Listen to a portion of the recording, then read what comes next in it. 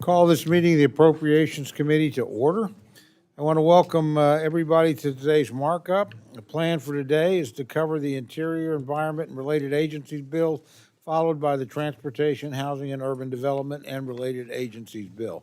Tomorrow, of course, the full House will consider the Agriculture Appropriations Bill on the floor. That means we need to complete our work on these two measures today. So it will be the intention of the chair just to keep working through until these are done so that we don't have a conflict between markups in here and debating one of our measures on the floor. I will tell you guys, I'm generous and will continue to be with the gavel and the time, but Ms. Watson Coleman told me, you be strict on that clock. I want out of here at a decent hour. So I will balance my time with the request of our friend and distinguished member who's now, of course, in our last year on this committee. But again, we'll move through as expeditiously as we can. Our first order of business today is consideration of the Interior, Environment, and Related Agency Appropriations Bill for fiscal year 2027. I now recognize Chairman Simpson to present the bill. Thank you, Mr. Chairman. I'm pleased to be here today to mark up the fiscal year 2027 Interior, Environment, and Related Agencies Appropriation Bill. I'd like to thank Chairman Cole for his leadership and support of this subcommittee. I also want to recognize and thank Ranking Member DeLauro for her continued engagement throughout this process, and Ranking Member Pingree, who has been a great partner and continues to demonstrate her commitment to the issues in this bill. And I should tell all of you, I wish everybody was here, but I should tell you, Ms. Pingree and I talked about trying to create a bipartisan bill. We were never able to get to what Wasserman Schultz and Judge Carter came to, but we tried. We talked about it. And in spite of that, we decided the best alternative then was to have a bipartisan lunch. So today, lunch is going to be provided the best of Maine and the best of Idaho. It will be Idaho French fries with fry sauce, and it will be lobster rolls from Maine. And I just found out handmade blueberry pies. Ms. Pingree spent all weekend making those. And so it will be a bipartisan lunch. And maybe by the end of that, we will have a bipartisan vote on this bill. Who knows? Anyway. Want to bet? Yeah.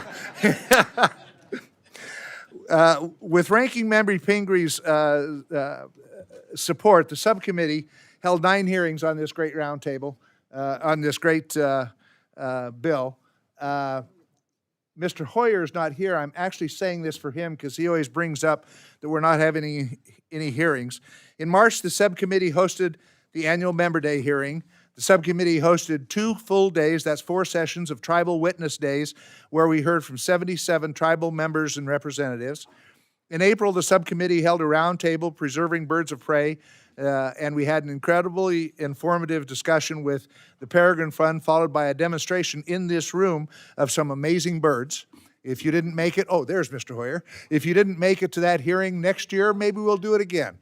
But we did hold hearings. We also had hearings with Chief of the Forest Service, Tom Schultz, Secretary Doug Bergram of the Department of Interior, Administrator Lee Zeldin from the Environmental Protection Agency, and Clayton Fulton from Indian Health Services. So we have been holding hearings all the way along, and I just wanted you to know that. These hearings informed the important work of this subcommittee and truly helped shape our appropriations bill. The FY27 Interior Bill reflects our commitment to our nation's natural resources, unleashing American energy dominance, and upholding our trust and treaty responsibilities to the tribe. The bill totals $38.9 billion. This bill prioritizes investments in Indian country. I have consistently said, and will say it again, that we refuse to balance the budget on the backs of tribes, or try to balance the budget on the backs of tribes, and this commitment continues with the funding decisions made in this bill. The bill provides $1.55 billion to the Bureau of Indian Education, an increase of $181.6 million above the enacted level, and $8.7 billion for Indian Health Services, $639.8 million increase over enacted. The bill also continues to advocate appropriations for Indian Health Services, providing $6.1 billion for advanced appropriations available in fiscal year 2028. For the Bureau of Indian Affairs, the bill provides a total of $3.2 billion, an increase of $721 million above the enacted level, including $774 million for public safety and justice programs to support law enforcement in Indian country, a $204 million increase over the enacted level. This includes $33 million for the Missing and Murdered Indigenous Women Initiative, an effort that continues to be very important to me and the members of our subcommittee, and I hope everyone. This bill also fully funds all must-pay costs for the tribes. That include contract support costs and Section 105L leases for the states. That's the Payment in Lieu of Taxes program, which provides payments to nearly every state. I think 49 out of the 50 states receive some payment in lieu of taxes in this country for tax-exempt federal lands. All of these must-pays come at a much higher cost for the 27 compared to the 26 enacted bills.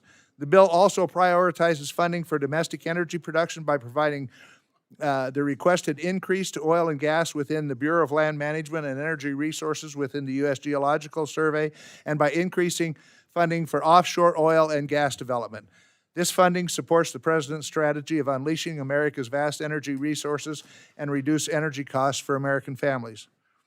The bill also includes a common sense measure to protect taxpayer dollars and provide parity across all offshore energy producers. The Bureau of Safety and Environmental Enforcement is required by law to conduct safety inspections for all offshore energy facilities. Right now, the oil and gas industry is required to pay fees for these safety inspections on their rigs. Bessie, as it is known, is also required to inspect the offshore wind facilities, but they are not currently conducting these inspections, for free. This bill includes new language right below the oil and gas fees to also charge fees for wind inspections. These fees were proposed in the budget request based on estimates of the equipment needed to conduct the inspections. With this provision, no energy source is getting a free ride.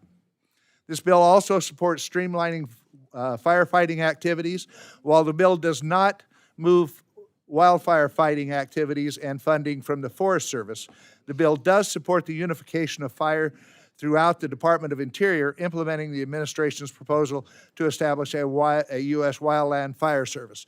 So we unify all of those fire agencies that are currently within the Department of Interior, that being the BLM, the BIA, Parks and the National Parks, and Fish and Wildlife Service. We unify them, and they are currently within the Department of Interior, but we do not transfer the wildfire fighting from the Forest Service over to the Department of Interior.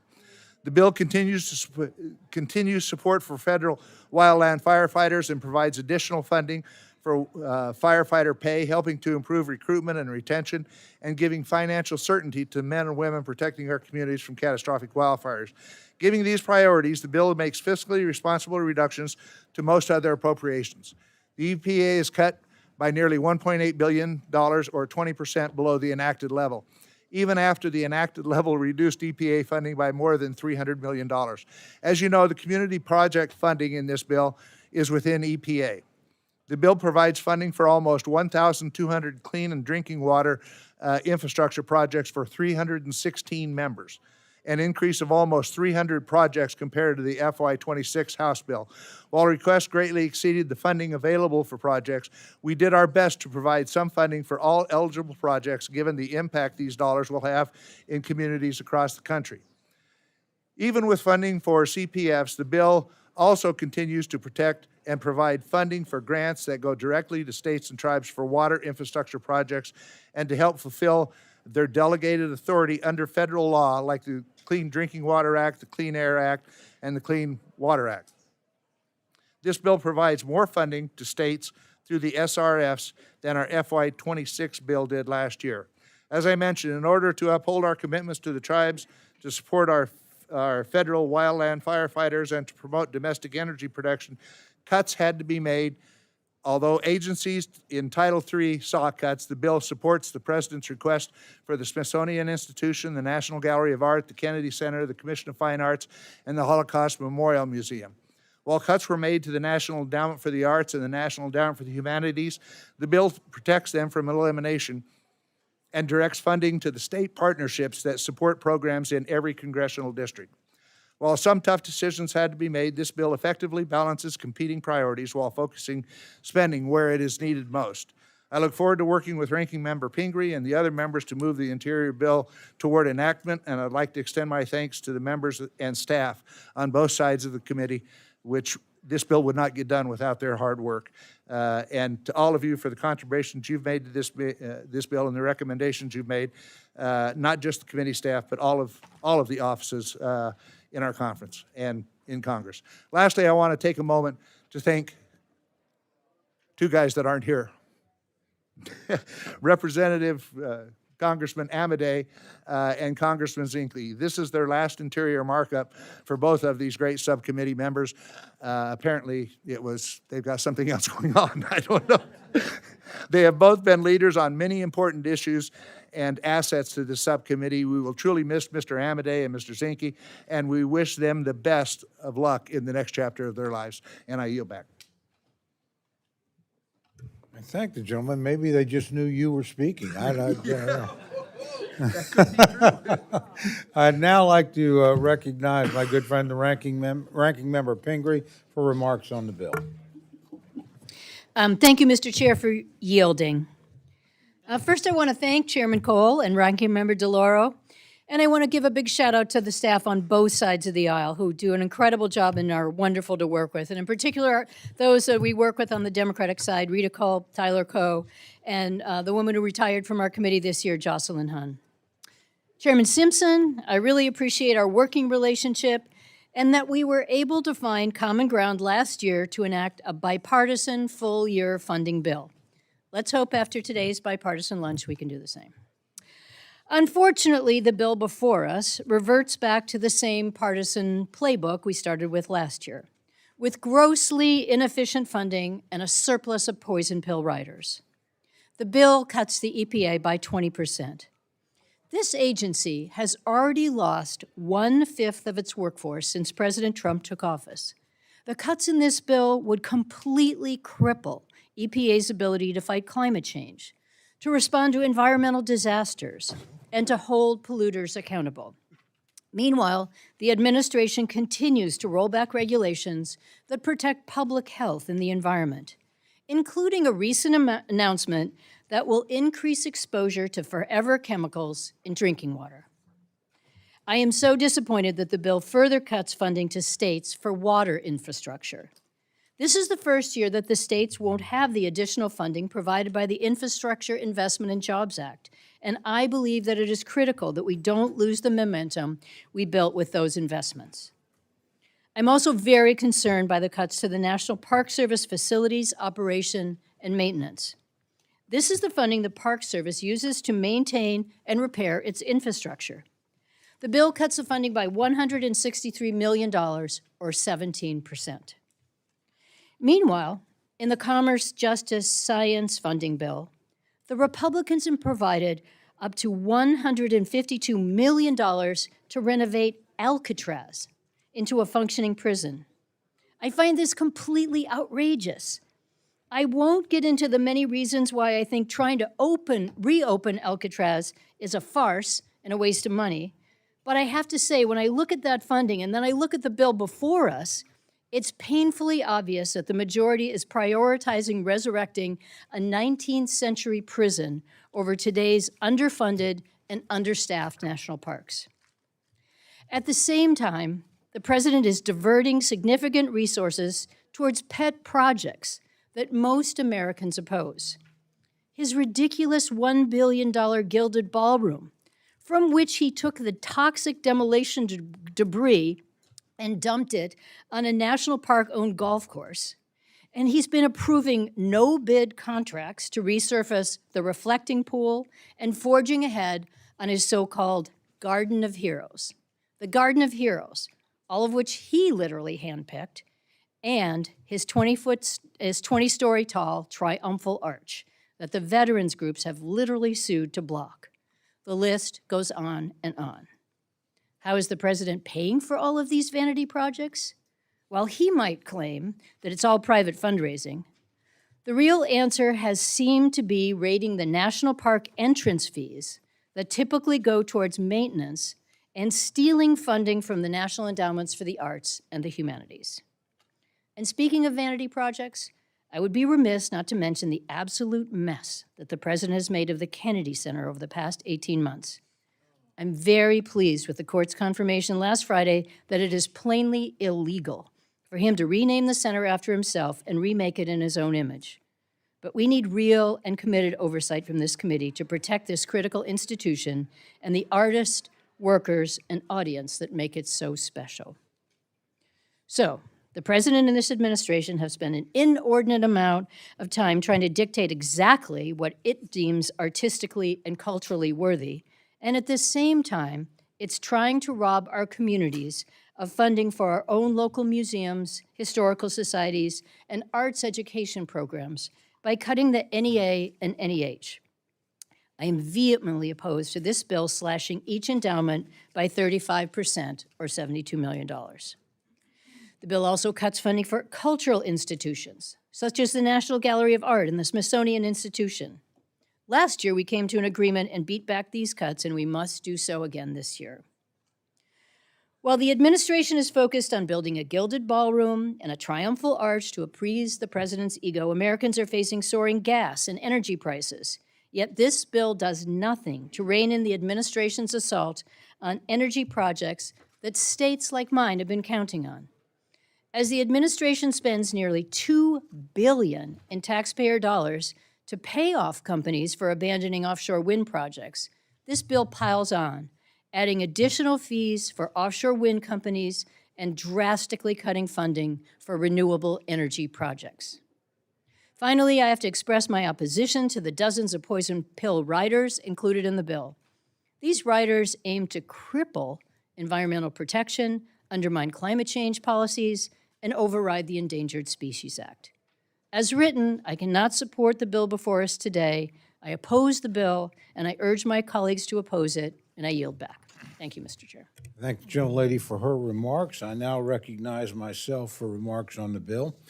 Thank you, Chairman Simpson, and thank you to Ranking Member Pingree, Ranking Member Delore. Again, always a pleasure to work with you, and to all the members here. Today, we continue our fiscal year 2027 appropriations work with consideration of the Interior and Environment Bill. This measure funds a wide range of agencies and programs, including the Department of the Interior, the U.S. Forest Service, and the Environmental Protection Agency. Yet the significance of this measure extends far beyond the departments and programs named within it. At its core, this bill is about stewardship, one where we effectively balance conservation, responsible resource development, and the long-term management of our public lands. From the recreation opportunities and strengthening wildfire response to supporting domestic energy and mineral production, we are investing in priorities that impact communities in every corner of the country. Chairman Simpson ensured that each provision and investment reinforces America's natural, cultural, and environmental resources. Importantly, this bill also reflects our commitment to upholding our sacred trust and treaty oaths to protect Native American communities. This is a national imperative, but also one of personal importance to me. I'm proud of this legislation continues to make meaningful investments in Indian country, building on prior efforts. We continue to strengthen support for the Bureau of Indian Affairs, the Bureau of Indian Education, the Bureau of Trust Funds Administration, and the Indian Health Service. These resources help ensure tribes have the tools and services needed to thrive for generations to come. Because delivering better outcomes for tribal communities strengthens our nation and supports long-term stability. Stewardship also means investing in the basic infrastructure that supports public health and the quality of life. Through district-focused investments, this bill helps communities modernize aging water systems, improve access to clean and safe drinking water, and address critical local needs. At its best, stewardship is about preparing for the future while meeting the challenges of today. That's why this legislation takes a common sense approach to managing our nation's resources by protecting what should be preserved, improving what must be strengthened, and responsibly developing the resources that power our economy. The bill reduces unnecessary regulatory burdens, promotes domestic production, and supports the mapping, exploration, and development needed to bolster American competitiveness and strengthen our national security. And throughout it all, the measure ensures that Americans continue to have responsible access to the lands, waters, and natural resources that support communities, recreation, jobs, and opportunity across the country.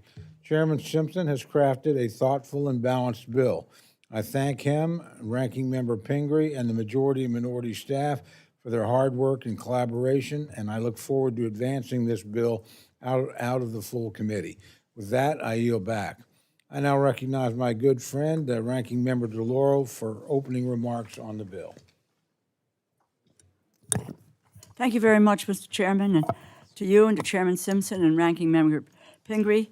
I want to say a thank you to you and to the committee staff, to Rita Culp and Tyler Coe in the minority, Maggie Earl, Sarah Perry, Andrea Sparksy-Banga, and Lucy Alford of the majority. Many, many thanks for all the hard work that goes into these bills. I oppose the bill we are considering today. It is a gift to corporate polluters who would poison our communities in pursuit of even greater profits.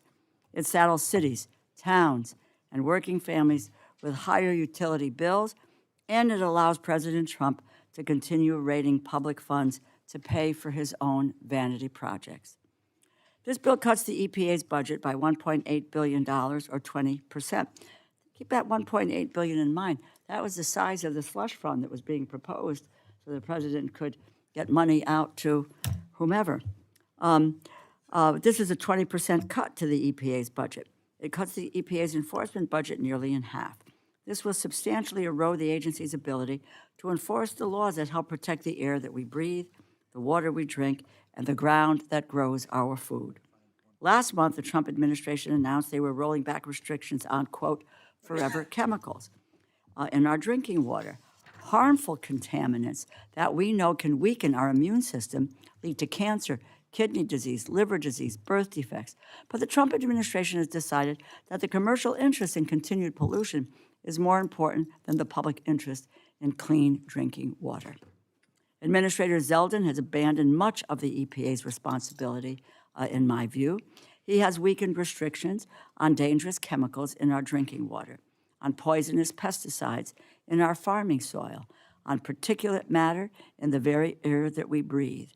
The cuts proposed in this bill would make this dereliction of duty permanent, so that when a new administrator steps in, who may believe the job of the Environmental Protection Agency is to actually protect the environment, they will be unable to do so. There are also a number of policy riders in this bill which are designed to further chip away at the EPA's ability to enforce regulations under the Clean Air Act, the Clean Water Act, and other laws governing hazardous waste. A safe and clean environment is something that we should all expect in the United States. It should not be a privilege that depends on your zip code. At a time when more and more families are struggling with rising utility costs, this bill slashes funding for water infrastructure by $576 million, including an $86 million cut to states for projects that support clean drinking water and sanitary wastewater systems. Eliminating this support will saddle our communities with additional costs. This bill also continues the president's bizarre war on wind power by opposing additional fees on offshore wind projects, disincentivizing the production of new energy sources. Generating more energy is key to bringing down costs, and investing in clean energy is how we prepare for the future. This administration is instead punishing clean energy companies that innovate while rewarding fossil fuel companies that pollute.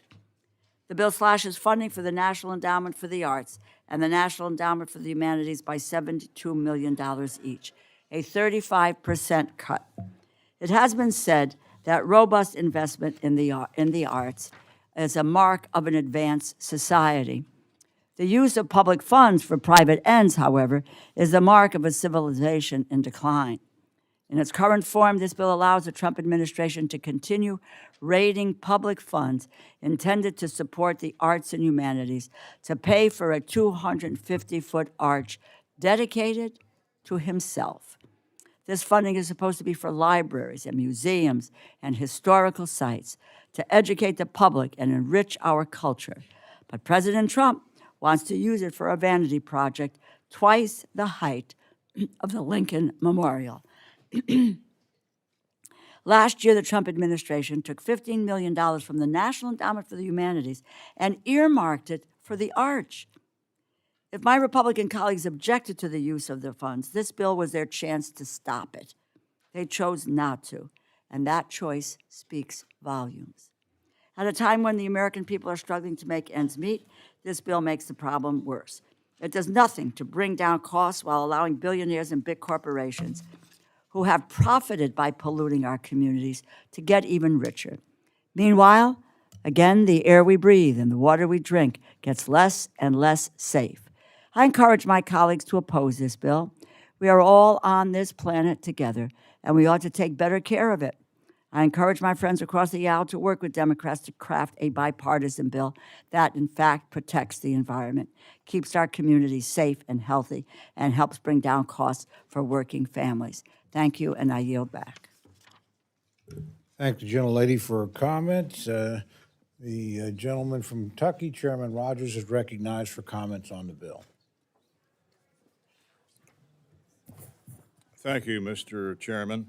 And let me say thank you to Chairman Cole and Simpson and Ranking Member DeLauro and Ranking Member Pingree, all of your hard work on putting this bill together. Chairman Simpson, I know that this was a difficult bill to write, but I must compliment you on protecting vital programs which many of our constituents rely on. I want to personally say thank you to all of you, especially Chairman Simpson, for continuing support of the Abandoned Mine Lands Economic Revitalization Program to support that program at the Department of the Interior. The provisions in this bill will continue to support the purpose of the program, helping communities reeling from the decline of coal by putting former mine lands back into productive use. Those of us who represent coal country have long been searching for ways to help hardworking people in these communities who are looking for new opportunities. This program started in 2016, helps achieve that goal, and thanks to your leadership, this committee has continued to make strong these reclaimed lands and drive long-term economic growth.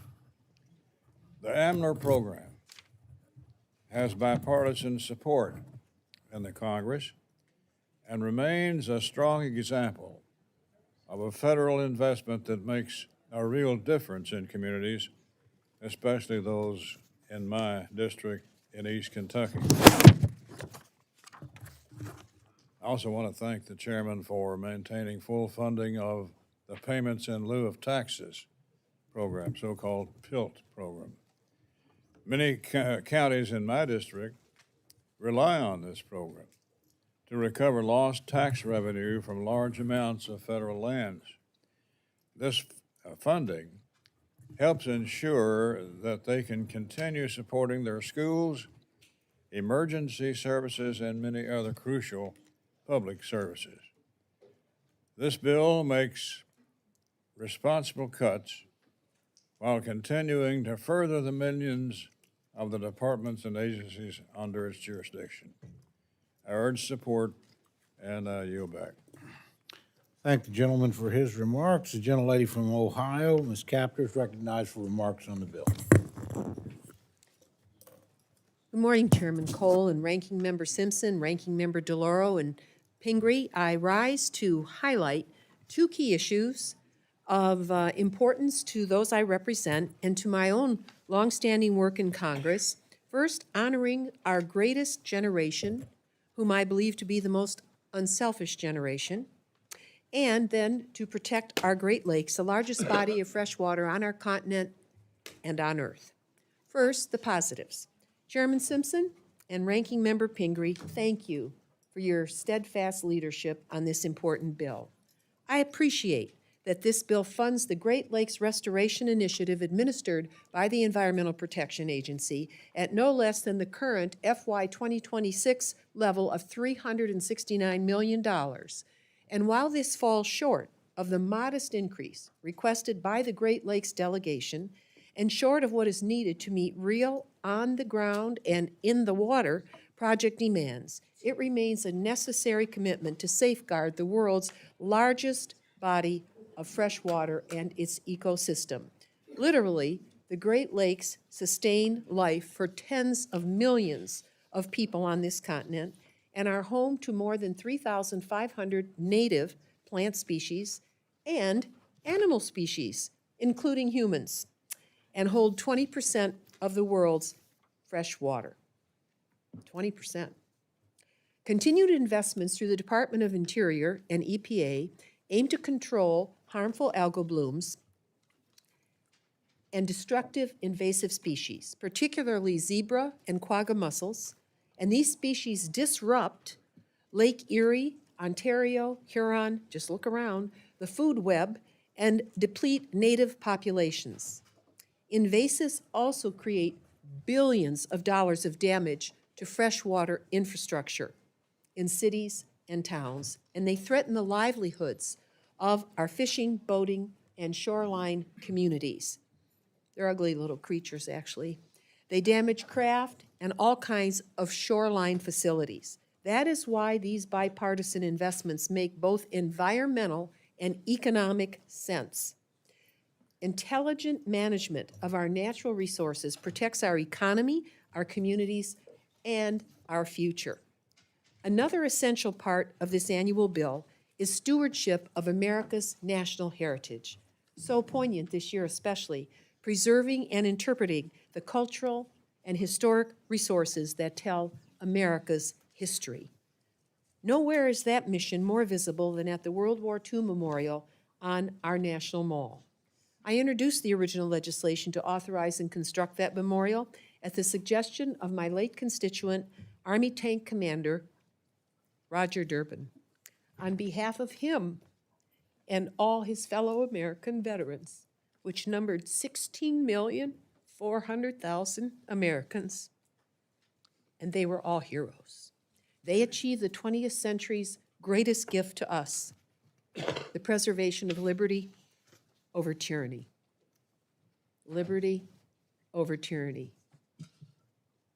A challenge we still face today in many ways, globally. This past weekend marked 22 years since the memorial's dedication in 2004. 4 presidents and 6 presidential terms later, the memorial is showing its age. Over 100 million visitors have traveled to it to gain closure and also pay their respects to their families and friends along our Mall of Democracy. It's sited between the Washington Monument, which obviously honors our founding, and the Lincoln Memorial, as both the 18th, 19th, and 20th centuries present our national story. The National Park Service and Friends of the World War II Memorial face real challenges maintaining the memorial, especially its fountains, given the Park Service's limited resources and a growing maintenance backlog. That is why the President's recent comments drawing attention to the World War II Memorial are actually welcome, but ideally support for the Park Service should come through the regular budget and appropriations process. Only painting the bottom of the fountain blue fails to address the real subterranean plumbing and estimated several millions of dollars in repairs needed for the fountains, pools, and required vault underneath due to the memorial's location, like the Lincoln Memorial also, their location in a floodplain near the Potomac River. It's a complicated repair job. We know that. I look forward to working with this or any president and any member of this committee to ensure that memorial's repairs to honor the profound achievement in the 20th century of liberty over tyranny of our greatest generation. With America's 250th anniversary approaching, we have a timely opportunity to refurbish one of the 3 most visited sites in the entire National Park Service. For that reason, I'm encouraged and grateful that Chairman Simpson and Ranking Member Pingree included report language this year directing appropriate attention to the major maintenance needs of the World War II Memorial and its adjoining sites. They're interconnected. And while I remain concerned that this bill underfunds the broader National Park Service maintenance backlog, this language is a step in the right direction. I just also wanted to say one feature we never got in the original memorial because it was disallowed and it had to go through all kinds of clearances. We were hoping that there would be a light that would extend from the World War II Memorial at a certain time of day when the image of the Washington Monument falls on the Lincoln Reflecting Pool. And we wanted some type of light feature to connect all 3, and it was denied, the one they had selected in those days, that it might interrupt airplane flight. So I just wanted to put that on the table here. Maybe new invention will make something possible. So we must work harder, as I close, to strike the right balance between environmental protection and economic growth. We've led the world in doing both, and we cannot allow that leadership to wane. Finally, in closing, until this bill level funds on the EPA and key interior agencies, including Fish and Wildlife Service, the National Park Service, and U.S. Geological Survey, I cannot support at this juncture this bill, but I'll be voting no and urge my colleagues to do the same in hopes that we can improve it as it moves forward. Thank you, and I yield back. Thank the gentlelady. Don't make me choose between Bonnie Watson Coleman and you, because you're going to lose. I'm more afraid of her than any of the rest of you. With that, the chair recognizes a distinguished gentleman from South Carolina, Mr. Clyburn, for remarks on the bill. Thank you very much, Mr. Chairman. Thank you, Ranking Member DeLauro, Chairman Simpson, and Ranking Member Pingree for all of your work on this bill. Mr. Chairman, I respectfully and regretfully oppose this bill as written because it cuts vital investments that will take resources away from rural economies and harm our ability to tell the full story of our nation's history. When I was first elected to this august body, the largest economies in my home state were textiles and tobacco. Today, they are transportation and tourism, heritage tourism in particular. Heritage tourism is an economic engine that lifts up rural communities, attracts investments, and helps people connect through learning authentic stories of our rich history and how we fit in the already great nation. When I came to Congress, South Carolina had no national parks. Today, we have 3: the Congaree National Park, the Fort Sumter and Fort Moultrie National Historical Park, the Reconstruction Era National Historic Park. In 2024, visitor spending in communities near national parks resulted in a $55.6 billion benefit to the nation's economy and supported over 400,000 jobs. That is according to the National Park Service. Last year, the big ugly bill cut more than $267 million from the National Parks Service and Bureau of Land Management that Congress previously approved. Amid the Trump administration's reckless staffing cuts, around 90 units within the national park reported operational issues, including canceled programming, shortened hours, and unkept restrooms. I believe we can do better to maintain appropriate staffing levels for our parks, and we should ensure the necessary funding is available for them to do so. This is not to mention the National Park Service's estimated deferred maintenance backlog of nearly $24 billion, which includes park units in need of repair that are entitled or critical to their ability to remain accessible and enjoyable. This administration has spent more than $67 million in fees paid by park visitors for unauthorized and unwarranted vanity projects. As we approach the commemoration of our nation's 250th birthday, I hope that all of our national parks can fully showcase the natural beauty of our country. This begins with ensuring that the National Park Service is both fully funded and staffed. As a former high school history teacher, it is equally important to me that our monuments, sites, and parks accurately reflect the full story of our nation's history. I frequently quote Alexis de Tocqueville's observation that the greatness of America is not that in being more enlightened than any other nation, but rather in her ability to repair her faults. With this, the nearly $17 million difference between funds enacted in FY26 and this year's request for the Historic Preservation Fund is of concern to me. The Gullah Geechee National Heritage Corridor in particular, which runs from Wilmington, North Carolina, down to St. Augustine, Florida. The point of preserving history is to learn from it so we don't have to repeat it. Our historic monuments, sites, and parks are America's classrooms and are economic drivers in rural communities, and our responsibility for their stewardship extends beyond this anniversary. I love history, and all of us should respect it.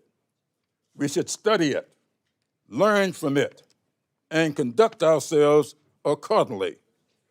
I know we can do better than this, and I urge my colleagues to vote no on the current iteration of this bill, and I yield back the balance of my time.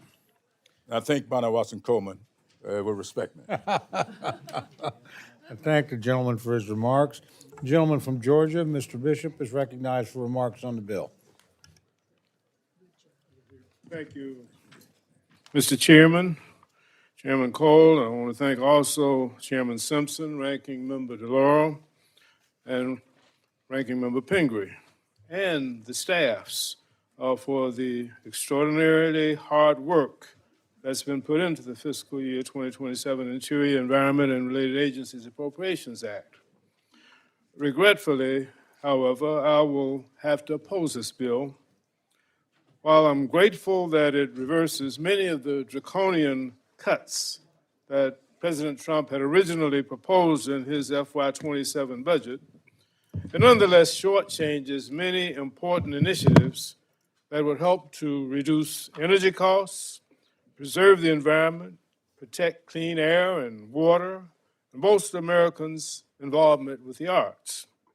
By restricting renewable energy development, cutting climate programs, and imposing a fee on offshore wind projects, many Americans who can least afford it will face higher energy bills. At the same time, these policies weaken our nation's position in the global marketplace for innovative energy technologies. I'm especially troubled by the $713 million, or a 16% cut, in the EPA's state and tribal assistance grants, which help states, localities, and tribal governments to pay for their environmental agencies and projects. As noted earlier, this is the first year that states will not have additional funding provided by the Infrastructure Investment and Jobs Act. Thankfully, the House bill rejected President Trump's plan to nearly eliminate the program. I may not be the biggest fan of everything that EPA does, but I don't see how slashing funds that specifically target underserved, small, and disadvantaged communities to build safe drinking water and waste disposal systems will benefit anyone.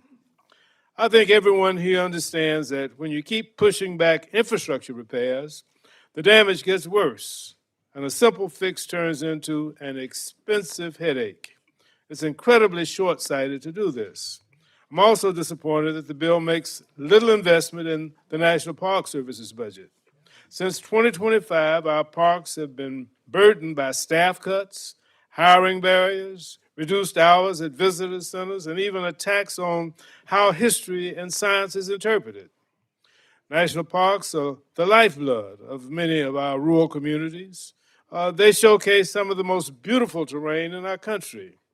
If we want to encourage our children to get outside more and to cherish our heritage, we need to do better than funding levels that are provided in this legislation. The bill also cuts funding for the Bureau of Labor of Land Management, the U.S. Fish and Wildlife Service, the U.S. Geological Survey. These agencies are tasked with stewarding our national resources for future generations and the benefit of our country. Finally, the bill makes significant cuts to the National Endowment for the Arts and the National Endowment for the Humanities, both of which play a positive role in creating jobs and supporting cultural institutions nationwide. These funds don't just go to New York City or Washington, D.C., or Chicago or San Francisco. The places that will be hit hardest by these cuts are the small cities and rural towns that depend on the NEA and the NEH funding to bring people together to tell our stories. I'd rather see funds be directed to cultural initiatives in our congressional districts than vanity projects like the Arc to Trump plan for the nation's capital. Again, we can do better. We can do better than the funding levels and the many poison pill riders that are enshrined in this bill. I oppose the measure, and I again urge my Republican colleagues to engage in dialogue and return to legislating in a bipartisan way so that we together can craft a bill that is worthy of the American people. With that, I yield back the balance of my time. I thank the gentleman for having time to yield back. That the gentlelady from Utah, Ms. Malloy, is recognized for remarks on the bill. Mr. Chair, I will do my best to have time to yield back as well. I rise in support of the FY27 Interior Environment Bill for a lot of reasons. I thank the chairman and the staff for their hard work. There are a lot of things in this bill that are good for Utah. The Great Salt Lake is an integral part of our hydrology in Utah and also our identity. And the president expressed interest in helping us deal with declining water levels in the Great Salt Lake, and I appreciate that this bill supports those goals. It creates a position at the Department of Interior to oversee this work and make sure that we are working towards that goal of making the Great Salt Lake great again. Abandoned mine remediation. We passed the Good Samaritan Abandoned Hard Rock Mines Act last year. This bill provides the resources to be able to stand that up. We have abandoned mines all over this country. Some of them are damaging drinking water, like in my colleague's district in West Virginia. And I appreciate the committee making sure that we're prioritizing the ability of third parties to come in and reclaim those mines without taking on the liability that they shouldn't be responsible for. The Grand Staircase Escalante National Monument in Utah. This supports our goal of making sure that traditional uses continue and local voices are respected and heard in the management of the monument. Wild horses and burros. Utah currently has about 3 times as many wild horses and burros as it can sustain. I appreciate the committee continuing to prioritize that and giving us the tools to manage that. Vacant grazing allotments. This bill prioritizes with Interior and the Forest Service reopening vacant grazing allotments and making those AUMs available. Lake Powell and Glen Canyon are really important to Utah as well, and this makes sure that local voices are heard in the management of Glen Canyon National Recreation Area at Lake Powell, and the people who are recreating on our reservoir there are part of the process and how it's managed. That's really essential to the economy in my district. It fully funds PILT, payment in lieu of taxes, for areas that have a burden of high amounts of federal land that's not taxable. It prioritizes geothermal permitting, which is important to the West, wildfire mitigation and prevention, grazing. It provides funding to clear the NEPA backlog on grazing permit allotments. That's really important in the West. And it also prioritizes law enforcement and working with local law enforcement to make sure that our federal lands are managed in a way that's friendly to locals. And for all of those reasons, I support the bill and I yield back. Thank the gentlelady for her remarks. Gentlelady from Florida, not here right now, so. Come back and get her. The other gentlelady from Florida, though, is here, so Ms. Frankel's recognized for remarks on the bill. Thank you. Mr. Chair, I rise in opposition to this interior budget bill because it misses the mark on some of our most important priorities. And I want to focus on one today, and that is our investment in arts and humanities. This bill cuts funding from the National Endowments for the Arts and Humanities by more than 35%. And this is not just cutting a line in the budget. It's cutting support for the institutions and the programs that preserve our history, inspire creativity, bring joy to our lives, and connect us as Americans, and also strengthen our economy. Things like museums, theater, art, education. And a budget is a statement of our values, and a budget that takes an axe to the arts gets those values wrong. Because the arts are not a luxury. They are a part of who we are. They tell our stories. They capture our history. They challenge us, inspire us, and spark our imagination. And for our children, the arts do something even more powerful. They spark creativity. They build confidence and help students develop the critical thinking and problem-solving skills they need to succeed in school and beyond. And whether it's through music or theater or dancing or painting, the arts help people, young people, discover who they are and imagine new possibilities. And art is also a way to teach history. A painting can tell the story of a moment in time, from Washington crossing the Delaware to Picasso's Guernica showing the horrors of war, to Norman Rockwell's capturing the courage of a little girl named Ruby Bridges walking into school. Art helps all of us understand where we have been and imagine where we can go. And great artists and thinkers have always understood the power of arts.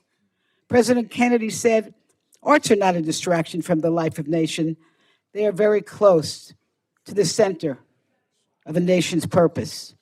The great writer Toni Morrison reminded us that in difficult times, artists must go to work. And Pablo Picasso said, art washes from the soul the dust of everyday life. These words remind us that arts are not extras, that how we tell stories, understand each other, find joy, connect with each other. And at a time when there is so much noise and chaos and division, we should be supporting things that bring us together, not tearing us apart, because arts have the unique power to connect us. Sitting side by side at a concert, laughing together in a theater, or walking through a museum. We may come from different backgrounds and hold different views, but in those moments, we share a common experience and a common humanity. And let's be clear, arts are not only good for the soul, they're good for the economy. In my home county, the arts and culture generate more than $355 million in economic activity every year, bringing so many jobs. And let me just conclude by saying this. When we invest in the arts, we're investing in our children, in our jobs, in our tourism, our creativity, and the vibrant communities where people want to live and work. And cutting these programs don't make us stronger. It makes us less inspired, less connected, and less enriched. Let's support these things that bring some joy, put money in our pocket, and are really going to help build great young people. And with that, Mr. Chair, I yield back. Thank the gentlelady for her remarks. The gentleman from Washington, Mr. Newhouse, is recognized for remarks on the bill. Thank you, Mr. Chairman. I appreciate the recognition. Also want to thank Ranking Member DeLauro, Chairman Simpson, as well as Ranking Member Pingree, and the whole committee staff for their hard work on this interior markup bill. In my humble opinion, this is a great bill. It responsibly spends taxpayer dollars while conserving public lands and our natural resources, key responsibilities that we have. We increase funding for wildfire response and mitigation programs ahead of what I am sure will be a very bad fire season.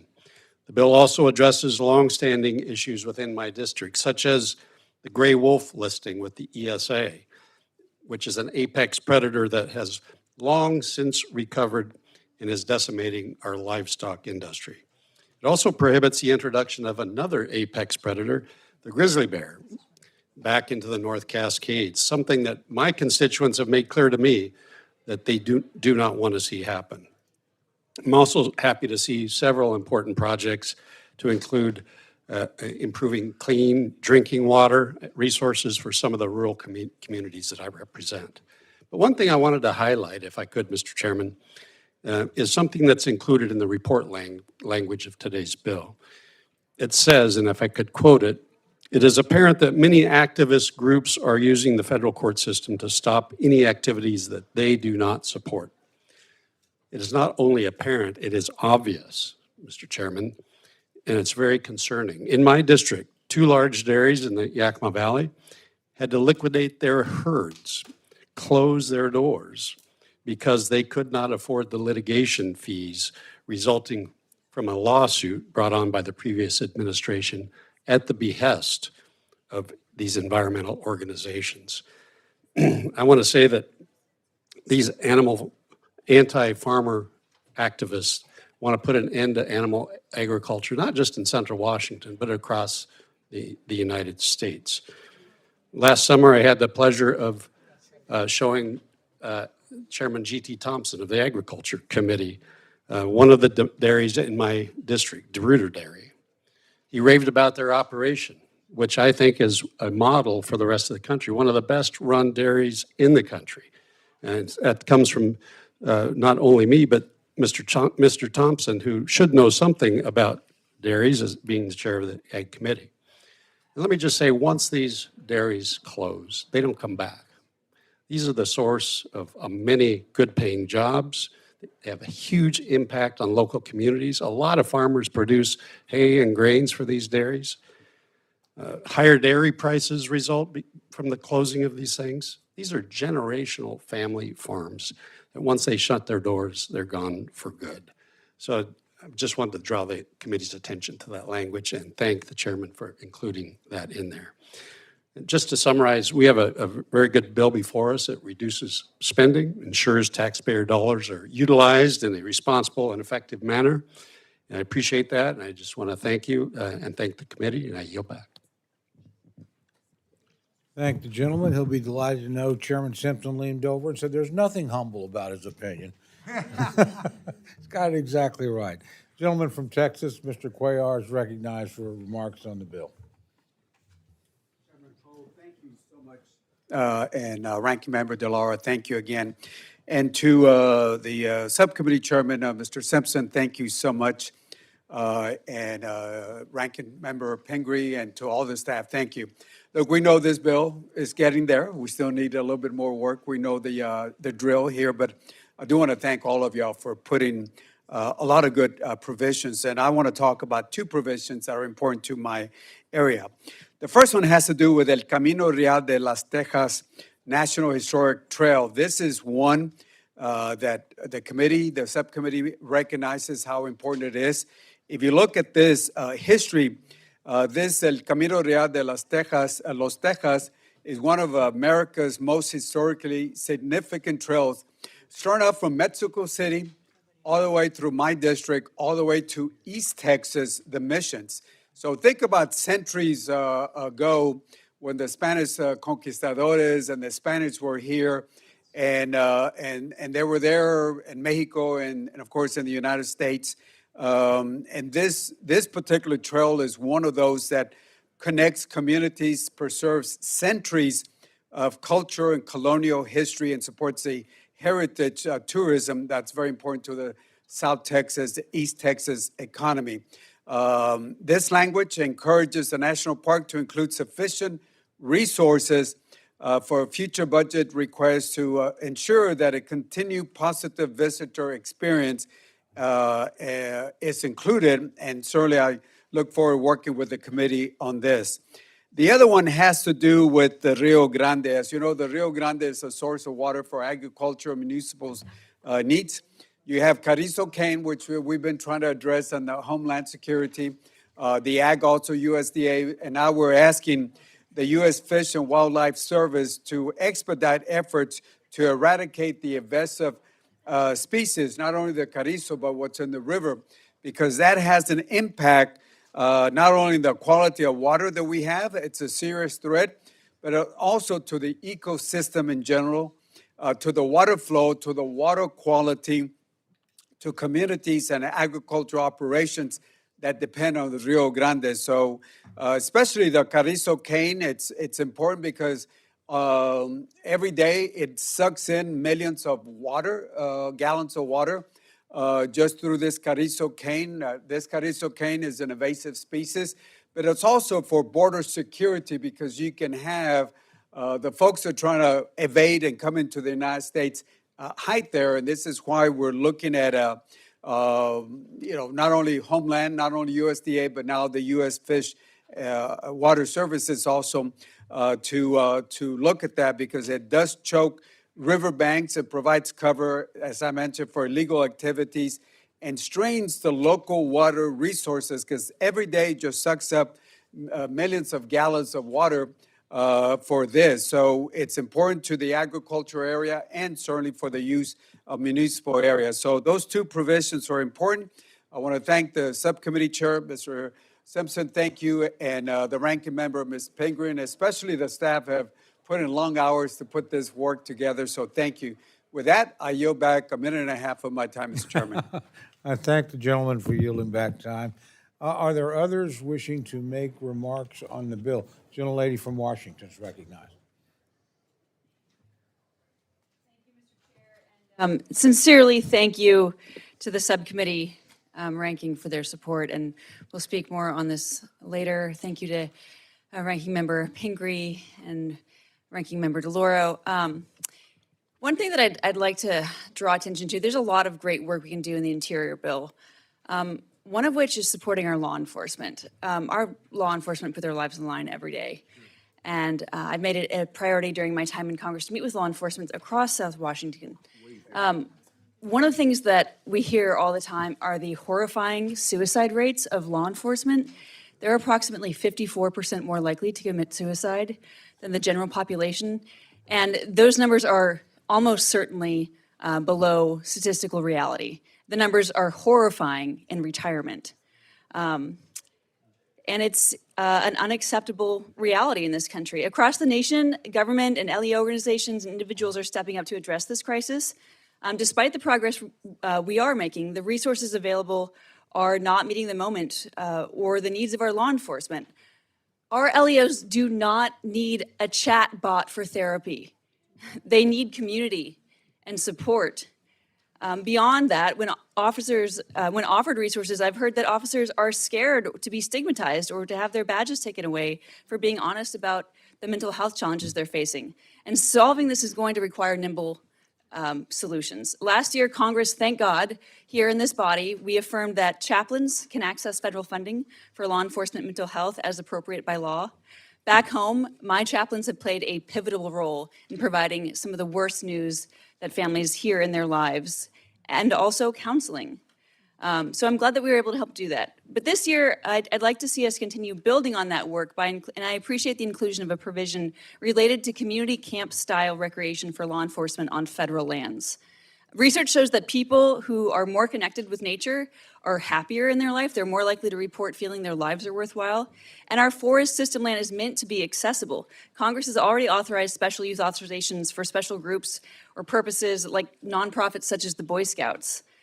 We know that this does not have to be burdensome or expensive to ensure law enforcement has community-style camping opportunities on federal land.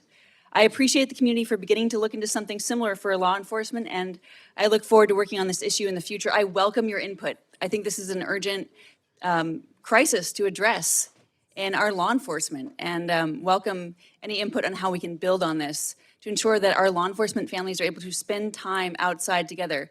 I will say candidly, there is not better therapy than drinking a beer by the river with your friends and your family. And that's something that we can do in this amendment as we continue to work on this legislation. So thank you. Thank the gentlelady for her remarks. The gentleman from New York, Mr. Espiat's recognized for remarks on the bill. Thank you, Mr. Chairman. I strongly oppose this fiscal year 27 funding bill as it favors polluters and large corporations over the everyday constituents. At a time when Americans experience a surge in environmental disasters and a growing affordability crisis, this bill raises the cost of everyday households and cuts resources to ensure communities stay safe. Most notably, the bill cuts EPA funding by 20%, limiting its ability to continue critical environmental protection and reversing years of renewable energy development. By shifting costs onto state and local governments and making electricity more expensive through funding cuts, this bill raises utility bills and extorts money from working class communities. This bill also adversely affects EPA community grants that promote local workforce development and remedy environmental injustices, including access to clean air and clean water and healthy living conditions. These funding reductions undermine not only economic drivers and job creators across the country, but also energy affordability and the country's ability to compete in clean energy. Mr. Chairman, I cannot support this bill. It does all of that and more, and I yield back. Excuse me, I thank the gentleman. Are there other members wishing to comment on the bill? Seeing no other members wishing to make opening remarks, I'd like to recognize Chairman Simpson to offer a manager's amendment. Thank you, Mr. Chairman. I have an amendment at the desk, and I ask the clerk dispense with the reading. Without objection, the reading of the amendment is dispensed with, and the gentleman is recognized to explain his amendment. Thank you, Mr. Chairman. This manager's amendment makes several non-controversial changes to the report that are of interest to many members of this committee. I appreciate the collaboration working with Ranking Member Pingree and her staff in putting this amendment together. I don't think there's any controversy in this amendment, and I would urge its adoption, and I yield back. I thank the gentleman. The gentlelady from Maine, Ms. Pingree, is recognized for comments on the manager's amendment. Thank you, Mr. Chair. I rise in support of this amendment. I appreciate the chair working collaboratively with myself and members of the subcommittee to make technical corrections and adjustments where appropriate. I urge my colleagues to support this amendment. Do any other members seek recognition to speak on the manager's amendment? Gentlelady from Washington is recognized.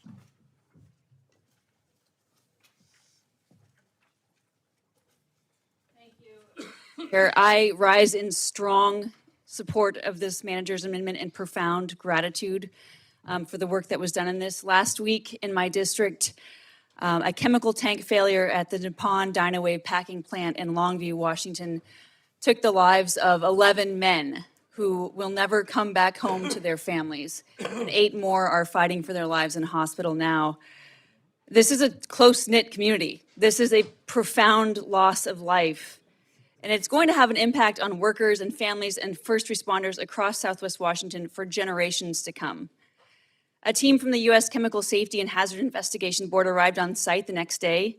The CSB is an independent watchdog tasked with investigating disasters just like this one and ensuring that similar families don't get that horrifying text, that families aren't left with text waiting to find out what happened to their loved ones. The people of Longview deserve answers, and across the country, working people need to know that we are making sure they have safe jobs where they come home every day. The CSB plays a critical role in delivering these answers. If we want to be a country that makes things that are worth having, we need to support the people making them. If we lose cardboard and paper in this country, friends, the replacement is plastics.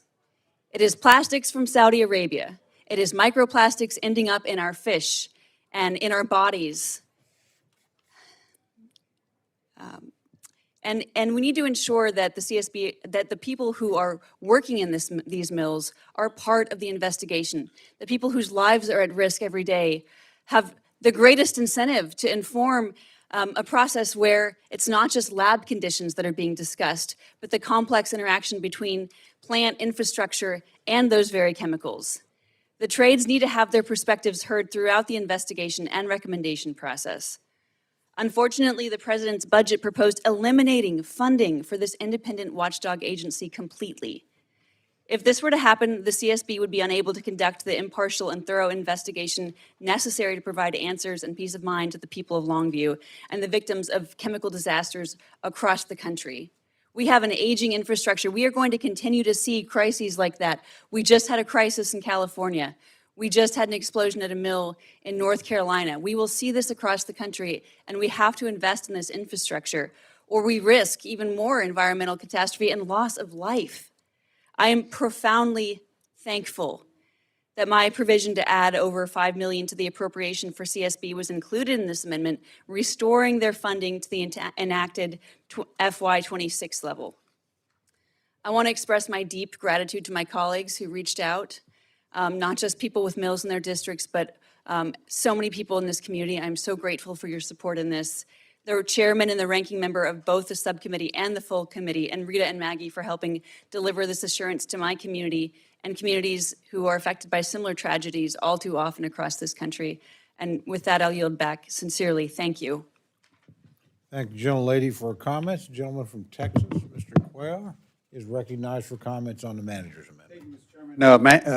Chairman and Ranking Member, thank you again for including my outcome-based program review language that directs the outcome-based program and operational reviews across agencies that are funded by this bill, consistent with the Government Performance and Result Modernization Act that this Congress passed. It calls for the review of existing regulations, internal policies, administrative requirements to identify what is outdated, what's duplicative, and unnecessarily burdensome, so we can find real opportunities for cost savings and better program and delivery. Basically, we spend a dollar, we want to know what the bang for the dollar is. And with that, I want to say thank you, and I yield the balance of my time. Thank you, Mr. Chairman. I thank the gentleman. Are there others wishing to address the manager's amendment? Seeing none, the gentleman from Idaho, Mr. Simpson, is recognized for 1 minute to close. Yield back. Eloquent and to the point. Question is on the amendment. All those in favor say aye. Aye. All those opposed say no. The opinion of the chair, the ayes have it, and the amendment is adopted. A gentlelady from Maine, Ms. Pingree, the ranking member of the subcommittee, is recognized for an amendment. Thank you, Mr. Chair. I have an amendment at the desk, and it's Pingree number 1. I ask to dispense with the reading. Without objection, the reading of the amendment is dispensed with, and the gentlelady is recognized for remarks on her amendment. Thank you, Mr. Chair. So this amendment is simple. It just says, no triumphal arch. The president is trying to build a monument to himself. The American people don't support it. Polling found that 52% of Americans do not support the project. And veterans groups oppose it. Veterans groups oppose this for its impact on Arlington National Cemetery. And a lawsuit to stop the arch has been filed on the veterans' behalf. I think we have some veterans in the audience with us today, and I thank you for being here, and I thank you for your service to our country. One of the plaintiffs in this lawsuit, a Vietnam veteran and former diplomat named John Gunderson, warned that the historic view from Arlington National Cemetery should not be desecrated by this arch. This is sacred, hallowed ground. It should not be overshadowed by a monument to one man's ego. Republicans rejected when we had this amendment in Milcon, VA, saying it was in the wrong bill. Okay, fine. This is the interior bill, which funds the National Park Service and covers the public lands and resources the administration is trying to use for this. So what will be the excuse today? President Trump claimed the arch would be privately funded, but he then diverted $15 million from the National Endowment for the Humanities for this arch. That is money that should support history and culture and education, museums and humanities programs across the country in our home districts. National Park Service resources are also being used, and the administration is reportedly planning to bypass public bidding process and use an existing National Park Service contract to start the engineering work. That contract is for a completely different site at the White House complex. A Justice Department filing revealed that Trump has no intention of getting congressional approval. The filing stated, and I quote, "Congress authorized the arch project when it approved the design set out in the Arlington Memorial Bridge Commission's report. It is the height of absurdity to use a report from 1924 as justification." I yield back. Thank the gentlelady for her remarks. Gentleman from Idaho, Ms. Simpson, is recognized to address the amendment. Thank you, Mr. Chairman. I rise in opposition to this amendment, mainly because this is an appropriation bill. We fund things. We generally don't say what we're not funding because we're not funding it. There's no money in this bill for the arch. No money in this bill for the arch. So we're saying, don't build an arch in a bill that funds things. I don't understand this. But I know people want to talk about the arch, so I will just yield back my time and let you guys rant on about the arch, and we'll see where this amendment goes. I'm opposed to it. Thank the gentleman. Gentlelady from Connecticut, Ms. Gore, is recognized to address the amendment. Well, it's a little flip to just dismiss this amendment. It really is, I mean, maybe that's the way it's regarded. But let's put what the President of the United States has thrown on the table. You know, he throws everything at the wall, hoping something sticks. And my colleagues on the other side of the aisle seem to agree that all of this should stick. I rise in support of this amendment. It would prevent funds because they're coming back for funds. It was like the private donations for the ballroom. And now it's $1 billion for taxpayers that they are looking for. It was the same with the wall. It is over and over again. You know, insanity. What's the description of insanity? You know, you see the same thing over and over again with the same conclusion. Okay. The so-called triumphal arch is not being built for the American people. A reporter asked the president who the structure was intended for, and he answered, for once honestly, and he said, quote, me, okay? The new plan, me, okay? The new plan calls for a 250-foot structure over twice as tall as the Lincoln Memorial, reportedly will reach a total height of 279 feet. It also exceeds, by the way, the 200-foot height limit established by the National Airspace System. So tall, in fact, even though the Commission on Fine Arts rubber-stamped the proposal, there are reports that FAA is now belatedly evaluating the risk to flight paths in the capital region, including from Washington National Airport, just 2 miles away. The airspace here, as we know, is extremely crowded. With over 900 flights every day, pilots must already navigate various hazards as they descend or ascend through the, quote, north approach, that flight path that requires them to swing to avoid close encounters with the Pentagon, the Washington Monument, and other D.C. landmarks. The addition of an arch will further complicate flying through this corridor. You know, we all recall last year's tragic collision between an American Airlines plane and a military helicopter. This is not a negligible risk. I wonder, did anyone in the administration consider this risk, or did they simply jump to do the president's bidding? There is an ongoing lawsuit, has been mentioned, by Vietnam War veterans who are furious that this arch would block the iconic sightline of the symbolic connection between the Lincoln Memorial and Arlington National Cemetery. And finally, it is outrageous to even think about spending taxpayer dollars to build any president of the United States an arch. And with this president, it's an arch and it's a ballroom, while the American people are struggling every single day with the cost of living. While the president pursues vanity projects, big polluters are lining their pockets and profiting off rising prices. Meanwhile, working families, middle-class families, rural, vulnerable families are left to struggle on their own. You know, it's clear from this arch and from this administration's actions whose side they are on, and it is not on the side of American families.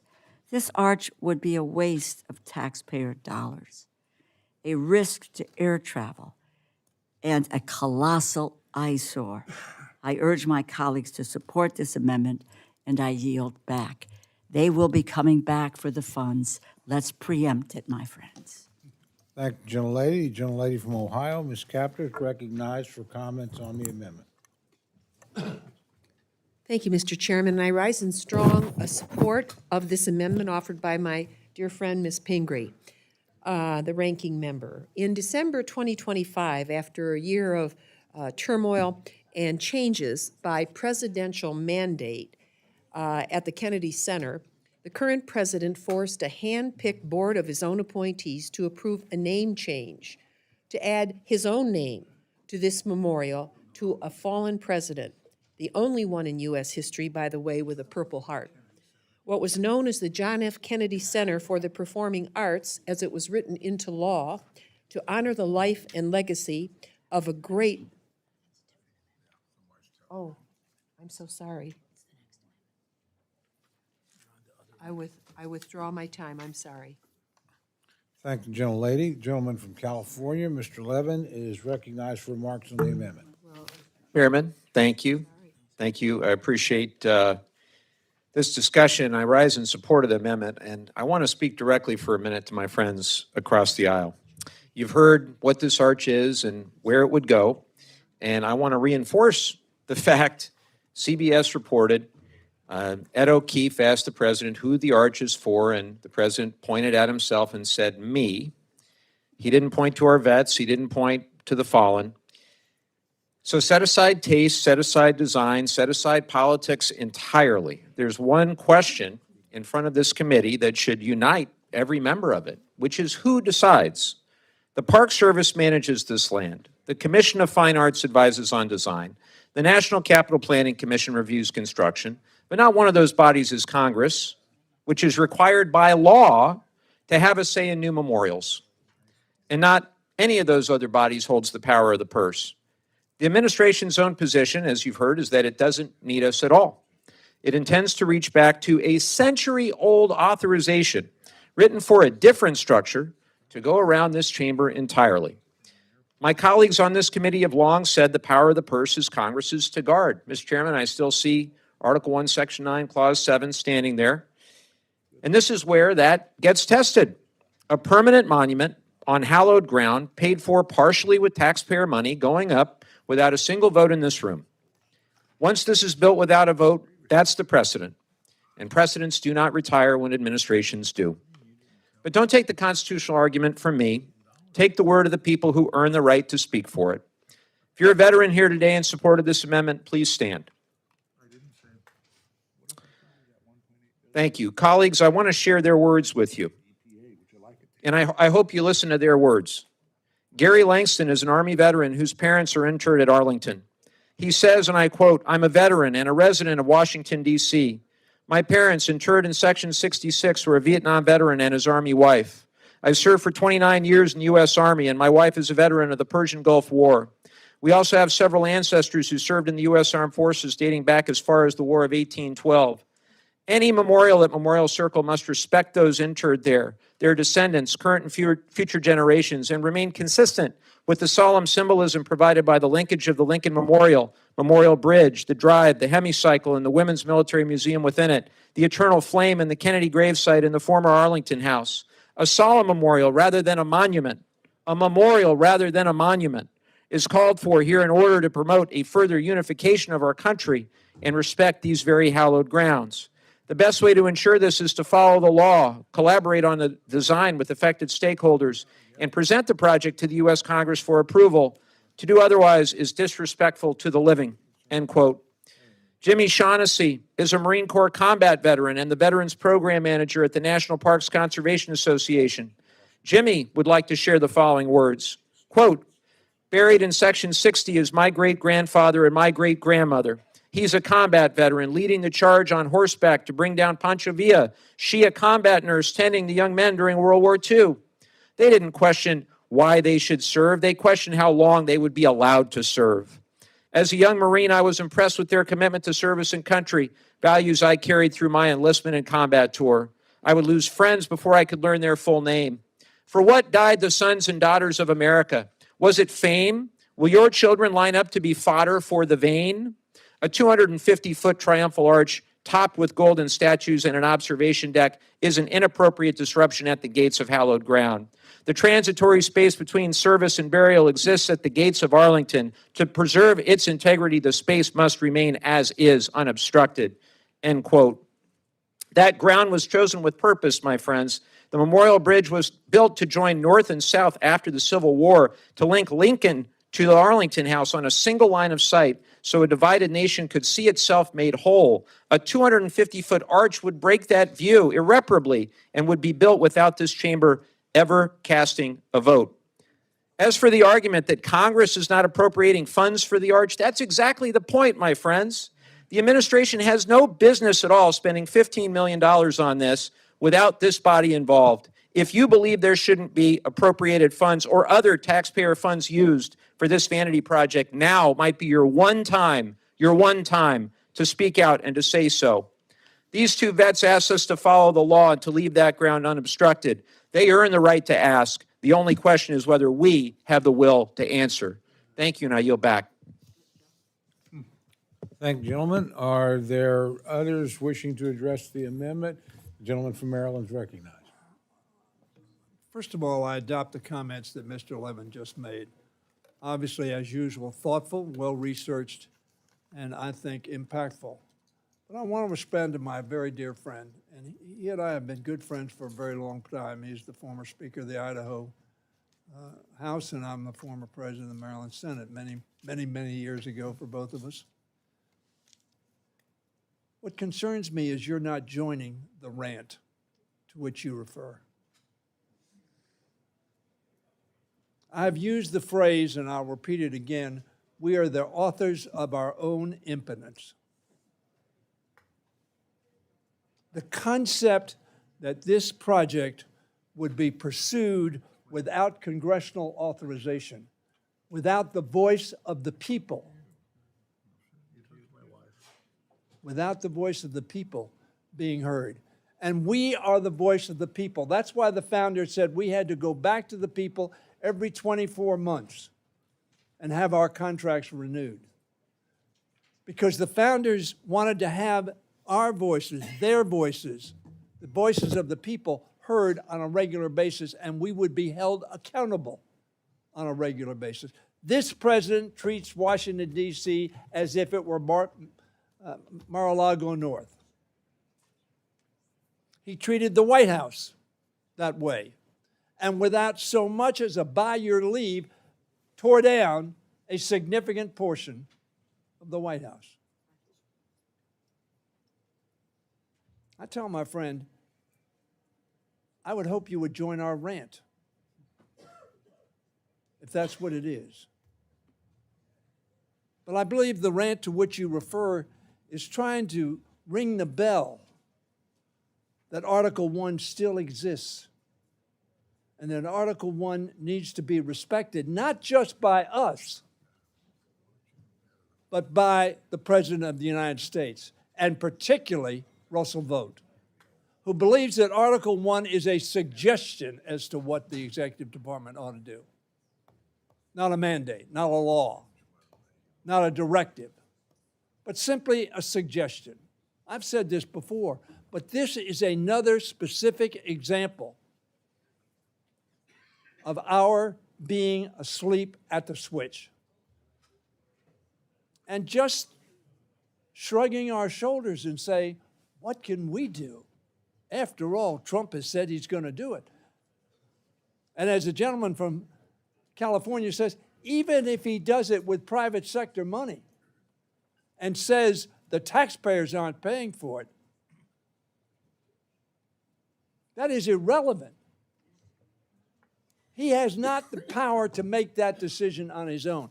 And what he has done is fired people who have some oversight over it and replaced it with people who say, yes, sir. And I use the salute advisedly. Ladies and gentlemen of this Appropriations Committee, if you fail to exercise your authority, you will lose it. And we are fast having our authority become a thing of the past. That's what this amendment says.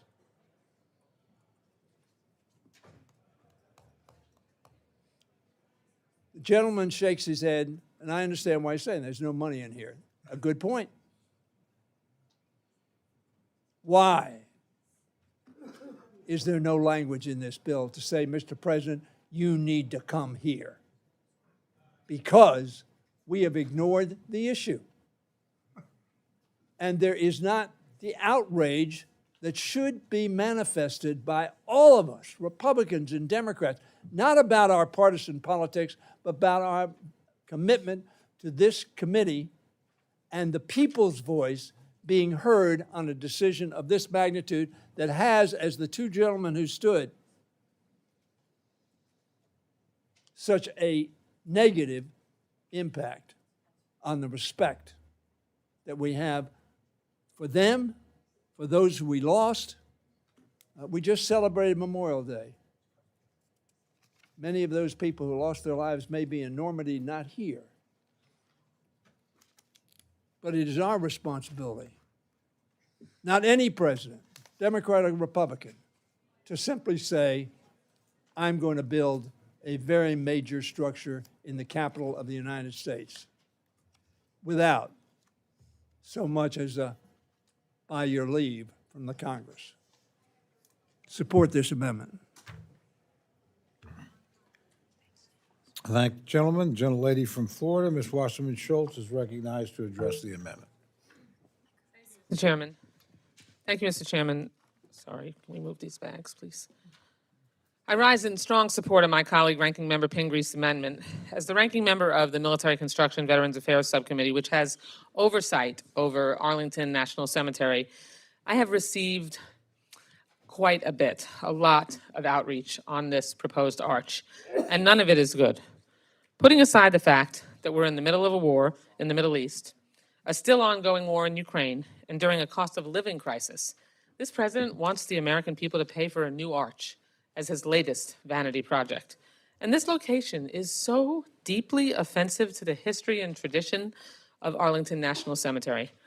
As it's been discussed in this committee and by veterans groups across America, the location of this proposed arch would destroy a century-old sightline between Arlington and the Lincoln Memorial. This vantage point was purposely designed to symbolize reconciliation and unity following the Civil War. If the president is interested in projects that are more respectful to our veterans, those buried at Arlington, and the families and guests of Arlington National Cemetery, there are plenty of things that need to be done. For starters, we could expand, protect, and support the operations at Arlington in our bill, in the Milcon VA bill, with the money and resources that we would dump building the arch to Trump.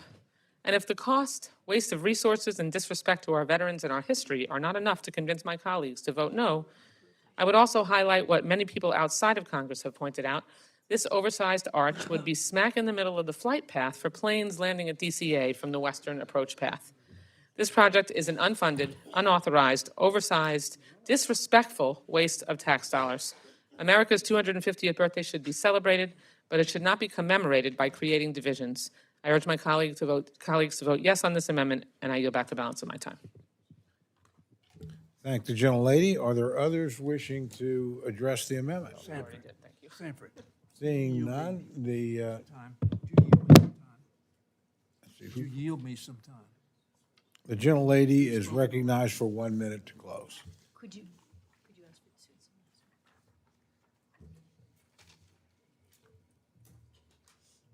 Gentlelady is, I'm sorry, I missed my friend from New York. Gentleman from New York is recognized to address the amendment. Thank you. Thank you, Mr. Chairman. I'd like to yield some time to my distinguished friend from Maryland. I thank the gentleman for yielding. I listened to my dear friend. And he said there's no money in this bill, so this is irrelevant. The reading of the amendment was dispensed with. Let me read it for the members. No monumental arch, triumphal or otherwise, may be constructed within Memorial Circle on the George Washington Memorial Parkway or anywhere else within Lady Bird Johnson Park, period. Says nothing about none of the funds should be spent. Doesn't reference any funds in this bill. It says you cannot build this. Heaven forbid that we would have, as the Appropriations Committee of the United States of America, House of Representatives, the temerity to say that this can't be built. So however he pays for it, it can't be done with this amendment. So I tell my chairman, this is exactly what we ought to be doing. Exactly what we ought to be doing. Telling this president, who treats us as if we were an afterthought in the Constitution of the United States, who treats us as if by your leave, and then who defeats a lot of us in your own party because he doesn't like the fact that you said, oh, well, maybe I don't agree. Ladies and gentlemen of this committee, if you want this committee to be respected, not only by a president of the United States, but by the people of the United States, we need to stand up and say, we are the policymakers. The Constitution says that. We believe it. And whether you like it or not, we're going to act as if we are the Article I branch of government. This amendment says you can't do, and that is fully within our authority and power, and we ought to exercise it, and we ought to exercise it not with temerity, but with full-throated rants. Thank you. Thank the gentleman from New York. The gentleman from Kentucky is recognized to address the amendment. I yield to Chairman Simpson. Thank you for yielding. You just got me started. Go ahead. Because I thought this would be a rant, and it is a rant. You guys want to talk about it? That's okay, talk about it. This is an appropriation bill. We fund things. There is no money in this bill for an arch. Why don't we also say in there you can't put a man on the moon, or you can't put a man on Mars, or you can't put a space station or a sea station at the bottom of the ocean? Why don't we just say that? There's nothing in here to do that. There's nothing in here to fund an arch. Nothing in this bill. Now, you haven't asked me what I think about the arch. I don't particularly like it. But you know what? That's not in this bill. That's all I'm saying. And I would have a little more sympathetic, a little more sympathy to your cause if you were just a little more consistent. I remember during a previous administration where we appropriated money to build a wall. Democrats took control. Guess what? That disappeared. That was appropriated by Congress.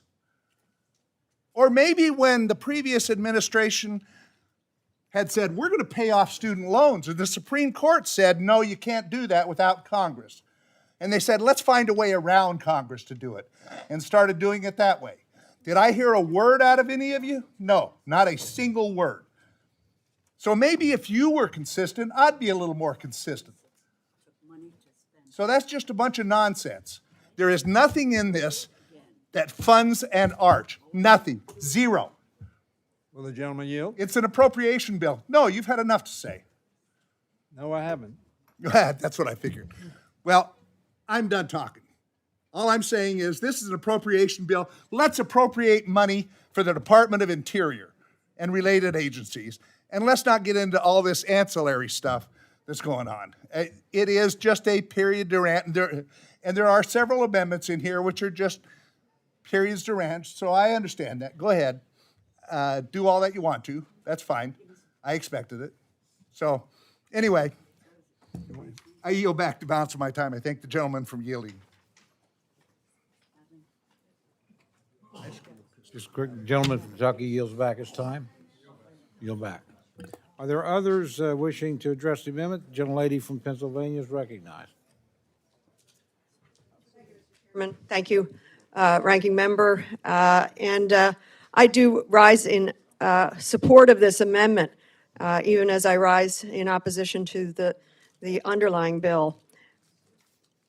I wish I could hear more from you, Mr. Chairman, about your opinion about the triumphal arch that the President has put forward.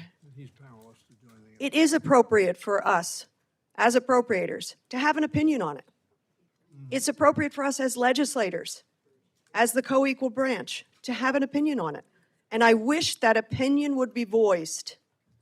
I wish more would say what you said, and I wish you would say more about that. You said you don't particularly care for it. I don't care for it at all. And the very sad and beautiful arguments that Mr. Levin and others have put forward are so salient. We're just coming from Memorial Day.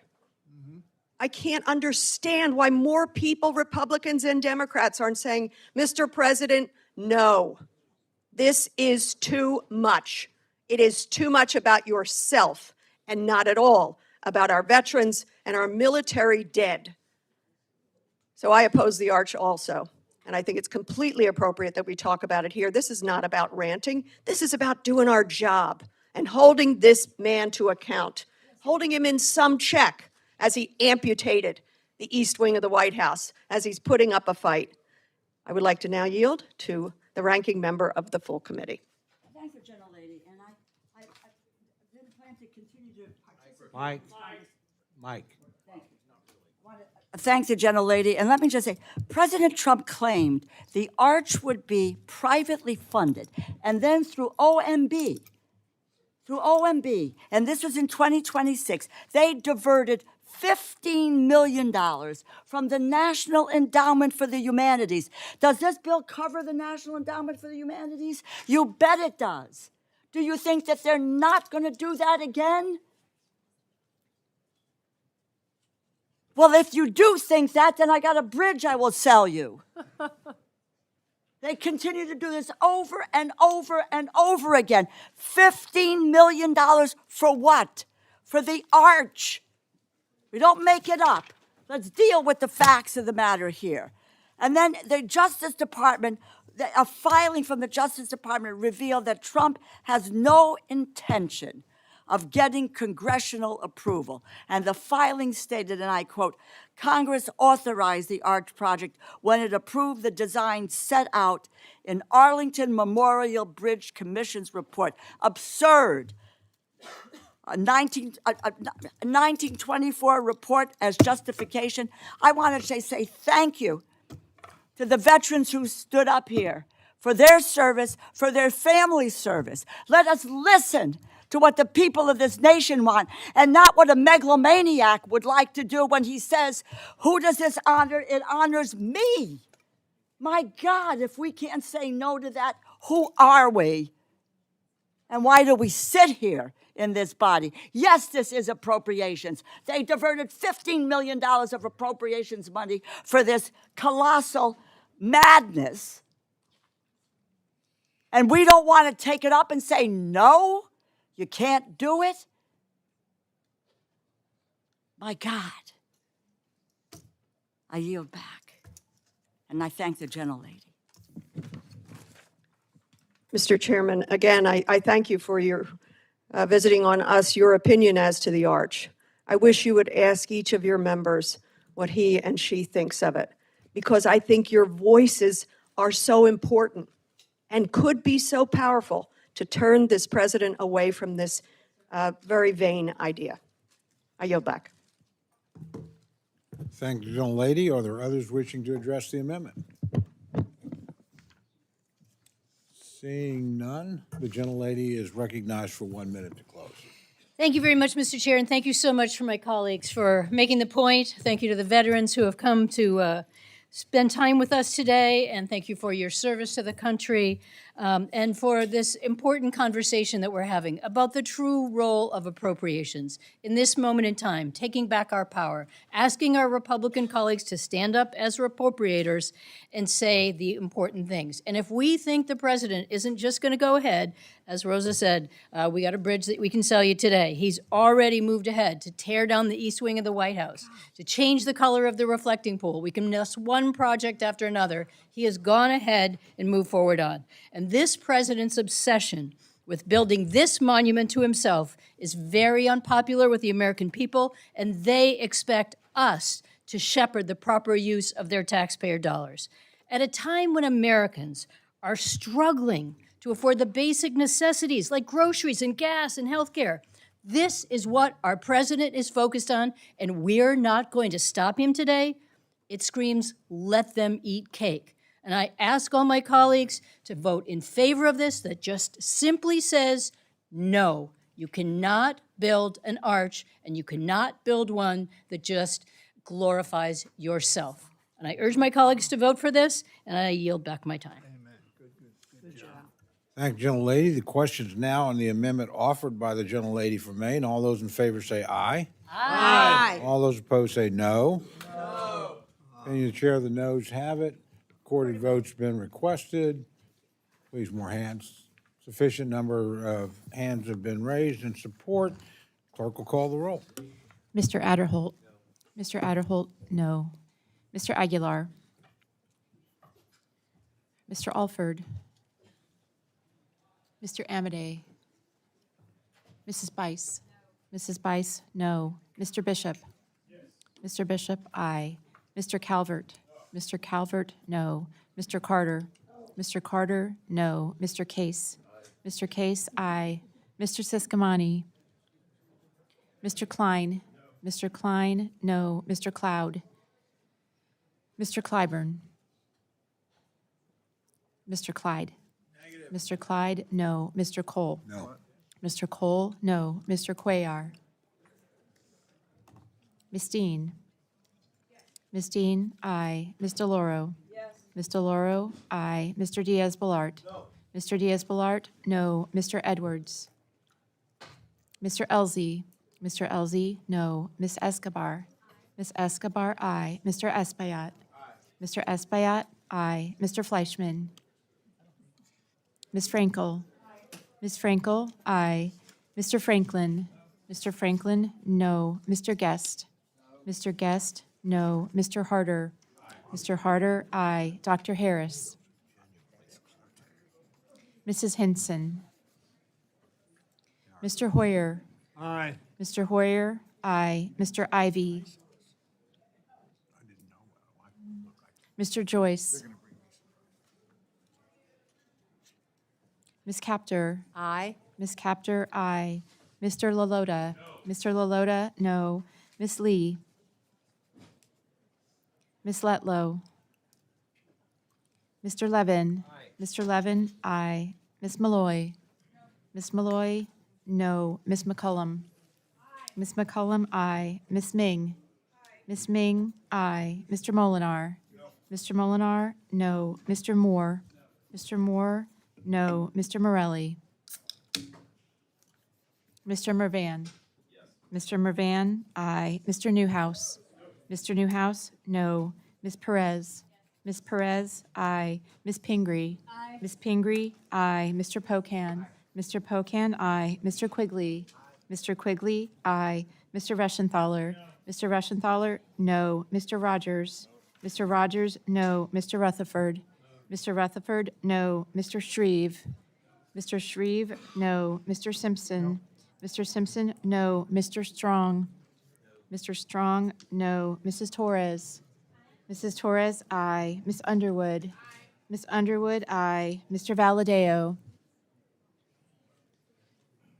Ms. Wasserman Schultz? Ms. Wasserman Schultz, aye. Mrs. Watson Coleman? Mrs. Watson Coleman, aye. Mr. Womack? Mr. Womack, no. Mr. Zinke? Mr. Zinke, no. Are there any members wishing to record their vote or change their vote? Gentleman from West Virginia? Mr. Moore? Gentleman from Ohio? No. Mr. Joyce, no. Gentleman from Missouri? Mr. Alford, no. Gentleman from Arizona? Mr. Siscomani, no. Gentleman from North Carolina? Mr. Edwards, no. Gentleman from Texas? Mr. Cloud, no. Gentleman from Tennessee? Mr. Fleischman, no. Gentleman from Maryland? Mr. Ivy, aye. Gentleman from South Carolina? Mr. Clyburn, aye. Another gentleman from Maryland. Dr. Harris, no. Gentleman from Nevada. Mr. Amadei, no. Are there other members wishing to vote or change their vote? Seeing none, the clerk will tally.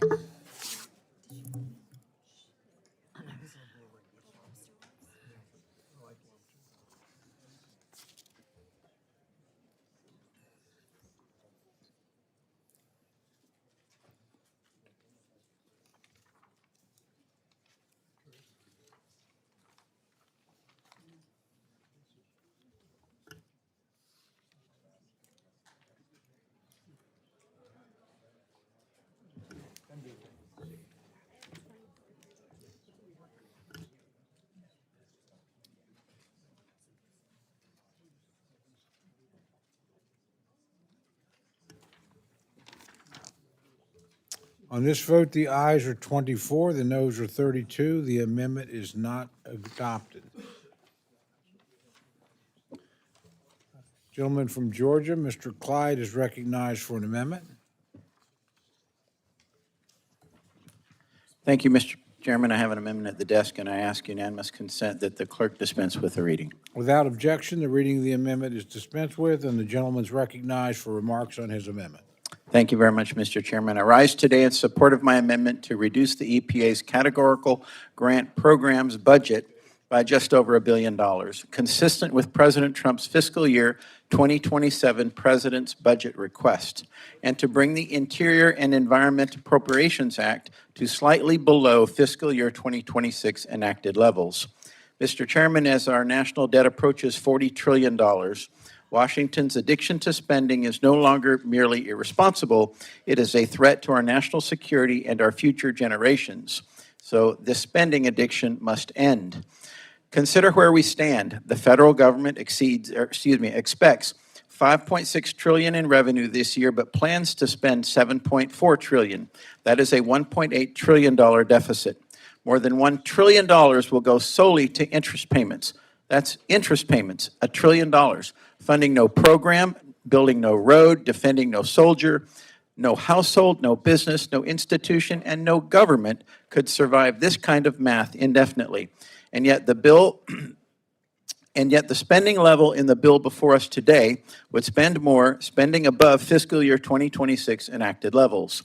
President Trump's fiscal year 27 budget charts a very different course, eliminating duplicative programs, cutting waste, fraud, and abuse, and refocusing federal dollars on what actually serves American taxpayers, protects our national security, and keeps American businesses competitive. The president proposed an approximately 91% reduction in the EPA's categorical grant programs, from over $1.1 billion to just over $100 million. The Clean Air Act, the Clean Water Act, and other major environmental statutes that these grants support have been on the books for multiple decades, and many states have enacted their own laws to do these exact same things. States and local governments are more than capable of funding their own programs in compliance with these laws that they passed. So these grants have become a crutch for states at the expense of American taxpayers, many of whom receive no benefit from them whatsoever. The President's budget eliminates the bloated, federally subsidized bureaucracy that states should have long since stood up on their own. For example, the budget also zeroes out funding for race-based so-called environmental justice teams doing product certifications in Nevada, a $580,000 expenditure in taxpayer money that had no business going to politically motivated grant programs in the first place. Merit and environmental results should drive federal funding decisions, not political agendas. My amendment would bring the EPA's categorical grant funding in line with the President's budget request, returning it to a level that maintains essential support for key programs while ending the federal handouts to the states that have had decades to replace it with their own resources. The federal government barrels toward a $40 trillion debt. Our committee needs to be leading the way with fiscal restraint. I urge my colleagues to support this amendment. I thank you, and I yield back a minute and 42 seconds. I thank the gentleman for the time, and I thank the gentleman for his remarks. The gentleman from Idaho, Mr. Simpson, is recognized to respond to the amendment. Thank you, Mr. Chairman. Mike. Thank you, Mr. Chairman. And to show my bipartisanship, I rise in opposition to this bill, to this amendment. This amendment would cut funding that goes directly to the states and tribes by 90%. This funding, known as categorical grants, is distributed to states to carry out their delegated authorities under various federal environmental laws, not state environmental laws, federal environmental laws like the Clean Water Act, Clean Drinking Water Act, Clean Air Act. This cooperative federalism approach empowers states to issue permits and make decisions that are best for them. State permitting is critical for economic growth, as these permits are necessary for new development, industry, and manufacturing. Similar to the House Interior bills over the last several years, the FY27 House bill again maintains funding for these categorical grant programs. I oppose this amendment. I agree with what the gentleman was stating about our debt and the problem it's solved, the problem it's created.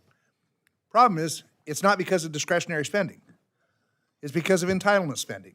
And until this Congress has the nerve to take on entitlement spending, we will never get it under control. You could eliminate, I'm talking eliminate discretionary spending, and you still have a budget deficit. That's how bad the entitlement programs have gotten. And we have to address that issue. We're not going to do it by saving a little bit here and a little bit there, although that's part of the overall problem. But the reality is this is an important part. We have cut the EPA by 20% in this bill, 23% last year. That's a 43% reduction in 2 years. It's a pretty good reduction in the EPA. And so I oppose this amendment and urge my colleagues to do the same. Yield back. Thank the gentleman. The gentlelady from Maine is recognized to address the amendment. Thank you, Mr. Chair, and I appreciate the subcommittee chair for opposing this in the spirit of bipartisanship. And I, too, rise in opposition to this amendment. This bill already includes devastating cuts to the EPA that I do not support. Cutting another $1 billion is literally absurd. I encourage my colleagues to vote no on this, and I yield back. I thank the gentlelady. The gentlelady from Minnesota, Mr. Cullum's recognized to address the amendment.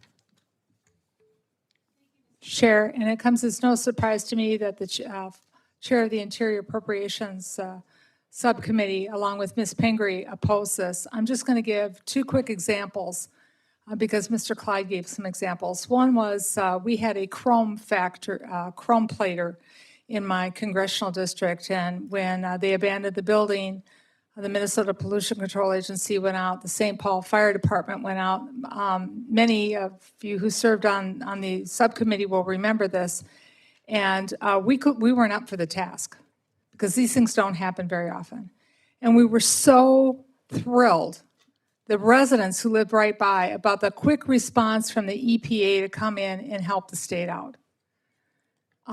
Probably saved a near disaster from happening. It was only one rainstorm away where this water was going to come through the roof and mix with all these chemicals. The other example I'm going to give, because tribal governments are cut in this amendment, is many of us on both sides of the aisle go out and visit tribal reservations, and they have been shortchanged on EPA grant funding, whether it is cleaning up uranium, whether it is clean water, whether it is sewage. and they have been underfunded for decades. So to cut this would be cutting our tribal treaty rights and responsibilities. So I stand with my chairman and my ranking member in strongly opposing this amendment, and I yield back with over 3 minutes. I love this virtuous competition. Keep it up. I thank the gentlelady for her remarks. Are there others wishing to address the amendment? Seeing none, the gentleman is recognized for 1 minute to close. Thank you, Mr. Chairman. You know, as a very strong conservative, a fiscal conservative who sees that, yes, this is a small amount of money compared to the amount of our actual national debt, which is $40 trillion. But every little bit helps, and so I encourage my colleagues to support this amendment to strike this money from the budget of the EPA, and I yield back with 40 seconds. As a percentage, even better. Yeah. The question's now on the amendment offered by the gentleman from Georgia. All those in favor say aye. Aye. All those opposed say no. No. The opinion of the chair, the noes have it, and roll call has been requested. Not, okay. The amendment is not adopted. Gentlelady from Maine, Ms. Pingree, is recognized for the purpose of an amendment. Thank you, Mr. Chair. I have an amendment at the desk, Pingree number 2, and I move we dispense with the reading. Without objection, the reading of the amendment is dispensed with. The gentlelady is recognized for remarks on her amendment. Thank you, Mr. Chair. So the Kennedy Center is in a very precarious position right now. President Trump took it over. He tried to remake it in his own image. He was correctly slapped down by the courts and is now apparently planning to wipe his hands of the whole place despite chairing the board and stuffing it with dozens of his friends and donors. He posted on Friday that he's, quote, transferring it back to Congress, unquote. Nobody anywhere seems to know what that means or what his next steps are. But we do have, and we always have had, a real oversight responsibility in this subcommittee. This bill supports the capital and facility side of the center on an annual basis. And last year, the majority included $250 million in the reconciliation bill for the Kennedy Center, presumably for renovations, but with almost no direction or guardrails. We have a duty to ensure that taxpayer dollars are being used appropriately here, and there are so many outstanding questions for the administration. What is the status of the funding that's already been appropriated? How do court orders impact the construction? If the Kennedy Center is required to stay open, especially if renovation is ongoing, what does that mean for the people who work there, the programming, the artists, the audiences? And if we're going to successfully negotiate an FY27 bill, we need real answers.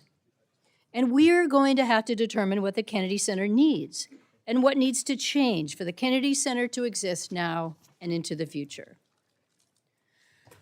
One hallmark of Grinnell's disaster tenure was a shocking lack of transparency. I think we're just at the tip of the iceberg in finding out exactly what kind of disaster he and his cronies left behind. I appreciate that the chair has already included language requiring a quarterly update in briefings for this committee, but the list of unknowns has grown exponentially longer in just the past few days. So I'm asking if the chair will commit to oversight hearings in the coming months and working with me in a bipartisan way to get the information that we need to be effective in FY27 and beyond, and I yield back. Thank you, gentlelady, for amendment. The gentleman from Idaho, Mr. Simpson, is recognized to address the amendment. Thanks, Chairman.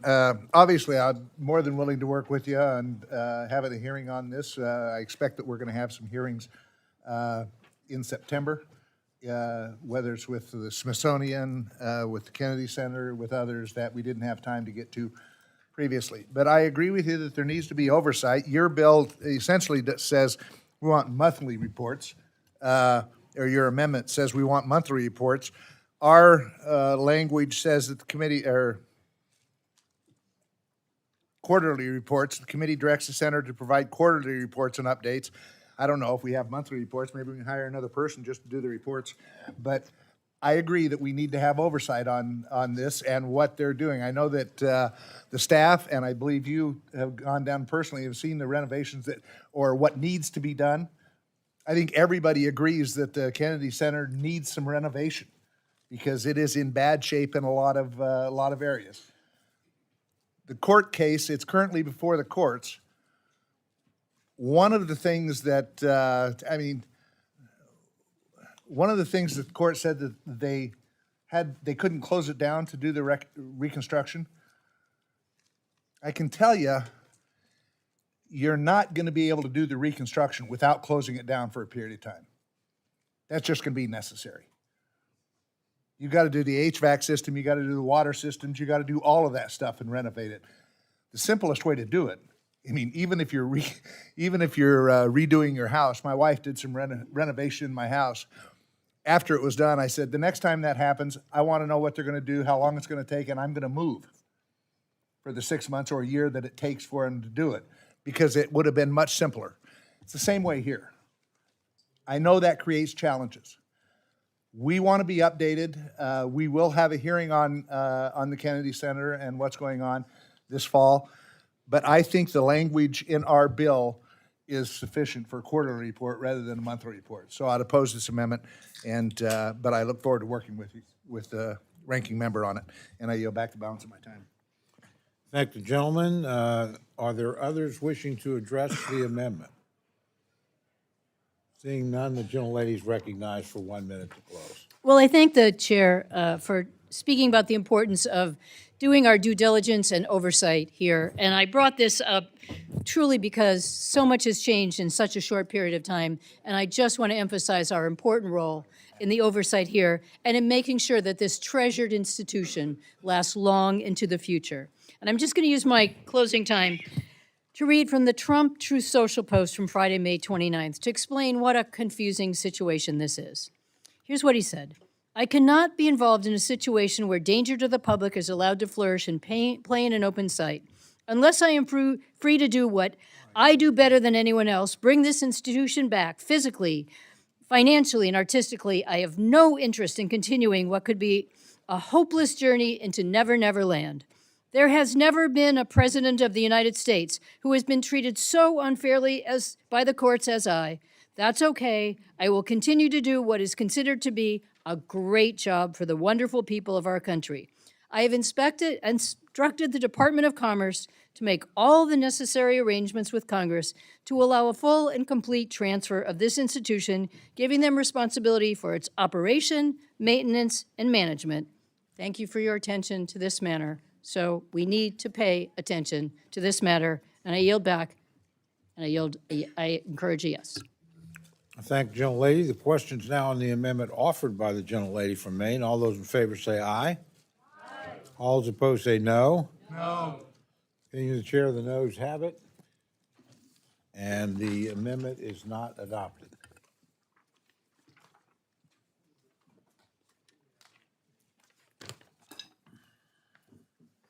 Gentleman from West Virginia, Mr. Moore, is recognized for the purpose of an amendment.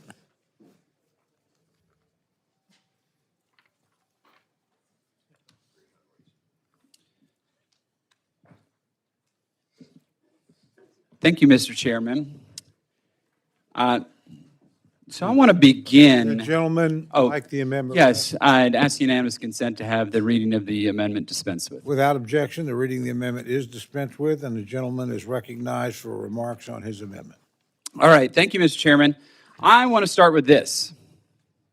This right here, this jar, this is water that comes out of a faucet in West Virginia.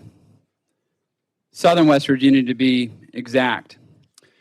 A woman named THUD gave us this jar of water. My staff was down there in McDowell County. I know Mr. Rogers is familiar with that county. It borders his. And THUD is from McDowell, and she goes, the way she gets water is she takes a mule and goes down to a natural spring and fills up jugs of water and then packs that mule and has to bring it back up the mountain because she can't drink the water that she gets out of her own faucet. Now, unfortunately, this is not a one-off, so that's the water that she's expected to bathe with and cook and clean her clothes and everything else. So, in the end, Mr. Chairman, this is people living with a pack mule to get water in the 21st century in the United States of America is a tragedy. It's an unmitigated tragedy. And this poor woman actually was using this water and got sores and chemical burns from using it. There's another woman in the town of Yeager in West Virginia, and you'll see my staff's dropping off some of these water samples from around the district.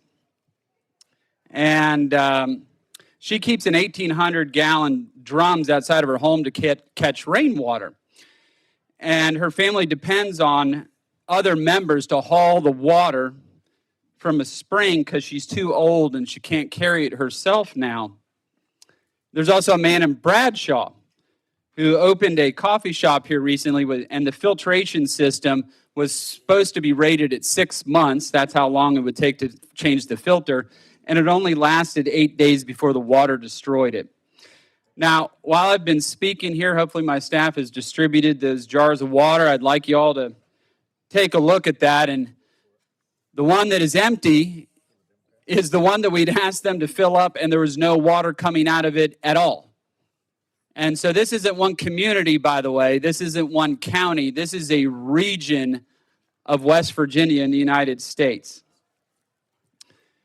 So my team collected these bottles just last week. Each comes from a real home in McDowell County. On the outside, many of them actually wanted to write their names and addresses and phone numbers so you all could see them if you ever wanted to reach out to them to let you know that they are real people that are actually suffering in our country that don't have access to water at all. And unfortunately, they're still living like that. So some bottles look more clear. If you would like, you could take the cap off of it and smell it. Don't drink it unless you're voting no, then you could drink it. But, Mr. Chairman, the people of Southern West Virginia, these are the folks that went underground, that mined the coal, that forged the steel, that built the ships, that built the tanks, that built the planes, that won the wars, that built the buildings, that built this country. And all they're asking for at this point is clean water. That's what they want. And I think as the Appropriations Committee, I think in this bill, we're certainly apt to do that. They're simply asking that we see them as fellow citizens, fellow Americans who deserve to be able to pour a clean glass of water for their children and for their grandchildren. Now, we're not going to solve all the drinking water problems in one appropriations bill. Certainly that needs to great, but this is a great place to start. And my amendment would do $50 million to address the drinking water and wastewater needs in the community that needs it most. It requires that at least 50% of the funding go to those 9 southern counties, and the state has to do a 25% match to get the money. Now, I know it's hard to fathom that your fellow Americans live like this, but they do. And the families' names who are on those bottles are real people who are actually only living a few hundred miles from here. It's only 300 miles away. This is like Hunger Games. It's hard to believe that this is the way that they're having to live.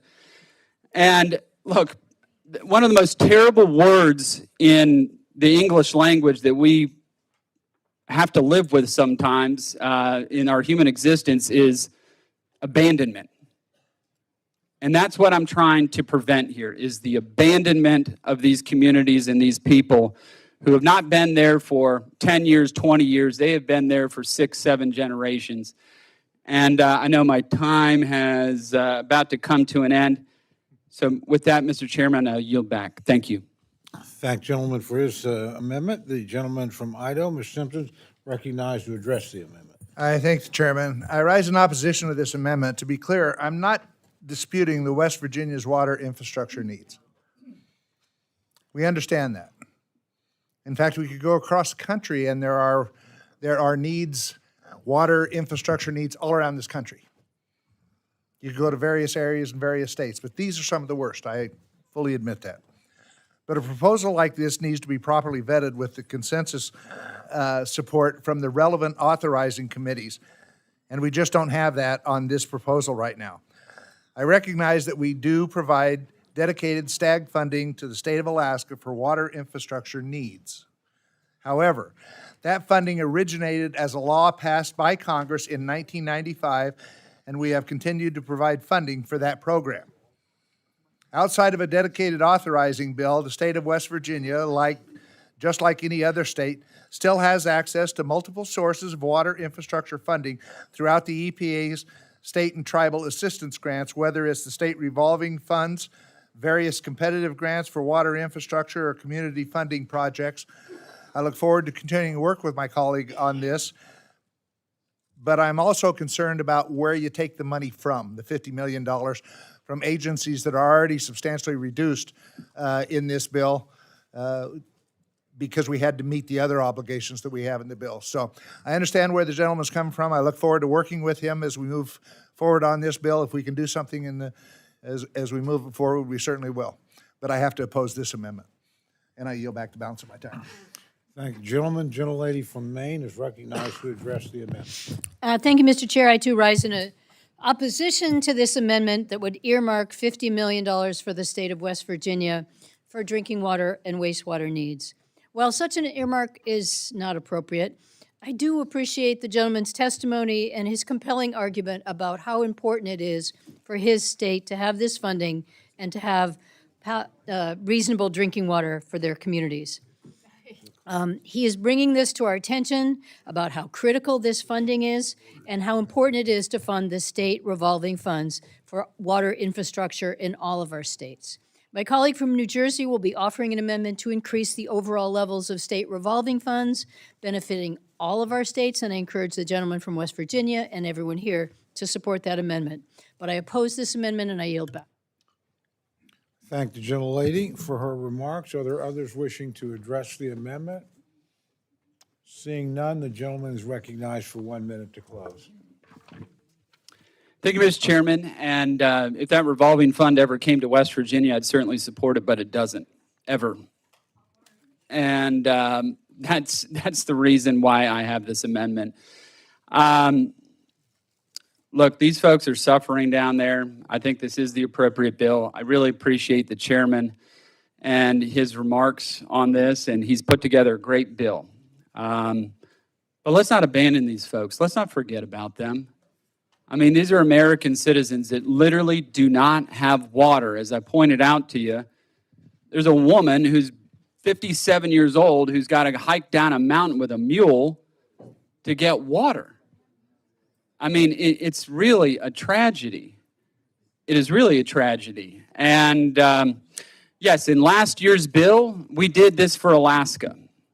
Alaska got roughly $50 million, give or take, to be able to deal with their water needs.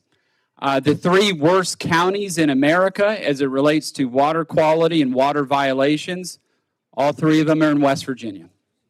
And they're all the 3 counties that I'm talking about in southern West Virginia. So I'd really appreciate your support on this amendment. And Mr. Chairman, thank you. I yield back. I thank the gentleman. The question is now on the amendment offered by the gentleman from West Virginia. All those in favor say aye. Aye. All those opposed say no. No. The opinion of the chair, the noes have it. And the amendment is not adopted. As all of you can see, we're starting to vote, but I think we have enough time to move on to another amendment. If that's agreeable to my friend, gentlelady from Connecticut, Ms. Delora is recognized for the purpose of an amendment. Thank you, Mr. Chairman. I have an amendment at the desk, and I ask unanimous consent that the reading of the amendment be dispensed. Without objection, the reading of the amendment is dispensed with, and the gentlelady is recognized for remarks on her amendment. I rise to offer this amendment to prohibit to prohibit the closure of 2 U.S. forest facilities, Forest Service facilities that are doing critical forest research, including anti-invasive species work in my district, and to highlight the lack of transparency from this administration regarding the Forest Service. In Hamden, Connecticut, the Forest Service Research and Development Lab has been at the forefront of fighting invasive insects and diseases that threaten forests in the Northeast. Researchers there have helped combat the spread of species like the spongy moth, the Asian longhorn beetle, and the spotted lanternflies. Invasive species like these are a major threat to New England, with one recent study finding that invasive insects are now responsible for nearly a quarter of tree deaths across the Northeast.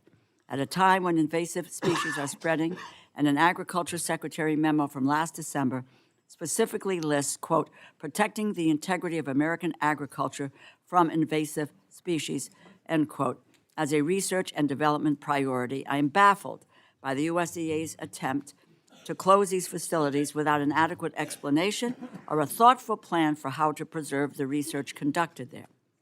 And the Hamden Lab is not alone. The USDA's broader restructuring plan aims to close at least 57 research facilities across the country, consolidating them into a handful of research facilities or co-locate them with other facilities.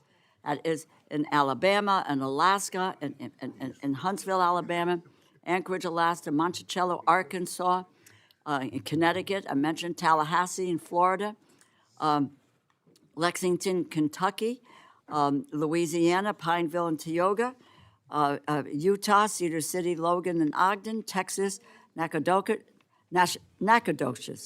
I think I got that right after a while, Oregon, Portland, Ohio, MacArthur, long list. 57 of them are at risk, and they are on a cutting board here. So I believe if the USDA believes a consolidation of Forest Service facilities is necessary, then we ought to get, as the Congress, a complete plan for how the USDA will ensure the continuity of programs at those facilities.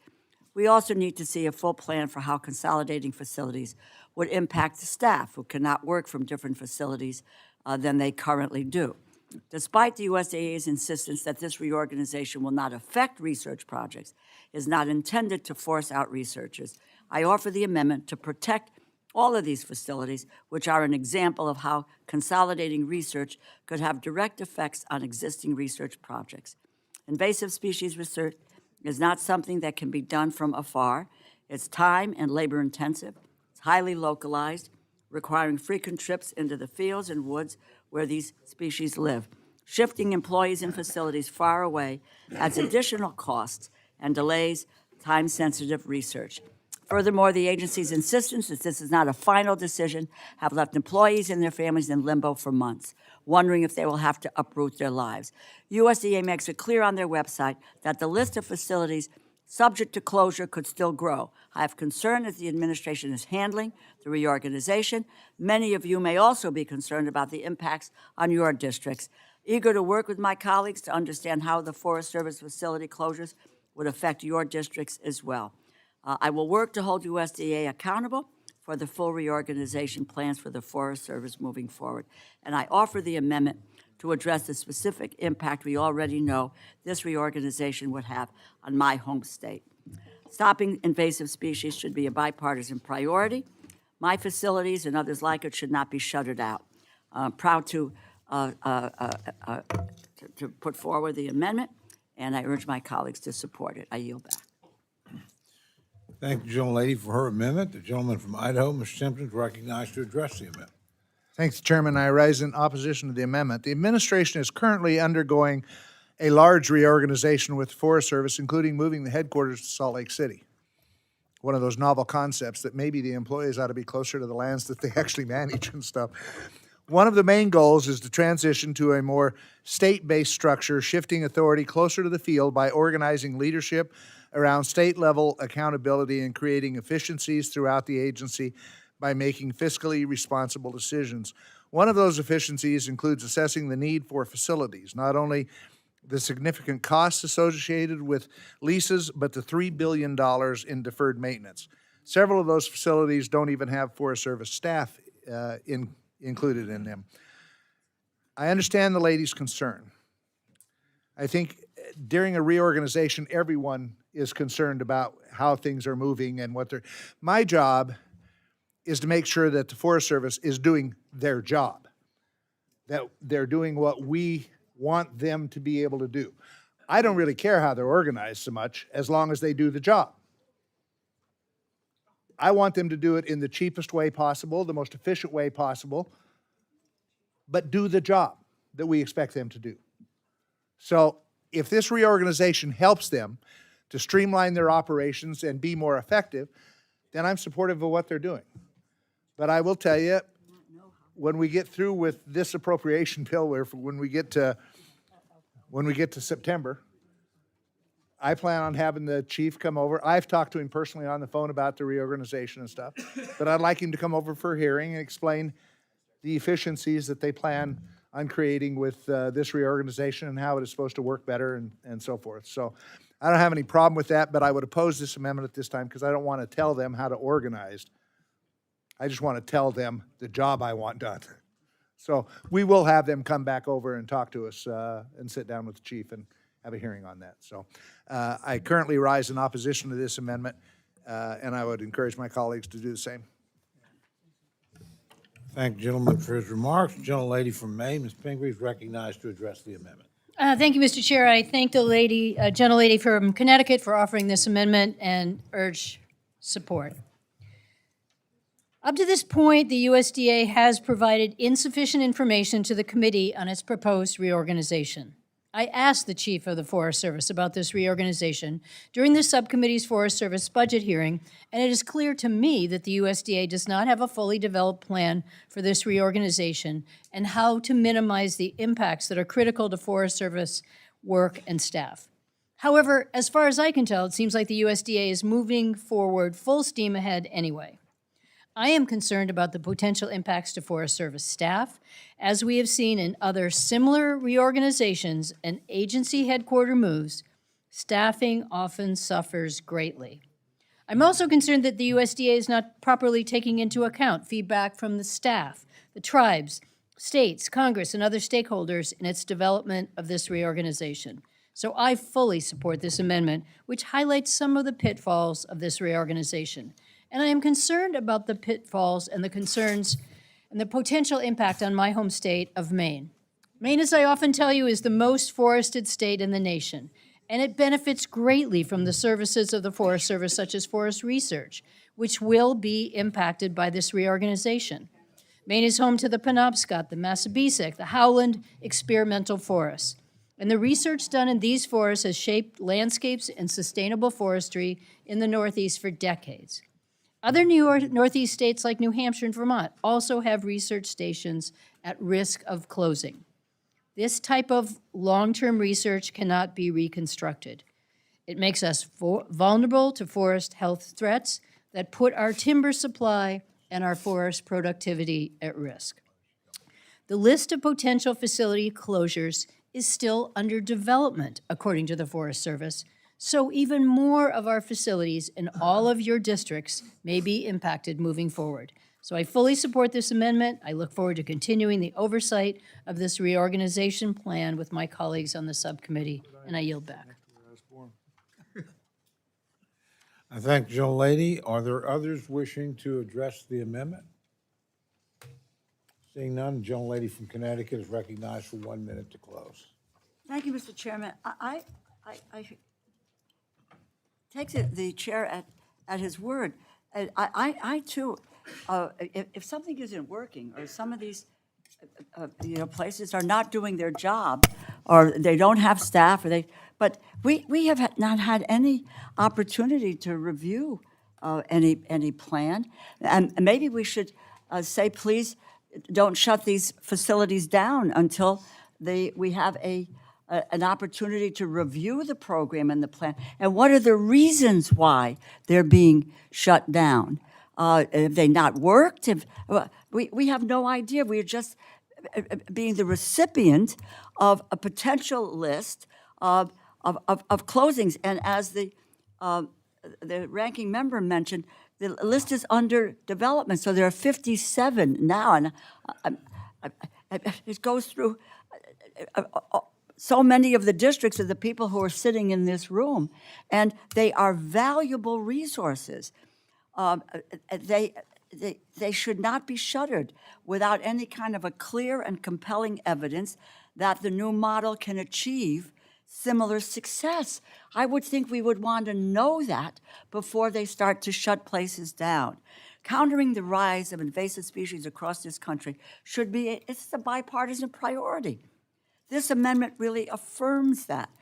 I would hope I could have your support on this amendment, and I would just say to the chair, are you willing to talk to the Forest Service and say, we're not going to shut these places down until there is a review of of your proposal and your reorganizational plan, because we need to have input into it. Mr. Chairman? Would you be willing to do that? Are you asking me? I'm asking you. And to say, let's not shut these places. I would be more than happy to call the chief and have a conversation with him along those lines. Okay, if that's the case, and then I take you at your word. I trust your, if we can have this hearing you're talking about and make our case of why, or have them make their case about why we should do that, then I would, say, let's do that. Nothing gets shut down until we have that opportunity. Good enough. And in which case, that I would withdraw the amendment. Okay? Is that the first live negotiation on television that? Get it while you can, Mr. Chairman. Well, I'm delighted to see this cooperative exchange. Is the gentlelady withdrawing her amendment? Will withdraw the amendment. I thank the gentlelady. Based on my conversation with the chair. Okay. Gentleman from Texas, Mr. Cuellar, before you leave, actually, next up was Ms. Wasserman Schultz, but she's not here. I'm trying to balance the time out. I don't know how long your amendment would take. It's going to be 1 minute. Then why don't we allow you to offer your amendment? After that, we'll go ahead and recess and go down and vote. And I will recommend to all of you, if you haven't had the blueberry pie, you really should. It's really good. So, gentleman from Texas, Mr. Cuellar, is recognized for the purpose of an amendment. Thank you, Mr. Chairman. I have an amendment at the desk, and I ask that we dispense with the reading. Without objection, the reading of the amendment is dispensed with, and the gentleman's recognized for remarks on his amendment. Mr. Chairman, there's a program that provides funding for border communities, just like our friend from West Virginia just said a few minutes ago. People don't have water, don't have sewage, sometimes don't even have electricity, third world conditions. This is a program that works with the NAT Bank that was set up during NAFTA program. So it provides funding, and it got reduced by $10 million, asking that the money be put back again. I'm going to offer and withdraw this amendment, and hopefully I can work with the chairman and the ranking member so we can try to add that that $10 million back to this third world conditions that we have along the U.S. border. Not if he's going to withdraw. Okay. So is the gentleman withdrawing, or? Yes, and I'll be happy to work with both the chairman and the ranking member on that. With that, I offer, and let's go vote. I thank the gentleman. Votes have been called. The committee now is in recess, and please return promptly at the conclusion of the last vote series so we can continue consideration of the bill.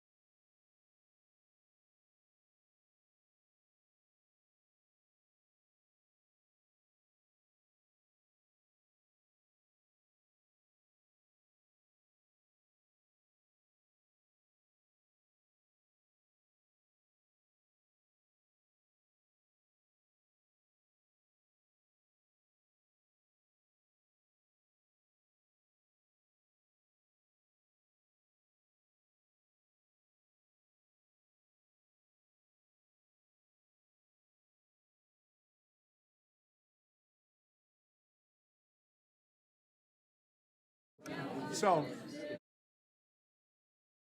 Committee will reconvene. The gentlelady from Florida, Ms. Wasserman Schultz, is recognized for the purpose of an amendment.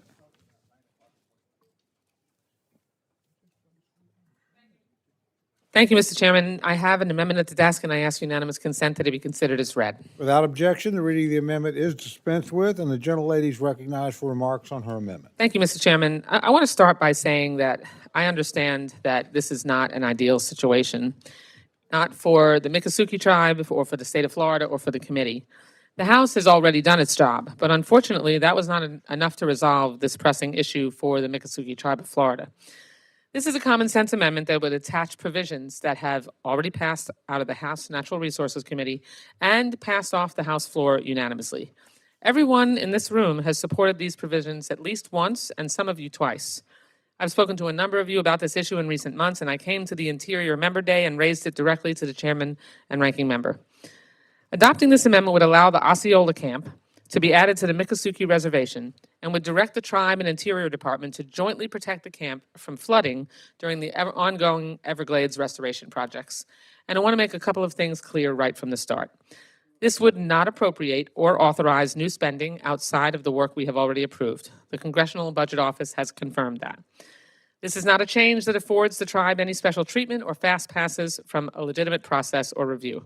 The reality is the tribe came to the Everglades after being driven from their homes in the early 1800s. As the Miccosukee moved to what is now Everglades National Park, they formed temporary camps on tree islands. The water that flows through our river of grass was a source of food, water, and a means of transit. Depot Tiger settled on a tree island at the turn of the 20th century. Her son, John Tiger Poole, was born there and later helped found the Osceola camp. But the construction of a new major roadway split their camp, and it dried up the water that they relied upon, forcing the family to move to a different part of their camp. Family members still live, visit, and protect the land where Depot Tiger's home once stood. None of these facts are in dispute. What is happening now is we are again changing the direction of the waterway. Water flow is being restored as we lift the road that split the camp and work to unwind the damage down to the local environment. But when that water returns, it will put the camp in jeopardy. That is why we give the Department of the Interior the mandate to work with the tribe to protect the camp, and why we should also fix our mistake of the past and recognize this camp as a part of the Miccosukee Reservation.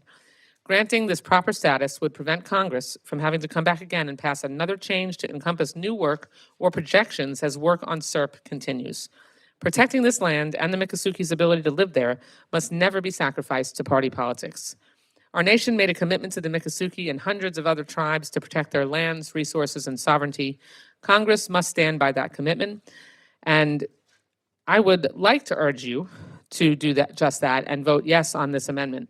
But we need to make sure that we make a collective commitment, and I have been working with the gentleman from Florida, Congressman Diaz-Balart, on this issue, and working to sort this all out so that this can get resolved.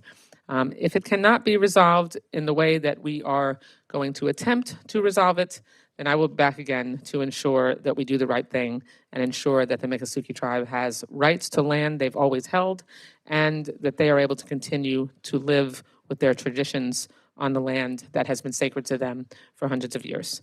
With that, Mr. Chairman, I withdraw the amendment. Thank the gentlelady. The amendment has been withdrawn.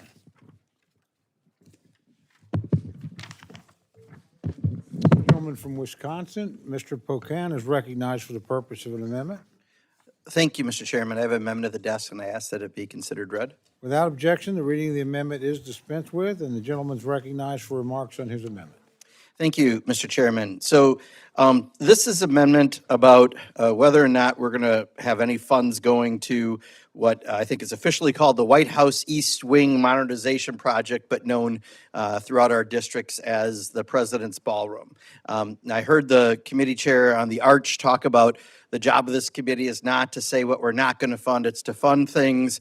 But this is a different situation in many ways because the president's already, without approaching Congress, torn down the East Wing of the White House. He's also got some arches and a ring ready for UFC fights. We're just missing some cars on Cinderbox and maybe a banjo. We can get to full Idiocracy, the movie. But, right now it looks like a tornado hit a theme park is what it's kind of looking like up at the Capitol. And before he can go ahead and fund what he wants to fund, which would be a dwarfing ballroom, 90,000 square feet ballroom, bigger than the White House itself, very likely looking like a golden goose flew in and vomited gold on it. Before we do that, we should have some kind of a say about it. And we're not. That's my problem is, Congress, a co-equal branch of government, but in charge of the power of the purse, according to Article 1 of the Constitution, is more than silent on this. So we're just kind of letting it all happen. And, this is something that people back home, I just did 6 town halls last week, 1 in every county. This was one of the top issues people talked about. The slush fund, which fortunately is gone, although I guess the president still gets future safety from IRS investigations. But this is something that is people are having a hard time paying for groceries and everyday goods because of the erratic nature of tariffs.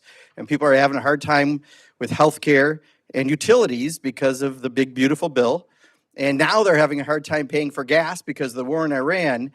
They're wondering why the president at every whim gets an arch, gets his picture on the passport or a $250 bill, which hopefully we're not going to do either. But he just keeps putting his name on things and building things. And in this case, the ballroom is something significant enough and real enough. He tore down the East Wing. This isn't a proposal. This is a torn down East Wing. That something is going to happen there. And Congress does have to have some sort of a say on this. And this is simply saying no funds can be used because we want to ensure Congress does have a say in this. And right now we don't. Now, I know the president said this is about security and everything else. He's going to have 85,000 people on the front lawn June 14th watching some fights.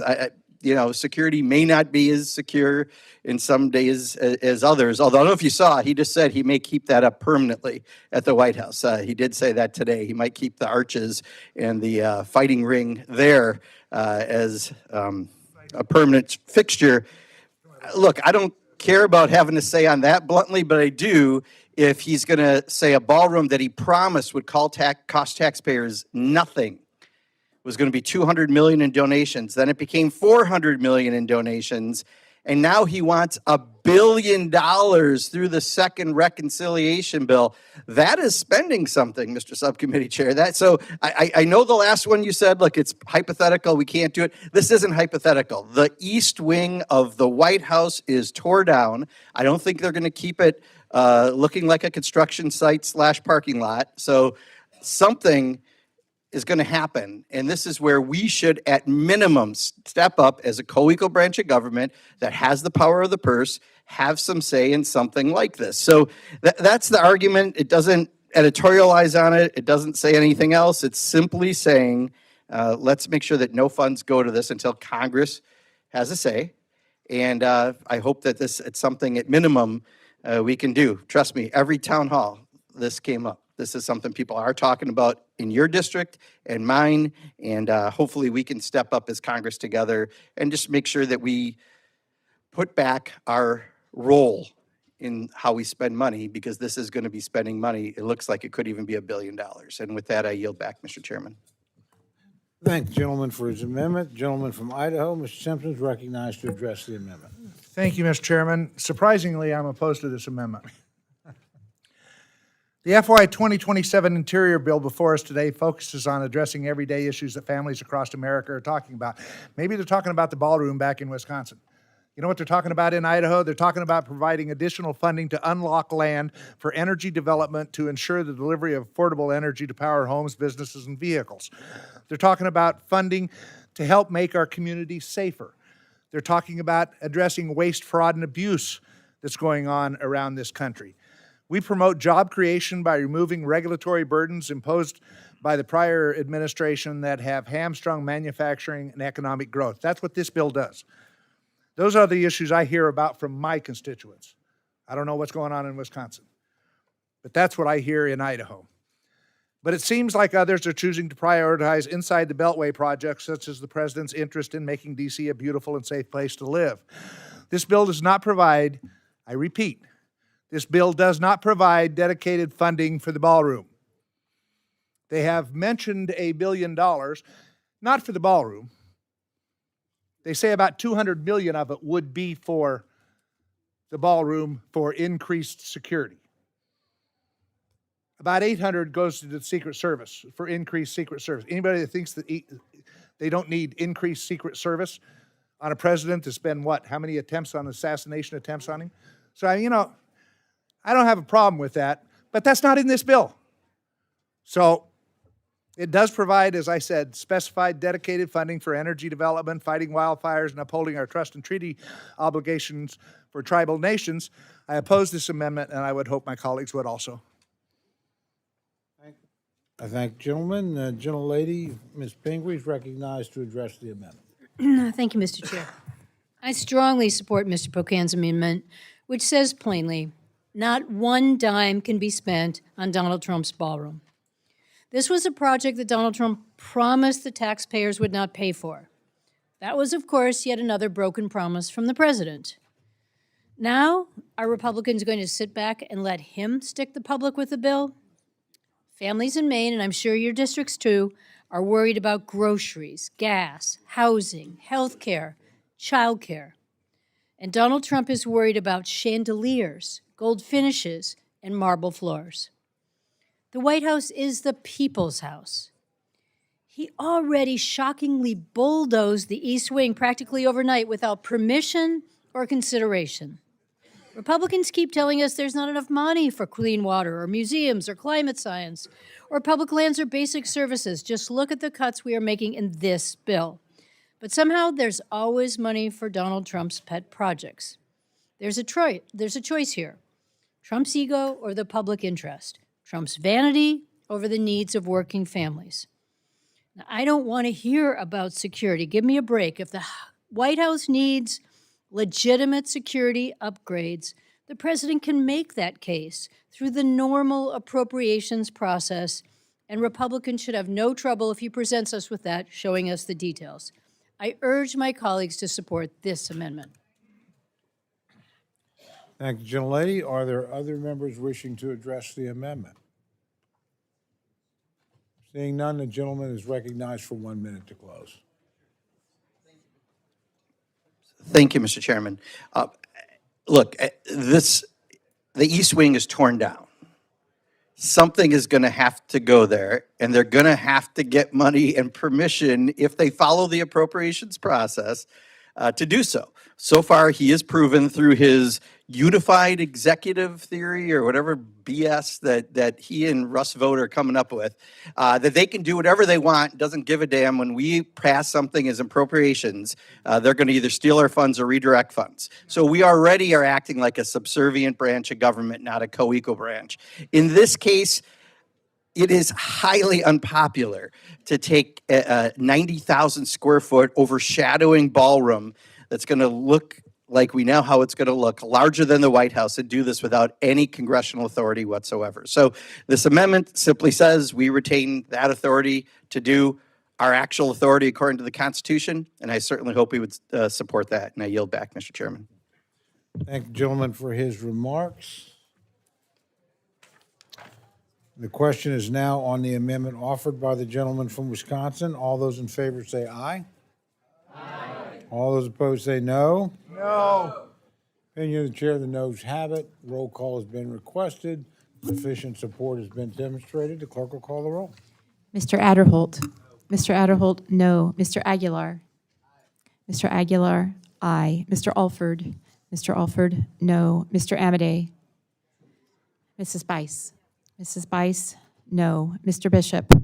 Mr. Bishop, aye. Mr. Calvert. Mr. Calvert, no. Mr. Carter. Mr. Carter, no. Mr. Case. Mr. Case, aye. Mr. Siscomani. Mr. Siscomani, no. Mr. Klein. Mr. Cloud. Mr. Clyburn. Mr. Clyburn, aye. Mr. Clyde. Mr. Clyde, no. Mr. Cole? No. Mr. Cole, no. Mr. Cuellar? Ms. Dean? Ms. Dean, aye. Ms. DeLauro? Ms. DeLauro, aye. Mr. Diaz-Balart? Mr. Diaz-Balart, no. Mr. Edwards? Mr. Elzey? Ms. Escobar? Ms. Escobar, aye. Mr. Espaillat? Mr. Fleischman? Ms. Frankel? Ms. Frankel, aye. Mr. Franklin? Mr. Franklin, no. Mr. Guest? Mr. Guest, no. Mr. Harder? Dr. Harris? Dr. Harris? Aye. Mrs. Hinson? Off aye on no for Dr. Harris. Mrs. Hinson? Mr. Hoyer? Mr. Hoyer, aye. Mr. Ivy? Mr. Ivy, aye. Mr. Joyce? Mr. Joyce, no. Ms. Capter? Ms. Capter, aye. Mr. Lalota? Mr. Lalota, no. Ms. Lee? Ms. Lee, aye. Ms. Letlow? Mr. Levin? Ms. Malloy? Ms. Malloy, no. Ms. McCullum? Ms. Ming? Ms. Ming, aye. Mr. Molinar? Mr. Molinar, no. Mr. Moore? Mr. Moore, no. Mr. Morelli? Mr. Morelli, aye. Mr. Mervan? Mr. Newhouse? Mr. Newhouse, no. Ms. Perez? Ms. Perez, aye. Ms. Pingree? Ms. Pingree, aye. Mr. Pocan? Mr. Pocan, aye. Mr. Quigley? Mr. Quigley, aye. Mr. Reschenthaler? Mr. Reschenthaler, no. Mr. Rogers? Mr. Rogers, no. Mr. Rutherford? Mr. Rutherford, no. Mr. Shreve? Mr. Shreve, no. Mr. Simpson? Mr. Simpson, no. Mr. Strong? Mr. Strong, no. Mrs. Torres? Mrs. Torres, aye. Ms. Underwood? Ms. Underwood, aye. Mr. Valadeo? Ms. Wasserman Schultz? Ms. Wasserman Schultz, aye. Mrs. Watson Coleman? Mrs. Watson Coleman, aye. Mr. Womack? Mr. Womack, no. Mr. Zinke? Mr. Zinke, no. Are there any members wishing to vote or change their vote? Gentleman from New York? Mr. Espaillat, aye. Gentleman from California? Mr. Harder, aye. The other gentleman from California? Mr. Levin, aye. Gentleman from North Carolina? Mr. Edwards, no. Gentleman from Texas? Mr. Cloud, no. Gentleman from Tennessee? Mr. Fleischman, no. Gentleman from, did Mr. Ivy vote? Yes. Mr. Amity. All right, gentleman from Nevada? Mr. Amity, no. Gentleman from Indiana? Gentleman from Virginia? Mr. Shreve, oh, whoops, I'm sorry. Mr. Mervan, aye. Mr. Klein, aye. Okay. Mr. Klein, no. Did Joyce vote? Yes, Mr. Joyce voted. Are there any other members wishing to vote or change their vote? Seeing none, the clerks will tally.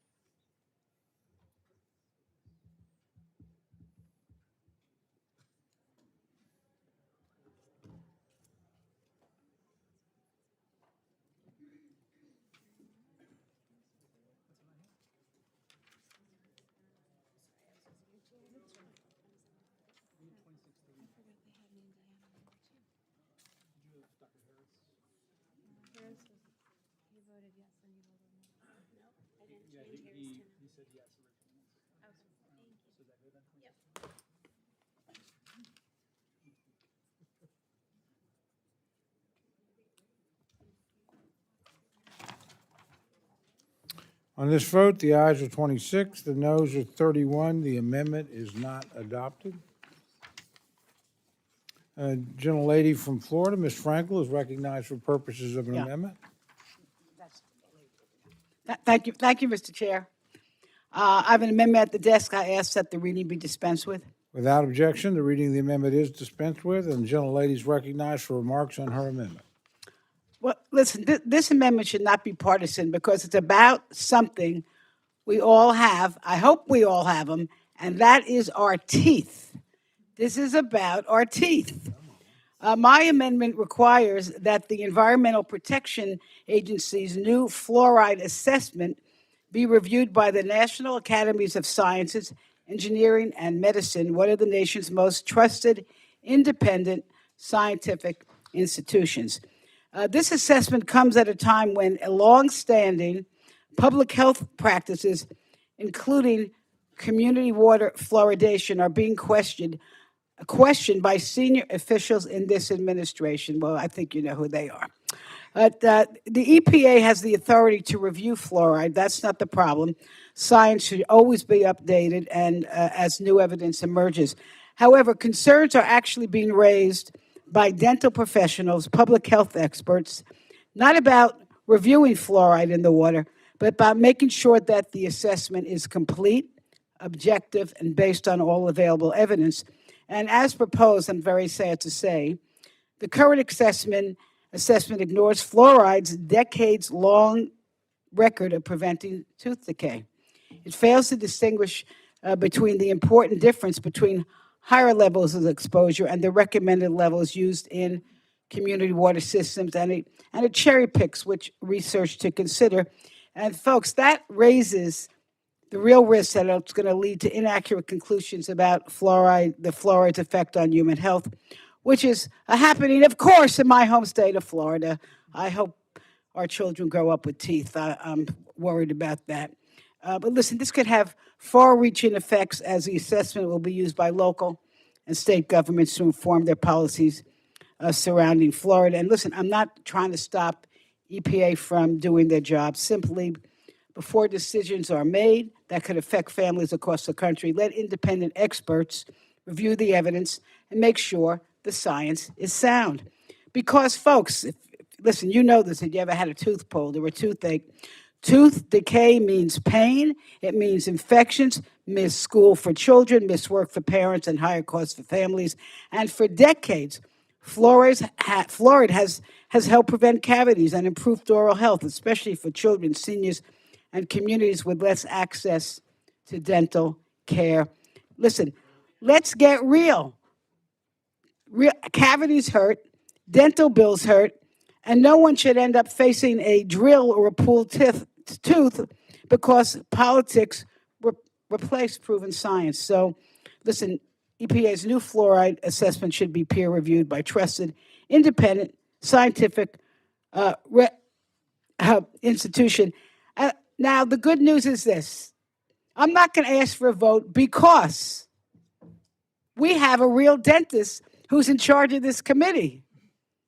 And I talked to him, I trust him that we can work together to try to go through a process. We can make sure that we work with the authorizing committee and administration to make sure that we're getting good information for our future health. So with that, I thank you for letting me rant and rave. And Mr. Simpson, I really do look forward to working with you.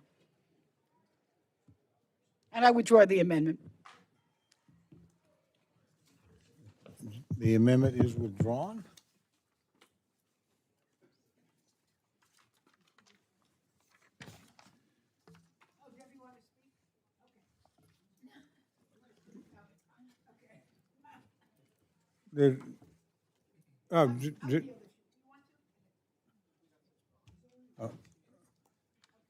Okay. Gentlelady from New Jersey, Ms. Watson Coleman, is recognized for the purpose of an amendment. Chairman, I have an amendment at the desk, and I ask unanimous consent to dispense with the reading of this amendment. Without objection, the reading of the amendment is dispensed with, and the gentlelady is recognized for remarks on her amendment. Thank you, Mr. Chairman. My amendment would restore funding for the state revolving fund, including the clean water and drinking water state revolving funds, to FY26 levels, including the supplemental funding from the IIJA in FY26. If there is one thing that my colleagues across the aisle and I should agree on, is that we are in an affordability crisis. And the state revolving funds are the main source of federal funding for people to have safe and affordable water and reliable wastewater. The latest EPA needs survey found that water and wastewater systems need more than $1 trillion over the next 2 decades just to simply comply with existing federal law. State revolving funds help lower the cost of necessary water infrastructure projects and ease the burden on households and local businesses. With the loss of federal support, utilities will have to increase bills even more to comply with federal regulations. According to the EPA, up to 20 million U.S. households, that's 1 in 6 Americans, have unaffordable water service. According to HHS, 1 in 5 U.S. households is in water debt, owing money to their water utility. SRF funding is necessary to help protect human and public health. About 176 million people, more than half of the country, receive drinking water which is contaminated by PFAS chemicals. And each year, about 7 million people get sick from the exposure to that unsafe water. We have the power to address this. Without accounting for the state's losses from IIJA, our progress on water infrastructure will falter. Without IIJA supplemental funding in this next year, fiscal year, Mr. Chairman, I should share with you that your state, Oklahoma, will lose $56.3 million. Mr. Simpson, your state of Idaho, $37 million. Mr. Amadeo, your state of Nevada is losing $38 million. Mr. Ressenschelder, your state of Pennsylvania loses $180.7 million. Mr. Cloud and Mr. Ellizzi, the state of Texas is losing $312.2 million. Mr. Zinke, your state of Montana is losing $37.1 million. Ms. Malloy, your state of Utah is losing $38 million. And my state, New Jersey, is losing $145.9 million. We need to invest in our state's ability to afford water and infrastructure improvements because all of our citizens have a desire and a need and a right to have safe and affordable water to drink. In this room, in this committee, we have an opportunity to make America affordable again. And in this bill, through this amendment, we can make that water affordable and safe. I support this amendment. I ask my colleagues to do so. I thank you, Mr. Chairman, and I yield back. Thank the gentlelady for amendment. The gentleman from Idaho, Mr. Simpson, is recognized to respond to the amendment. Thank you, Mr. Chairman. I rise in opposition to the amendment. The primary reason I oppose this amendment is because without an offset, this amendment causes the bill to exceed our committee-approved allocation. Over the past 5 years, the SRFs received a surge of supplemental funding totaling $43 billion. $43 billion outside of the discretionary appropriation process. Over that same period, discretionary appropriations also provided $14 billion to the SRFs. This amendment would continue the same level of unprecedented spending to the SRFs, which is more than $5 billion above the FY26 enacted level. We simply do not have that allocation. Even in a final bill, we will not have that allocation. The FY27 Interior bill before us today does not cut the SRFs by the 90% reduction proposed in the budget request. In fact, the FY27 House bill provides $17 million more in SRF money to states than our FY26 House bill. I look forward to working with my colleagues on a final SRF funding amount for the 2027 year, but I oppose this amendment and I yield back. Thank the gentleman. The gentlelady from Maine, Ms. Pingree, is recognized to address the amendment. Thank you. I thank the gentlewoman from New Jersey for this amendment, and I urge you all to support it. This bill cuts funding to the states for water infrastructure. And the reason the majority made these cuts is simple. It's because they did not give the Interior bill sufficient allocation. That allocation is a policy choice, and that is reflected in the funding cuts across this bill, including those to state revolving funds. These cuts will be felt even more acutely because this is the first year that states won't receive additional funding provided by the Infrastructure Investment and Jobs Act. These programs are so important. They help states deliver safe drinking water, wastewater treatment, and stormwater management to thousands of communities.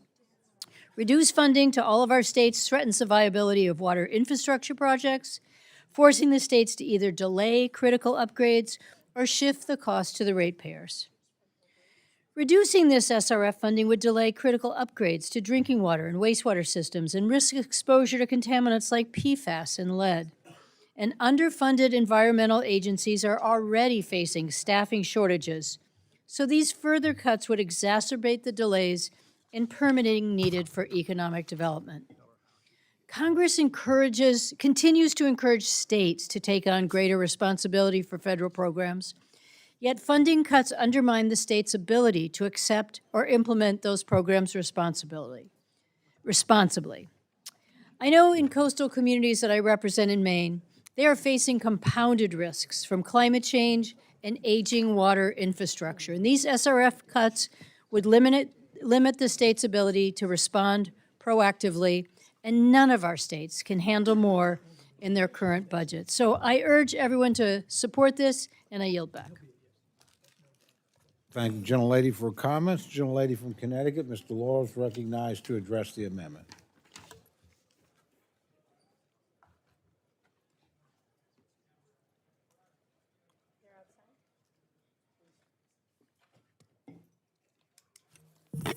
Thank you, Mr. Chairman. I rise in support of this amendment, which would increase funding for the state revolving funds. The American people are demanding help with the cost of living.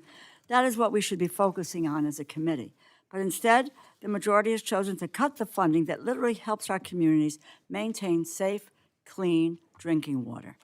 All our states rely on revolving funds to help finance water infrastructure projects, which are often time and capital intensive. Yet the bill before us cuts this funding to the states, cutting it by $86 million, or nearly 7%. This cut is compounded by the loss of infrastructure investment and the Job Act, which ended last year. This reduction of federal support for water infrastructure means that local governments, already struggling for cash due to the president's illegal freezing of so many grants and loan programs, will have to bear the brunt of financing expensive water safety and treatment projects. Clean water should be available for all Americans, and the funding provided through the Interior Bill for community project funding and state revolving funds helps to achieve that mission. CPFs and state revolving funds work in concert to address water infrastructure needs. States are able to utilize the state revolving funds to address major issues facing the state, while the community project funds allow members to advocate for our constituents and ensure that funds are directed to local communities that often don't have the resources to compete at the state level. And I want to be clear about something. Funding for community projects does not come at the expense of the state revolving funds. They should both be funded robustly. The majority has chosen to set an allocation for the Interior Bill that is insufficient. They are making a choice to cut the state revolving funds. The EPA currently estimates that our nation's drinking water and wastewater systems will face over $1.2 trillion in capital improvements in those needs over the next 20 years, just to maintain current levels of service and safety. Without federal support, the costs get passed on to the American people through utility bills, property or sales taxes, or cuts to other local government services. Americans voted to lower the cost of living, not to spike their water and tax bills. Yet, that is exactly what the majority is forcing on our communities. This is something we should be able to agree on, all of us. Water, food, shelter are bare necessities. Every single person here knows the importance of safe drinking water, and every person here should be demanding action if something went wrong with our community's water supply. Failing septic systems, inadequate wastewater treatment are a matter of life and death. They can lead to contamination of drinking water sources with pathogens like E. coli or other microorganisms, causing waterborne diseases, and what Mr. Moore pointed out is causing cancer. That is what the Drinking Water State Revolving Fund is about. It is for places like Stockton, Pennsylvania, which had the state's worst water quality until it received funding to install a new water distribution line and prevent contamination of giardia, bacteria, and iron in its old system. It is for small towns like Bessemer, Michigan, with a population of roughly 1,800 people, but which was able to receive a loan for critical water main and lead service line replacements. And it is for protecting places like the Lake Washington Ship Canal, Salmon Bay, and Lake Union in Seattle, which received $165.3 million in low-interest loans to help prevent as much as 70 million gallons annually of polluted stormwater, carrying toxins such as motor oil, metals, and pesticides directly into these crucial waterways. I know many of us are focused on securing funding for our districts through community projects. I am frustrated by EPA Administrator Lee Zeldin, who has accused lawmakers of raiding state revolving loan funds and turning into grants for congressionally earmarked projects. This is simply not true. When Democrats controlled the House, we made water infrastructure funding a priority. We set an allocation for the Interior bill that robustly funded the state revolving funds and provided community projects. Whether it's EPA's draconian budget request or the majority's inadequate allocation, Democrats are going to continue to fight for additional funding for state revolving funds. The American people are expecting us to deliver both, once again, safe drinking water, and this should not be a partisan issue. This is a bare minimum. EPA Administrator Lee Zeldin has said clean, safe drinking water is a top priority under the agency's Powering the Great American Comeback, in quotes, initiative. The first pillar of that plan opens by saying, and I quote, "Every American should have access to clean air, land, and water. I will ensure the EPA is fulfilling its mission to protect human health and the environment." Yet, here we are again, faced with a bill that would cut the very things this administration claims is their priority. This is a choice, just like the majority's choice to add $1 trillion to the deficit to finance tax breaks for billionaires and the biggest corporations. Proud to support this amendment. I urge my colleagues to support it. With that, I yield back. Thank the gentlelady for her comments. Are there other members wishing to address the amendment? Seeing, oh, gentlelady from Florida's No, one. Seeing no other members wishing to address, the gentlelady is recognized for 1 minute to close. Thank you, Mr. Chairman. I want to stand with my colleague from West Virginia and offer this amendment in the gap for West Virginia and all the other states where we have access needs and challenges to safe, drinkable, and affordable water. And in that vein, I offered this amendment, and I recognize that how we spend our money is a reflection of our values. I hope that my colleagues see that this is of value to all of our children and generations to come. I yield back. Thank you. Thank the gentlelady. The question is now on the amendment offered by the gentlelady from New Jersey. All those in favor say aye. Aye. All those opposed say no. No. Opinion of the chair, the noes have it, and the amendment is not adopted. No, that's fine. Whatever. The gentlelady from New Jersey, Ms. Watson Coleman, is recognized for the purpose of an amendment. Mr. Chairman, I have an amendment at the desk, and I ask unanimous consent to dispense with the reading of it. Without objection, the reading of the amendment is dispensed with, and the gentlelady is recognized for remarks on her amendment. Thank you, sir. My amendment would restore funding for environmental justice initiatives under the EPA, which the bill we are considering today completely eliminates. The decision to wipe out this funding is the legislative equivalent of sticking one's head in the sand. I said that last year. Here we are again and again. I find myself wondering how these funding cuts make life better for American people. We're watching the Trump administration spend money on vanity projects that everyday Americans did not ask for. We are months into a costly war that Trump started that has no end in sight and no one has asked for. Now our constituents have to worry about more pollution and the illnesses that come with it because we are divesting from critical research and infrastructure improvements. Instead of standing up to Trump's spending habits, my colleagues on the other side want to offset them by cutting protections that would improve life for people who are just living in a less privileged condition than we are. Due to the common practice of building pollution-generating infrastructure near low-income and minority neighborhoods, there are racial disparities in air pollution and water quality that lead to disproportionate rates of pollution-linked illnesses, such as asthma, which is recognized 7.5 times higher than in our white communities, in our minority communities. A study from Harvard found that communities with larger Black and Hispanic populations are much more likely to have toxic forever chemicals in the water that they're drinking. Funding environmental justice initiatives ensure that these disparities are accounted for as the EPA seeks to make the environment safer for everyone. And the funding was allocated in response to a real problem. Exactly 2 weeks ago, Mr. Chairman, you were standing right exactly where you are now, and you said in response to my colleague, Mr. Espiat, that it would be a really good matter for our authorizing bill to study the impacts of data centers. I happen to have a bill to do just that.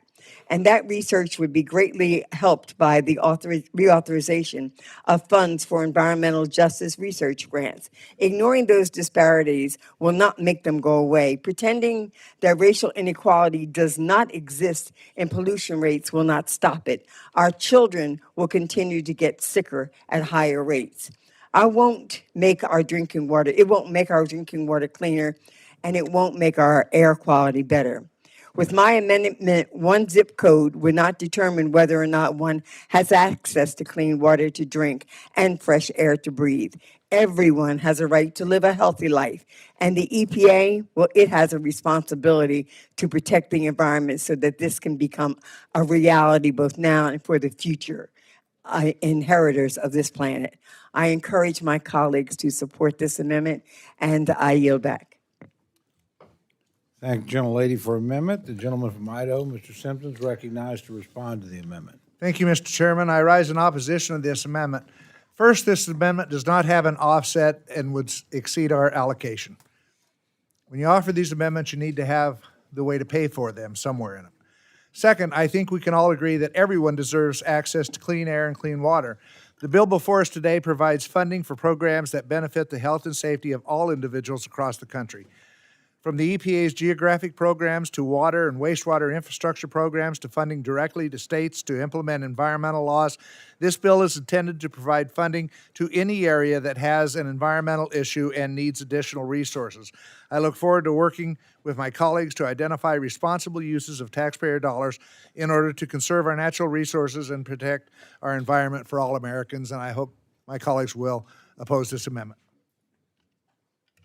Thank the gentleman. The gentlelady from Maine is recognized to respond to the amendment. Thank the gentlelady from New Jersey for her amendment, and I urge everyone to support it. This bill in its current form provides no funding for the environmental justice programs at the EPA. Last year, the EPA shuttered the Office of Environmental Justice and External Civil Rights and put all the employees on administrative leave, most of whom have been or will eventually be fired. At the same time, this administration has arbitrarily stopped working on environmental issues with tribes, low-income, and rural populations, communities that have disproportionately been impacted by air and water pollution. President Trump has signed proclamations claiming to exempt some of the largest industrial polluters in the United States from protective health and environmental standards. These polluters are in places such as Louisiana's Cancer Alley, and in other historically disadvantaged communities that will continue to suffer harm because this administration thinks environmental justice is a bad word. In the FY26 conference, we defeated House Republican efforts to eliminate this program and included $30 million to continue environmental justice grants. Now, the EPA administrator tells us that he wants clean air, water, and land for all of America's communities. But if you are a marginalized community, you will continue to be marginalized. I urge support for this, and I yield back. Thank the gentlelady for her comments. Are there others wishing to address the amendment? Gentlelady from Ohio. Thank you. Mr. Chairman, I rise in strong support of the amendment offered by the gentlelady, our dear colleague, Ms. Watson-Coleman from New Jersey. Let me state that I represent industrial and agricultural production, America. That means heavy rail, heavy metals, heavy trucking, triple tractors, exhaust, smoke, gases, toxic effluent, and legacy waste. That is, believe me, toxic. The EPA's Office of Environmental Justice was founded in 1992 under a Republican president, President George H.W. Bush. And since then, the office has been operated under both Democratic and Republican leadership. Yet last year, after more than 30 years of good work, the current administration decided to terminate this program, leaving people and communities to fend for themselves in very negatively impacted and polluted places. Pollution does not recognize politics or political boundaries. Too many of us have toxic environmental damage and containment facilities that are not the best in our districts. Take my district. It sits along the southern shore of freshwater Lake Erie. We have to deal with not just harmful algal blooms, but train derailments with toxic spills, agricultural runoff, strategic metal waste that's been buried for years, polluted wells, you name it, we got it all. The long-term consequences, especially with materials like spent beryllium or aluminum or lead and so many other pollutants that are equated with industrial America before it got smarter, we still have to clean up from the last century. We have engaged citizens from the Junction Coalition, the Lake Erie Waterkeepers, and so many other groups on community-based research to devise solutions to local, state, and federal agencies and institutions of higher learning, frankly, that got a whole lot to learn about our part of America. These intergovernmental partnerships and local collaborations will be stalled without adoption of this amendment. And that will mean more cancer, more kidney and liver diseases, more blood and lung diseases. We know these well. Just go to the Workman's Comp office in any state capital and find out the people that have died from breathing and living near this stuff or drinking water that's polluted.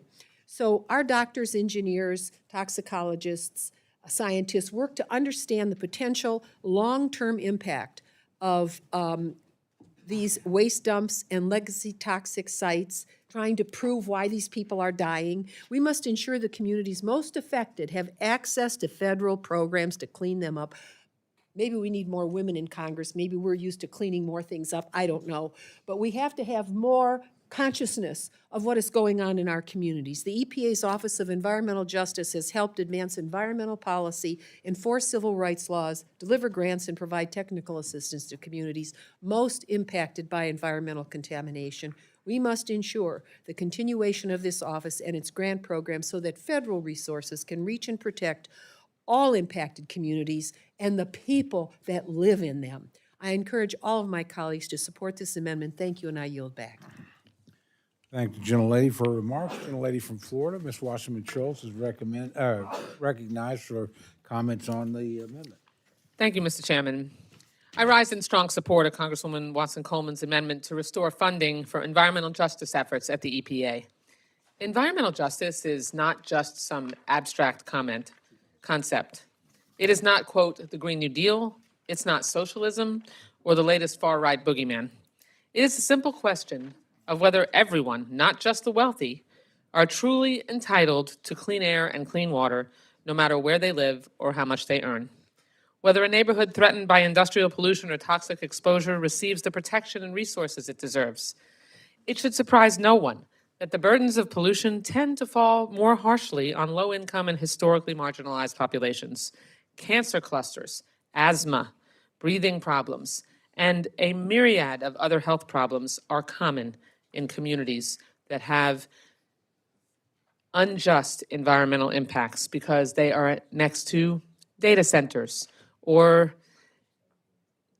electric utility monitors and so many other large-scale industrial impacts. For too long, and even now, Black, Hispanic, and tribal communities, rural areas, and low-income neighborhoods of every race feel the brunt of that pollution burden.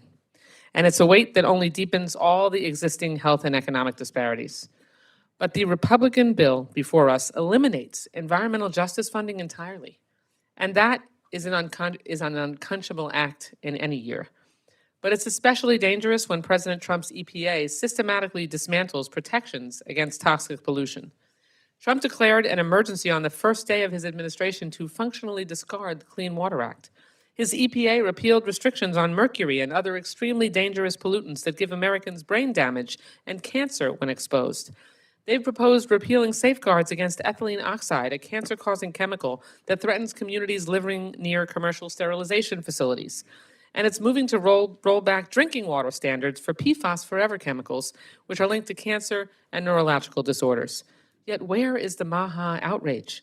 While President Trump's EPA shreds restrictions on carcinogens, forever chemicals, mercury, and other toxic pollution, this bill adds insult to injury by eliminating the last line of defense for the people most exposed to those dangers.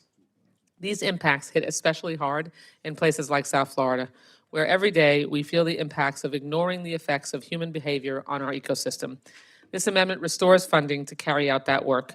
It says we do not have to choose between clean air and clean water, between public health and economic security, or between one vulnerable community and another.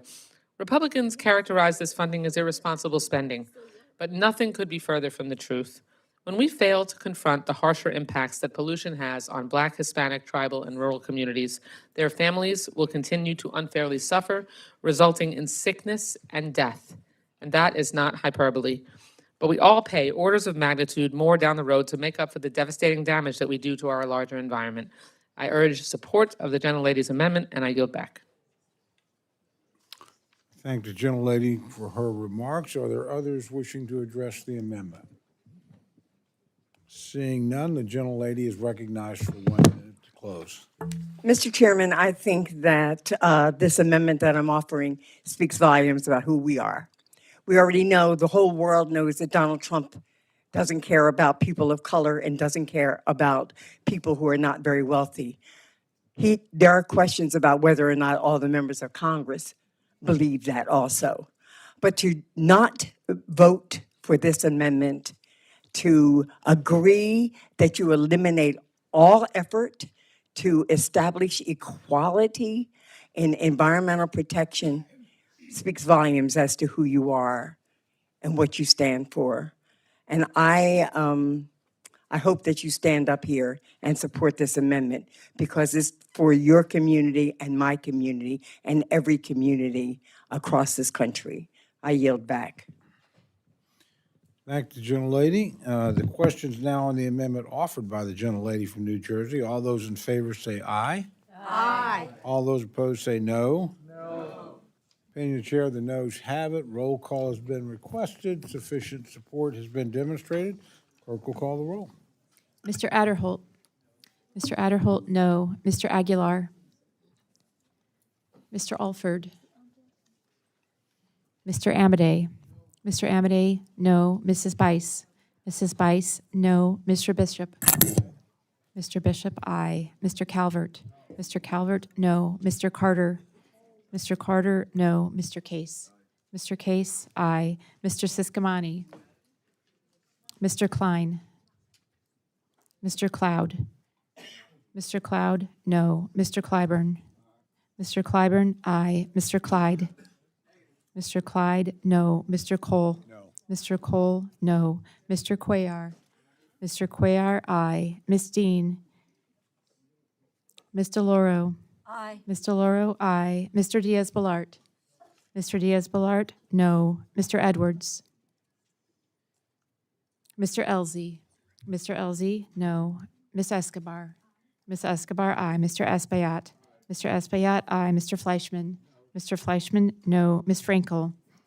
Ms. Frankel, aye. Mr. Franklin. Mr. Franklin, no. Mr. Guest. Mr. Guest, no. Mr. Harder. Mr. Harder, aye. Dr. Harris. Dr. Harris, no. Mrs. Hinson. Mrs. Hinson, no. Mr. Hoyer. Aye. Mr. Hoyer, aye. Mr. Ivy. Mr. Ivy, aye. Mr. Joyce. Ms. Capter. Aye. Ms. Capter, aye. Mr. LaLota. Mr. LaLota, no. Ms. Lee. Ms. Lee, aye. Ms. Letlow. Mr. Levin.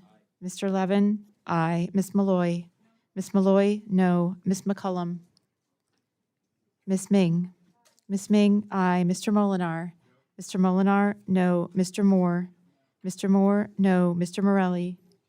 Mr. Morelli, aye. Mr. Mervan. Mr. Mervan, aye. Mr. Newhouse. Mr. Newhouse, No. Ms. Perez? Ms. Pingree? Aye. Ms. Pingree, aye. Mr. Pocan?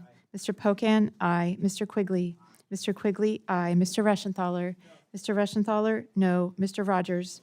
Mr. Rogers, no. Mr. Rutherford? Mr. Rutherford, no. Mr. Shreve? Mr. Shreve, no. Mr. Simpson? Mr. Simpson, no. Mr. Strong? Mr. Strong, no. Mrs. Torres? Mrs. Torres, aye. Ms. Underwood? Ms. Underwood, aye. Mr. Valadeo? Mr. Valadeo, no. Ms. Wasserman Schultz? Ms. Wasserman Schultz, aye. Mrs. Watson Coleman? Mrs. Watson Coleman, aye. Mr. Womack? Mr. Womack, no. Mr. Zinke? Mr. Zinke, no. Are there other members wishing to, excuse me, are there other members wishing to vote or change their vote? Gentleman from Ohio? Mr. Joyce, no. Gentleman from Virginia? Mr. Klein, no. Gentleman from Missouri? Ms. Dean, aye. Are there others wishing to record their vote or change their vote? Seeing none, the clerk will tally.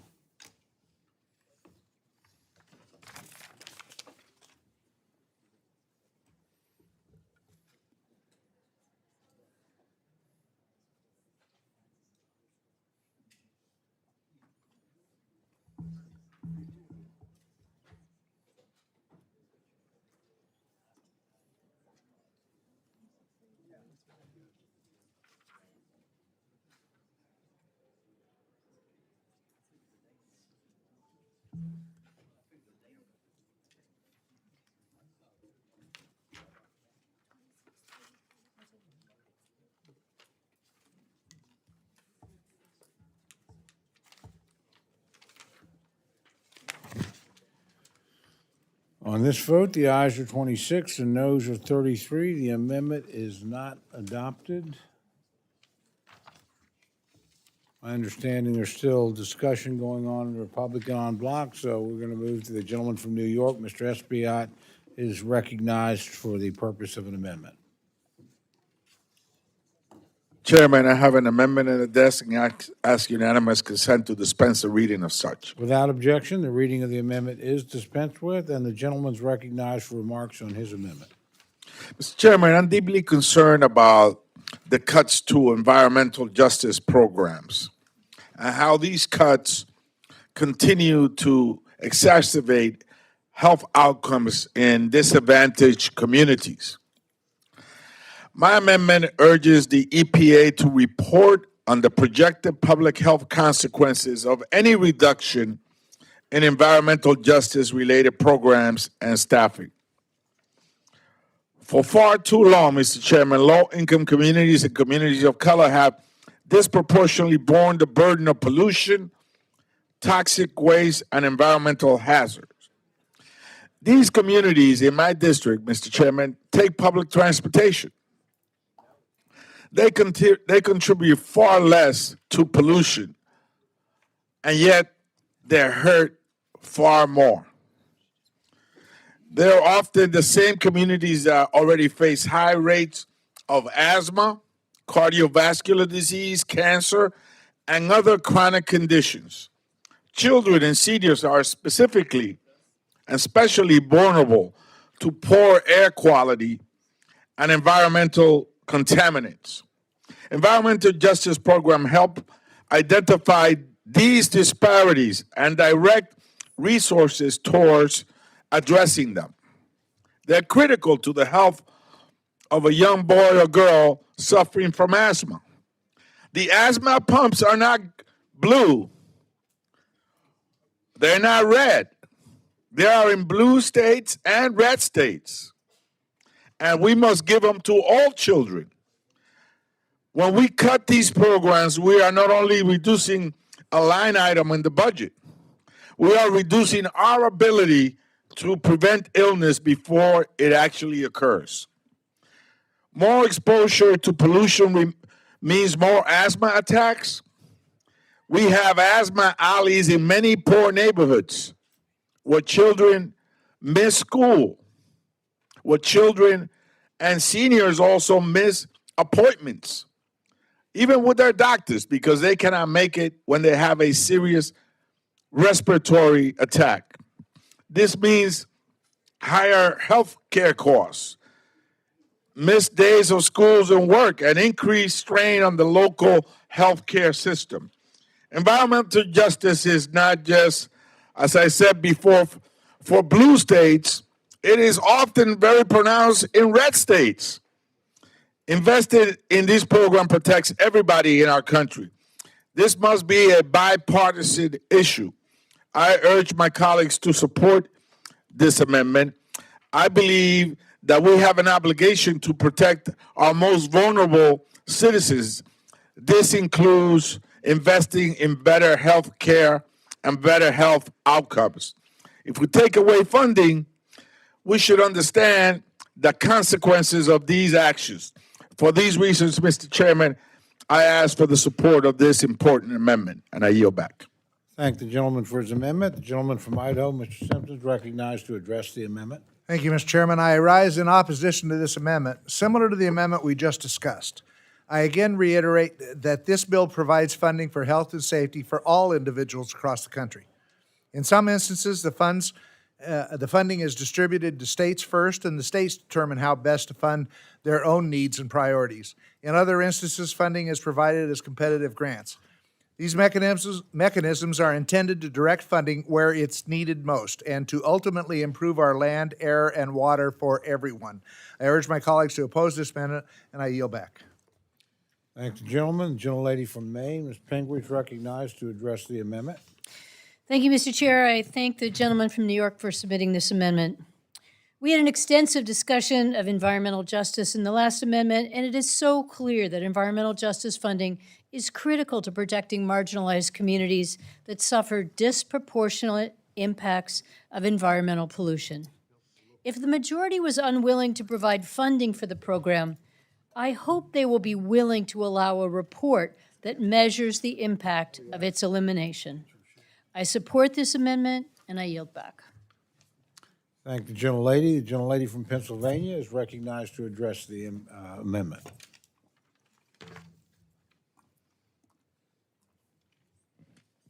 Thank you, Mr. Chairman. I rise in support of this amendment, and I thank the good gentleman from New York for offering it. The amendment would require that EPA prepare a report on public health impacts of significant cuts to environmental justice programs. It's a report. Don't we want to know what works and what doesn't work? Don't we want to know when we fund something, if it worked, and when we cut those funds, what impact that has? It's only a report. As my colleagues have discussed, this bill yet again imposes massive cuts to the Environmental Protection Agency, 20%. Within those cuts, environmental justice programs are hit especially hard. These are programs that help address the reality that communities of color, poor communities, continue to face higher levels of environmental pollution and the resulting health impacts, such as higher rates of respiratory illness, heart disease, and other chronic preventable conditions. If you've heard me speak before, you probably have heard me talk about Article 1, Section 27 of the Pennsylvania Constitution. It is a beauty. I wish we had such an amendment here at the federal level. It says that the people of Pennsylvania have the right to clean air, pure water, and the preservation of the natural, scenic, historic, and aesthetic values of our environment. Pennsylvania's public natural resources are the common property of all the people, including generations to come. As trustees of these resources, the Commonwealth shall conserve and maintain them for the benefit of all the people. The constitutional amendment, Pennsylvanians, and the obligations it articulates guide my work here in Congress. A budget is a moral document, and I know that these cuts to environmental justice programs are not meeting that moral urgency. At the very least, we deserve to know how the cuts are harming the health of our communities. So I thank the good gentleman Espaillat from New York for his amendment, and I urge all to support it for our children and for our grandchildren. Thank you, and I yield back. Thank the gentlelady. Are there other members wishing to address the amendment? Seeing none, the gentleman is recognized for 1 minute to close. Gentleman from New York is recognized. Thank you, Mr. Chairman. again, this is an important amendment. These programs that come out of environmental justice funding are very often, Mr. Chairman, local. Very often, they clean up an area that's producing an environmental condition that's adverse to children's health and seniors' health. And the funding has been cut. The communities are left empty-handed to address environmental justice issue at the local level. At the local level. This is not a super fun type of effort to clean up toxic sites, although that must happen as well. This reaches down to local communities like Harlem in my district and East Harlem in my district, where you have an asthma alley impacting children on a daily basis. And you can see the drop in attendance in the schools. Children often have to miss school for weeks as they get a prolonged asthma attack. So I urge all my colleagues to consider the health of our seniors, our children, and vote in favor of this amendment. I yield back, Mr. Chairman. Thank the gentleman. The question's now on the amendment offered by the gentleman from New York. All those in favor say aye. Aye. All those opposed say no. No. Opinion of the chair, the noes have it. Roll call is requested. Sufficient support has been demonstrated. The clerk will call the roll. Mr. Adderholt. Mr. Adderholt, no. Mr. Aguilar. Mr. Aguilar, aye. Mr. Alford. Mr. Amadei. Mr. Amadei, no. Mrs. Bice. Mrs. Bice, no. Mr. Bishop. Mr. Bishop, aye. Mr. Calvert. Mr. Calvert, no. Mr. Carter. Mr. Carter, no. Mr. Case. Mr. Case, aye. Mr. Siscomani. Mr. Klein. Mr. Klein, no. Mr. Cloud. Mr. Cloud, no. Mr. Clyburn. Mr. Clyburn, aye. Mr. Clyde. Mr. Clyde, no. Mr. Cole. No. Mr. Cole, no. Mr. Cuellar. Mr. Cuellar, aye. Ms. Dean. Ms. Dean, aye. Mr. Loro. Mr. Loro, aye. Mr. Diaz-Balart. Mr. Diaz-Balart, no. Mr. Edwards. Mr. Edwards, no. Mr. Elzey. Mr. Elzey, no. Ms. Escobar. Ms. Escobar, aye. Mr. Espaillat. Mr. Espaillat, aye. Mr. Fleischman. Mr. Fleischman, no. Ms. Frankel. Ms. Frankel, aye. Mr. Franklin. Mr. Franklin, no. Mr. Guest. Mr. Guest, no. Ms. Harder. Mr. Harder. Mr. Harder, aye. Dr. Harris. Dr. Harris, no. Mrs. Hinson. Mrs. Hinson, no. Mr. Hoyer. Mr. Hoyer, aye. Mr. Ivy. Mr. Ivy, aye. Mr. Joyce. Mr. Joyce, no. Ms. Capter. Ms. Capter, aye. Mr. Lalota. Mr. Lalota, no. Ms. Lee. Ms. Lee, aye. Ms. Letlow. Mr. Levin. Mr. Levin, aye. Ms. Malloy. Ms. Malloy, no. Ms. McCullum. Ms. McCullum, aye. Ms. Ming. Ms. Ming, aye. Mr. Molinar. Mr. Molinar, no. Mr. Moore. Mr. Moore, no. Mr. Morelli. Mr. Morelli, aye. Mr. Mervan. Mr. Mervan, aye. Mr. Newhouse. Mr. Newhouse, no. Ms. Perez. Ms. Pingree. Ms. Pingree, aye. Mr. Pocan. Mr. Pocan, aye. Mr. Quigley. Mr. Quigley, aye. Mr. Reschenthaler. Mr. Reschenthaler, no. Mr. Rogers. Mr. Rogers, no. Mr. Rutherford. Mr. Rutherford, no. Mr. Shreve. Mr. Shreve, no. Mr. Simpson. No. Mr. Simpson, no. Mr. Strong. Mr. Strong, no. Mrs. Torres. Mrs. Torres, aye. Miss Underwood. Miss Underwood, aye. Mr. Valadeo. Mr. Valadeo, no. Miss Wasserman Schultz. Miss Wasserman Schultz, aye. Mrs. Watson Coleman. Mrs. Watson Coleman, aye. Mr. Womack. Mr. Womack, no. Mr. Zinke. Mr. Zinke, no. Are there any members wishing to vote or change their vote? Gentleman from Missouri. Mr. Alford, no. Are there other members wishing to vote or change their vote? Seeing none, the clerk will tally.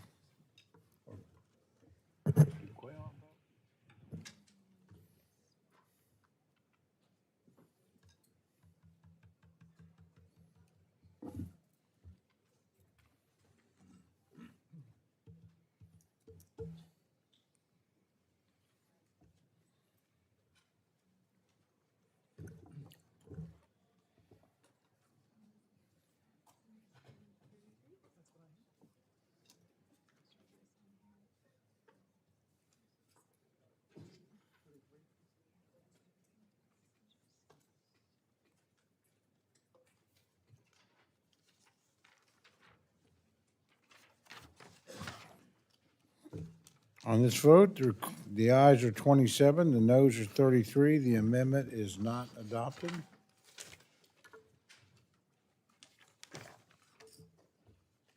A gentleman from, or gentlelady, excuse me, from Nevada, Ms. Lee, is recognized for the purposes of an amendment.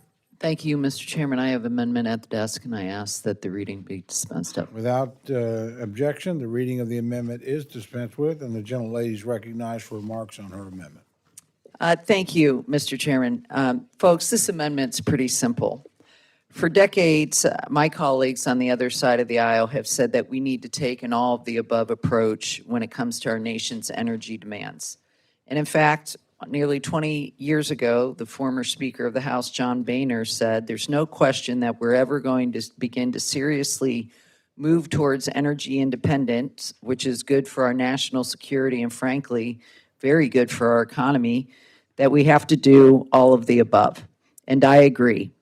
And that's what this amendment does. It ensures equal treatment of all forms of energy as part of the permitting process at the Department of Interior. It does not give any special treatment to solar or to wind or anything else. It simply ends the political gamemanship that is raising costs for all of our constituents. Families across the country are seeing their electricity bills increase by an average of 13%. And listen, rising energy costs impact all of our districts, whether they're Democrat or Republican. And it doesn't have to be this way. We can come together as appropriators and provide real permitting certainty and real permitting fairness and let investors, not Washington, pick the winners or losers. In my home state of Nevada, the sun shines for more than 300 days a year. Solar is the cheapest and most abundant and most accessible source of energy in my state and among those in our country. And Democrats and Republicans alike, including the Energy Secretary, Chris Wright, agree that solar is part of our energy future. But last July, the Interior Department actively chose to wrap the biggest piece of red tape around its energy permitting process that we've ever seen, publishing a memo that now requires the secretary or his personal office to sign off on every permit related to solar and wind energy. In my home state, our Republican Governor, Joe Lombardo, joined me in sounding the alarm, telling the secretary in a letter shortly after this memo was implemented, quote unquote, that it not only stopped solar development on federal lands in Nevada, but also on private lands where federal approvals are required. More broadly, permitting weaponization and politically driven attacks on America's solar and storage industry alone continue to threaten over 450 projects that could be powering 16 million homes. Together, these projects represent more than a third of all new planned power capacity in the U.S. through the year 2030. So let's put a stop to the tit for tat for good. While my amendment would help solar and wind today, I'd emphasize to my Republican colleagues that when I say this amendment is all of the above, that's exactly what I mean. By voting to ensure a level playing field for all forms of energy, you have the chance to prevent oil and gas and conventional forms of energy from running into the same type of permitting weaponization and political games should control of Washington change. And we can simply let the markets decide. I hope all of my colleagues will join me in supporting this amendment and lowering energy costs for our constituents. Thank you. Thank the gentlelady. The gentleman from Idaho, Mr. Simpson, is recognized to address the amendment. Thank you, Mr. Chairman. I rise in opposition to the amendment. For the second year, this bill supports the President's strategy to unleash American energy, create jobs, and enhance our national security. We support the administration's requested increase to the Bureau of Land Management, oil, gas, and coal development activities. For many years, the fossil fuel industry has suffered under the burdensome regulations and de facto bans that prevent those abundant and valuable resources from being harnessed in service of the American prosperity and security. Under the current administration, we finally have forward progress in rebalancing our energy sector and catching up from years of neglect. The administration has a process for reviewing projects, I am not inclined to tell the department what it can and cannot consider when it reviews projects. And some aspects of this process are being reviewed by the courts. I'm inclined to let the courts let that process play out. For those reasons, I oppose this amendment, and I yield back. I would encourage my members to oppose that amendment, oppose this amendment. Thank the gentleman. The gentlelady from Maine, Ms. Pingree, is recognized to address the amendment. Thank you, Mr. Chair. Thank you to the gentlelady from Nevada for submitting this very good amendment. Despite what some people might claim, it is clear this administration is not promoting an all-of-the-above energy approach. Instead, this administration is repeatedly taking actions to stack the deck against clean energy and protecting large fossil fuel companies. This House bill before us today allows the administration's request to institute new fees on offshore wind companies, even while the Department of Interior fails to issue new leases and has paid companies nearly $2 billion to abandon their current leases. Onshore renewable energy clearly has much of the same story, with roadblocks for renewable energy while protecting fossil fuel companies. I support this report language because it addresses those issues and furthers committee oversight of energy development by mandating additional reporting on the funding this committee provides and the status of permit processing. How are states and utilities supposed to plan for the future if the Department of Interior unevenly carries out permitting actions for renewable energy projects for which this committee provides the funding? Americans are facing rising gas and utility bills. If we are serious about addressing those issues, we should not allow political objections to clean energy to stand in the way of increased energy production. I urge support for this, and I yield back. Thank the gentlelady. The gentleman from California, Mr. Levin, recognized to address the amendment. Mr. Chairman, I rise in support of my friend Representative Lee's amendment that ensures that when we say America is an all-of-the-above country, that we actually mean it. Mr. Chairman, the strategy that this administration is employing doesn't make a whole lot of sense to me. We've seen for the past year and a half the administration do literally everything in its power to stifle clean energy, the fastest growing and most affordable source of electricity. We've heard a lot about an energy emergency and skyrocketing energy prices, yet the administration is blocking the best sources of energy that can be built fast and can meet growing demand and can be built cheaply to keep our constituents' energy bills in check. I'm disappointed that this bill in many ways just fans the flames by imposing hefty inspection fees on offshore wind projects that are leagues higher than the inspection fees for offshore oil and gas projects. At the Interior Department, we've seen an all-out assault against wind and solar, despite the fact that these energy sources are vital to blunting the rising electricity costs across the country. Secretary Burgum has issued order after order, stacking the cards of bureaucracy against clean, affordable energy. Most egregiously, it's included an order to require virtually every single activity related to permitting wind and solar energy facilities to receive his personal sign-off as the Secretary of Interior. It's impeding projects on both public and private lands in red states and blue states alike. Secretary Burgum has also issued an order directing DOI to consider the, quote, capacity density of an energy project as part of the permitting decisions. But what that does in practice is systematically disadvantage clean, affordable energy. Then the department began to issue stop work orders for offshore wind projects all across the country. That hurt economic growth and jobs in red states and blue states alike. But here's the thing that's important. Whether you agree with that strategy or not, I would offer to you that they're doing all of this in clear violation of the law. The courts have blocked the administration from enforcing DOI's actions that have effectively stalled federal permitting for wind and solar projects nationwide because these actions were likely unlawful, and the plaintiffs faced irreparable economic harm from continued enforcement. The court struck down the administration's attempts to suspend work on offshore wind projects multiple times, finding that DOI's order was arbitrary and capricious. But this administration doesn't really want to listen to the courts. When this came up at congressional hearings in both the House and the Senate, saw the court order to resume permitting of wind and solar projects.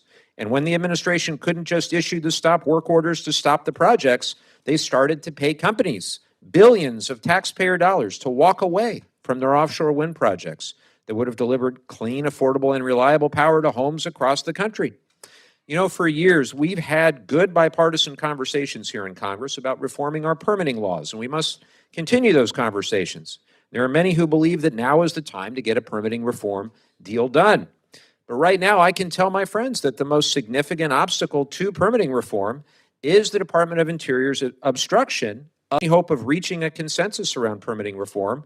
We've got to know that there's not a thumb on the scale of the permitting system. My friend Representative Lee's amendment would help us get on the right track to regaining the confidence that our government will permit energy projects in a fair and timely manner. And for everybody in this room who has ever professed to support all of the above energy, and I think most of you, if not all of you, have, I hope you can join us in passing this amendment because that's exactly what it would do. So I thank my friend Representative Lee for her partnership on this, and Mr. Chairman, I'll yield back. Thank the gentleman for his comments. Are there others wishing to address the amendment? Gentleman from Montana is recognized. As I sit here listening to reliable, affordable, clean energy, and I listen to the levelized cost of energy, well, let me remind you what affordable, reliable energy looks like. It's called baseload, all right?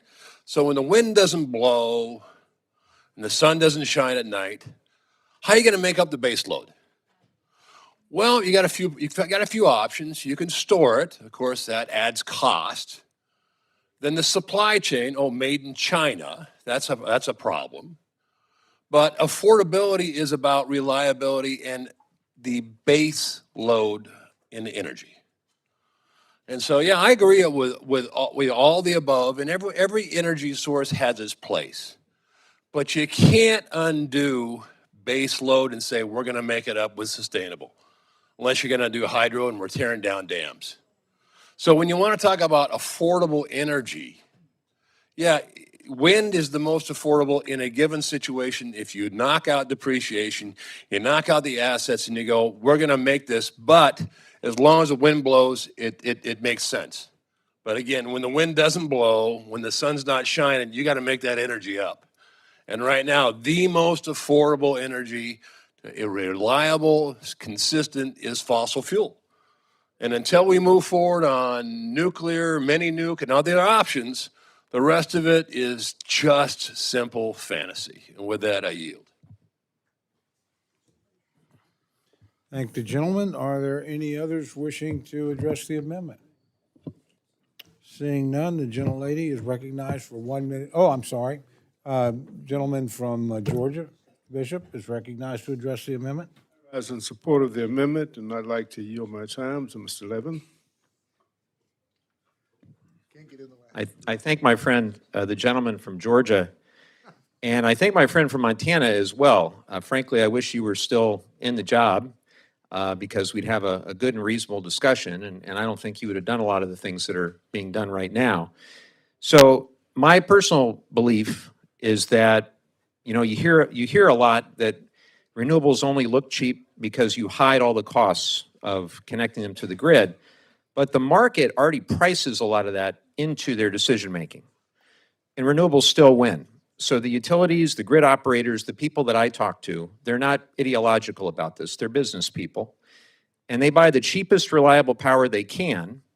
And in recent years, they keep choosing wind and solar and batteries because even after adding the storage and transmission costs, the delivered cost beats new gas today. Gas also has its own hidden cost that you don't hear about, which is fuel price volatility. When gas spikes, ratepayers eat it. The sun and the wind don't sell a fuel bill or send a fuel bill. They don't get more expensive when there's a war in Iran or there's a constraint on a pipeline. And a grid heavy on renewables is a hedge against exactly the price shocks that we are seeing now, that fossil-dependent systems continue to provide.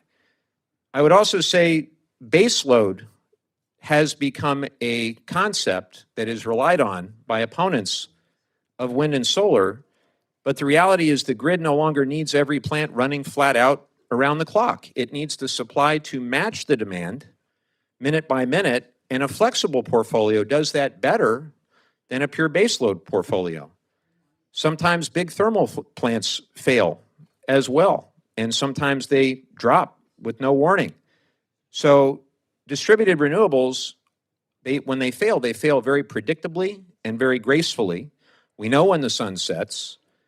And if you take a look at the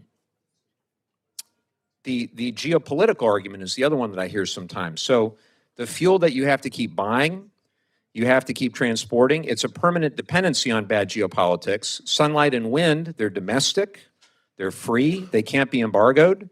Yes, we have to onshore battery and panel production. We were trying to do that in the last administration. That's an industrial policy problem that we're trying to solve, but it's not a reason to lock in decades of fuel purchases. Once you build a wind farm, the fuel is weatherproof, it's price-proof. As far as land use, I heard that. And wind coexists today with farming and ranching. I hear from farmers all the time that they appreciate having the renewable portfolio as part of their overall revenue. Rooftop and brownfield solar uses land that's already developed. So look, I don't want to continue here, but what I will tell you in the year 2026, not having wind and solar as a fundamental part of a energy strategy in this country just makes no sense whatsoever. And I appreciate my colleagues' words, and I'll turn it back over. I have nothing else to say about this. I think it's a straightforward amendment. I yield back my time. Thank the gentleman. Are there others wishing to address the gentlelady from Ohio is recognized to address the amendment? Thank you very much, Mr. Chairman. I just have to stand up and say that I believe in an all of the above energy policy, and without it, we don't have real competition, either regionally or nationally. So I'm not against the gentleman's remarks on the other side of the aisle regarding fossil fuels. However, I represent the most important domestic solar manufacturer in the United States of America. I had the privilege of meeting the scientist inventor who created it, and I believe that he will be the Thomas Alva Edison of the 21st century. Be aware that our grid is old. All over the country, it sags, we've had brownouts, all these things are happening. The great thing about solar is you can do it behind the grid. We're about to dedicate in Toledo, Ohio, another small field. It's all been agreed to by everybody, and it will probably save the local food bank $40,000 to $50,000 a year. Solar development is moving forward at such a fast pace, and if we don't do it, believe me, the Chinese will and are. And we can't be in that kind of world. We got to compete on all fronts, on all keys on the energy piano. We are growing as a country, and we have to be able to provide competitive power to our people. Our energy bills, if it hadn't been for some of the installations we've got locally, I mean, they've been doubling and tripling with these AI centers. And frankly, if it were up to me, I'd make sure that every one of these developers would bring in the power pack with them, because our energy bills are going up for people who aren't going to directly use the AI immediately. So there are energy challenges around our country. There's also thermal recovery. I won't get into all of that, but again, you can do it behind the grid, and you can save a lot of money for your companies. When you have huge industries, automotive manufacturing, steel manufacturing, beryllium, titanium, things that we do in our area, we need power, and we need it regularly at affordable prices. If it's properly cited, and you have to go through that locally, you can do so much for your community. And I've watched solar develop from a platform about this big until now 4 massive corporations employing thousands of people with domestic solar. So to me, I don't come from the richest community in America, but it might be one of the smartest, because we don't depend on, a lot of government money. We try to make it in the market, both in industry and agriculture. And the fact that this is rising out of the glass city of Toledo, Ohio, I'm just so proud of it. And I'm so proud of everybody that works so hard to compete in a very unlevel playing field globally. So I just wanted to stand and put those comments on the record, and to say that I hope when you vote today, you vote for the future, not the past. Thank you so very much. And you vote for an all-of-the-above energy policy for our country. I yield back. Thank the gentlelady. Are there others wishing to address the amendment? The gentleman from. Yeah, just real quick. When we're talking about energy scarcity, anybody have an idea of how many gigawatts of coal-fired power we took off the grid in the United States in the last 20 years? Any idea? 170 gigawatts of coal-fired power we took off the grid. That's why we have energy scarcity problems right now in the United States. That's enough to power 150 million homes in this country. That's why we're having energy scarcity issues. And through really perverse investment incentives, specifically in ESG, that coerce dollars towards political ideas instead of returns for companies, is how we got all this money pushed towards this green energy nonsense. Now, me personally, all the above, I'm for all the below, the ground. That's my energy policy. Coal, gas, oil, uranium. That's what I'm about, because that is baseload energy. And part of the problem you have with wind and solar is in peak hours, you cannot ramp it up. You cannot increase the amount of wind that's blowing or the amount of sun that is shining. This is why coal and gas are so critical when you have peak hours and requirements when it's really hot or it's really cold. That's why we're having brownouts, though, is because Democrat policies took 170 gigawatts of coal-fired power off the grid, and now we got all these AI data centers eating up a smaller portion of the pie without reliable energy sources that are consistent, reliable, and non-intermittent. That's the problem. On top of this is intermittent energy that can't meet the needs. We heard about China. China's going to put more coal-fired power on their grid than we have in this entire country in the next 20 years. They're building 2 new coal-fired power plants every month. We're moving in the opposite direction. So to me, this whole thing doesn't even make any sense. Mr. Chairman, yield back. Thank you. Thank the gentleman. Are there others wishing to address the amendment? Gentlelady from Illinois is recognized to address the amendment. Mr. Chairman, I support the amendment, and I would like to yield some time to my colleague from California, Mr. Levin. So I'd love to entertain a discussion with my friend from West Virginia on this, but my understanding, forgive me if I'm wrong about this, but the dominant driver of retiring the 170 gigawatts of coal plants was mostly the cheap natural gas from the shale boom, which started around 2008, 2010. Utilities closed a lot of those plants because gas was cheaper. A lot of the coal plants were old, most built in the 70s and 80s. They faced expensive maintenance. And it happened under both Obama and under Trump.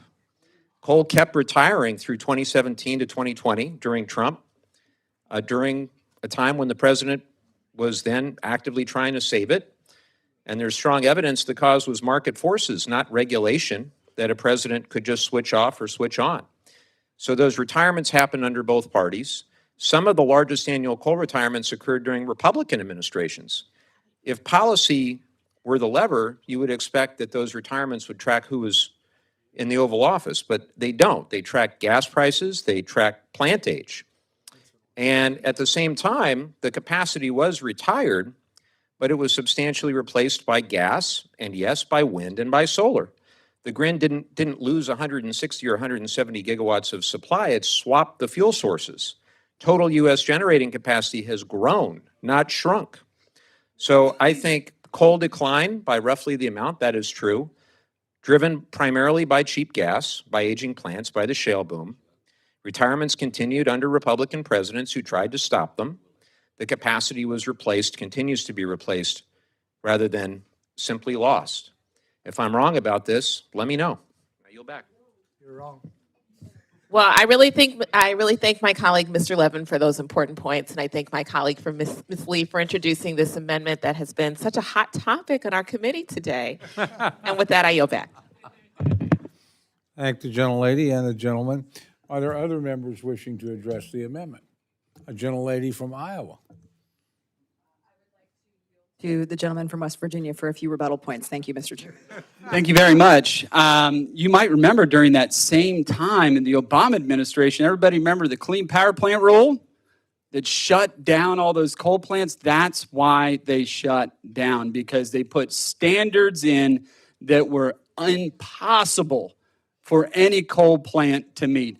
Oh yeah, that's 100% true. And by the way, if coal doesn't work, why is China building it? Why is China building so many coal-fired power plants? Can somebody explain that to me? Why would they be doing that? There's a reason they're doing that. And because it's also strategic. You cannot export wind. You cannot export the sun. It's everywhere. You cannot ramp it up when you need to. But go back and look at the Obama rule. When that Clean Power Plant rule came in and the war on coal was taking place under the Obama administration, the state of West Virginia in 2 years lost direct and indirect coal mining jobs, 30,000 in 2 years, direct and indirect. So it didn't just happen. Obviously, gas became competitive. Certainly it became competitive. It was a competitive source. But there's a reason, though, the Chinese continue to build these plants, because they know, and for some reason, we don't. So I yield back. Thank you. I yield back, Mr. Chairman. Thank you. Are there other members wishing to address the amendment? Gentlelady from Texas. Thank you, Mr. Chairman. I rise to support the amendment, and I yield my time to Mr. Levin. All right. To my friend in West Virginia, I just looked at what China built in 2025. This is newly added capacity. China built 311 gigawatts of solar, 119 gigawatts of wind, and 78 new gigawatts of coal. So they built 430 gigawatts of new wind and solar, 78 gigawatts of new coal. They didn't do it out of the goodness of their heart. They did it because it made the most economic sense. So I understand the argument, if you truly want to be all the above, if you truly want to compete with China, but to kneecap solar and wind completely runs contrary to what I think are our shared objectives. One is energy security. That's all China cares about. So, again, sun and wind are domestic. And I totally understand the intermittency, and I think that the market factors that in, and people have made their decisions. These utility folks are smart people. Every gigawatt of renewables that we invest in is a gigawatt that can't be cut off by a blockade, can't be cut off by sanctions. So, I think also China owns the supply chain.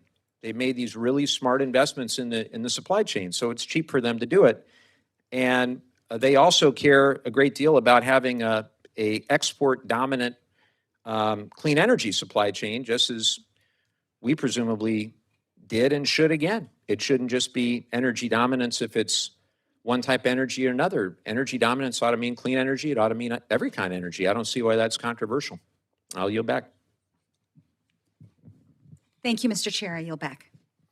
Thank you, gentlelady. Are there other members wishing to enable the debate between West Virginia and California to continue? Gentleman from Maryland is recognized. Mr. Chairman, I rise in support of the amendment. As Mr. Levin said, it makes sense to broaden your supply from whatever source.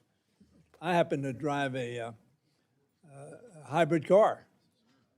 Sometimes it's electric, sometimes it's gas. It decides which is the good time to have each. We ought to do the same. Now I yield my balance of my time to the gentlelady from Ohio. I thank the gentleman, and obviously in support of the amendment. But I did want to say I sympathize with West Virginia, because that's what happened to us in Ohio.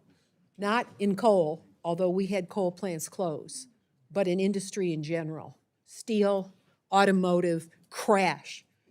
Neither Republican nor Democratic presidents gave a damn. And we've been building back since that happened. And I wait for the president, any president, that will look at our part of the country and help us more quickly and help us with some intelligence out of that White House, because we don't get government help. We build from the scratch up. We're not a capital city, we're not a financial center, we're not a big university center, and we've had to build our way back. So I'm saying this for the people who aren't necessarily in this room, but might be listening to us and thinking of running for president. We need somebody committed in that position who really cares about industrial America and doesn't make us fall to the ground. That's why our politics is so mixed up around this country, because people work their hearts out and they didn't benefit financially in their home communities. And it has been a living hell, and you've experienced the same thing. So I just wanted to put that on the record. At least I've said it. Thank you. God bless you all, and I support the amendment. Go Marcy. Are there any others wishing to address the amendment? I just issue an open invitation to my friend from West Virginia, my friend from California. Some evening when you have a lot of time, come by, smoke a cigar, have a couple bourbons, and I'll be your audience, and you guys can keep at it. But since there aren't, I want to recognize, to close, the gentlelady who started this. I didn't discussion. realize, although I have realized, because we've had Ladies this recognize the conversation. Thank you, Mr. Chairman. I've had this conversation in many committees, and basically what I hear today is let's let the market decide, right? Let's be for free markets. Well, if we're for free markets, why is our we're using permitting as industrial policy in this country to literally tip the scale. And I get it, oil and gas got the raw end of the stick under previous administrations. This isn't about the past, it's about the future. So let me just say this, now that you brought up China. China leads global installation, adding more solar capacity in a single year than the entire world combined. The sheer volume of deployment has allowed renewables to make up the majority of China's newly added generation capacities, driving down their costs rapidly. Solar and wind installations in China increased 7.3 times faster than they did in this country. You guys, this is literally about not tipping the scales. And I know there's a lot of bad feelings about oil and gas and coal in the past, but the bottom line is we are in a race for energy, and we're in a race against China, and they're kicking our ass. And with that, I'll yield back. And I hope you support it. I thank the gentlelady. The question is now on the amendment offered by the gentlelady from Nevada. All those in favor say aye. Aye. All those opposed say no. No. Opinion of the chair, the noes have it. Roll call is requested. Sufficient support has been demonstrated. The clerk will call the roll. Mr. Adderholt. Mr. Adderholt, no. Mr. Aguilar. Mr. Aguilar, aye. Mr. Alford. Mr. Alford, no. Mr. Amadei. Mr. Amadei, no. Mrs. Bice. Mrs. Bice, no. Mr. Bishop. Mr. Bishop, aye. Mr. Calvert. Mr. Calvert, no. Mr. Carter.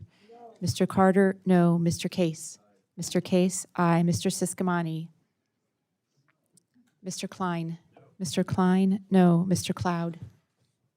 Mr. Clyburn. Mr. Clyburn, aye. Mr. Clyde. Mr. Clyde, no. Mr. Cole. No. Mr. Cole, no. Mr. Cuellar. Mr. Cuellar, aye. Ms. Dean. Ms. Dean, aye. Mr. Loro. Mr. Loro, aye. Mr. Diaz-Balart. Mr. Diaz-Balart, no. Mr. Edwards. Mr. Edwards, no. Mr. Elzey. Mr. Elzey, no. Ms. Escobar. Ms. Escobar, aye. Mr. Espaillat. Mr. Fleischman. Mr. Fleischman, no. Ms. Frankel. Ms. Frankel, aye. Mr. Franklin. Mr. Franklin, no. Mr. Guest. Mr. Guest, no. Mr. Harder. Mr. Harder, aye. Dr. Harris. Dr. Harris, no. Mrs. Hinson. Mrs. Hinson, no. Mr. Hoyer. Mr. Hoyer, aye. Mr. Ivy. Mr. Ivy, aye. Mr. Joyce. Mr. Joyce, no. Ms. Capter. Ms. Capter, aye. Mr. Lalota. Ms. Lee. Ms. Lee, aye. Ms. Letlow. Mr. Levin. Mr. Levin, aye. Ms. Malloy. Ms. McCullum. Ms. McCullum, aye. Ms. Ming. Ms. Ming, aye. Mr. Molinar. Mr. Molinar, no. Mr. Moore. Mr. Moore, no. Mr. Morelli. Mr. Morelli, aye. Mr. Mervan. Mr. Mervan, aye. Mr. Newhouse. Mr. Newhouse, no. Ms. Perez.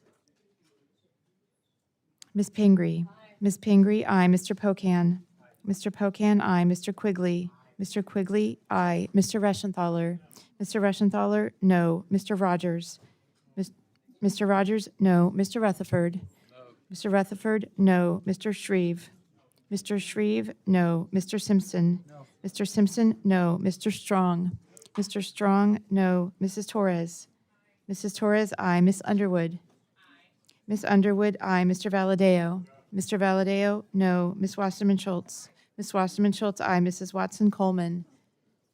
Mrs. Watson Coleman, aye. Mr. Womack. Mr. Womack, no. Mr. Zinke. Mr. Zinke, no. Are there any members wishing to vote or change their vote? Gentleman from New York? Mr. Lalota, no. It's gentleman from, the other gentleman from New York. Mr. Espaillat, aye. Gentlelady from Washington. Ms. Perez, aye. Gentleman from Texas? Mr. Cloud, no.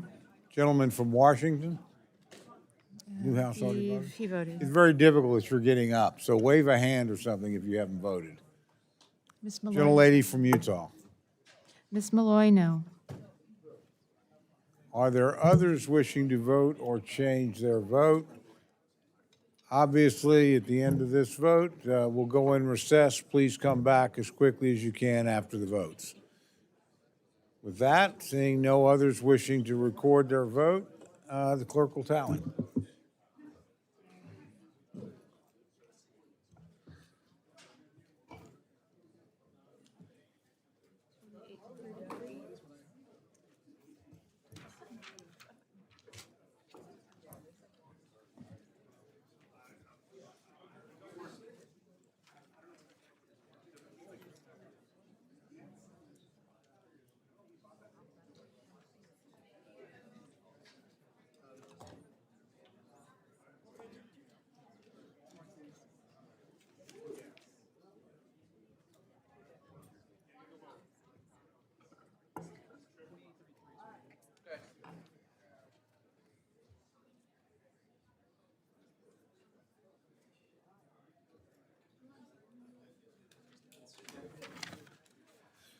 This vote, the ayes are 28, the noes are 33. The amendment is not adopted. Votes having been called, the committee now will recess. Please return promptly at the conclusion of the last vote series so we can continue to consider the legislation.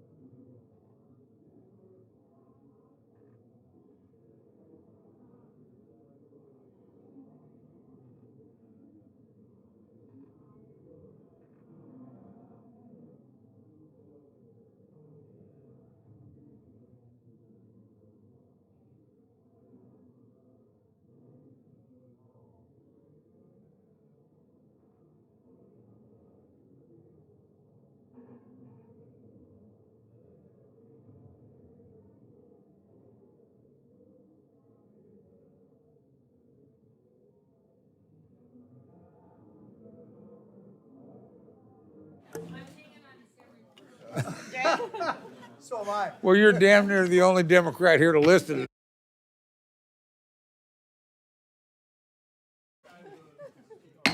The committee is reconvened. I now recognize Chairman Simpson to offer a Republican on block amendment. Thank you, Mr. Chairman. This has been a while getting this together to make sure we have all the language in it that we need. I ask that the reading of the amendment be dispensed with. Without objection, the reading of the amendment is dispensed with, and Chairman Simpson's recognized to explain the amendment. This en bloc amendment includes several common sense provisions that reinforce the goals and priorities of the bill and of the administration. This first provision is one that we've included in this Republican en bloc amendment in the past. It prevents the EPA from developing or issuing assessments under the Integrated Risk Information System, or IRIS. This language is consistent with what the administration is currently doing on IRIS to ensure the program is not inappropriately used. The second provision simply reiterates and protects the rights of mine claim holders who paid their mining claim maintenance fees to the Bureau of Land Management. The subcommittee was recently made aware of potential abuses of various processes that left valid claim holders vulnerable to theft, and this provision seeks to remedy that situation fully within the scope of existing law. The third provision is report language that flags for DOI our concerns about the potential impact on communities and agriculture of a potential ESA listing of species. And the fourth provision asks the agency to provide a report on new wind inspection fees that we include in the bill, which are based on agency estimates of the necessary cost to conduct these inspections. You've heard it said several times during the debate in this committee that we are somehow trying to make wind energy more expensive by imposing fees. Bessie is required to do inspection fees on oil and gas, or to do inspections, safety inspections on oil and gases, platforms and so forth offshore. They are also required to do them on offshore wind. The interesting thing is they have to pay a fee, the oil and gas do, for the inspections, but they do it for free for wind because there's no provision for inspection fees. So this provides the fees that are required, or that will be required under this, and we've based it on what the cost of doing the inspection is, the same as we did with oil and gas. The fees are a little different, not to punish one or give favor to one. It is what it costs the department, what it costs Bessie to do these inspections. So that's all we're doing. Is the same for wind, offshore wind, that we do for oil and gas and stuff. That's to explain this, and we want to make sure that we know how they came about the level of fees that they do with the wind inspection, safety inspections for offshore.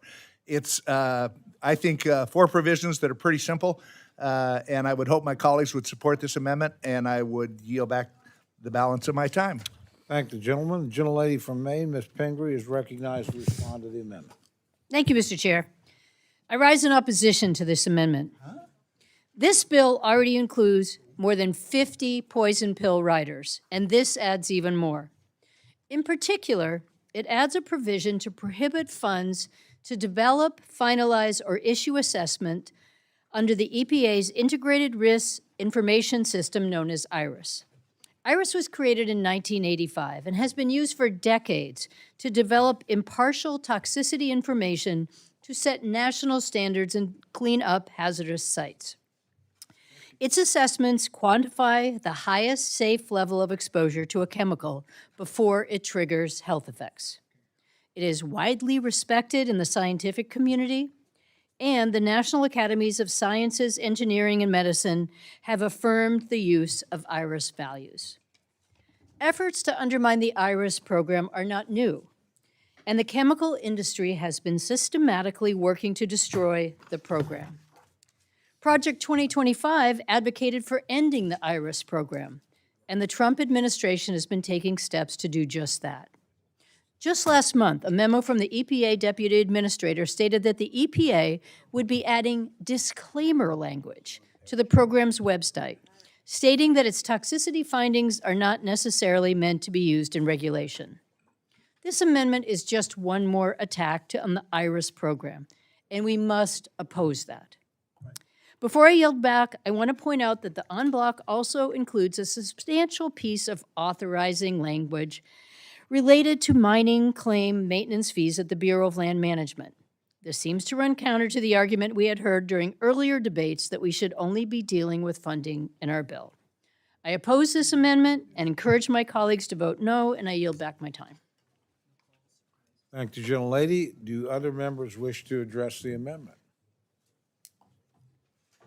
Seeing none, the gentleman is recognized for 1 minute to close. Oh,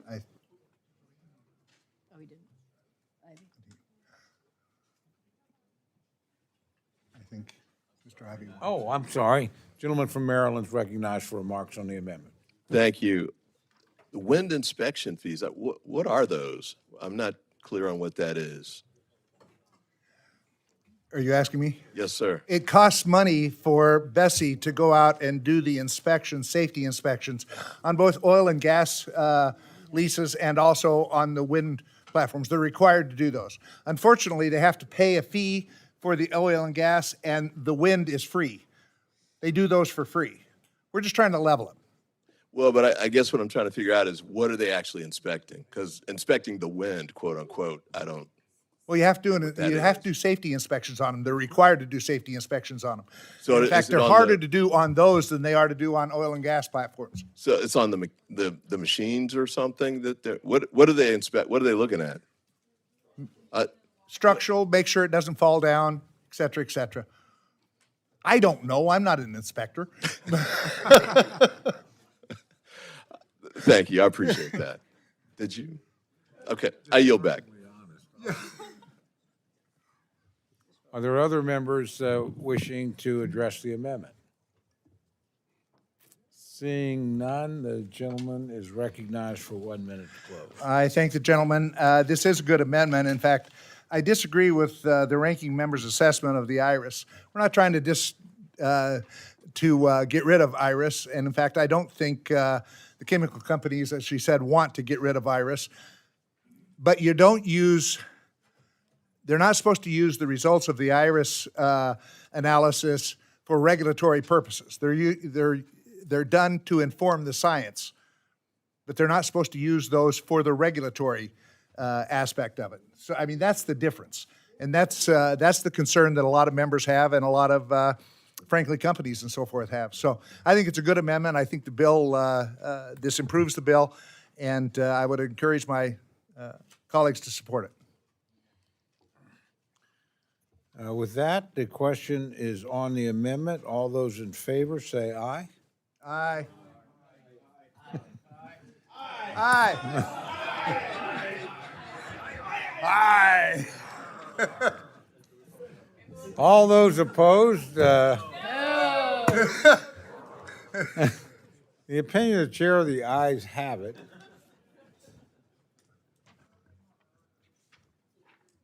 And the amendment is accepted. The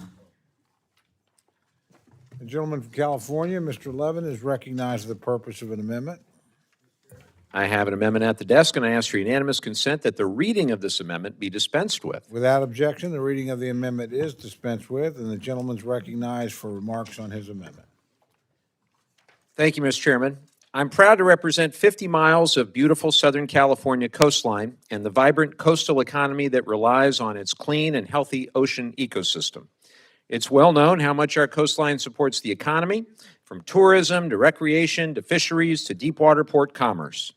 But what we don't talk enough about is the fact that our coastline is also home to a broad network of military installations, testing sites, and naval training areas that are essential to our military readiness, including Marine Corps Base Camp Pendleton in my district. It's not just California, of course, that relies on a healthy coastline. Every one of us from a coastal state knows just how important it is to have a clean ocean for our constituents and our military, which is why I'm so concerned that the first proposal on the 11th National Outer Continental Shelf Program would open waters off the coast of California and in the Gulf of Florida to offshore drilling. Last year, the Interior Department proposed to expand drilling into the eastern Gulf near Florida, as well as the entire California coast, where no new drilling ban has taken place in more than 50 years. The U.S. Army, Navy, Marines, Air Force, Space Force, and Coast Guard all use at least one range off California or in the Gulf, and at least 24 military bases rely on these waters in some capacity.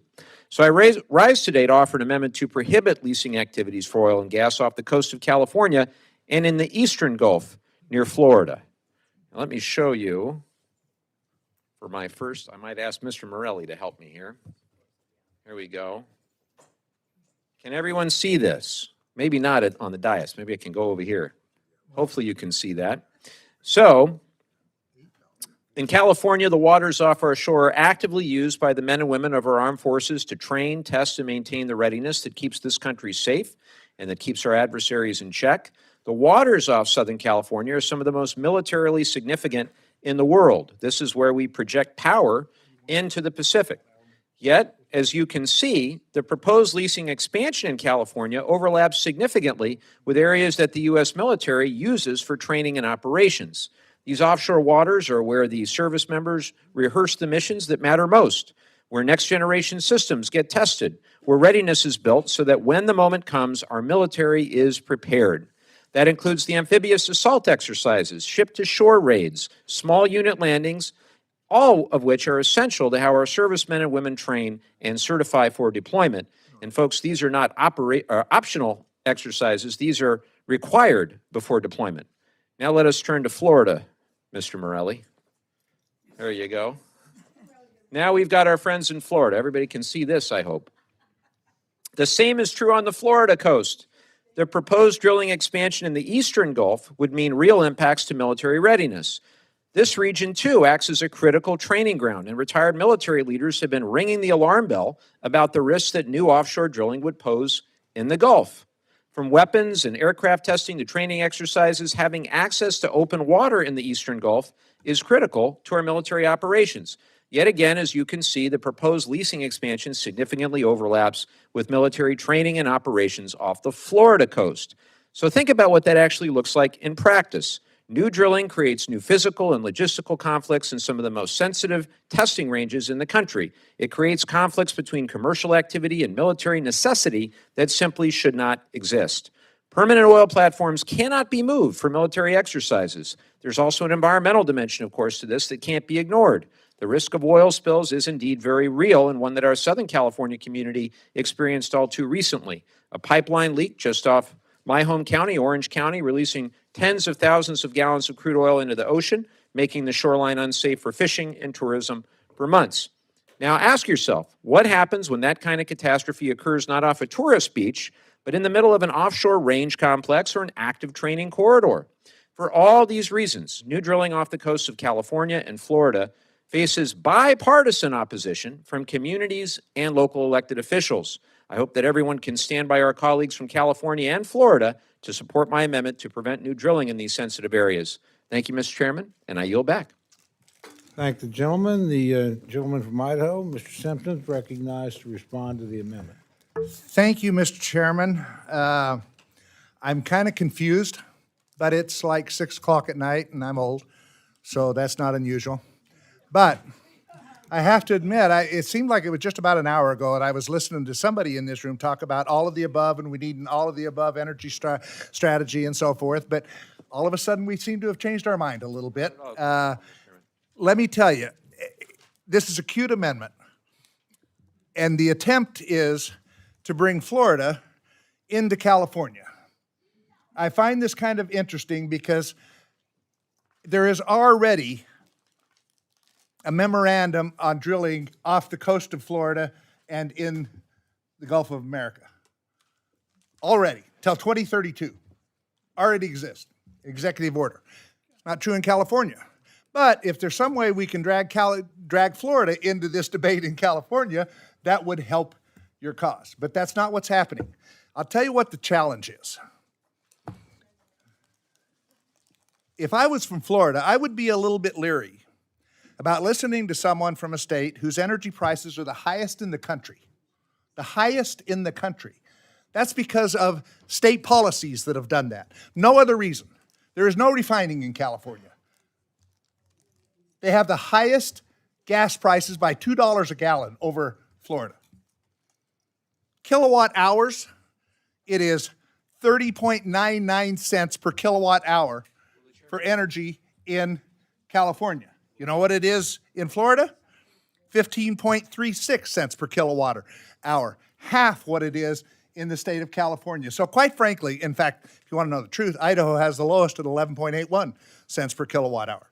So I would be a little bit leery about taking direction from the state of California and have them drag Florida into this issue when there's already a moratorium in Florida. So I would oppose this amendment. I hope my colleagues would oppose this amendment, and I hope the Floridians would see through this scam. And I'm opposed to this amendment, and I hope my colleagues would vote against it. Thank you, gentlemen. I just want to make it clear that he's only speaking for himself when he talks about 6 o'clock and not being able to handle it. There are those of us older than you who can, so to make that point. Gentlelady from Maine, Ms. Pingree, is recognized to address the amendment. I thank my colleague from California for submitting this amendment and urge everyone to support it. The public does not support this administration's expansion of offshore drilling. And while this amendment specifies California and Florida, coming from the coast of Maine, where we have debated this many times, I can guarantee you that our fishermen hate the idea of offshore oil drilling, and it could wreak huge havoc to our tourism industry as well as our fishing industry if there was ever an oil spill. It is universally opposed there. Offshore drilling in all these areas is a bad idea in general, but drilling in these waters right now is even more of a recipe for environmental catastrophe. And you ask why? I'll tell you. This administration is weakening environmental protections related to offshore drilling because of such things as the well control rule. This administration is also seeking to undo another key reform instituted after the Deepwater Horizon oil spill by re-merging the bureaus responsible for leasing and environmental oversight of offshore development, generally considered a very bad idea. And at the same time, in this idea of all of the above, the states who are counting on projects for offshore wind, such as the Carolinas and New York, are facing the administration paying billions of dollars for companies to abandon those projects. This administration's energy policies are not promoting American energy independence or lower gas and utility bills. These policies are only benefiting polluters and big industries above all else.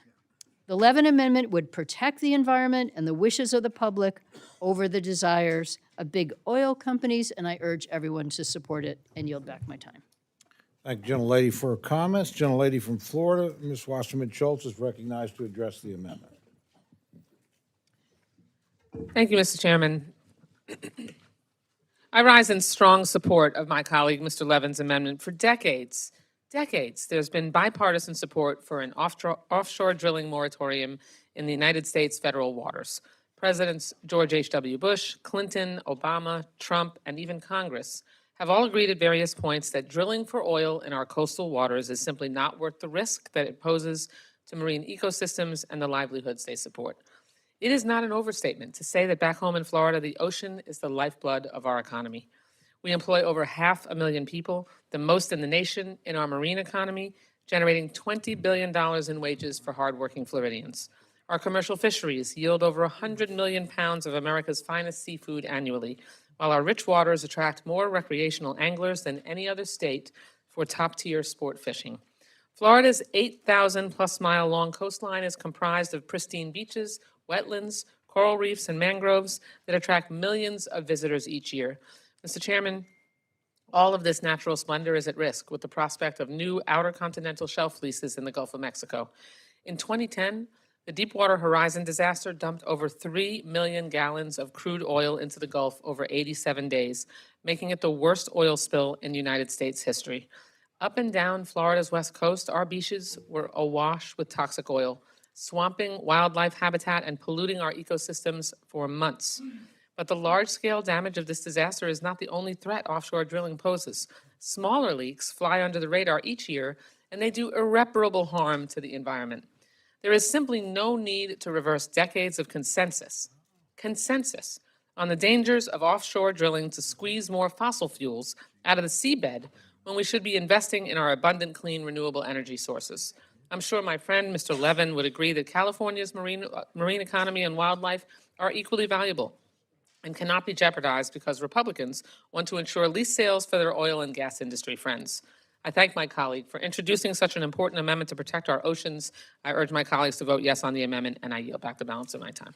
Thank the gentlelady. The other gentlelady from Florida, Ms. Frankel, is recognized to address the amendment. Here we go. Thank you so much, Mr. Levin, for your amendment. I rise in strong support, which protect some of our nation's most vulnerable and treasured coastal areas. California, you got that map up there, and of course, I'm going to talk about Florida. And I know you spoke about military readiness. I'm going to talk more about the environment, and I do want to say this with all due respect, that the Trump administration is proposing opening waters off California and Florida to all oil drilling, backing off from this memorandum that we had bipartisan support for. In Florida, our coastline is not a postcard. It's the heart of our economy, our way of life, and part of who we are. Our beaches, fisheries, tourism industry, and coastal communities all depend on clean water and healthy ocean. And millions of families from across the country, around the world join Floridians to experience what we're fortunate to call home, our beaches, our wildlife, our fishing, and natural beauty.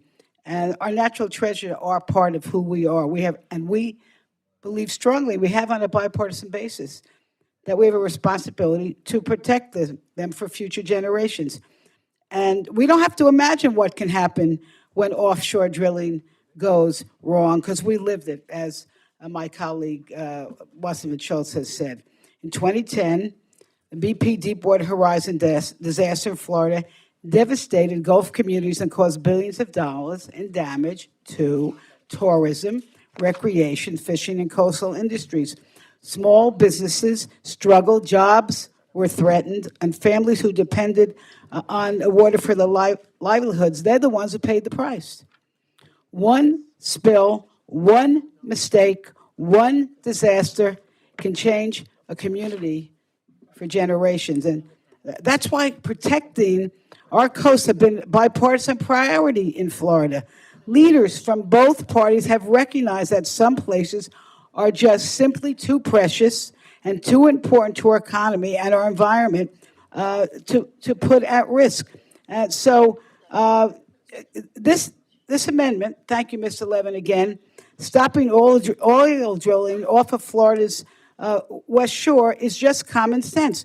Listen, we can support energy future, but also protect our natural resources that define our states, and in the case of Florida, our economies. And I just, again, thank you, Representative Wasserman Schultz. I join you with saying that Florida's coasts are not worth the gamble. Our beaches, our waters, and our communities are too valuable to risk. Floridians say, protect our coasts, don't drill it, and I yield back. Thank the gentlelady. The gentleman from New York, Mr. Morelli, is recognized to address the amendment. Thank you, Mr. Chairman.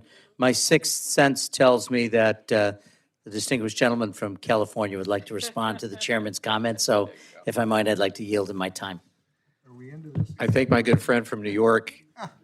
Mr. Chairman, I have tremendous respect for you, for your many decades of service. I think the major argument that I heard against what I had to say was that I'm a Californian.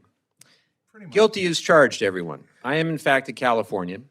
I don't always agree with Sacramento on how they make policy. I'm a reasonable and pragmatic person. I'm my own person.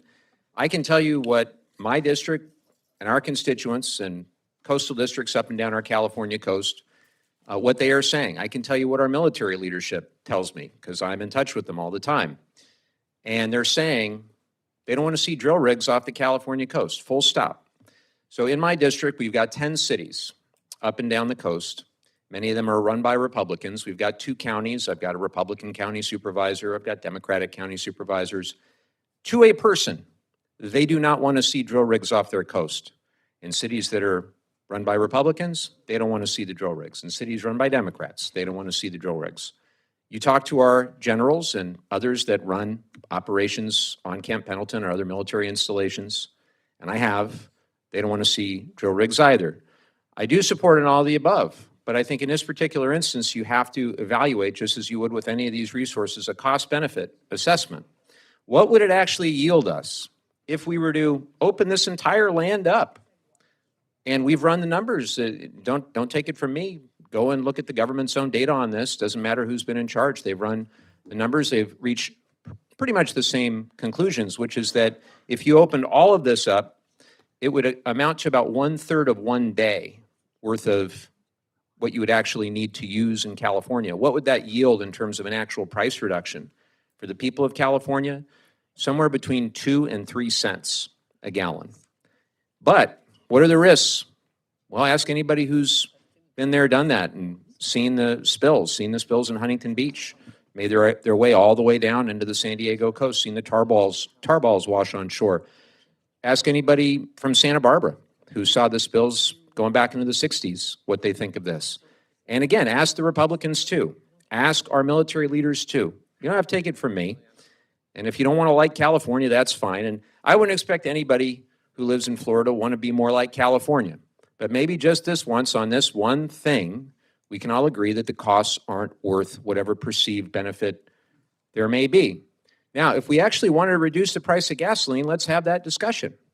Last I checked, our jurisdiction is here over the federal government, at least I hope it is, and we have an 18.4-cent gas tax, and we ought to have a thoughtful and reasonable discussion about a gas tax holiday that actually doesn't eviscerate the Highway Trust Fund. We ought to have that conversation, and I'd be more than open to that. I think many of us would. So let's not go down this road, jeopardize our military readiness, jeopardize training, have huge potential for environmental hazard, for 1/3 of one days of production for 2 to 3 cents a gallon. It just isn't worth the cost. And look, all I can tell you is on this one, the other thing you should know is if it were actually advantageous for this drilling to occur, it would have occurred many decades ago, and it didn't because your production just isn't there. So what I asked all the administrators that I've worked with, will you respect California? Will you respect elected officials of both parties? Will you respect 80% plus of the voters in my district? Because we've polled 80+%, including huge Republican majorities. They don't want to see this. So that's all I'm asking is for those who are open-minded about this to recognize that we can have all the above, but in some places the costs truly do outweigh the benefits. And with that, I'll go back to my gentleman, the good man from New York, Mr. Morelli. Thank you, Mr. Chair. I'll yield back my time. Thank the gentleman. Gentlelady from Pennsylvania is recognized to address the amendment. Gentlelady is no longer requesting to do that. Are there others wishing to address the amendment? Seeing none, the gentleman is recognized for 1 minute to close. Thank you. So the other thing obviously we need to do in order to reduce the price of gasoline is to end the war in Iran. Of course, we just conducted a vote on that, but I think we all know that the geopolitical factors are far greater than any drilling in any of these sensitive areas in California or Florida would address. Ms. Frankel did an excellent job of explaining why the supposed moratorium on drilling in Florida really is not true. That is actually very much being debated and disputed right now. And you should also know that more than 9 million acres offshore are leased currently, but oil is not being produced on those offshore areas, representing 79% of all leased acres. So the availability of waters to drill for oil is simply not a problem. So we're not seeing companies even want to drill more here.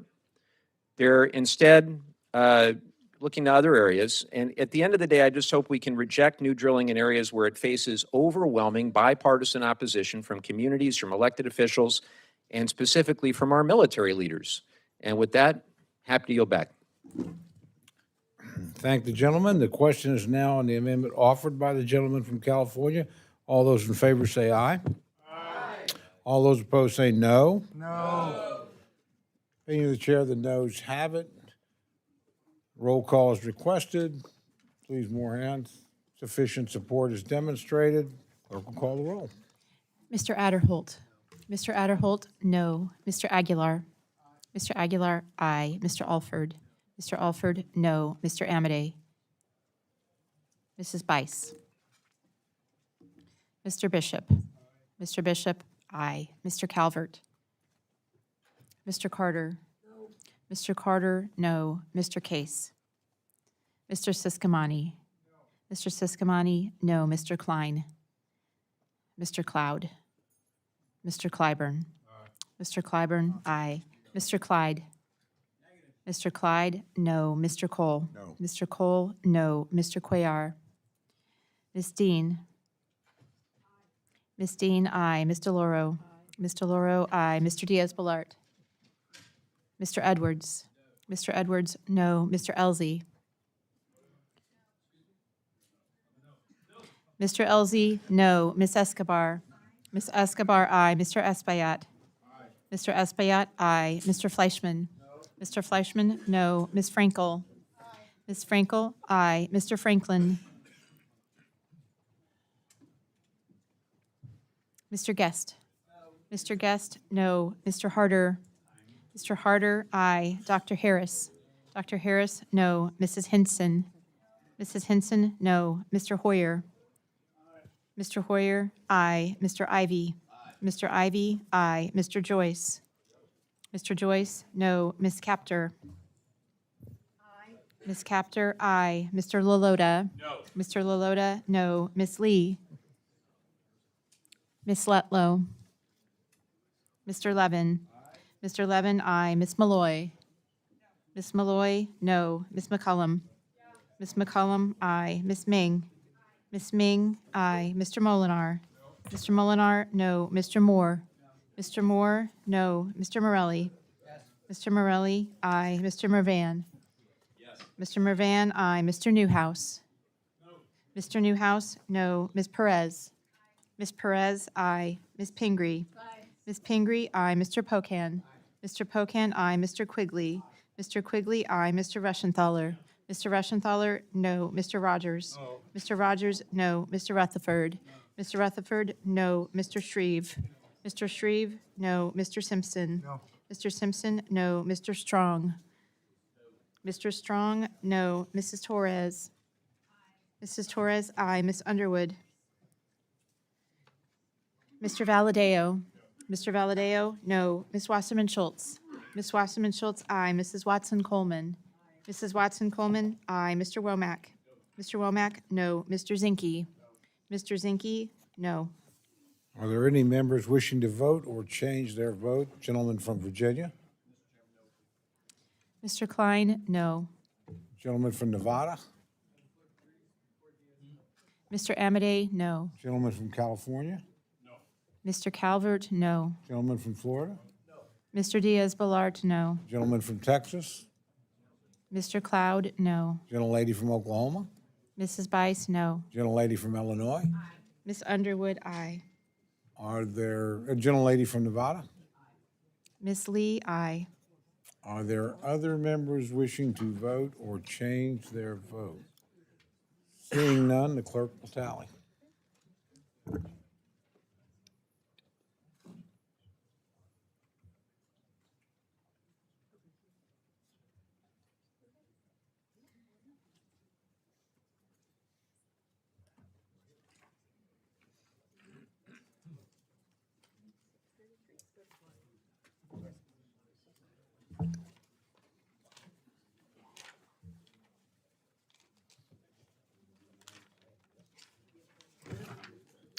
On this vote, the ayes are 26, the noes are 33. The amendment is not adopted.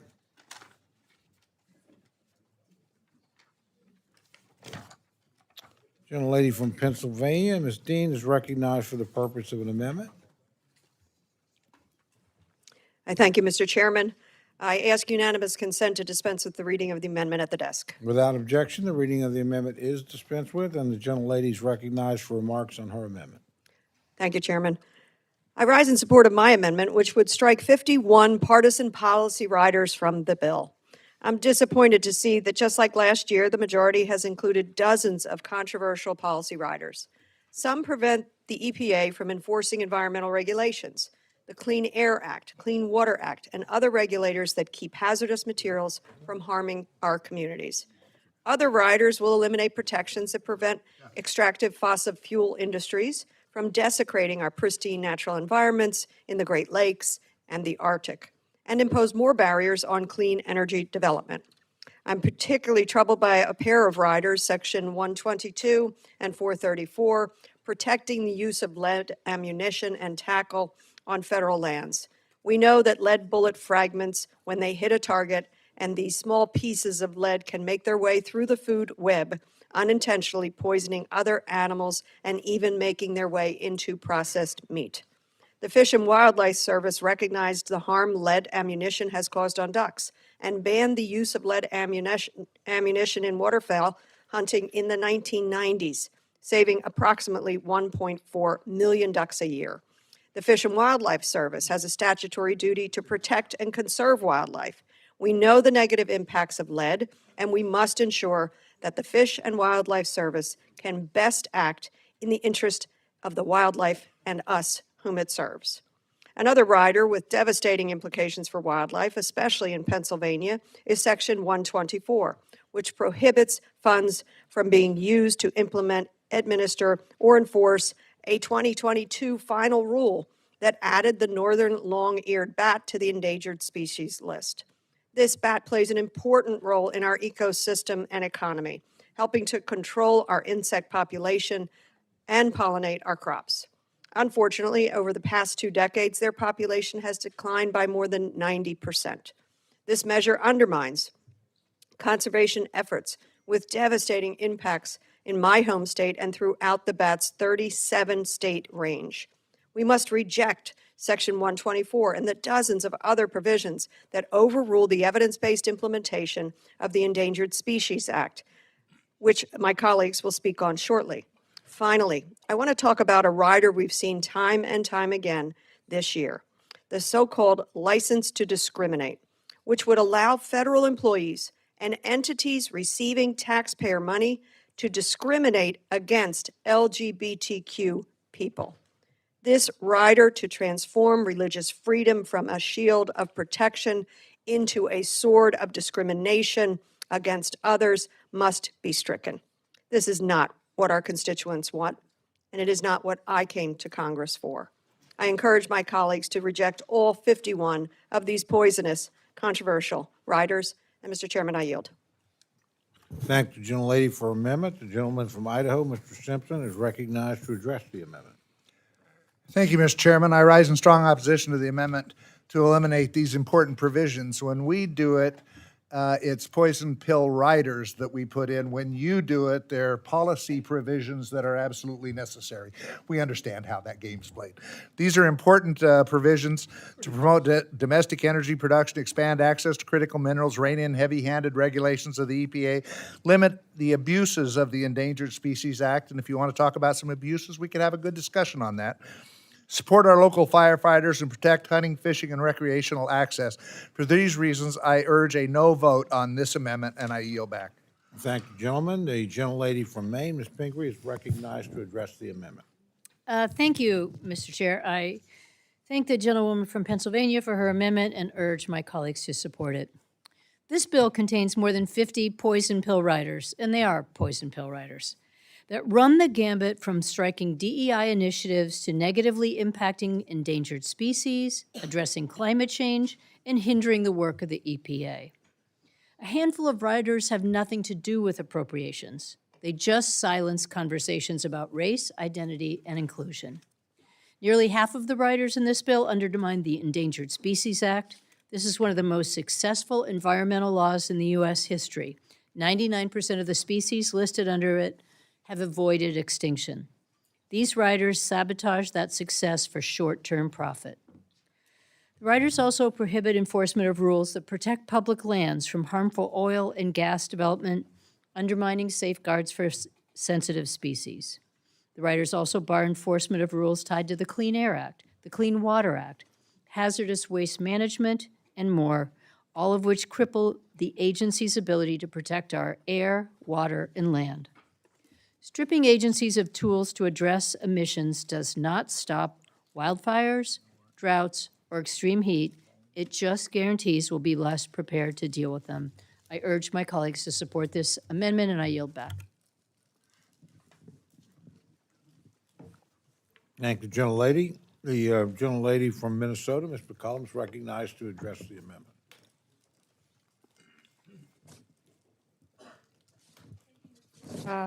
Chair, I rise in support of this amendment, which would strike, as has been pointed out, all these partisan riders, including a rider to reinstate mineral leases in the Superior National Forest.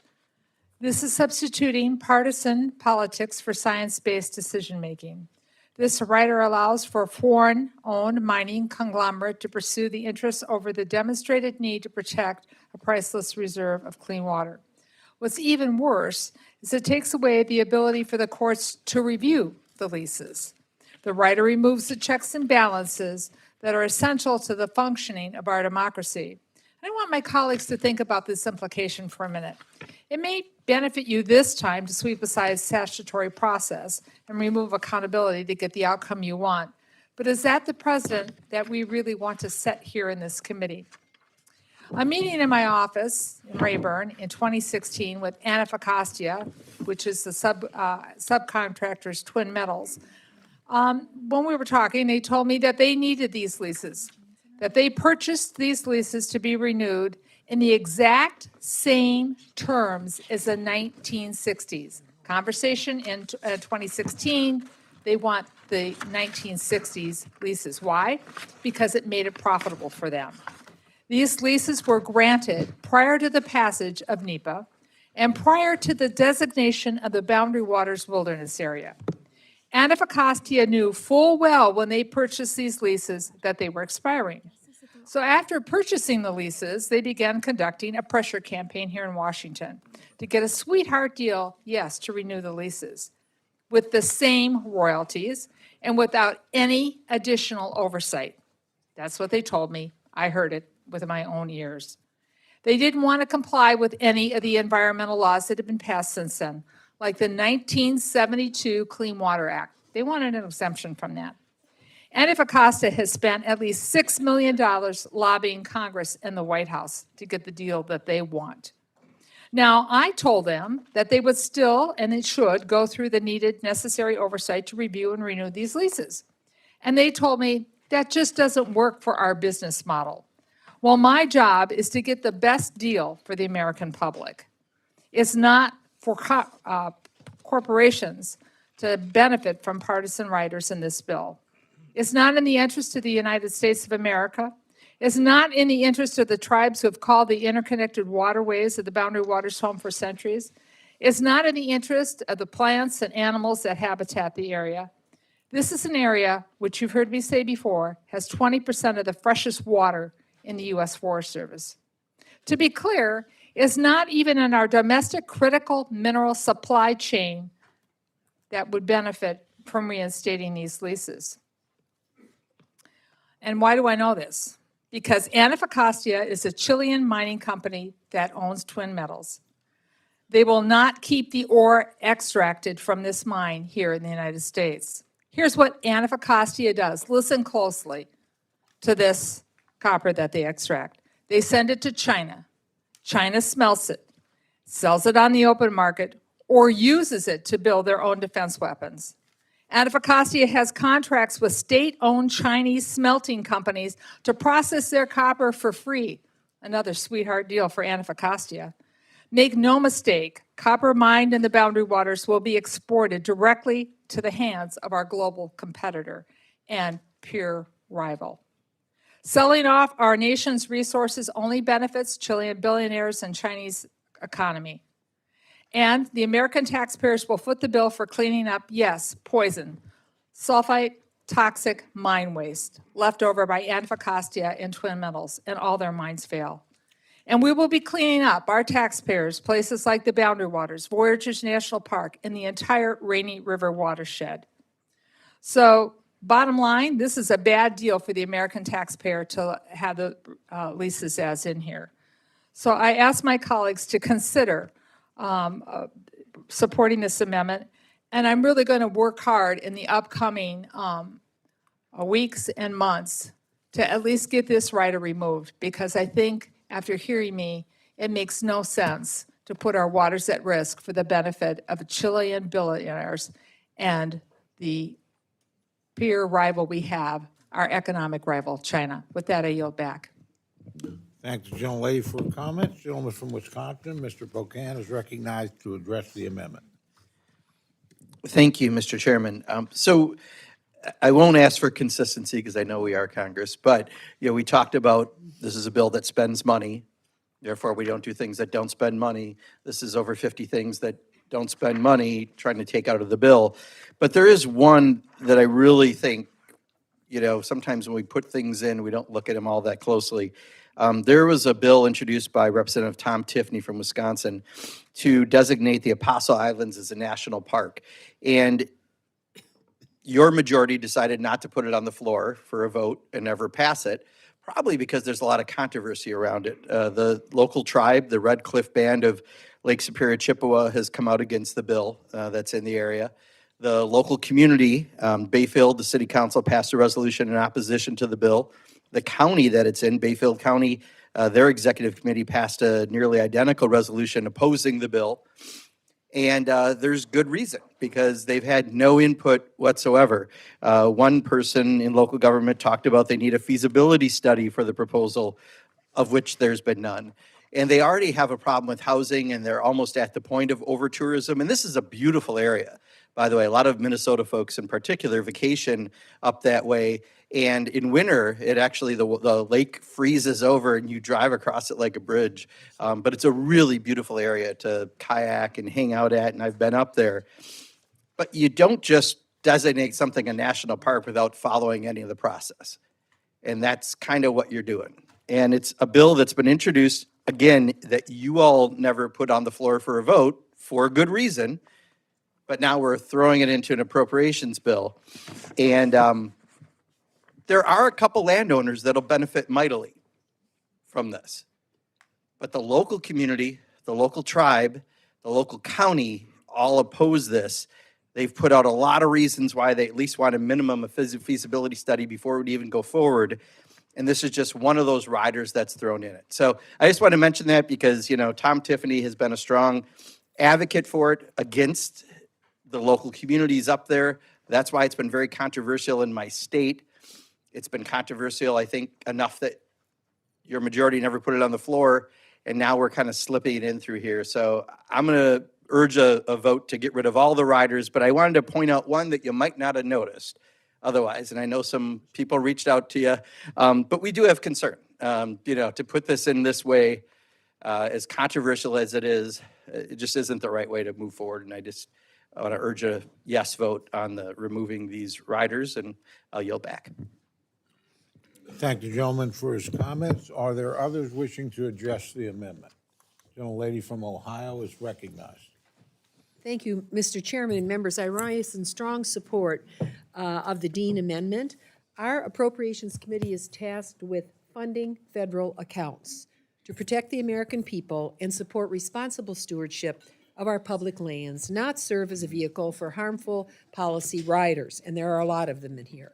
The bill includes 51, and one can think about funding accounts that would help us to restore the bald eagle population.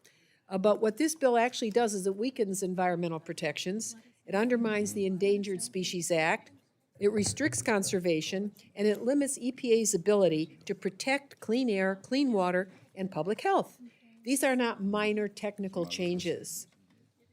They affect public lands, endangered species, energy development, and the ability of federal agencies to enforce laws already enacted by Congress, laws already enacted. At a time when communities face pollution, extreme weather, balancing species, crippling drought, wildfire, and rising costs, Congress should not roll back basic environmental and public health protections. In communities like mine in northwestern Ohio, families depend on clean water and healthy ecosystems. They are essential, not optional. And we learned that lesson all too well when a water crisis struck our community in 2014, more than a decade ago. It was absolutely staggering to see what happened. And we still haven't fully recovered from it. This amendment keeps this bill focused on funding, appropriations accounts. Major changes to environmental law, public lands policy, civil rights protections, or EPA authority should go through the authorizing process, not be buried in this funding bill. I urge my colleagues to support the Dean amendment to strike harmful riders and return the bill to its proper purpose, responsibly funding agencies and accounts that serve the American people. I ask for support of the Dean amendment and yield back. Thank the gentlelady. Are there others wishing to address the amendment?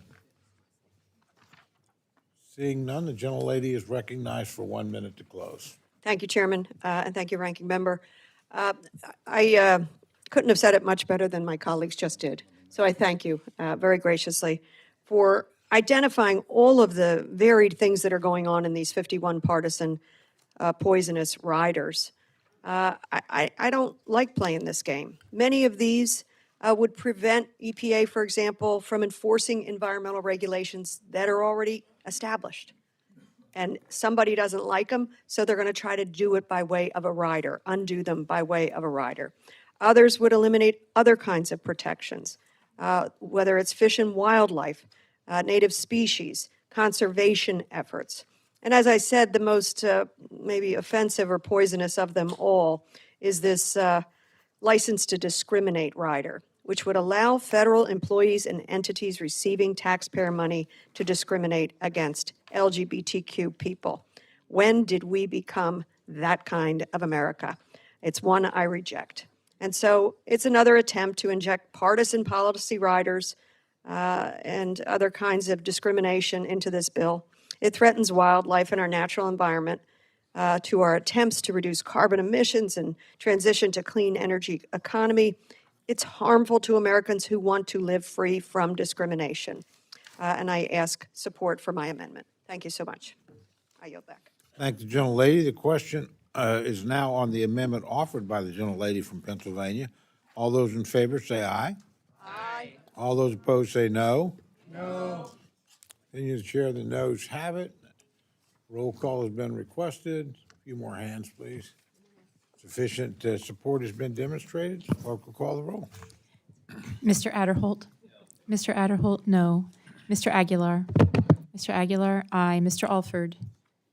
Mr. Amadei? Mr. Amadei, no. Mrs. Bice? Mrs. Bice, no. Mr. Bishop? Mr. Bishop, aye. Mr. Calvert? Mr. Calvert, no. Mr. Carter?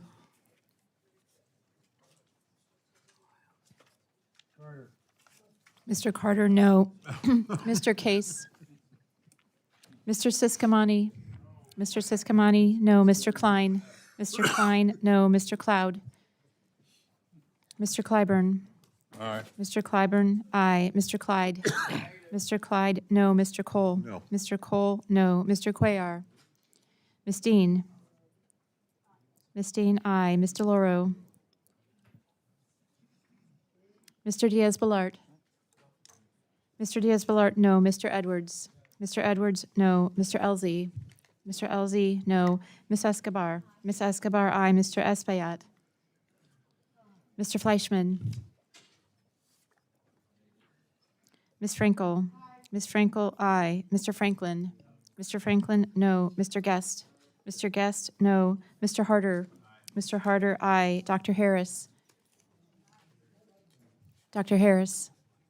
Dr. Harris, no. Mrs. Henson? Mrs. Henson, no. Mr. Hoyer? Yes. Mr. Hoyer, aye. Mr. Ivy? Mr. Ivy, aye. Mr. Joyce? Ms. Capter? Aye. Ms. Capter, aye. Mr. Lalota? No. Mr. Lalota, no. Ms. Lee? Ms. Letlow? Mr. Levin? Ms. Malloy? Ms. Malloy, no. Ms. McCollum? Ms. McCollum, aye. Ms. Ming? Ms. Ming, aye. Mr. Molinar? Mr. Molinar, no. Mr. Moore? Mr. Moore, no. Mr. Morelli? Mr. Morelli, aye. Mr. Mervan? Mr. Mervan, aye. Mr. Newhouse? Mr. Newhouse, no. Ms. Perez? Ms. Pingree? Ms. Pingree, aye. Mr. Pocan? Mr. Pocan, aye. Mr. Quigley? Mr. Quigley, aye. Mr. Reschenthaler? Mr. Reschenthaler, no. Mr. Rogers? Mr. Rogers, no. Mr. Rutherford? Mr. Rutherford, no. Mr. Shreve? Mr. Shreve, no. Mr. Simpson? Mr. Simpson, no. Mr. Strong? Mr. Strong, no. Mrs. Torres? Mrs. Torres, aye. Ms. Underwood? Ms. Underwood, aye. Mr. Valadeo? Mr. Valadeo, no. Ms. Wasserman Schultz? Ms. Wasserman Schultz, aye. Mrs. Watson Coleman? Mrs. Watson Coleman, aye. Mr. Womack? Mr. Womack, no. Mr. Zinke? Mr. Zinke, no. Other members wishing to vote or change their vote? Gentleman from Tennessee? Mr. Fleischman, no. Gentleman from Ohio? Mr. Joyce, no. Gentleman from Missouri? Mr. Alford, no. Gentleman from Texas? Mr. Cloud, no. Gentlelady from Nevada? Miss Lee, aye. Gentleman from California? Mr. Levin, aye. Gentleman from New York? Mr. Espaillat, aye. Gentlelady from Connecticut? Ms. DeLauro, aye. Are there others wishing to change or record their vote? Seeing none, clerk will tally.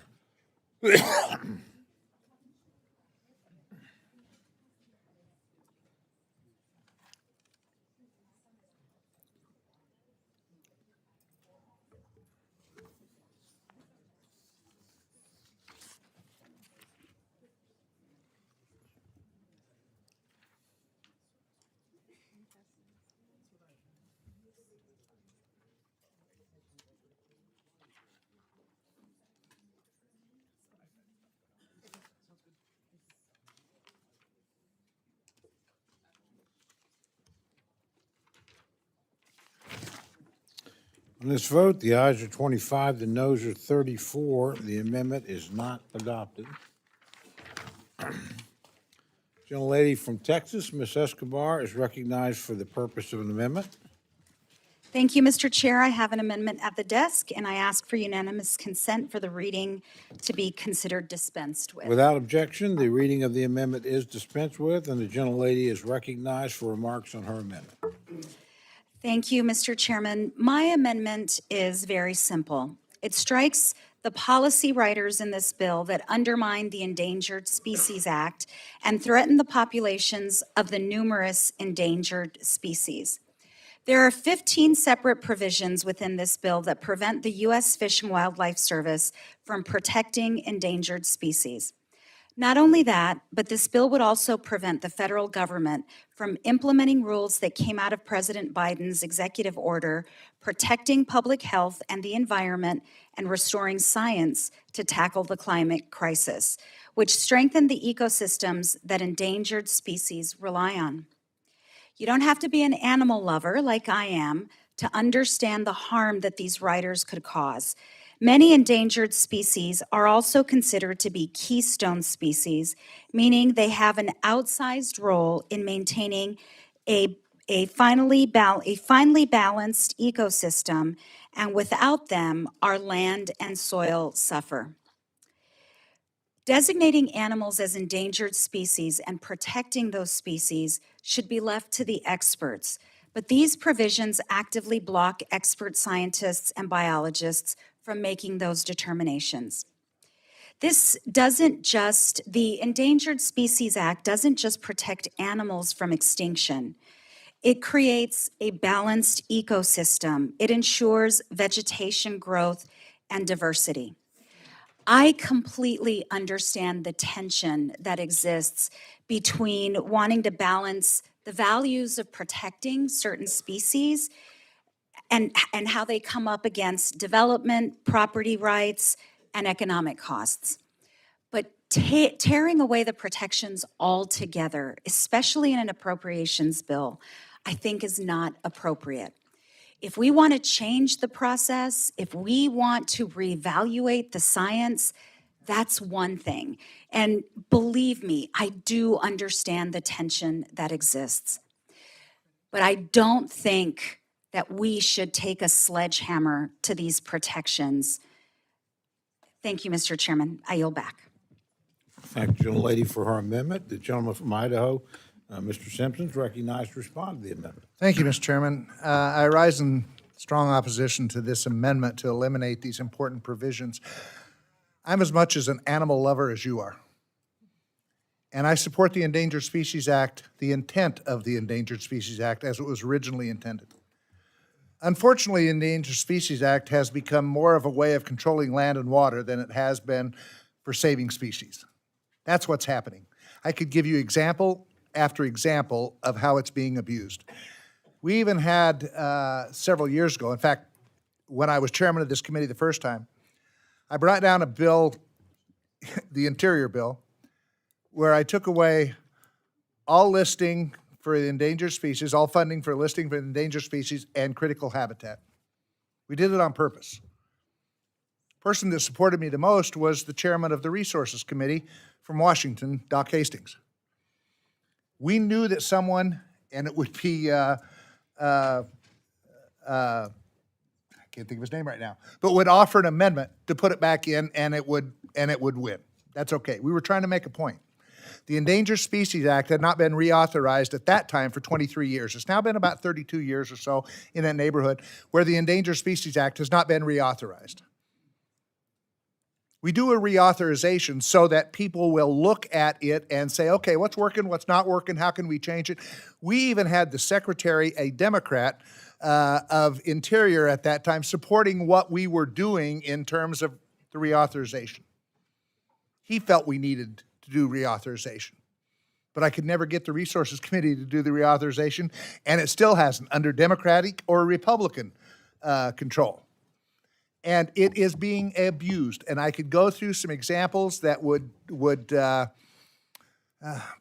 I could talk about wolves being reintroduced into Montana, Idaho, and Wyoming, and the challenges that presented. And I'm not against wolves, but the way they did it was just crazy, and what a judge ruled on.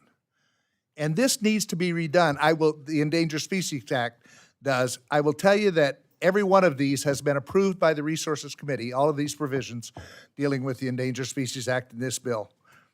We included these critical provisions to undo local economy-killing abuses of the Endangered Species Act, and they do, sometimes. Depends on how they're implemented. When the Endangered Species Act is weaponized to prevent development and commerce like logging and natural resource development, it's our rural communities and little towns across this country that suffer. They need us to stand up for them. Their livelihoods hang in the balance. A single heavy-handed rule developed thousands of miles away in Washington, D.C. has the power to decimate entire industries and entire communities. We've seen it happen throughout the West. So I must urge a no vote on this. I understand the gentlelady's concern. And to a large degree, I agree with it. But this is not the way to do it, by ripping these out. And I wish we didn't have to put these in here. I wish we could reform the Endangered Species Act so that it made sense that it was out to preserve species instead of control land and water. But I would have to urge a no vote on this amendment. Thank the gentleman for his remarks. Gentlelady from Maine, Ms. Pingree, is recognized to address the amendment. Thank you, Mr. Chair. I thank the gentlelady for Texas for submitting this amendment, and I urge my colleagues to support it. Of the more than 50 poison pill riders in this bill, nearly half undermine the Endangered Species Act. This is one of the most successful environmental laws in the United States history.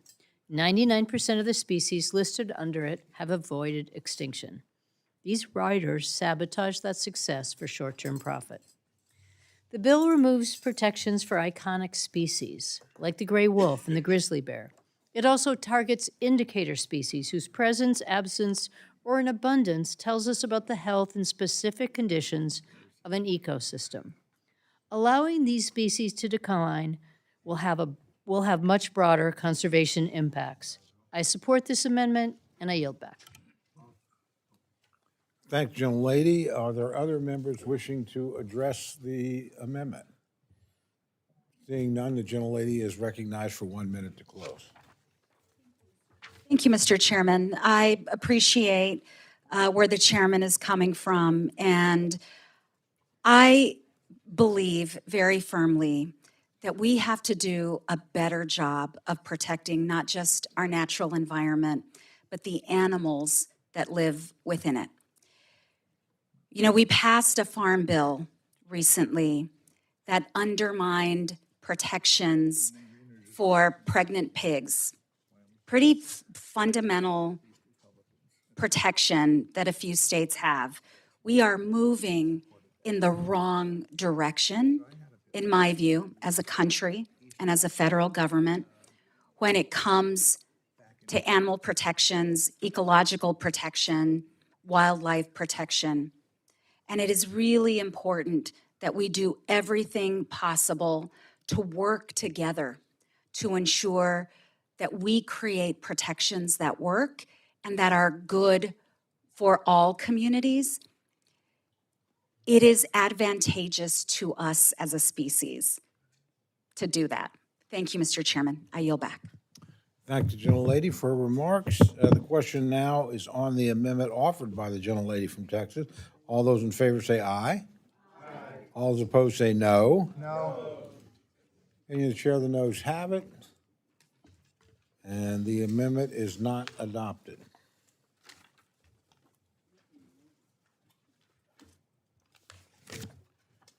Gentlelady from Texas, Ms. Escobar, is recognized for the purpose of an amendment. Thank you, Mr. Chairman. I have an amendment at the desk, and I ask for unanimous consent that the reading be considered dispensed with. Without objection, the reading of the amendment is dispensed with, and the gentlelady is recognized for remarks on her amendment. Thank you, Mr. Chairman. My amendment is about data centers. And I know I have stood up and spoken about data centers before in this committee. And I want to share with you all that in my community, the data center issue is probably the #1 front and center issue. And if data centers haven't come to your community yet, they will. And hopefully we can do something to protect your community before that happens. We know that many of our residents are already dealing with skyrocketing utility bills. In my community, we are dealing with a rapidly warming environment. In fact, El Paso is the 3rd fastest warming community in America, behind Reno and behind Las Vegas. We are breaking records. Unfortunately, we have the dubious distinction of breaking heat records in my community now. And we have 3 data centers going up in our region already, with another one planned on our military installation. And these data centers are using gas turbines to more than double the electrical output. They need a lot of electricity. And in my community, we have issues with air quality. I am really concerned that we are going to reach a non-attainment level in El Paso with the proliferation of these data centers. I'm also worried about water. The drought that we have to deal with is real. And in El Paso for decades, we have regulated ourselves. We've xeriscaped lawns. People have pulled up, their water-thirsty lawns and put xeriscape. We limit our showers. We only water our outdoor plants on certain days of the week during certain hours. But yet here come data centers that are going to use hundreds of gallons per day to keep them cool. And I will tell you, it's not just my community that's concerned about the proliferation of these data centers. A recent Gallup poll found that 71% of Americans oppose building AI data centers in their backyards. 71% of Americans. This is a bipartisan issue with bipartisan concern. The EPA's proposed rule revision to begin actual construction in the new source review, or the NSR, pre-construction permitting program, changes the definition of when a facility, quote, begins actual construction to only require a Clean Air Act permit before constructing emitting units, not other facility components.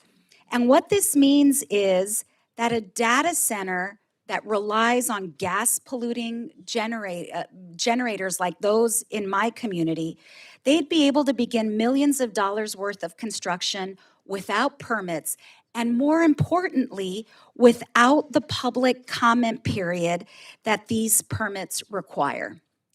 One of the data center companies constructing a data center in my community is Meta. And Meta made all sorts of assurances before coming into the community. And I've been trying to get them to participate in a town hall with me. And we have security at our town halls. We've never let our town halls get out of control. You know, like all of you, we have order to our conversations in the community. But constituents have real questions, and they deserve answers. Meta has refused to engage with my community. We cannot let these big corporations have access to our natural resources without the public being involved, without there being a process. And so that is what my amendment would do: ensure that the public has the ability to have a public comment period before construction begins. Let's give our folks a chance to ask their questions and have a say in our own communities. Thank you, Mr. Chairman. I yield back. Thank the gentlelady for amendment. The gentleman from Idaho, Mr. Simpson, is recognized to respond to the amendment. Mr. Chairman, I rise in reluctant opposition to this amendment. The amendment blocks the EP's effort to reduce red tape and improve the permitting process for construction projects. Specifically, the EPA proposed rule clarifies that certain construction activities that do not have an emissions impact are not subject to an air emissions permit. The proposed rule does not exempt projects from air permits. It clarifies when in the construction process an air permit is necessary. It's important to provide appropriate certainty and flexibility to the permitting process while still protecting health and the environment. I believe we can have both of these. We have been on a mission, I think Congress has in general over the last several years, of trying to streamline the permitting process. This is part of it, I think. We're not trying to exempt them from a permit. It's just when they get their permit. Can they start and they can do things that don't require an air quality permit until they get to that stage when it's necessary. And I know that's what the lady's trying to get at, that they should have to do that before they start. And I understand that. But I have to oppose this amendment, and I would urge my colleagues to also. Thank the gentleman. The gentlelady from Maine, Ms. Pingree, is recognized to respond to the amendment. Thank you, Mr. Chair. I thank the gentlelady from Texas for her amendment and her eloquent description of the impact that this change would have on her community. This amendment blocks the EPA from stripping Clean Air Permit Act requirements. A move that, if it's allowed to occur, as she has said, would allow data center projects to begin before residents can have meaningful impact from a public comment period. And I wholeheartedly agree that each one of our states has already had this conversation about the input on data centers, and there's a lot of concerns being raised all the time. So to limit the public's involvement in that is a very bad idea and makes this amendment critically important. This amendment is this action that the administration is taking, that this amendment would block, is another example of an administration putting profits of billionaires over the health of the American people. So I support this amendment, and I urge my colleagues to do the same. I yield back. I thank the gentlelady. Are there other members wishing to address the amendment? Seeing none, the gentlelady from Texas is recognized for 1 minute to close. Thank you, Mr. Chairman. To my Texas colleagues, Texas is going to be the #1 state for data centers. We have a governor that is rolling out the red carpet for them and offering massive incentives. So if you have not faced this issue yet, it's coming. Our Virginia colleagues know how this has impacted their constituents and their communities. The problem with allowing some construction to proceed before the permitting process happens and before public input can happen is that you're basically green-lighting massive investment. And at the point when a company has invested millions of dollars, do you really think there's the ability for a community to stop it, to protect their air, to protect their water, to make sure, to protect their property values? Someone needs to stand on the side of the people and not the corporations.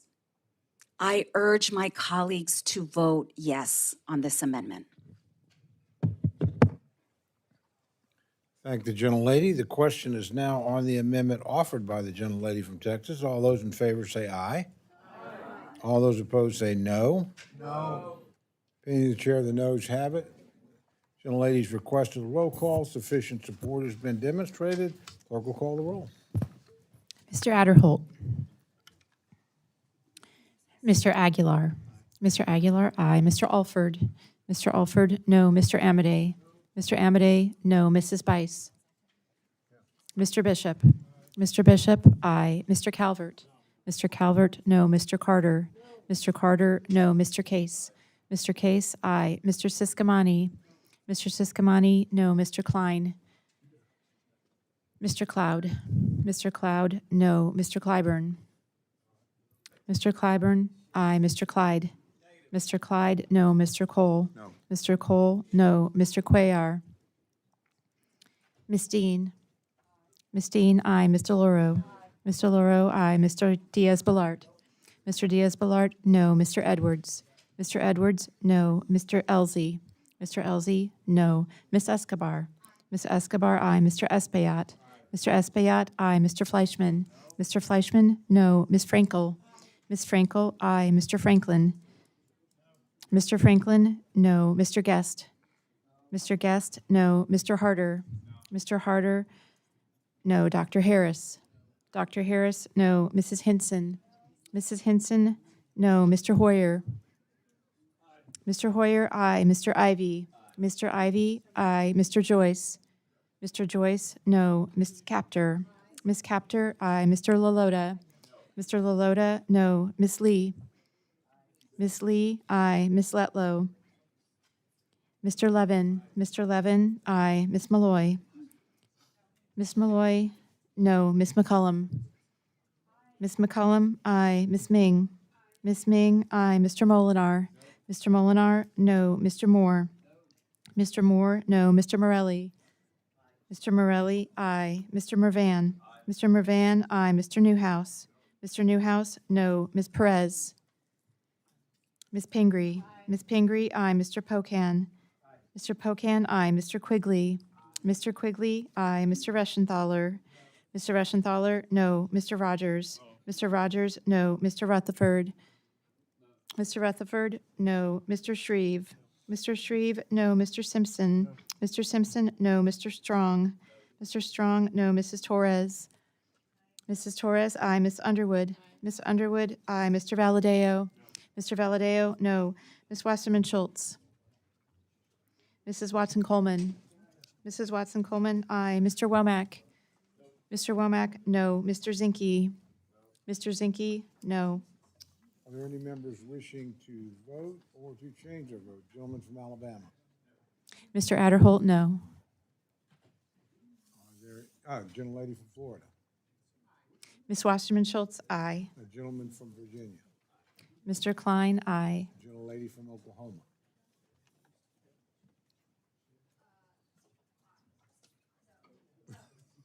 Mrs. Bice, no.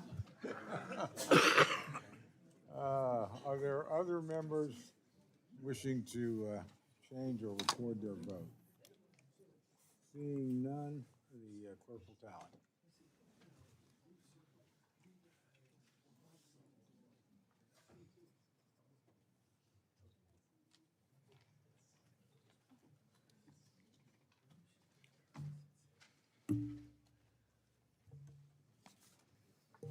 I had 26 to 34.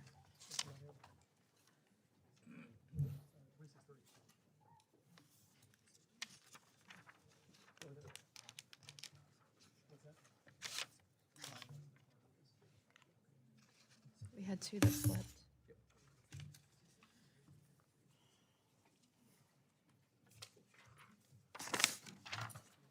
On this vote, the ayes are 26, the noes are 34. The amendment is not adopted. Seeing no further amendments, I now recognize Chairman Rogers for a motion. Mr. Chair, I move to favorably report to the House the fiscal year 2027 Interior, Environment, and Related Agencies Appropriations Bill. The question is now on the motion to favorably report the fiscal year 2027 Interior, Environment, and Related Agencies Appropriations Bill to the House. All those in favor say aye. Aye. All those opposed say no. No. Opinion of the chair, the ayes have it. Roll call has been requested. Sufficient support has been demonstrated. Clerk will call the roll. Mr. Adderholt. Mr. Adderholt, aye. Mr. Aguilar. Mr. Aguilar, no. Mr. Alford. Mr. Alford, aye. Mr. Amadei. Mr. Amadei, aye. Mrs. Bice. Mrs. Bice, aye. Mr. Bishop. Mr. Bishop, no. Mr. Calvert. Mr. Calvert, aye. Mr. Carter. Mr. Carter, aye. Mr. Case. Mr. Case, no. Mr. Siscomani. Mr. Siscomani, aye. Mr. Klein. Mr. Klein, aye. Mr. Cloud. Mr. Cloud, aye. Mr. Clyburn. Mr. Clyburn, no. Mr. Clyde. Mr. Clyde, aye. Mr. Cole. Aye. Mr. Cole, aye. Mr. Cuellar. Mr. Cuellar, no. Ms. Dean. Ms. Dean, no. Ms. DeLauro. Ms. DeLauro, no. Mr. Diaz-Balart. Mr. Diaz-Balart, aye. Mr. Edwards. Mr. Edwards, aye. Mr. Elzey. Mr. Elzey, aye. Ms. Escobar. Ms. Escobar. Ms. Escobar, no. Mr. Espaillat. Mr. Espaillat, no. Mr. Fleischman. Mr. Fleischman, aye. Ms. Frankel. Ms. Frankel, no. Mr. Franklin. Mr. Franklin, aye. Mr. Guest. Mr. Guest, aye. Mr. Harder. Mr. Harder, no. Dr. Harris. Dr. Harris, aye. Mrs. Hinson. Mrs. Hinson, aye. Mr. Hoyer. Mr. Hoyer, no. Mr. Ivy. Mr. Ivy, no. Mr. Joyce. Mr. Joyce, aye. Ms. Capter. Ms. Capter, no. Mr. Lalota. Mr. Lalota, aye. Miss Lee. Miss Lee, no. Miss Letlow. Mr. Levin. Mr. Levin, no. Miss Malloy. Miss Malloy, aye. Miss McCullum. Miss McCullum, no. Miss Ming. Miss Ming, no. Mr. Molinar. Mr. Molinar, aye. Mr. Moore. Mr. Moore, aye. Mr. Morelli. Mr. Morelli, no. Mr. Mervan. Mr. Mervan, no. Mr. Newhouse. Mr. Newhouse, aye. Miss Perez. Miss Perez, aye. Miss Pingree. No. Miss Pingree, no. Mr. Pocan. Mr. Pocan, no. Mr. Quigley. Mr. Quigley, no. Mr. Reschenthaler. Mr. Reschenthaler, aye. Mr. Rogers. Mr. Rogers, aye. Mr. Rutherford. Mr. Rutherford, aye. Mr. Shreve. Mr. Shreve, aye. Mr. Simpson. Mr. Simpson, aye. Mr. Strong. Mr. Strong, aye. Mrs. Torres. Mrs. Torres, no. Miss Underwood. Miss Underwood, no. Mr. Valadeo. Mr. Valadeo, aye. Miss Wasserman Schultz. Mrs. Watson Coleman. Mrs. Watson Coleman, no. Mr. Womack. Mr. Womack, aye. Mr. Zinke. Mr. Zinke, aye. Are there any members wishing to record their vote or change their vote? Gentlelady from Florida. Miss Wasserman Schultz, no. Are there any others wishing to record or change their vote? Seeing none, the clerk will tally.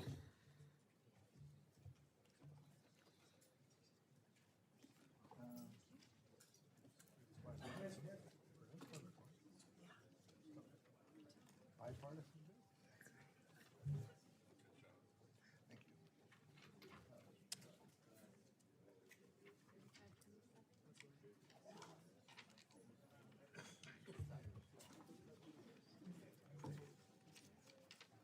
we want to give members 5 minutes while we reset? Yeah. On this vote, the ayes are 35, the noes are 27. The motion is agreed to. I ask unanimous consent that staff be permitted to make technical and conforming changes to the bill and report just approved. 3 days. Seeing no objection, so ordered. And again, without objection, so ordered. We're going to take about a 10-minute recess so that they can sort of get the papers. We're going to move immediately into the THUD bill, so please try to get back on time. We will start promptly. We're going to try and get that bill done. Thank you very much, and with that, the committee stands in 10-minute recess.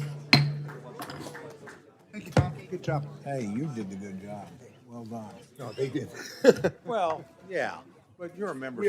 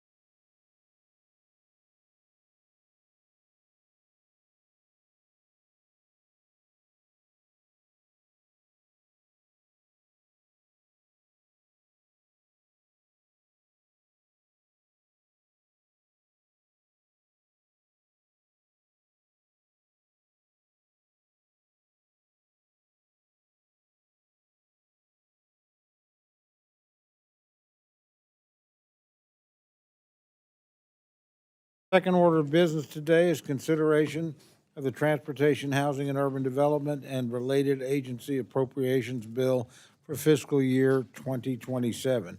I'll now recognize Chairman Womack to present the bill. Thank you and good evening. Top of the day. In my customary suck-up fashion, I want to thank Chairman Cole for your kind introduction and for leading this committee with such strength and integrity, re-engineering the appropriations process, and this committee is fulfilling its constitutional duty on schedule thanks to your leadership. To Ranking Member DeLauro, thank you for your steady and invaluable leadership on this committee. To my friend and Ranking Member Clyburn, thank you for your honest and thoughtful engagement in crafting this bill, and most of all, I want to thank you for your friendship. It's an honor to work alongside you. The discretionary allocation for the fiscal 27 Transportation, Housing, and Urban Development Appropriations Bill is $92.2 billion, $10.7 billion below the fiscal 26 level. We've also redirected $7.8 billion from low-priority programs funded through the Infrastructure Investments and Jobs Act, IIJA, to address our nation's most pressing transportation challenges, such as air traffic control modernization, highway improvements, and freight rail safety. Whether on our railways, roads, or in the skies, ensuring greater transportation safety is a core tenet and was a core tenet in drafting the contents of this package. To reaffirm our global leadership in aviation safety and efficiency, we are providing the FAA the funds to hire and train 2,300 new air traffic controllers, building on this historic funding in FY26 for our controller workforce. To support the DOT's ongoing efforts to modernize our air traffic control system nationwide, we're allocating $4 billion for FAA facilities and equipment. Together, these funds will help us build a world-class national airspace system. For our nation's highways, we're providing $64.5 billion in programmatic funding, including $200 million for tribal transportation and $200 million to increase truck parking infrastructure. And because state and local officials know their communities best, these resources will be directly allocated to state governments to collaborate on high-priority road projects. We're also investing $523 million for the Consolidated Rail Infrastructure and Safety Improvements Grant Program, CRISI, supporting freight rail infrastructure that plays a critical role in our supply chain and economy. Reflecting the priorities of the Trump administration, this package includes $732 million to revitalize U.S. shipbuilding and maritime capability, including a historic investment of $165 million for the capital needs of the Merchant Marine Academy. As our country prepares to host the world for the 2028 Olympics, we've provided $875 million to ensure visitors and Americans alike can move efficiently, building on the $94 million this committee provided in FY26. The 2028 Games will put our nation on center stage for all the world to see, and this investment will ensure that we are prepared to meet the moment and showcase why the United States is the best country in the world. The housing title of this bill addresses affordability concerns and ensures a responsible safety net for our most vulnerable, the elderly, the disabled, our veterans, and the working poor. The funds allocated support authorized rental assistance programs at a fiscally responsible level of $58 billion for the Section 8 vouchers, project-based rental assistance, and programs that serve the elderly and disabled. The package provides $4.2 billion for homeless assistance grants, including $3.8 billion for the Continuum of Care program, reaffirming this subcommittee's bipartisan agreement to ensure certainty for local providers while returning competition to the program.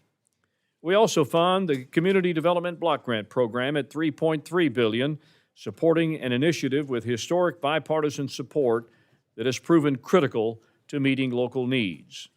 Other programs that leverage private dollars to support housing affordability, like Home, Shop, and NeighborWorks, are also funded. As a former mayor, I know firsthand how these programs can strengthen federal and local partnerships to promote economic growth and better the quality of life for our constituents.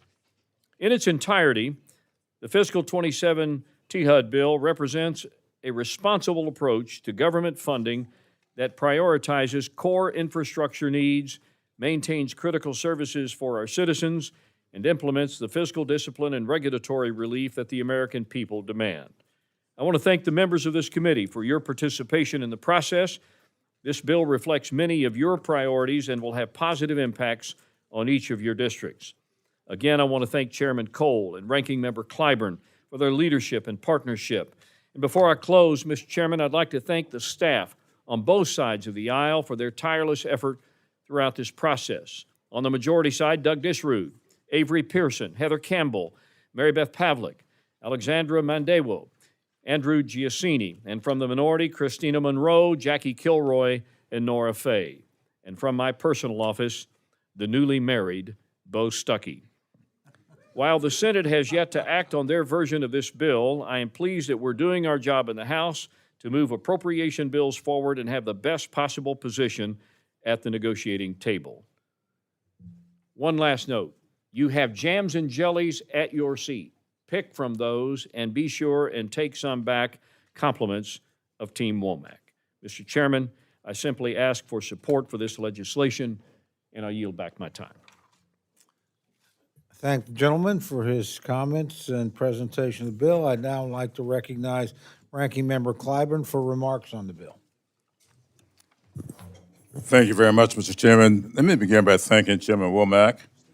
Mr. Womack, thank you so much for your enlightened leadership and stewardship of this subcommittee. When I wrote my memoir 12 years ago, I entitled it Blessed Experiences. And in the introduction to that book, I wrote that all of my experiences have not been pleasant, but I've considered all of them to be blessings. Working with you, Chairman Womack, has been pleasant and also a blessing. And I thank you so much. I also want to thank Chairman Cole, Ranking Member DeLauro, as well as the staff, Christina Monroe, Jackie Kilroy, Nora Fay, Bavada Secretary of my personal staff, and Doug Disrude and his team for their hard work. Mr. Chairman, the American people are concerned about the cost of living, whether it's rising rents, a shrinking job market, or increasing costs. At the gas pump, 76% of Americans see the cost of living as their biggest economic concern. My home state of South Carolina has recorded some of the highest population growth in the nation, and housing costs have surged significantly faster than wages. While median home prices exceed more than $700,000 in coastal areas, nearly 57,000 low-income households, seniors, people with disabilities, and working families count on HUD's rental assistance to make ends meet. By cutting housing counseling assistance in half, this bill limits opportunities for families to acquire and build wealth and achieve the dream of home ownership. As if Americans are not already struggling to access a home they can afford, the bill walks away from enforcement of long-standing civil rights laws that protect housing choice for most Americans by cutting support for local organizations at the front lines of fair housing enforcement by 64%. People with disabilities, who account for 55% of these claims, will bear the brunt of these decisions. Although this bill rejects many of the harmful policy riders that would weaken transportation safety, it does not come without trade-offs. For transportation, this bill would nearly eliminate public transit and bus services improvement projects. It zeroes out investments for Amtrak, takes away $7.9 billion from the bipartisan infrastructure law in a robbing Peter to pay Paul gimmick to make up for a woefully inadequate allocation. These transportation cuts are particularly short-sighted because they compound the housing and cost of living crisis. Access to safe, reliable, and affordable transit is essential for connecting people to jobs, schools, and health care, the very things that help people achieve self-sufficiency. Now, let's be honest about what's really happening here. For months, Republicans have allowed the president to wage a war that the University of Pennsylvania's Wharton budget model estimates is costing the American people roughly $800 million to $1 billion per day. Experts at the Harvard Kennedy School project this illegal war could increase the deficit by at least $1 trillion over the next decade. Let us not forget that just last year, Republicans already increased the deficit by trillions of dollars over the next decade through tax cuts for billionaires and big businesses when they passed their big, ugly bill. But instead of taking serious and intentional steps to lessen burdens for American households, this bill would leave mayors and governors to foot the bill for what we know is a national cost of living crisis. Mr. Chairman, I understand the challenges ahead of you. Unfortunately, this bill includes unrealistic budget gimmicks that will only cost us more in the long run. My hope is that we can put politics aside and do that which is necessary to make America's greatness accessible and affordable for all. Unfortunately, this bill fails to meet that goal. And in closing, let me thank, once again, the staffs on both sides. And I wish to associate myself with those thank yous of the chairman. It's a safe way for me not to mispronounce a bunch of names. And so I want to thank both staffs for the great work. And Mr. Chairman, I urge my colleagues to vote no on this bill. But I thank you, and yield back the balance of my time. I thank the gentleman for his comments. Thank you, Chairman Womack, Ranking Member Clyburn, certainly my friend Ranking Member DeLauro, and all our committee members. With our eighth measure now advanced out of full committee, we're keeping up the momentum with consideration of FY27 Transportation, Housing, and Urban Development Bill. The foundations of this measure are straightforward: building stronger traveling, safer, and supporting American communities. With targeted investments in surface infrastructure and new budget authorities to rebuild critical systems, we're delivering resources to build the most modern, safe, and efficient transportation system in the world. This funding will deliver lasting benefits for the American people and strengthen the nation for generations to come. From travelers and commuters to freight haulers and businesses, improved connectivity helps keep America moving and our economy growing. The U.S. transportation story doesn't end where the pavement does. It continues in the skies above us and across the waters below us, and so do the investments in this bill.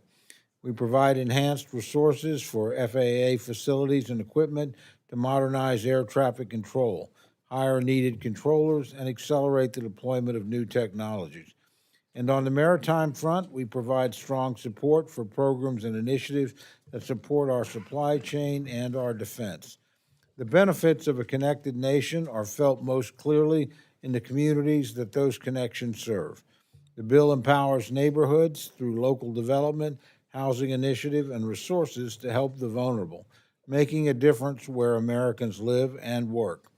Further, districts in every corner of the country will benefit from locally driven projects that address unique needs, improve the quality of life, and deliver tangible results for the people they serve.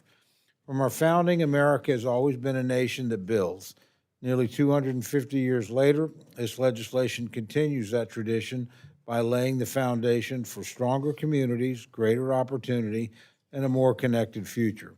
I appreciate the dedication and focus of Chairman Womack, his work alongside Ranking Member Clyburn, and the majority and minority staff throughout this important process. I look forward to advancing this bill. Thank you again, and I yield back. I now recognize my very good friend, the Ranking Member of the full committee, Ms. DeLauro, for her opening remarks on the bill. Thank you very much, Chairman Cole and Chairman Womack and Ranking Member Clyburn. Thank you. I think it's a hallmark of this committee that despite any kinds of differences we may have, the working relationship and partnerships, I think, are exemplary, and it's an honor for me to serve with all of you.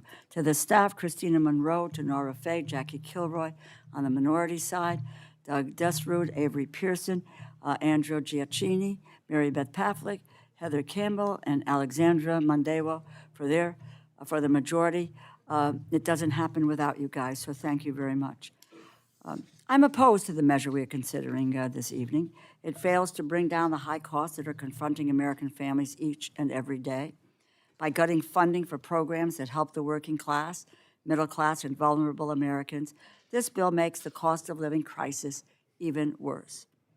Affordability is not a hoax. Affordability is not a hoax. It is a real problem that families are struggling with every day. Their cost of living, the cost of housing keeps climbing, pushing more and more people out onto the street. And yet, this bill proposes to slash critical assistance that helps families keep a roof over their heads. By slashing funding for public housing by $1.3 billion, this bill will cause cuts to rent and utility payments for some 2,700 housing agencies across the country. It will put hundreds of thousands of low-income households at risk of eviction. Eviction is something no family should ever have to endure. It is a devastating trauma that leaves a lasting impact on anyone who experiences it. I would know. My family was evicted when I was 9 years old. We returned home on a Friday evening to find all of our belongings laid out on the street. My parents worked hard to make ends meet. They were not just dogging it. They struggled with financially all of their lives. And as hard as they worked, sometimes it just wasn't enough.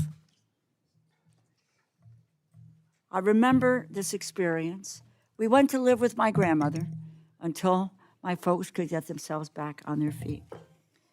It is an experience I wouldn't wish on anyone, least of all honest, hardworking American families who are just trying to get by as costs keep rising and rising. This bill eliminates funding that addresses lead-based paint hazards in nearly 700,000 low-income housing units, which have been deemed at risk of lead exposure. While the Trump administration pays lip service to, quote, making America healthy again, they are forcing hundreds of thousands of low-income families to continue being exposed to lead paint. This bill cuts funding that helps people who are homeless to get the support they need to get back on their feet. It slashes homeless assistance grant funding by $256 million, rolling back aid for the more than 745,000 people experiencing homelessness, and preventing tens of thousands of people from moving off the street into stable homes. That is a 1-2 punch in funding cuts. First, it cuts affordable housing programs, pushing more people out of their homes and onto the street. Then, it scales back assistance for the people who are without homes. The message is clear. Costs are going up, and you're on your own. Meanwhile, the bill retreats from efforts to address the affordable housing crisis by gutting investment in programs like HOME that increase the supply of affordable housing. NeighborWorks, which provides the funding backbone for nearly 250 local organizations that construct and rehabilitate affordable housing in every state, is cut by over 20%. As housing costs climb, more and more people are forced to make longer commutes to and from work, as the distance between a distant wage job and an affordable home gets wider and wider. But instead of investing in new transit systems that extend economic opportunity far and wide, this bill raises funds from the bipartisan infrastructure law, zeroes out funding for new transit capital investment grants. This means interrupting active projects that are designed to make it easier and more affordable for people to get around. When you account for the funds raided from the bipartisan infrastructure law, this bill slashes funding for the Federal Transit Administration by 92%. It cuts funding for the Federal Railroad Administration by $1.5 billion, 84%, including funding for Amtrak's national network and the Northeast Corridor. And it eliminates all new funding for the Federal Highway Administration. Transportation is an economic engine. Highways, bridges, railroads, bus routes, they connect our communities, they create prosperity.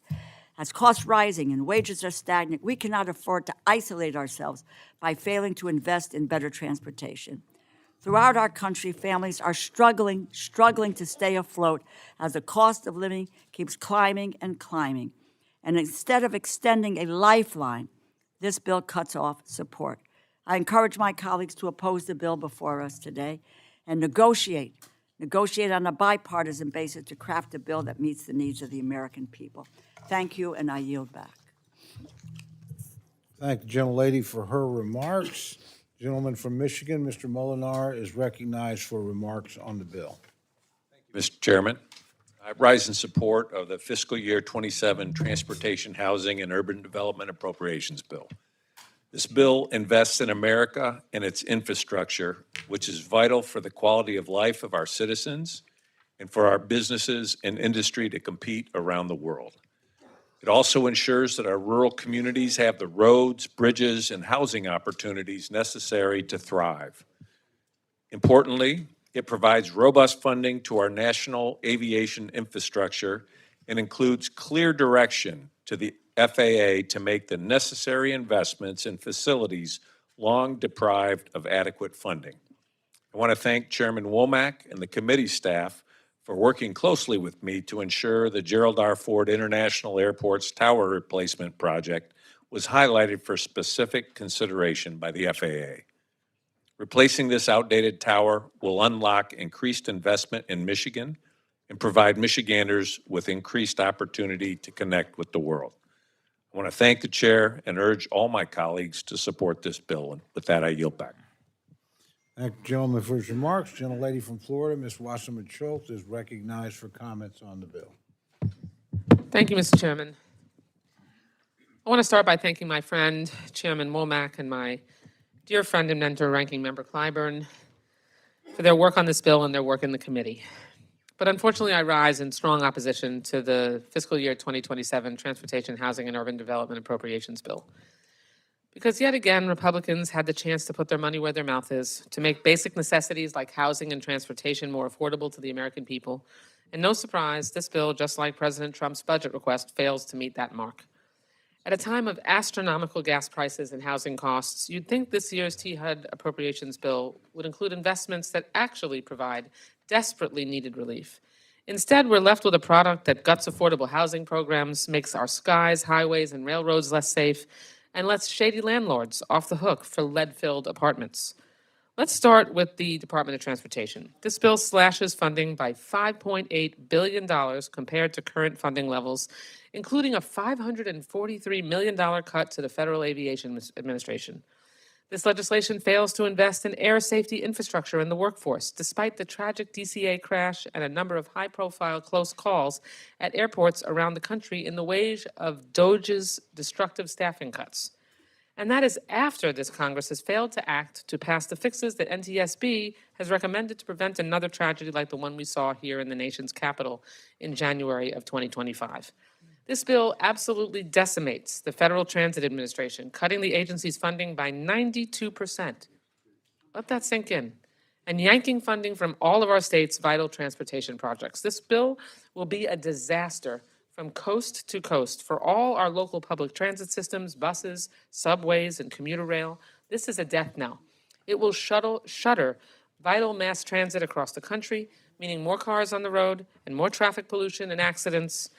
Worse, this bill eliminates all new funding for the Federal Highway Administration, the agency responsible for constructing, maintaining, and preserving our nation's highways, bridges, and tunnels, which are in disrepair.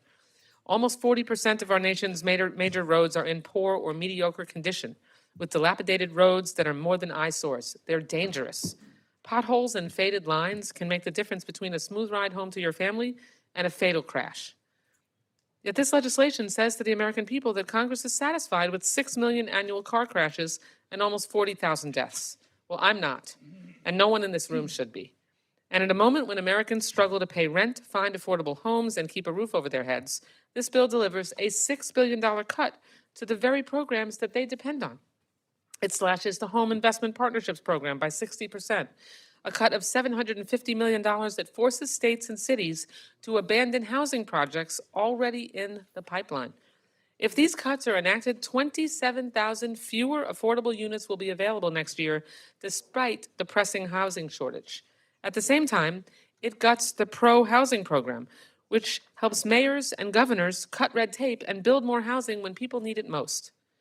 It cuts housing counseling in half. It eliminates legal assistance for eviction prevention at the very moment homelessness is surging across the nation. This legislation also rolls back basic civil liberties fought for under the Fair Housing Act. It walks away from fair housing enforcement by cutting support for local fair housing organizations by 64%. These organizations oversee 75% of all housing discrimination complaints in this country, a majority of which come from people with disabilities. It cuts investments in public housing by $1.3 billion, enough to trigger the eviction of over 200,000 low-income households. And it takes a wrecking ball to the Homeless Assistance Grants Program, leaving tens of thousands of people on the streets to fend for themselves. The list goes on. As a member of Congress who proudly represents South Florida, I hear every day about the rising cost of rent, home ownership, gas, airfare, and utilities. That is just to name a few. So there is simply no way I can vote to advance a bill that does nothing to make any of those issues better and will actually make things worse. This bill does not reflect our values. It doesn't reflect my values. It doesn't reflect the values of the people that at home that I represent or the needs of my constituents. And it certainly does not deserve support from anybody on this committee. This bill is an affront to people who simply want to make sure that their life is more affordable. I urge my colleagues to vote no, and I yield back. Thank you, gentlelady. The gentleman from New York, Mr. Morelli, is recognized for comments on the bill.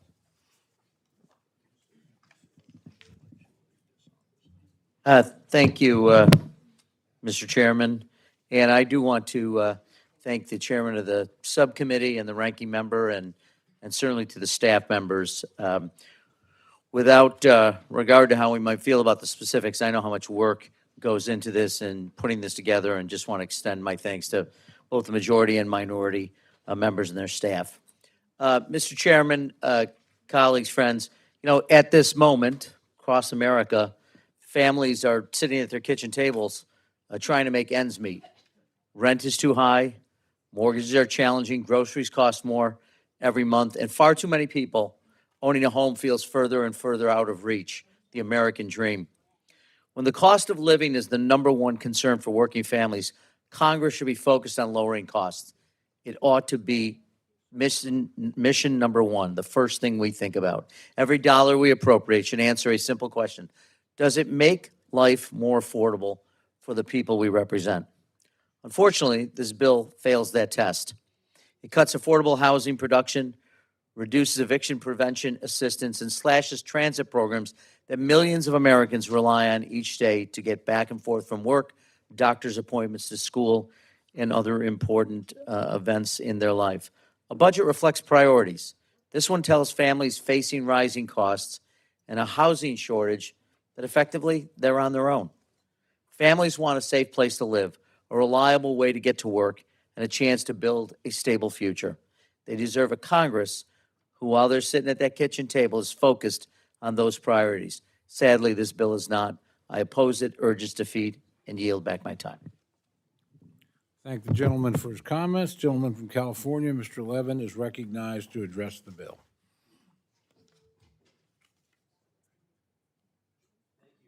Thank you, Mr. Chairman. I appreciate all the hard work that went into this bill. Unfortunately, I cannot support it as written. The bill leaves communities stuck with aging infrastructure, unreliable transportation, and unaffordable housing. Our drivers, commuters, workers, and renters deserve better. It wasn't all that long ago that we all passed the bipartisan infrastructure law. That historic legislation made once-in-a-generation investments in our nation's crumbling infrastructure. These smart, strategic, bold investments created safer roads for drivers. That meant faster commutes on the bus or the train, stronger supply chains, and ensuring kids taking the bus to school could breathe cleaner air. These historic investments will end later this year. We should be working to build off this bipartisan progress and delivering a faster, safer, and stronger transportation system for our communities. Unfortunately, this bill just doesn't live up to that moment. Instead, it chooses to cut these investments, divert them to unrelated programs, or eliminate them entirely. These funding cuts will have real consequences for communities and districts like mine. I'm proud to represent a district that stretches from parts of San Diego all the way up to Orange County and includes the Los San Rail Corridor. That's the second busiest rail corridor anywhere in the United States behind the Northeast Corridor. It's the only viable freight route connecting San Diego to the rest of the country, and it provides essential services to the 147,000 active duty service members and the 5 major military installations in the San Diego area. Unfortunately, significant spans of the track are built just a few feet away from fragile seaside bluffs. The tracks have endured months-long closures in recent years because of erosion. Commuters are left stranded, freight is disrupted, and our national security is threatened. I made a top priority to fund real solutions to these pressing challenges, which the bipartisan infrastructure law helped us to achieve. Unfortunately, this bill cuts those solutions, going so far as to eliminate critical programs like the federal-state partnership, which helps repair inner-city passenger rail assets. These kinds of problems aren't unique to my district. This bill's approach means more projects around the country competing for fewer dollars, and when we delay the repairs, we end up paying more in the long run. So here's the bottom line. We can't keep running a 21st century economy on 20th century infrastructure. This bill would also harm some of the hard work our communities are doing to combat homelessness. It cuts funding from the Continuum of Care program, which serves over 750,000 people experiencing homelessness across the country. And I am totally committed to reaching functional zero veteran homelessness in San Diego County and in Orange County. There's no way we can reach that goal without our local Continuum of Care organizations. I was happy that we were able to come to a bipartisan consensus in the final fiscal 26 bill to fund these essential programs and to set guardrails for the administration to release funds they had been withholding from service providers across the country. I hope we can get to that bipartisan consensus again. But unfortunately, the bill we're considering for today doesn't deliver on that promise to our local communities. For these reasons, while I appreciate all the hard work that's gone into this, I cannot support the bill as written. Thank you, Mr. Chairman, and I'll yield back. I thank the gentleman for his comments. Are there other members wishing to make general comments about the bill? Gentlelady from Ohio is recognized. Thank you, Mr. Chairman, and dear members and all the staff that has worked so hard for days and days and now into the evening here. I rise in strong opposition, however, to this fiscal year 2027 Transportation, Housing, and Urban Development Appropriations Bill. It should be reinvesting in what is vital in this country, certainly building our communities forward and modernizing our transportation systems, and it severely underfunds investment in America. Every day, Congress has an opportunity to make life better for the American people, but this legislation before us tonight falls far short of the mark. It shortchanges working families, it abandons very aging infrastructure, and it tells our most vulnerable citizens, our seniors, our veterans, and struggling families that their fundamental needs for shelter and transportation are no longer a priority. This bill cuts $5.8 billion from the Department of Transportation at a time when many congested cities like Chicago, New York, Los Angeles, Miami, Houston, are really functioning on outdated infrastructure that needs to be upgraded and modernized. Then talk about taking a bat to the kneecaps. It also cuts more than $540 million from the Federal Aviation Administration when airports desperately need investments in equipment, in safety upgrades, and access improvements. And to add insult to injury, after gutting funding for new age vehicles out of spite, I dare say, the bill literally renders moot billions of dollars of investments from American automakers. The majority also slashes the Federal Railroad Administration's budget by 84%. 84%. This will deeply delay advancements in passenger and freight rail, setting the stage for the next East Palestine, which Ohio knows well, that derailment on their watch. Our nation is heading toward 400 million people. We must have modern rail. We must have safe roads. We must have safe modern airports. This bill also ignores the fact that the rising cost of living has become more crushing for people economically in places like Ohio and across our great nation. Instead of investing in the American people, this bill cuts $6 billion from the HUD budget, including a 15% reduction in funding for housing for the most needy, including our senior citizens, that will leave many families in unsafe, deteriorating conditions. It slashes homeless assistance grants by $256 million as the number of homeless in America rises, taking away a critical lifeline for some of the most suffering people in our society. How does rising homelessness help any community in our country? How does it help any person? People across this country are struggling to afford a home. Young families can't afford to buy their first house. Seniors are worried about staying in the homes they worked a lifetime to own, and renters are being squeezed between the sides by rising costs. When he should be strengthening our neighborhoods and investing in the places people call home, this bill moves in the opposite direction by severely underfunding housing rehabilitation and community development efforts that help repair legacy homes, remove blight, and provide infill housing to restore neighborhoods. If we neglect these investments, we risk allowing communities to deteriorate, pushing the dream of stable, affordable housing further out of reach for millions and millions of Americans. Housing security is economic security, and this bill fails that test. This bill is not about responsible budgeting, it's about misplaced priorities, and I must oppose it, but look forward to working in a bipartisan manner if we can, as was this committee's longstanding custom, to craft a THUD bill that invests in the future of our communities. Congress surely can do better. I thank everyone, and I yield back. Thank you, gentlelady. The gentleman from Texas, Mr. Cuellar, is recognized for comments on the bill. Mr. Chairman and Ranking Member DeLauro, and certainly I want to thank Chairman Womack and Ranking Member Clyburn and all the staff for working together to put this bill. A lot of good things in this bill. We're still missing a couple of things that we need to address, and I know as we move this process, we will all be on the same page at a later time. But I do want to highlight three things that are important to my district, and I want to thank the Chairman and the Ranking Member for adding this.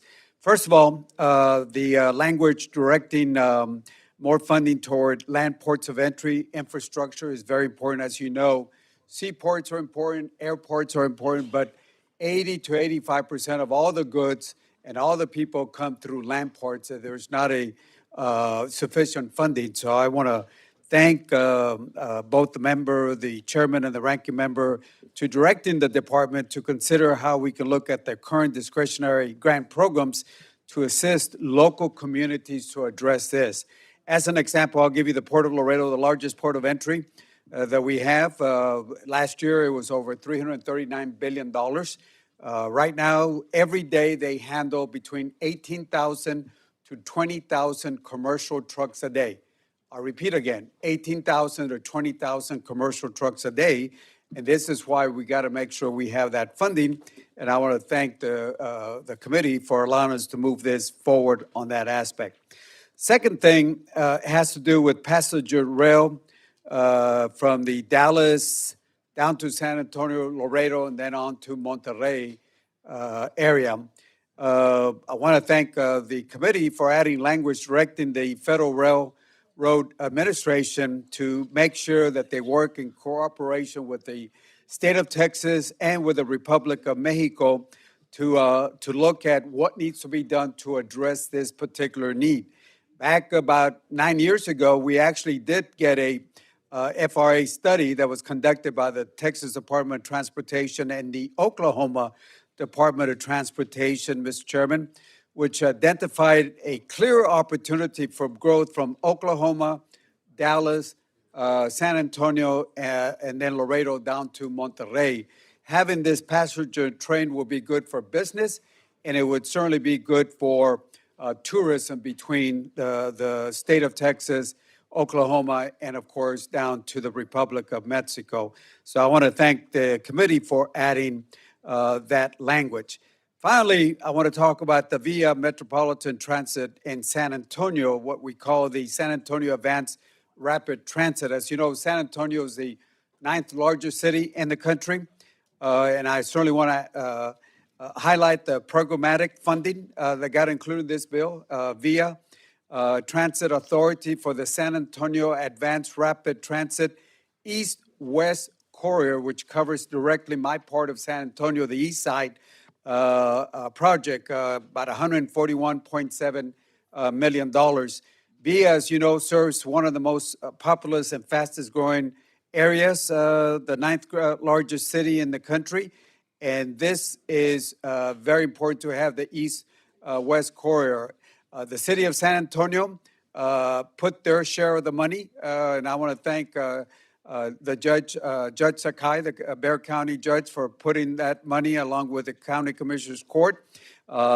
We've done pretty much the NEPA clearance, and we're getting by the design stage by October, and hopefully after that, we'll get started on the east-west corridor in San Antonio. So I want to thank the chairman for that. And along with that, a couple years ago, we also did the north-south corridor in San Antonio, and that was programmatic request of about $268 million. So combined, it is a large investment by this committee to the San Antonio area. So I certainly want to thank the VIA Vice President and CEO, John Gary Herrera, for the leadership in this program, and the other folks that we have in San Antonio, the city of San Antonio, the county of Bexar County, VIA, and all the folks have been working. So with that, Mr. Chairman, I want to thank you for this three areas are very important to me, so I want to thank you. We got a little bit more work to do, but knowing the process, we're going to get there in a bipartisan way. So with that, I say thank you so much. Yield back the balance of my time. Thank the gentleman for his comments. Gentlelady from Pennsylvania, Ms. Dean, is recognized for comments on the bill.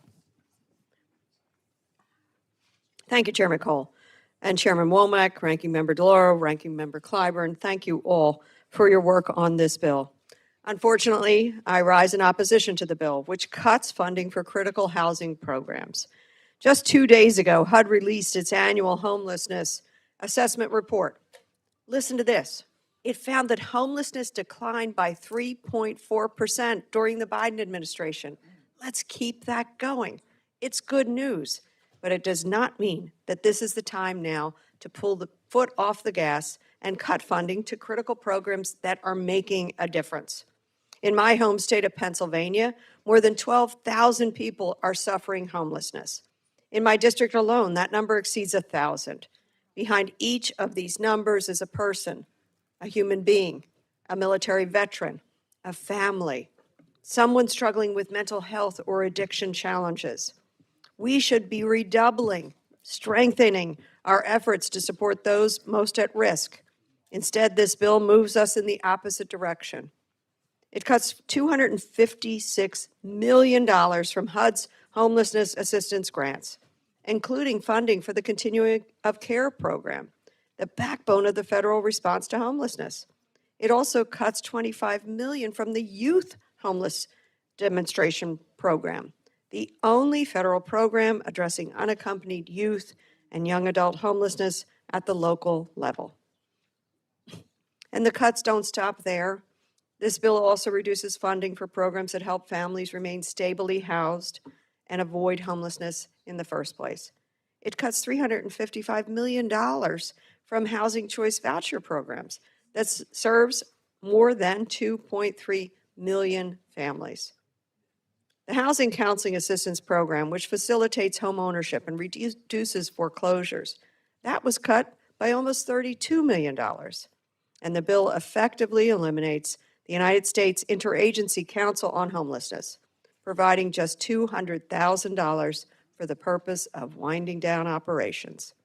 Taken together, these cuts will weaken the very programs that have helped reduce homelessness.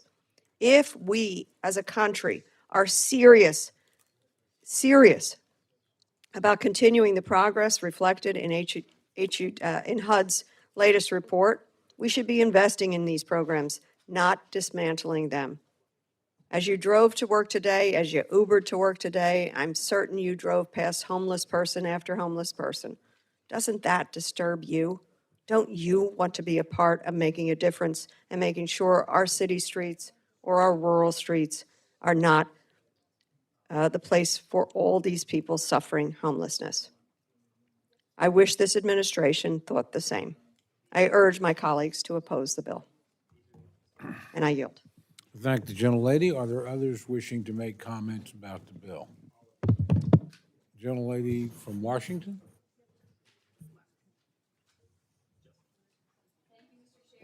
I rise in support of several provisions in the report. First, I appreciated the committee's support last year to pass an amendment urging the Department of Transportation to provide a report to the committee on excessively bright headlights. Sorry that Amadei is not here to cheer that on. I am committed to working with the agency to make sure the report is completed. But in the meantime, this year's report builds on that directive and urges the department to brief Congress on the current state of research regarding headlight intensity and its impact on roadway safety. This is an issue that draws the ire of rural Americans, older Americans, law enforcement, everybody that you meet pretty much. We all think we're going crazy because headlights keep getting brighter and brighter, and driving at night feels more and more maddening. So I appreciate the inclusion of this in this report of language and look forward to continuing to work with the agency on the issue. Second, I rise in support of language included in the report encouraging the Federal Housing Administration to update the limits for FHA Title I personal property loans used to purchase manufactured homes that are not placed on permanent foundations. We know the cost of homeownership remains out of reach for far too many Americans. Manufactured housing continues to provide one of the most attainable pathways to home ownership, but federal financing programs have not kept pace with the reality of today's market. FHA Title I program was specifically designed to help Americans finance manufactured homes that are financed as personal property rather as traditional real estate. But current loan limits have become increasingly disconnected from the actual cost of purchasing a manufactured home and not doing what they were intended to do. If federal loan programs are to remain relevant and effective, they must reflect current costs and market realities. So I appreciate the inclusion of these two provisions in the manager's amendment, and with that, I will yield back. Thank the gentlelady. Are there, all right, it's the gentleman from Georgia. Mr. Bishop is recognized to address the bill. Thank you very much, Mr. Chairman. Chairman Cole, Ranking Member DeLauro, Chairman Womack, and Ranking Member Clyburn. Let me thank all of your staffs for the diligent and hard work that you have put in thus far on the bill. I really wish I had good things to say about the bill, but the legislation regrettably does not rise to the occasion. Everything has become unaffordable these days, and transportation and housing are right there at the top of the list. People need a place to live and the means to get to work, to buy groceries, to fulfill their social and family obligations. And it doesn't get any more basic than transportation and housing. But here we have a bill that guts public transit funding, including bus infrastructure investments and transit infrastructure grants, which will lead to service cuts and the loss of innumerable jobs across the country. It also reduces funding for the FAA, which has been implicated in some scary and frightening incidents over the past year due to the lack of resources, including last year's deadly crash at National Airport. The bill unceremoniously slashes funding for public housing, housing for the elderly and those with disabilities, and lead paint abatement, which will lead to poorer life outcomes for our nation's most vulnerable people. These cuts will all but ensure that the government will become less accessible and far less responsive to the needs of everyday Americans. With our infrastructure continuing to crumble and with transportation and housing costs at an all-time high, now is not the time to abandon our commitment and to leave the public to fend for themselves. It isn't much of a stretch to assume that we all have constituents who rely on the safety, the availability, and the convenience of transportation and housing. That's why I'm confused by the majority's strategy of underfunding and establishing barriers to access. The federal government should not act as an obstacle to reliable transportation or reliable housing, but that's what this bill does. It also decimates programs that spur the development of new affordable housing. Do we want to close the door for the hardworking families who want to take ownership and practice stewardship of a piece of the country? This bill drastically underfunds our railroads with an 84% cut to the Federal Railroad Administration and significantly reduces transportation infrastructure spending, which will lead to rail safety issues as well as road congestion and deterioration. Unfortunately, I cannot support an appropriation bill that does not support the American people any better than this one does. So I urge my colleagues across the aisle to come to the table to craft a reasonable, responsible transportation, housing, and urban development bill instead of going along down this disastrous path which has adverse impacts on the American people. With that, I urge to oppose this bill, and I yield back my time. I thank the gentleman. Are there other members wishing to address the bill? Seeing no other members wishing to address the bill, I would like to recognize Chairman Womack to offer a manager's amendment. Mr. Chairman, I have an amendment at the desk. I seek unanimous consent that my amendment be considered as read. Without objection, the reading of the amendment is dispensed with, and the gentleman is recognized. Thank you, Mr. Chairman. The bipartisan manager's amendment includes bill and report changes to the underlying bill and other technical fixes that both sides have agreed to. I want to thank my ranking member, Mr. Clyburn, and other members who have worked with us on drafting this amendment, and I simply ask my colleagues to support it. I yield back the balance of my time. I thank the gentleman. The gentleman from South Carolina, Mr. Clyburn, is recognized to address the manager's amendment. Thank you very much, Mr. Chairman. I rise in support of this amendment. The amendment contains technical corrections and additions to the bill and report language. I have worked on this amendment in a bipartisan way with my friend, Mr. Womack, which accommodates requests from both sides of the aisle. I ask my colleagues to support the amendment, and I yield back. I thank the gentleman. The gentlelady from Florida, Ms. Wasserman Schultz, is recognized to address the manager's amendment. Thank you, Mr. Chairman. I rise to speak in support of the manager's amendment, and I want to thank Chairman Womack and Ranking Member Clyburn for including my report language in the manager's amendment, which would require the HUD Secretary to conduct a feasibility study on amending the United States Housing Act of 1937 to allow housing choice vouchers to cover security deposits for participating families. This is a small but mighty proposed change that meaningfully lowers housing costs and keeps families off the streets. It's no secret that our country is experiencing a housing affordability crisis. According to the Census Bureau, nearly 50% of all renters in our country are cost-burdened, meaning they spend more than 30% of their income on rent and utilities. But that assumes these individuals can even find affordable options and get their foot in the door.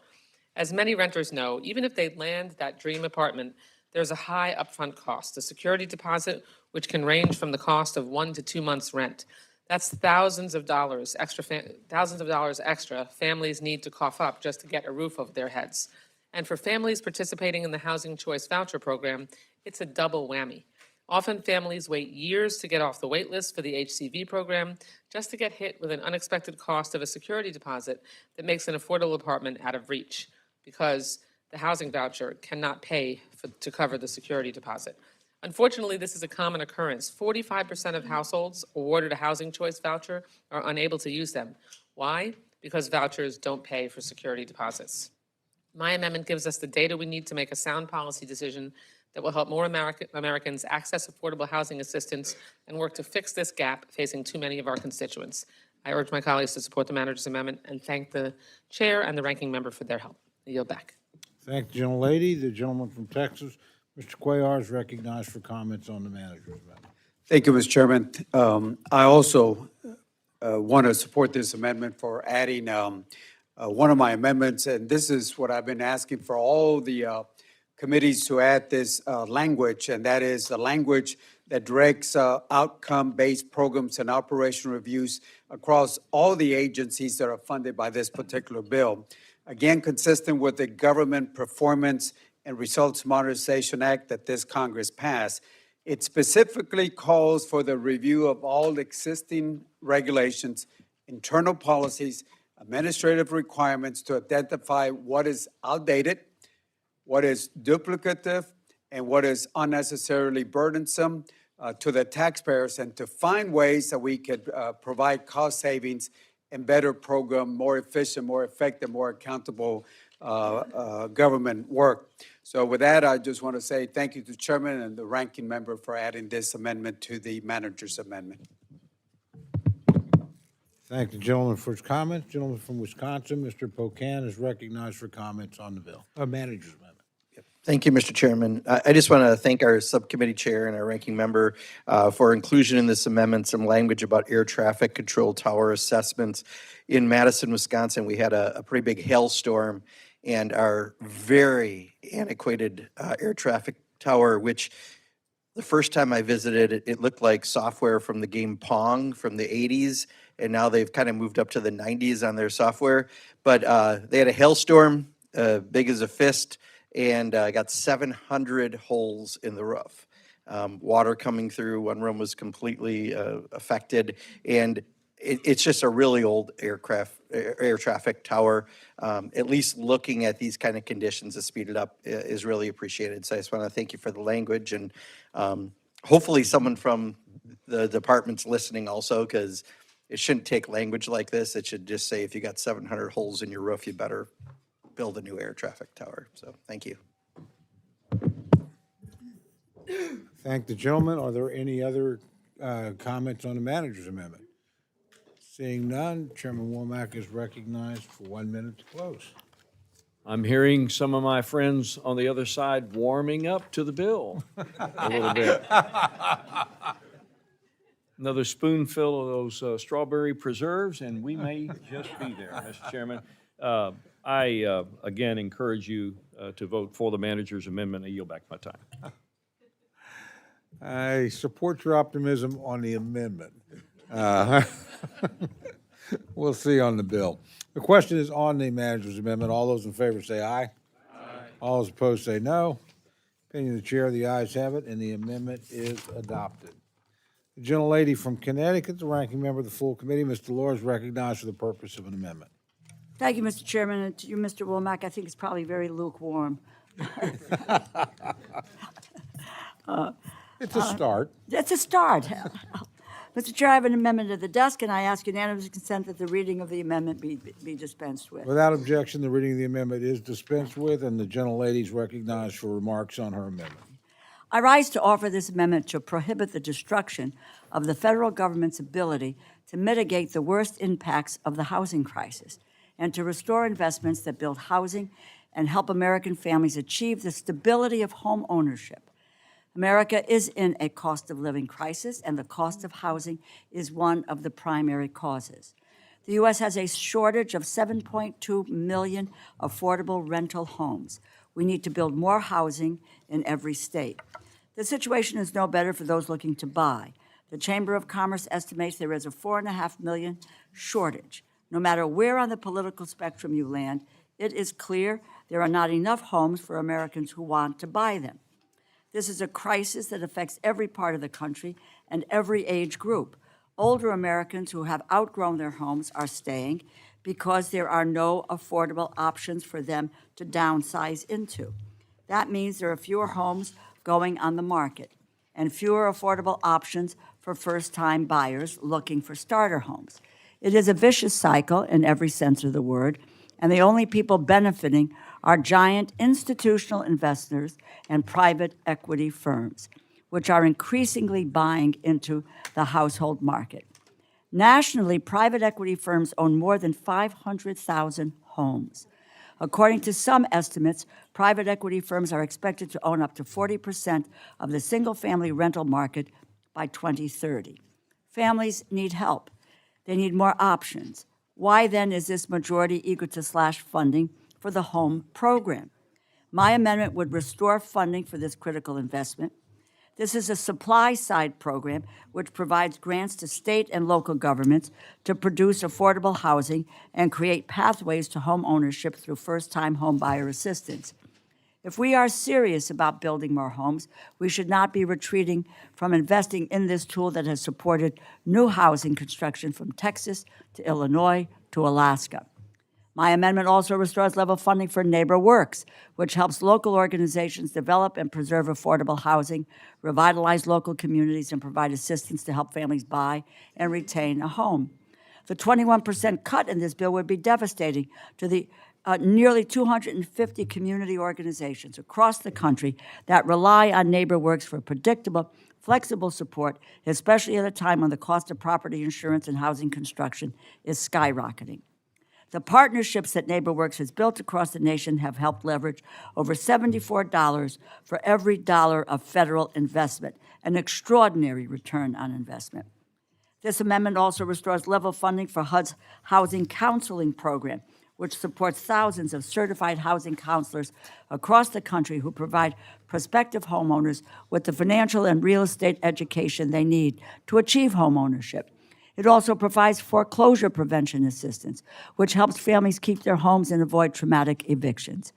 I mentioned earlier when I was young, we were evicted. That moment turned our world upside down. I will never forget how awful it felt to see all of our possessions piled on the sidewalk. My family recovered, but many other families have the trajectory of their own lives changed forever. Some spiral into debt or homelessness. We should be doing everything in our power to ensure evictions are as rare as possible. And that is why my amendment would also restore investment in legal assistance for eviction prevention, which gives struggling families a fair shot and saves taxpayer dollars by helping families stay in their homes. Connecticut launched a right to counsel program in 2022 with $20 million. By November of last year, they saved nearly $58 million by providing legal aid to 9,600 households. How did Connecticut save this money? Because renters were able to stay housed, and the state did not have to spend money on emergency shelter services, foster care replacements, and more social services. My amendment restores strong investment in a comprehensive approach to housing stability. Home builds supply. NeighborWorks develops local capacity for affordable housing development and home buyer support. Housing counseling provides a pathway to sustainable home ownership, and legal assistance reduces costly evictions. We need to use every tool to address the national housing crisis. If we do not do this, we cannot tackle the cost of living crisis that is holding back working families from reaching their potential. A home is not simply a place to rest your head. It's a source of comfort, pride, and success for families everywhere. It is the central tenet of the quintessential American dream, and I am committed to helping more people make that dream a reality. I'm proud to propose this amendment. I urge my colleagues to support it as well. Thank you, and I yield back. Thank the gentlelady for amendment. The gentleman from Arkansas, Mr. Womack, is recognized to respond to the amendment. Thank you, Mr. Chairman. I rise to oppose the amendment. First and foremost, I can't support it because it causes the bill to exceed the allocation, and if adopted, it would prevent the bill from going to the floor. The ranking member's eviction protection grant program has previously been a set-aside in HUD's research account aimed at giving federal money to legal aid societies for work they already do. We didn't fund this program in the FY24, 25, or 26 House bills, So I find it interesting in a year of such fiscal austerity that the ranking member is focusing on this program. Our bill restores NeighborWorks from the president's budget, which, as you all know, tried to wind down operations of NeighborWorks. This level does include the scaling back of certain services, but it maintains core services to continue preservation of housing and home ownership and counseling services. Our bill also restores the Home Investment Partnership with $500 million from the president's budget that had it zeroed out, so we made progress there. Lastly, on housing counseling, the program is holding nearly 2 full years' worth of carryover, $109 million. This administration is encouraging these sorts of services to be provided by the private sector, not the taxpayer. Bottom line, we had a tight allocation, but I maintain that this bill takes the right approach on funding the safety and essential HUD services necessary to care for our nation's most vulnerable. It trims the fat at HUD, and to bust our allocation for these kind of nice-to-have issues is irresponsible in my strong opinion. So I urge a no vote on the amendment. I yield back. Thank the gentleman for his comments. The gentleman from South Carolina, Mr. Clyburn, is recognized to address the amendment. Thank you, Mr. Chairman. I rise in strong support of this amendment. It will restore critical housing investments that represent lifelines for families who are struggling with the worst housing affordability crisis in generations. In South Carolina and nationwide, working families are being priced out of home ownership and even basic rental housing. When teachers, nurses, and first responders cannot afford to live in the communities they serve, we have to act, and with urgency. The home program has been the backbone of affordable housing production for over 3 decades. In South Carolina alone, home funds have helped create and preserve tens of thousands of homes and supported tens of thousands of jobs. Local communities rely on this predictable source of federal funding to close the gap and leverage other resources for housing production. Slashing investment in the home program will mean developers, mayors, and governors will walk away from housing construction projects. At the funding level in this bill, tens of thousands of fewer affordable homes will be created or preserved. I would not disagree with anyone who suggests that the home program needs improvement and modernization to make the funding easier to use. And in fact, there are bipartisan authorizing efforts underway to address many of these challenges. But in the midst of America's housing affordability crisis, now is not the time to retreat from investing in long-standing housing construction programs. We should be doubling down. Additionally, HUD's housing counseling program is particularly vital for first-time home buyers and families working to avoid foreclosure. Home ownership remains the primary vehicle for wealth building in American families. For African-American families especially, who have faced decades of discriminatory lending practices and exclusion from home ownership opportunities, these programs represent a pathway to closing the racial wealth gap. When we invest in home ownership, we're investing in economic mobility, self-sufficiency, and the American dream. NeighborWorks has also been a trusted partner in committees across South Carolina and the nation for nearly 50 years, and is critical for supporting local capacity for housing development and home buyer assistance. Mr. Chairman, all at a time when families in every district are struggling to keep up with rising housing costs, this body should be expanding housing opportunities, not slashing them. This amendment restores full funding for programs that work and that have bipartisan support. I urge my colleagues to support this amendment and reject the false choice between fiscal responsibility and housing opportunity. The cost of backing down from making housing more affordable and accessible for Americans is too high. I support this amendment and yield back. Thank the gentleman for his comments. Gentlelady from New Jersey, Ms. Watson Coleman, is recognized for remarks on the amendment.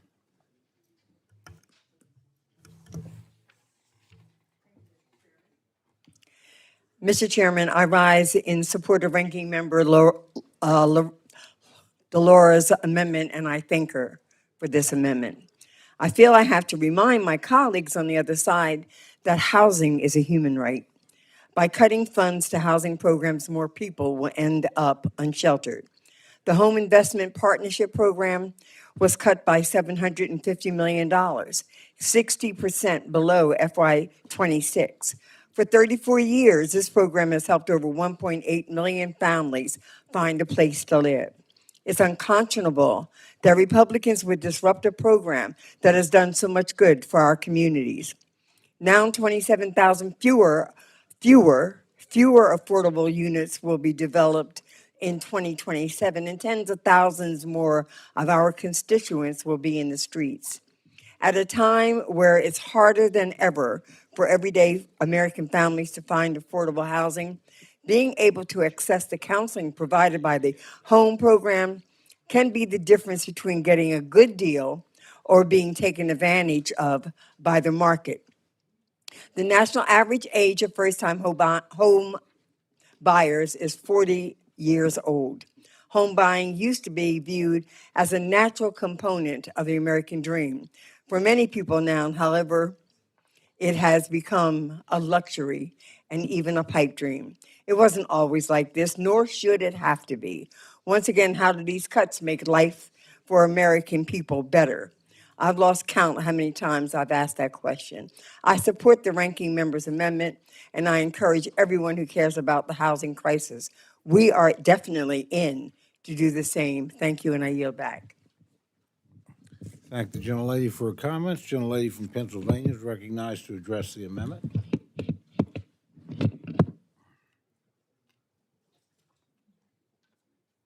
I thank the chairman and I thank the ranking member. I rise in support of the ranking member's amendment to restore funding for several critical housing programs that help families find and maintain safe, affordable housing. First, the amendment restores funding for the Home Investment Partnership Program. The proposed reduction from $1.25 billion to $500 million would significantly weaken one of the federal government's, our most effective tools for expanding and preserving affordable housing. For many states and local governments, my own included, home is the only reliable source of funding available to support affordable housing projects. At a time when communities across the country are struggling with housing shortages and rising costs, cutting home by $750 million will make it harder to build the housing families need. The amendment also restores funding for the Housing Counseling Assistance Program. Purchasing and financing a home, you might remember it yourselves, can be a complicated and overwhelming process. This program provides counselors at every stage of the home ownership journey, from preparing to buy a home to avoiding foreclosure during times of financial hardship. Finally, the amendment restores funding for the Neighborhood Works America. As communities nationwide confront housing affordability challenges, NeighborWorks continues to be an essential partner in developing practical, locally driven solutions. The proposed $33 million reduction would undermine a program with a proven track record of success, and it jeopardizes investments that help expand access to affordable housing across this country.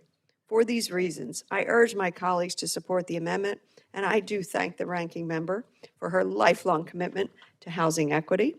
Thank you. I urge support, and I yield back. Thank the gentlelady for her comments. Gentlelady from Ohio, Ms. Capter, is recognized to address the amendment. Thank you, Chairman Cole and Ranking Member DeLauro. Thank you for offering this really important amendment that seeks to mitigate the harsh housing cuts in the bill. The rising cost of living has increased the burden on people who aspire to own their own homes. And if ever there was a time when housing programs are needed, surely it is now. More and more Americans simply cannot afford to purchase a home. Ask any realtor. And worse, the younger generation even wonders if they will ever be able to consider even purchasing a home. By cutting this funding for the Home Investment Partnership, this bill limits opportunities for families to build wealth through home ownership. This legislation cuts housing counseling in half. And that means people who've never owned their own homes have an even less chance to develop the equity that increases with home ownership. And this bill pulls back existing assistance that helps families achieve home ownership. This legislation slashes investments in programs that expand affordable housing, which would mean thousands of affordable housing projects nationwide would go undeveloped. I met a woman the other day. She goes, Marcy, she's 80 years old. She gets $1,420 a month in her Social Security, and she was able to get into a National Church Residences dwelling, and she was in her wheelchair, and she was so grateful. And that was because of these programs working together. It just really made my week. It even guts eviction prevention grants that help keep Americans in their homes. This is completely unacceptable at this time in particular. When you remove pathways to home ownership and building wealth, you make many Americans feel trapped. Indeed, they are. We need more home ownership counseling assistance that educates potential home buyers on how to successfully achieve home ownership. But this bill cuts funding granted through the Neighborhood Reinvestment Corporation to organizations like NeighborWorks America. NeighborWorks supports homegrown initiatives that develop innovative housing designs and teach individuals in local communities how to maintain their homes. I have seen this program work in Lucas County, Erie County, and areas across my Northwest Ohio district for people of all ages. And within Ohio, in fiscal 25 alone, NeighborWorks organizations operated 10,796 affordable rental units, helped 486 families achieve home ownership, provided housing counseling to 2,399 households, and created or sustained 1,703 jobs. This support helps to maintain and revitalize communities and increase the availability of affordable housing for more of our community residents. The proposed 12% cut in funding will negatively affect the network of nearly 250 local organizations that support this critical work from coast to coast. And I urge my colleagues to support the DeLauro amendment. Let it reaffirm our commitment to housing for all Americans across the United States and the well-being of our national economy, so dependent on a thriving housing market for all generations to come at a time we all know it is needed more than ever. Please vote for the DeLauro amendment, and I yield back. Thank the gentlelady. Are there other members wishing to address the amendment? Seeing none, the gentlelady is recognized for 1 minute to close. Thank you, Mr. Chairman. Home is cut $750 million, 60%. Housing counseling, $32 million, 55%. NeighborWorks, $33 million, 21%. Eviction and prevention grants are completely eliminated. I'll tell you what is fiscally irresponsible. It is voting for a bill that provided $4.5 trillion in tax cuts to the richest and to the biggest corporations. Imagine what we could have done with an allocation if we hadn't pandered to the richest and the biggest corporations by providing them that tax relief. We wouldn't be in the situation we are here today. Available housing, affordable housing is where economic potential begins. People are demanding help with the cost of living. If people cannot afford a home and keep a stable place to raise their children, they cannot succeed or they cannot get ahead in life. Stable housing impacts a child's ability to succeed in school, a parent's ability to keep a job, and the health of the entire family. Home ownership is not only critical to the formation of wealth for families, but also the foundation of safe and stable neighborhoods. Addressing the cost of housing will require a deliberate, strategic effort, including federal investments and understanding of how people are living today and their economic stress. This amendment keeps that effort alive to provide affordable housing. I urge your support for the amendment, and I yield back. Thank you, gentlelady. The question is now on the amendment offered by the gentlelady from Connecticut. All those in favor say aye. Aye. All those opposed say no. No. Opinion of the chair, the noes have it. Roll call. Roll call is requested. Sufficient support has been demonstrated. The clerk will call the roll. Mr. Adderholt. Mr. Adderholt, no. Mr. Aguilar. Mr. Aguilar, aye. Mr. Alford. Mr. Alford, no. Mr. Amadei. Mr. Amadei, no. Mrs. Bice. Mrs. Bice, no. Mr. Bishop. Mr. Bishop, aye. Mr. Calvert. Mr. Calvert, no. Mr. Carter. Mr. Carter, no. Mr. Case. Mr. Siscomani. Mr. Siscomani, no. Mr. Klein. Mr. Klein, no. Mr. Cloud. Mr. Cloud, no. Mr. Clyburn. Mr. Clyburn, aye. Mr. Clyde. Mr. Clyde, no. Mr. Cole. No. Mr. Cole, no. Mr. Cuellar. Ms. Dean. Ms. Dean, aye. Mr. Loro. Mr. Loro, aye. Mr. Diaz-Balart. Mr. Diaz-Balart, no. Mr. Edwards. Mr. Edwards, no. Mr. Elzey. Mr. Elzey, no. Ms. Escobar. Ms. Escobar, aye. Mr. Espaillat. Mr. Espaillat, aye. Mr. Fleischman. Mr. Fleischman, no. Ms. Frankel. Mr. Franklin. Mr. Franklin, no. Mr. Guest. No. Mr. Guest, no. Mr. Harder. Mr. Harder, aye. Dr. Harris. Dr. Harris, no. Mrs. Hinson. Mr. Hoyer. Mr. Hoyer, aye. Mr. Ivy. Mr. Ivy, aye. Mr. Joyce. Mr. Joyce, no. Ms. Capter. Ms. Capter, aye. Mr. Lalota. Mr. Lalota, no. Ms. Lee. Ms. Letlow. Mr. Levin. Mr. Levin, aye. Ms. Malloy. Ms. Malloy, no. Ms. McCullum. Ms. Ming. Ms. Ming, aye. Mr. Molinar. Mr. Molinar, no. Mr. Moore. Mr. Moore, no. Mr. Morelli. Mr. Mervan. Mr. Mervan, aye. Mr. Newhouse.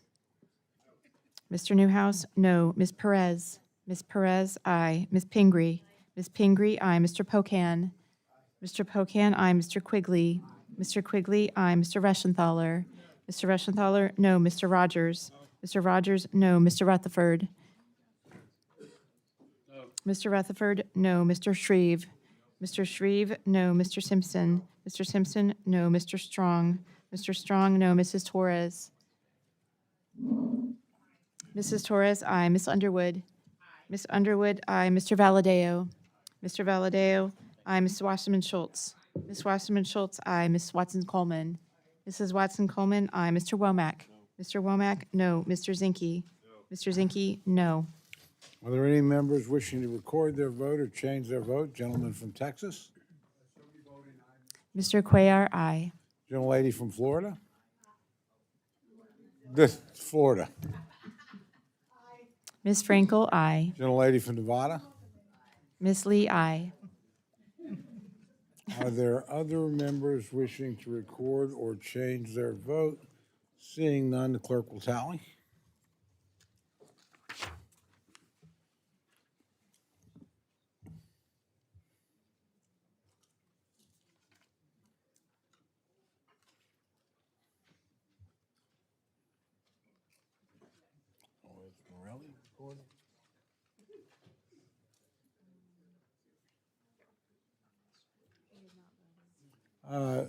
How's the gentleman from New York recorded? Mr. Morelli votes aye. Thank you.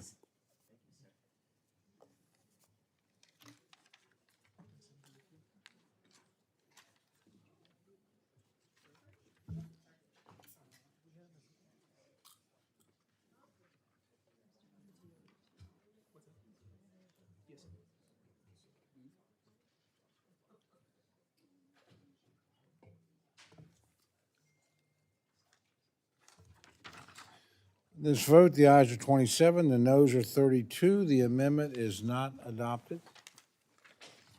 I now recognize Chairman Womack to offer a Republican en bloc amendment. Thank you, Mr. Chairman, and I have an amendment at the desk. I ask unanimous consent that it be considered as read. Without objection, the reading of the amendment is dispensed with, and Chairman Womack is recognized to explain the amendment. Thank you, Mr. Chairman. This en bloc amendment includes bill and report changes that would further strengthen the underlying bill. The amendment prohibits the flow of federal funds to so-called sanctuary cities that refuse to cooperate and coordinate with the Department of Homeland Security to keep us safe. It also requires the Department of Transportation to maintain drug testing requirements for safety-sensitive positions like air traffic controllers. So I encourage a yes vote on the Republican en bloc, and I yield back. Thank the gentleman. Gentleman from South Carolina, Mr. Clyburn, is recognized to address the amendment. Mr. Chairman, I rise in opposition to this amendment. I find it ironic that while the President touts support for the 2026 FIFA World Cup and leading a White House task force, members of his own party would strip all federal funding from host cities because you all can't seem to get on the same page. This amendment would eliminate all transportation and housing funding to at least 7 FIFA host cities that may not comply with federal law enforcement immigration tactics. We need to be investing in transportation infrastructure in these cities at a time when they are facing a massive influx of visitors using their roads, transit, and airports, not stripping their money away. If my colleagues on the other side of the aisle want to debate federal immigration policy, leave it to the appropriate bills and committees of jurisdiction. The Transportation and Housing Appropriation Bill is not the place for this debate. I oppose this amendment and urge my colleagues to vote no. Thank the gentleman for his comments. Do other members seek recognition to speak on the en bloc amendment? Seeing none, the gentleman from Arkansas is recognized. Oh, I'm sorry. Gentleman from Georgia is recognized to address the amendment. Thank you, Mr. Chairman. Thank you. I rise in support of Chairman Womack's Republican en bloc amendment, which includes one of my amendments, and this amendment is a straightforward, common sense amendment and is long overdue. My amendment is simple. Not $1 of federal transportation and housing funds made available by this act shall go to any local jurisdiction that refuses to notify the Department of Homeland Security in advance of the scheduled release of an illegal alien in their custody. That's it. Just tell DHS when you're releasing a criminal alien so federal agents can do their job.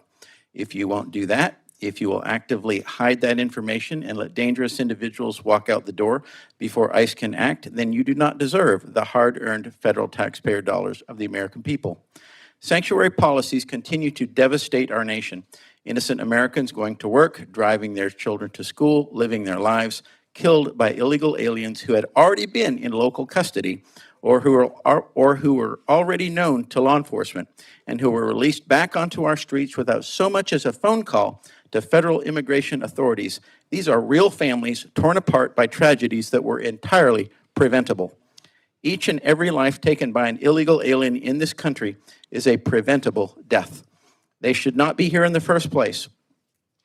And when local governments actively obstruct federal law enforcement from doing their jobs, they become complicit in whatever follows. President Trump understood this. That is why, on April the 28th of last year, he signed an executive order protecting American communities from criminal aliens, making clear that the obstruction of federal immigration enforcement by state and local officials is, in his words, a lawless insurrection against the supremacy of federal law. The order directed the Attorney General and the Secretary of Homeland Security to identify sanctuary jurisdictions and take action to cut off their federal funding. My amendment puts that same principle directly into this appropriations bill. Let me be clear about what my amendment does and does not require. It does not mandate that localities hold illegal aliens indefinitely. It does not require that local law enforcement to act as federal immigration agents. All it requires is a phone call. Advance notice of when a particular illegal alien is going to be released. That is the bare minimum of cooperation with the federal government. That is the least a jurisdiction can do to keep our communities safe. And if they refuse even that, then they should not receive federal funds. Democrats will tell you this is cruel. They'll tell you this is un-American. But let me tell you what is cruel and un-American. Shielding criminal illegal aliens from deportation at the expense of innocent citizens. Letting a violent offender walk out of a local jail without giving ICE a chance to pick them up. That is cruel. That is un-American. That is what sanctuary policies do, day after day in jurisdictions across this country. The federal government's authority over immigration is not a suggestion. Local officials do not get to pick and choose which federal laws they will honor, and Congress has both the authority and the obligation to use the power of the purse to enforce that principle. Remember, states officially ceded that authority to the federal government back in 1789 when they ratified the Constitution. Every member of this body has a choice to make today. You can stand with the American people, with the families who have lost loved ones to preventable crimes, with the communities that deserve safe streets, with a president who is fighting every single day to restore the rule of law, or you can stand with the sanctuary politicians who put illegal aliens first and American citizens last. I urge my colleagues to support this amendment. Let us send a clear message that if you refuse to cooperate with federal law enforcement, if you actively obstruct the deportation of criminal illegal aliens, you will not see another federal dollar from this bill. And I yield back 1 minute. I thank the gentleman for the time. Gentlelady from Pennsylvania is recognized to address the amendment. I just wanted to, if you'll forgive me, words matter. The words we use matter.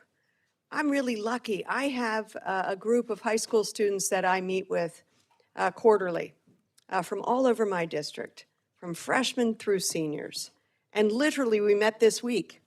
And they wanted to ask me about the SAVE Act. And one young woman in particular said, I don't really understand this language. Why does it keep saying illegal alien, when we're talking about the eligibility to vote? And I said, well, what do you think it means? Well, it means something really bad. It must be a really bad person. But I think actually when we're talking about legal eligibility to vote, this young woman said, I think they're simply talking about non-citizens. But they don't want to say non-citizens. They want to make them less than. And so they call them illegal, and they call them aliens, and they call them criminal. With no basis, with not factual basis. Words matter, folks. Let's abandon this illegal alien nonsense. And let's talk about citizens or non-citizens. Let's stop making people others. I'm tired of it. Words matter. We're better than this. I yield back. Are there other members wishing to address the amendment? Seeing none, I recognize Chairman Womack for 1 minute to close. Thank you, Mr. Chairman. This amendment strengthens the underlying text. I want to thank the members who helped write the amendment, and I ask my colleagues to support this en bloc amendment. I yield back the balance of my time. Thank the gentleman. The question is now on the amendment. All those in favor say aye. Aye. All those opposed say no. No. Opinion of the chair, the ayes have it. And the amendment is adopted.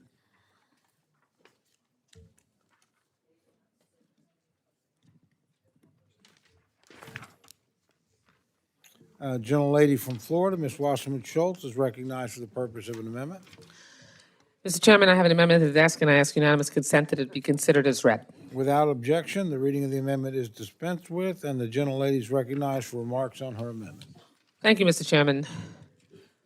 My amendment prohibits HUD from implementing the establishing flexibility for implementation of work requirements and term limits proposed rule, which adds burdensome red tape to critical HUD housing assistance programs to keep seniors and families off the streets. Like the Big Ugly Law, this proposed rule is based on a false stereotype that people who receive housing assistance don't or refuse to work. But time and again, data overwhelmingly shows that those receiving housing assistance that can work, do work. In fact, studies of work requirements in SNAP and Medicaid show that these policies don't improve employment numbers, and in fact, they lead to many eligible people losing out on assistance. So what's the point of this rule then? HUD's proposed rule allows public housing authorities to impose requirements and time limits for receiving housing assistance. The rule gives public housing authorities broad discretion in designing these restrictions, including the decision to terminate assistance. Just in case the pain of rent increases, utility bills, and insurance was not already making affordable housing a struggle. Now, if you do find it through an assistance program and try to start saving or getting back on your feet, you can be kicked out for being there, quote, too long. Not only will this lead to a patchwork of inconsistent policies across the over 3,000 public housing authorities, creating mass confusion for tenants, the rule also directly harms seniors and puts them and their families at risk of homelessness. For example, while the proposed rule claims to exempt older adults aged 62 and over and people living with disabilities, it still leaves their households exposed. If a younger, able-bodied family member fails to meet the requirements set by the whims of the PHA, the seniors in that household can be kicked to the curb as well. And that's just the tip of the iceberg. HUD's misguided rule also puts children at risk of homelessness. Children. Unable to find or afford childcare so you can go to work? Too bad. Get laid off due to a downsizing? Tough luck. And in total, this proposed rule puts 3 million people, more than half of them children, at risk of eviction and homelessness. And just because someone isn't using housing assistance doesn't mean the costs to the public go away. It's actually the exact opposite. Homelessness costs taxpayers an average of $35,600 per person per year, more than housing them in a $2,000 monthly apartment. This proposed rule is bad policy, hangs our nation's seniors and children out to dry, and it ignores the economic realities working families experience in their daily life. I urge my colleagues to support this amendment, and I yield back. Thank the gentlelady. Are there other members wishing to address the amendment? The gentlelady from New Jersey, Ms. Watson Coleman, is recognized.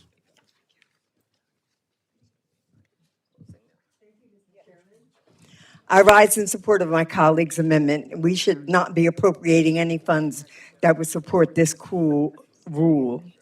The rule would allow rental assistance to be taken away from people who cannot meet a stringent 40-hour work requirement per week, or if a household reaches a time limit on assistance. My colleagues on the other side of the aisle have always said work requirements aren't such a burden. Yet it's well documented these requirements decrease enrollment simply due to strict documentation burdens and administrative red tape. It feels odd that eliminating red tape only comes up for businesses in areas like financial services or in the energy sector, but not for the neediest of people. The Center on Budget and Policy Priorities has reported that nearly 3.7 million people are at risk of losing rental assistance due to this rule. This includes 1.9 million children. We cannot let this happen. Housing remains unaffordable for so many. As the cost of everything continues to rise due to the actions of this administration, they are now making it even harder for those who are struggling to even keep a roof over their heads. This amendment is to reinstate some humanity in what we do as a body and to ensure we are not forcing people onto the streets. I'm proud to support my colleague's amendment, and I hope that everyone else in this room does the same. Thank you. I yield back. I thank the gentlelady, and the chair apologizes to the committee. I was so intimidated by my friend from New Jersey, I forgot to go to the chairman and the ranking member first. But as I said, you know who I'm afraid of, and it ain't these guys up here. With that, the chair recognizes Mr. Womack to respond to the amendment. What a spell Ms. Watson Coleman has over our distinguished chairman. Thank you, Mr. Chairman. I rise to oppose the amendment. HUD's new proposed rule allows PHAs to help existing residents reach self-sufficiency and move out of HUD-assisted housing faster, making housing available for other eligible families in the community. It just makes sense. Now, local community leadership knows what's best for its residents in need. In my home state of Arkansas, state law requires Arkansas PHAs to implement a 20-hour per week work requirement. This new regulation from HUD will make it easier for PHAs like those in my district to fulfill these state requirements while also complying with federal law.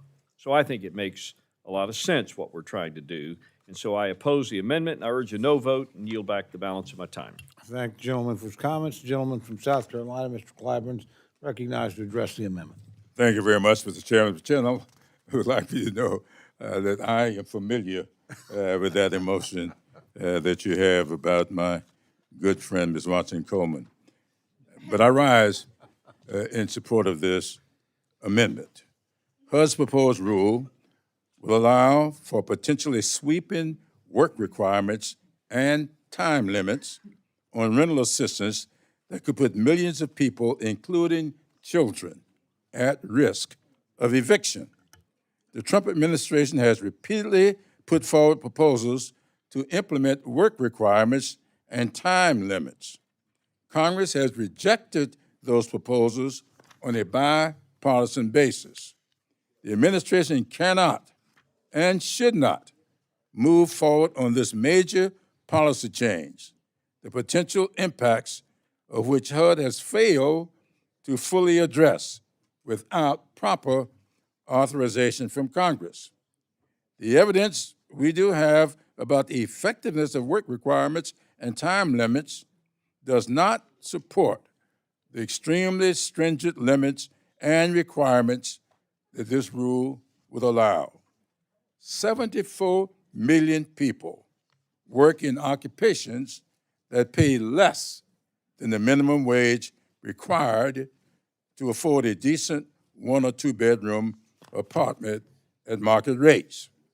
When working people are pushed out of their homes and after they hit an arbitrary time limit and still cannot afford to rent in the private market, where will they go? Who will foot the bill? How many mayors and governors contend with the potential rise in homelessness? How many people will lose assistance simply because of challenges navigating additional red tape? These questions remain unanswered. I urge my colleagues on both sides of the aisle to support the amendment, and I yield back. Thank the gentleman for his remarks. Gentlelady from Pennsylvania, Ms. Dean, is recognized to address the amendment. Thank you, Mr. Chairman. I rise in support of the amendment from the gentlewoman from Florida. Federal rental assistance programs are a lifeline for more than 10 million Americans, including families with children, seniors, and people with disabilities. HUD's rulemaking would allow public housing agencies and providers to impose work orders and time limits on rental assistance. While this rule may be intended to promote self-sufficiency, the evidence suggests that it is far more likely to increase housing instability than employment. The reality is that many recipients already work or care for children or family members or seniors, and time limits are just another tool for this administration to take housing away from those who need it most. The consequence of losing this assistance is severe. A 2-year time limit could result in more than 3.3 million people 3.3 million people in this country losing their housing assistance, including an estimated 1.7 million children. At a time when housing costs remain unaffordable for millions of Americans, Congress should be strengthening housing stability, not creating new barriers that put families at risk or losing their homes. I urge support for the amendment, and I yield back. Thank you, gentlelady. Are there other members wishing to address the amendment? Seeing none, the gentlelady from Florida is recognized for 1 minute to close. Thank you, Mr. Chairman.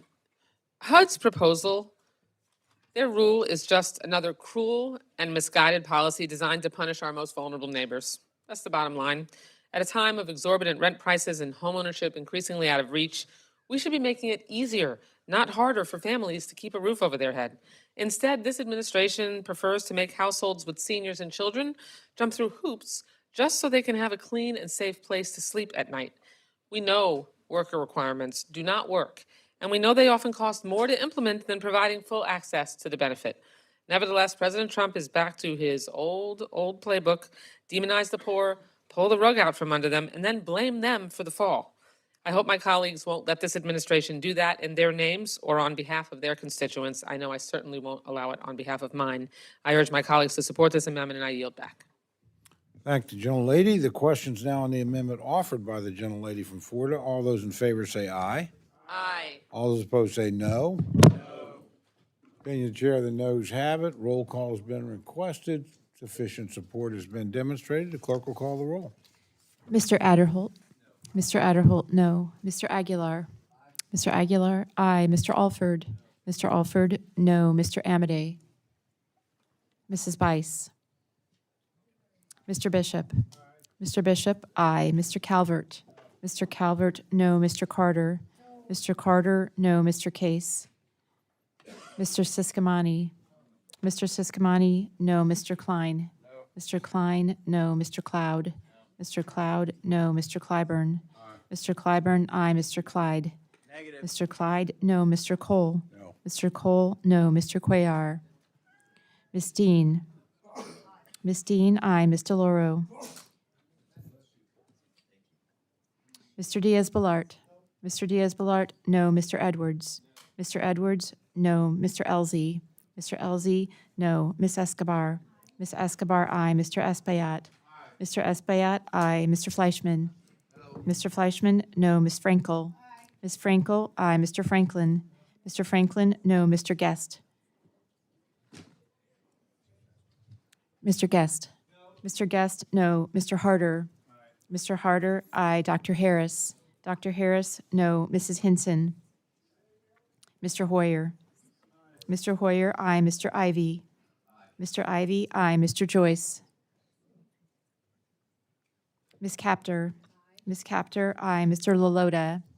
Mr. Lalota, no. Ms. Lee.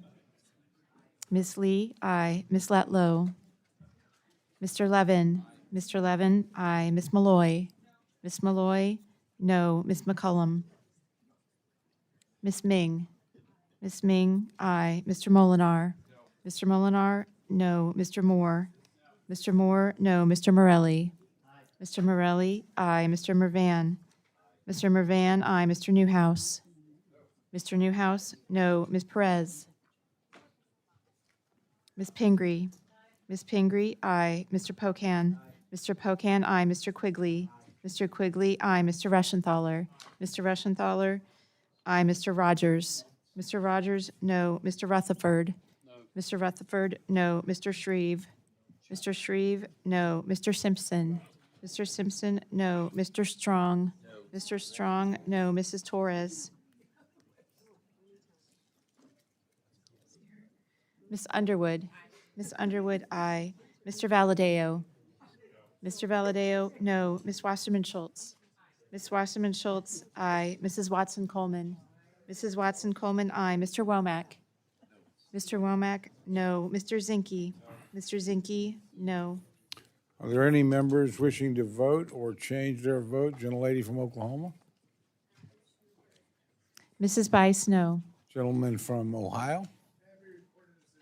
Mr. Joyce, no. Gentlelady from California? Mrs. Torres, aye. Gentleman from Pennsylvania? I do not believe the gentleman is Recorded as an aye. Oh, Off aye on no for Mr. Rushenthaler. nice catch. Are there other members wishing to record their vote or change their vote? Seeing none, the clerk will tally.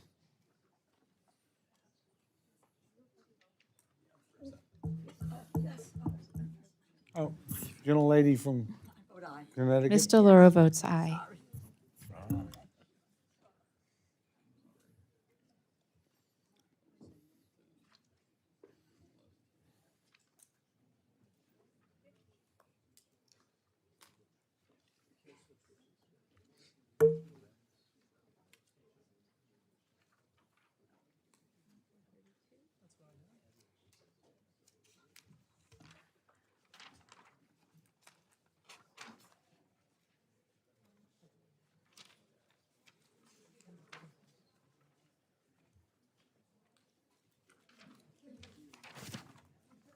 On this vote, the ayes are 24, the noes are 32. The amendment is not adopted.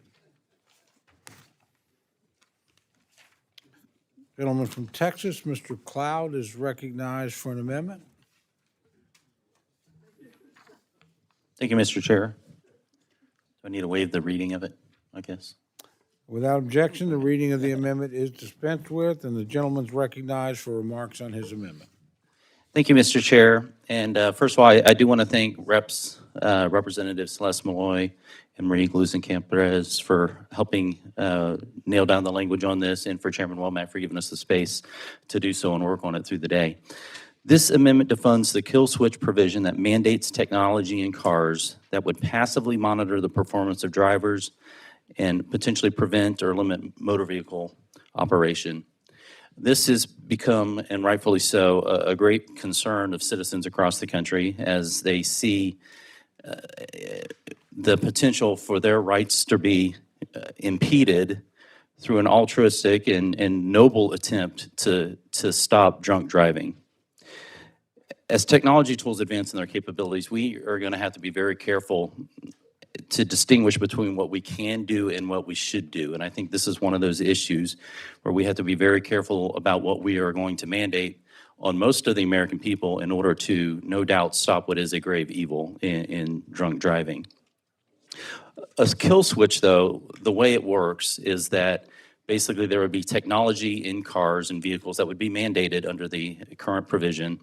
That could be cameras, that could be sensors on the steering wheel, that could be anything that you would basically, it would monitor you before turning on the vehicle to make sure that you were okay and ready to drive. And that sounds good and noble and right.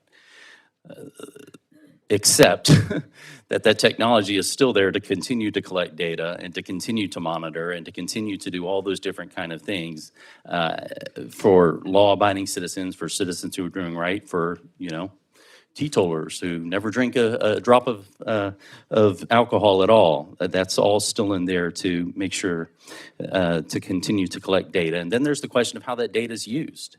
What happens to it as it continues to collect data? Who owns it? Where does it go? No doubt will eventually end up on the market and be sold to the highest bidder.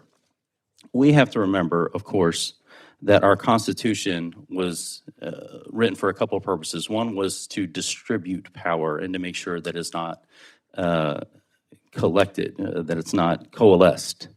And we have to be careful to make sure that we're protecting our liberties and the liberties of the people that are enshrined in the Constitution. And so it is extremely important that we push back on this kill switch, that we continue to protect the liberties of the American people, and that we do not give the federal government or other entities the power to limit the ability of Americans to use their motor vehicles. And just imagine the false positives that would come from this. Basically, you end up having someone who's innocent proven guilty who has to then prove their innocence just to go to work that day. This is of a concern and why we have to be very careful about where we're headed.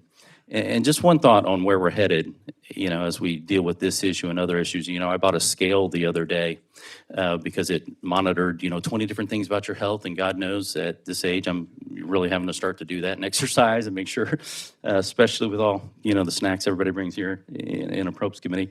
But then I opened up, and to be able to use it, you had to download an app and open an account. And then when I researched the company that was doing it, it was a company from China. So basically, this was a data collection tool that would send all our data somewhere else.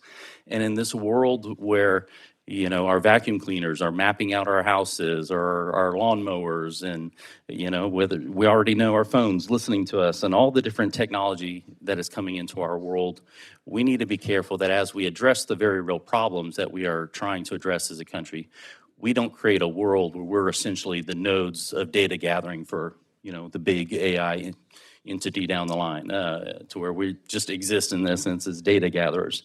So this amendment kills the invasive motor vehicle kill switch, and I urge support. Thank you, gentleman, for I your yield back amendment. however much time. Gentleman from Arkansas, Mr. Womack, is recognized to respond to the amendment. Thank you, Mr. Chairman, and I rise to support the amendment. And let me just begin by saying how grateful I am for my colleagues, Mr. Cloud, and Ms. Malloy for collaborating on the text of this amendment. I think they got it right. The kill switch issues become quite controversial in the last few years, and this bill does its best, or this amendment does its best to strike the balance between two key principles held by our conference: keeping families safe on the roads and stopping needless government overreach. And I understand the concerns raised by both sides. We want NHTSA to keep reviewing available technologies while ensuring that any resulting safety standard will protect against government overreach and preserve consumer data and privacy rights, the very things that Mr. Cloud talked about in his amendment. And I think this amendment strikes the right balance. So I urge a yes vote on the amendment, and Mr. Chairman, yield back my time. Thank you, gentlemen, for his remarks. Gentleman from South Carolina, Mr. Clyburn, is recognized to address the amendment. Thank you very much, Mr. Chairman. But I'm a little bit confused here. I think I agree with everything the author of the amendment has had to say about the intent. But it is mandated that the automobile industry move forward with these developments and this science and trying to get to where we need to be. So why, if we want not to be overreached, don't reach at all? Just leave this alone and let the research continue to move as it's going. Yeah, I can see us now trying to figure out whether or not the impeded person is in the driver's seat or the passenger seat. We tell people, don't let your friend drive drunk. So if I put my friend, not you, my friend, Not your in the passenger seat, and this technology picks up that he's or she's inebriated, I'm dead sober. Would be strange, but I'm dead sober. Trying to navigate. He's dead drunk. So why would my car not be allowed to work? I'm trying to carry this friend who's had too much to drink home. So let's let the technology that they're trying to develop continue without our involvement. That's what we're doing here. So I don't know why we're trying to strike any kind of a balance here. Let's just get out of the way and let the science do its work. I will ask my side to please, let's just say no to this amendment and let the process continue unimpeded. I'll yield back. Thank the gentleman. I must say, from the description, it sounds like a situation he's not entirely unfamiliar with. Chair recognizes the gentleman from Montana, Mr. Zinke, to address the amendment. Gentleman yield or question?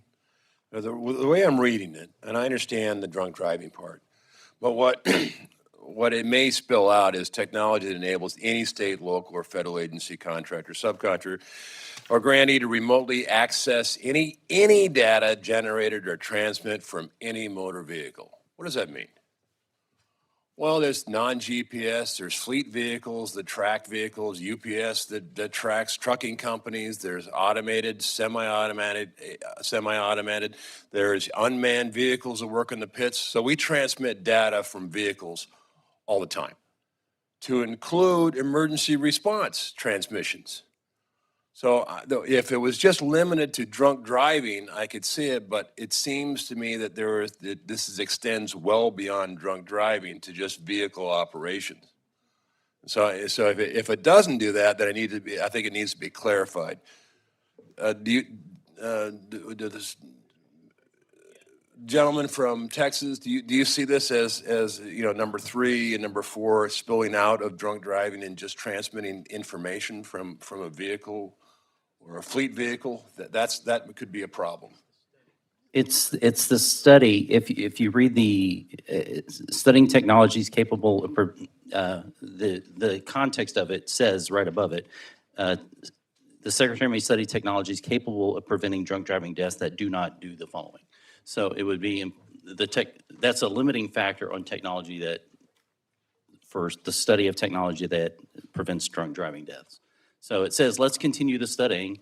You know, there's a lot of good work that's being done. You know, we can think of ride-sharing apps, we can think of self-driving technology and those kind of things, but let's do it in a way that's not invasive for the American people. And so this is meant to be to prohibit the study of creating mandates. Does it does it prohibit the actual action of transmitting data? Because if it does, there's a lot of fleets No, out there that do that. It does. Okay. It doesn't address that. I yield back. Thank you, gentlemen. Well, actually, the gentlelady from Connecticut is next, and she's recognized to address the amendments. Mike. Thanks very much. The bipartisan infrastructure law requires rulemaking to standardize drunk and impaired driving technology in new cars once a rule has been finalized by the Department of Transportation.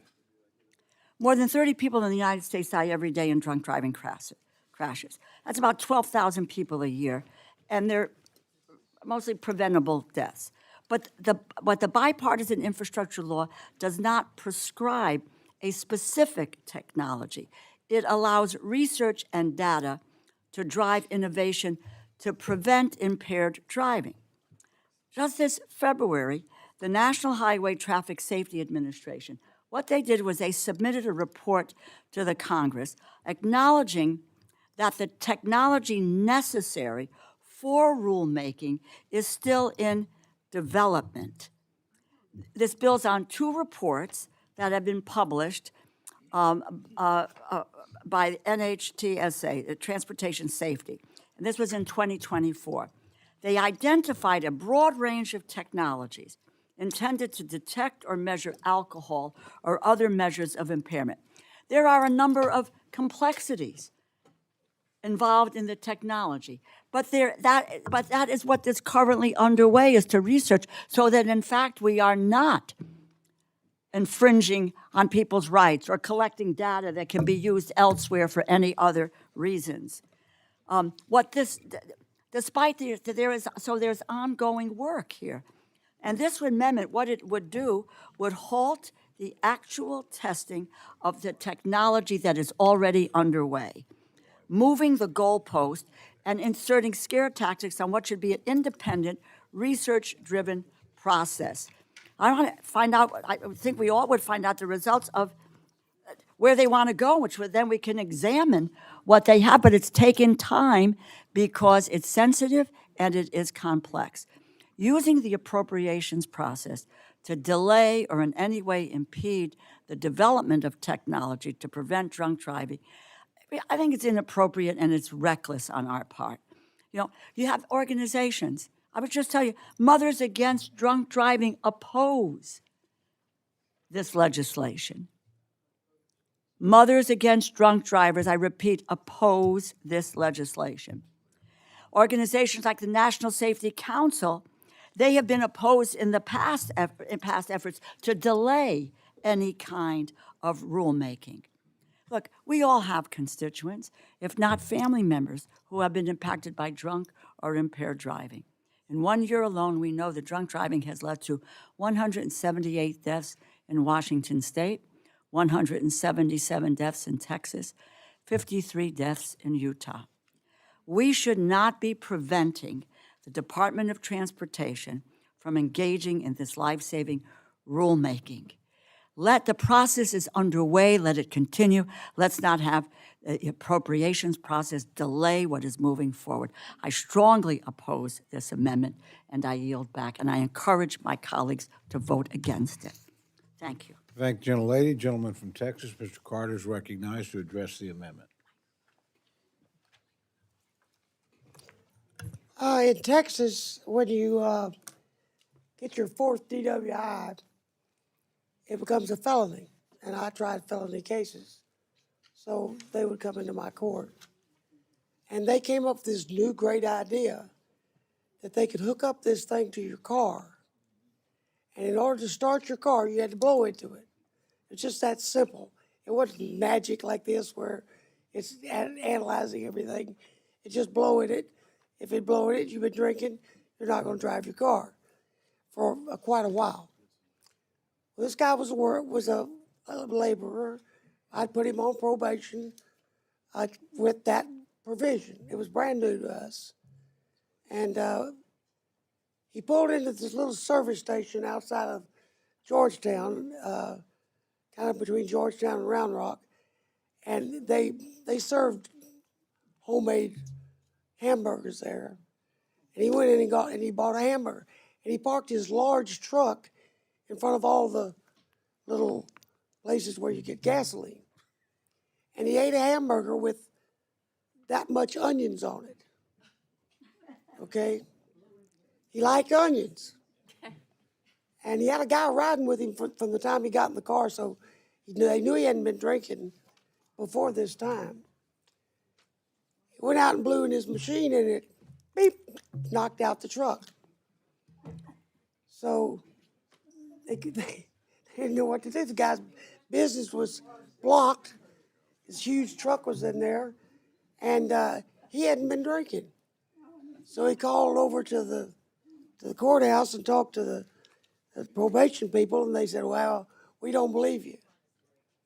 He said, well, somebody better come get this truck because it's blocking this man's business. Then the guy got on the phone and said, I want that truck out of here right now. So they sent 2 people over there to test him. And they tested him, and he didn't have any alcohol.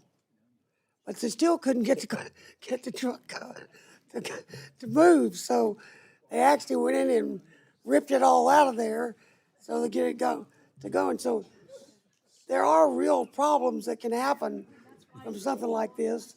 And I happen to have experienced one. And I actually thought it was real funny, but but it wasn't funny to those guys. I thought I'd share that with you. Judge, did he buy a lot more of those onions? I don't think he ever ate another onion. I'm not sure. Only in Texas. Just out of curiosity, Judge, does that mean you're for the amendment or against the amendment? Not really sure. What I want to know is,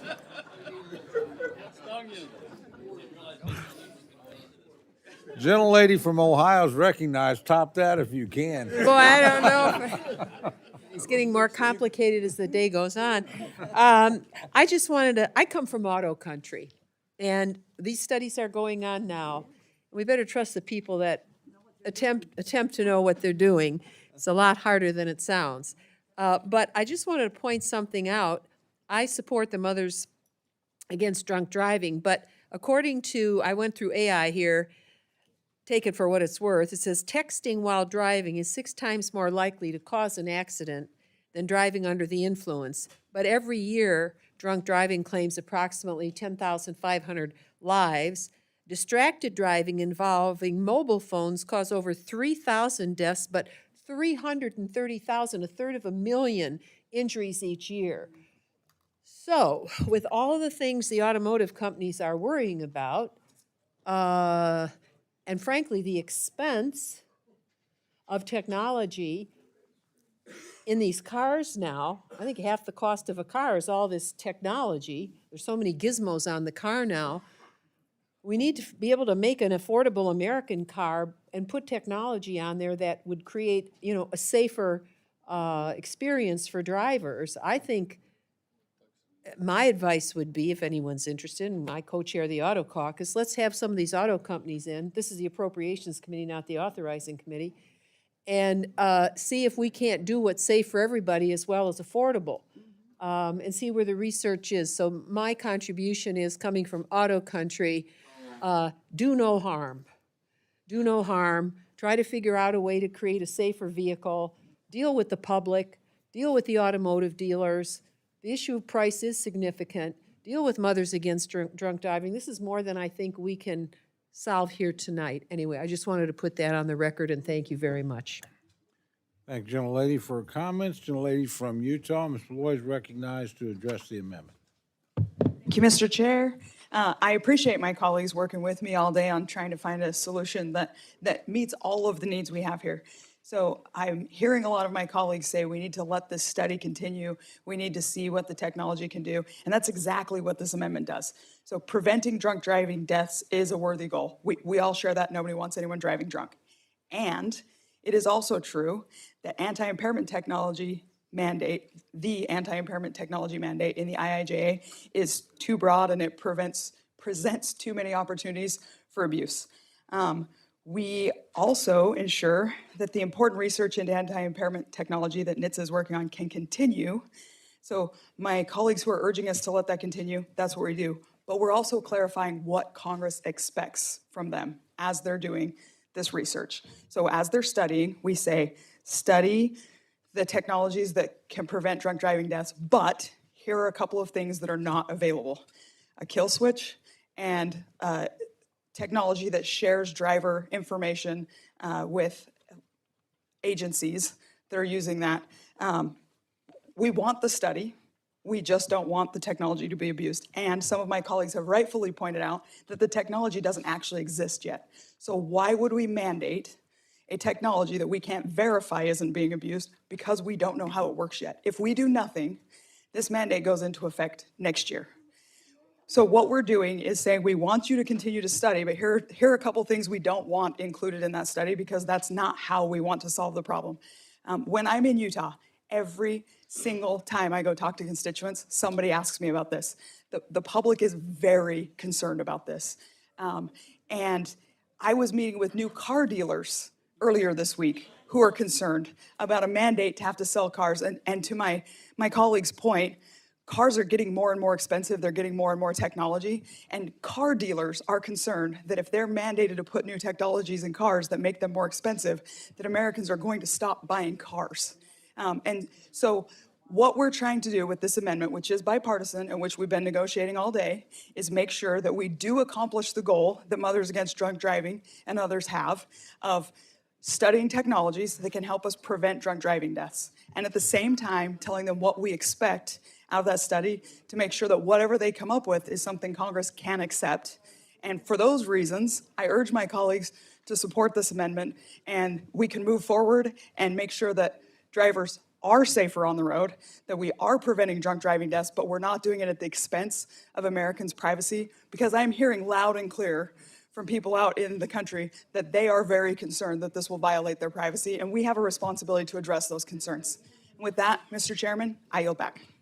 Thank you, gentlelady, for remarks. Gentlelady from Florida, Ms. Wasserman Schultz, is recognized to address the amendment. Thank you, Mr. Chairman.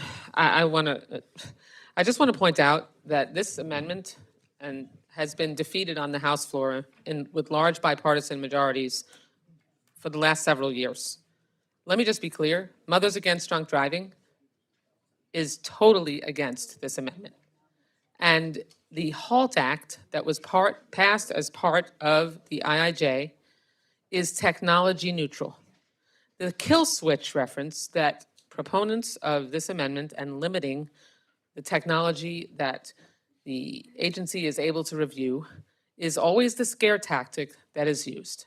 There is nothing in the HALT Act that allows for a kill switch to be used. This does not push towards a kill switch. It doesn't say anything about a kill switch. It will not create a kill switch. That is not what the result of these studies would be. I have to make that clear. Additionally, Congress's process, when a rule is implemented, and we want to overturn that rule because we disagree with it, is to use the CRA. The Republican majority has put CRAs on the House floor multiple times this Congress. And so if the agency comes out with a rule that includes technologies that we don't like or an implementation process that we don't like, we use the CRA process to repeal it. That is the remedy available to us. But allowing this study to go forward in a technology neutral way so that eventually the best technology to ensure that we don't have more heartbreak, more deaths, more tragedy is absolutely essential. The financial cost of drunk driving is astronomical. The emotional toll is incalculable. It is incomprehensible to me that proponents of this amendment and this language here in Appropriations and on the House floor continually distort and fabricate what actually is likely the result of these technology reviews. No such thing as a kill switch. That's not the intent. And that's what's argued every time because it's the scariest thing that can be said. So members on both sides of the aisle, Republican and Democrat, supported the HALT Act, requiring car manufacturers to install drunk driving prevention technology as standard equipment in new vehicles. And ultimately, that's what was voted for with this, when this provision passed in the bipartisan infrastructure law. Now, some might argue that the government shouldn't be putting this life-saving technology in cars because, you know, maybe you think it infringes on a person's privacy. But no one has the right to potentially fatal behavior that has proven to be a major threat to public safety. The Constitution does not give you the right to drive drunk. And passing drunk driving technology could save more than 10,000 lives per year and prevent hundreds of thousands of life-altering injuries. But the importance of this technology goes far beyond numbers and statistics. It's about saving lives, preventing heartbreak, and proscribing ahead of time the kind of technology that cannot be reviewed just makes it less likely that we can get the most effective technology in place to ensure that people who might make the wrong and poor choice and decide to try to drive drunk cannot. So this amendment sabotages the work that is already underway to review the technology and seeks to ensure that we get nothing out of this process when Congress voted for action. So the language was crafted, and despite what some may say, there is no kill switch requirement in this language. I want to underscore that again. It was entirely silent on what technology was selected, and we empowered experts, not appropriators, but experts to identify the best solutions to save lives. This amendment seeks to do the opposite, and it cherry picks the most unserious examples of potential technology to attempt justifying throwing roadblocks in the way of road safety. We should oppose the amendment, let the experts do their jobs, and when the technology is selected, if Congress needs to come back to make a correction or change course, we can do that. We're Congress, we have that ability. We shouldn't decide that in advance and hamstring the experts from being able to come up with the best solution to this really terrible and deadly problem. I yield back the balance of my time. Thank you, gentlelady. The gentleman from Maryland, Dr. Harris, is recognized to address the amendment. Thank you very much. I do want to support the amendment because the specific language in the bill, in the IIJA, says that whatever you do has to prevent or limit motor vehicle operation. Well, that's a kill switch or a MAME switch. I mean, that's it. That's the language in the bill. But I want to point out, we've talked about drunk driving. That's great if this discussion was 20 years ago or 15 years ago or 10 years ago. But in the largest study of trauma victims in a trauma center, serious injuries following a motor vehicle accident between 2019 and 2021, 4,200 patients were tested for alcohol, cannabis, or opioids. 22% had alcohol, 25% had cannabis, 8% had opioids. That was in 2021 before the explosion of recreational marijuana. Now, the gentlelady from Ohio points out quite correctly that now we also have distracted driving. The gentlelady from Connecticut used the correct terms because she said drunk and impaired driving, which is actually what it says in the bill, in the IIJA. If we concentrate only on drunk driving, and obviously opioids, marijuana, or cannabis, and alcohol have different physiologic effects, will be picked up in different ways in behavior, why are we only concentrating on drunk driving? It should be drunk and impaired driving. I'm not sure we're ready for prime time yet. This does imply a kill or MAME switch. I think this language is just right. Keep studying it, keep looking at it. That's what we need to do, but we can't forget that the biggest threat now is probably cannabis and distracted driving. We've made remarkable headway on drunk driving. It's not solved, still thousands of tragedies. But let's not lose sight that there are other things we have to worry about that are now increasingly prevalent. I yield back. Thank you, gentlemen. The gentleman from California, Mr. Aguilar, is recognized for comments on the amendment. Chairman, I'd like to yield time to the ranking member. I thank the gentleman. We just received this communication at 9:29 p.m. Good evening. Tonight, Representative Cloud will introduce an amendment that would prohibit funding for NHTSA's rulemaking proceeding to implement the bipartisan Halt Drunk Driving Act. MAD, Mothers Against Drunk Driving, unequivocally opposes this amendment in bold. Okay? It will undermine a historic bipartisan law that will save more than 10,000 lives every year. Mothers Against Drunk Driving cannot compromise the implementation of a law fought for by thousands of victims and survivors of drunk driving crashes. The Halt Drunk Driving Act does not authorize the government to remotely control or activate a kill switch in vehicles. It does not create GPS tracking or government surveillance of a personal vehicle. It does not allow law enforcement, any third party, to access or shut down vehicles remotely, does not allow continuously monitoring of drivers, does not give the government or any third party access to personal driving data.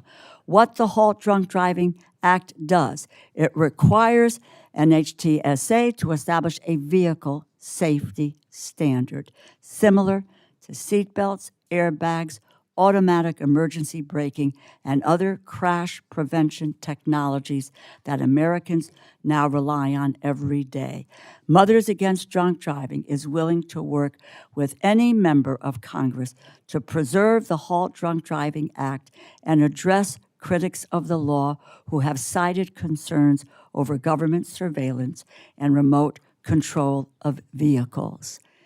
The clarity of this from the organization that has established the safety standards in driving and that we all subscribe to has said to, and this is an urgent message, urgent, vote no on the Cloud Amendment to defund the Halt Drunk Driving Act. I hope my colleagues will heed what Mothers Against Drunk Driving have said tonight and vote no on this amendment.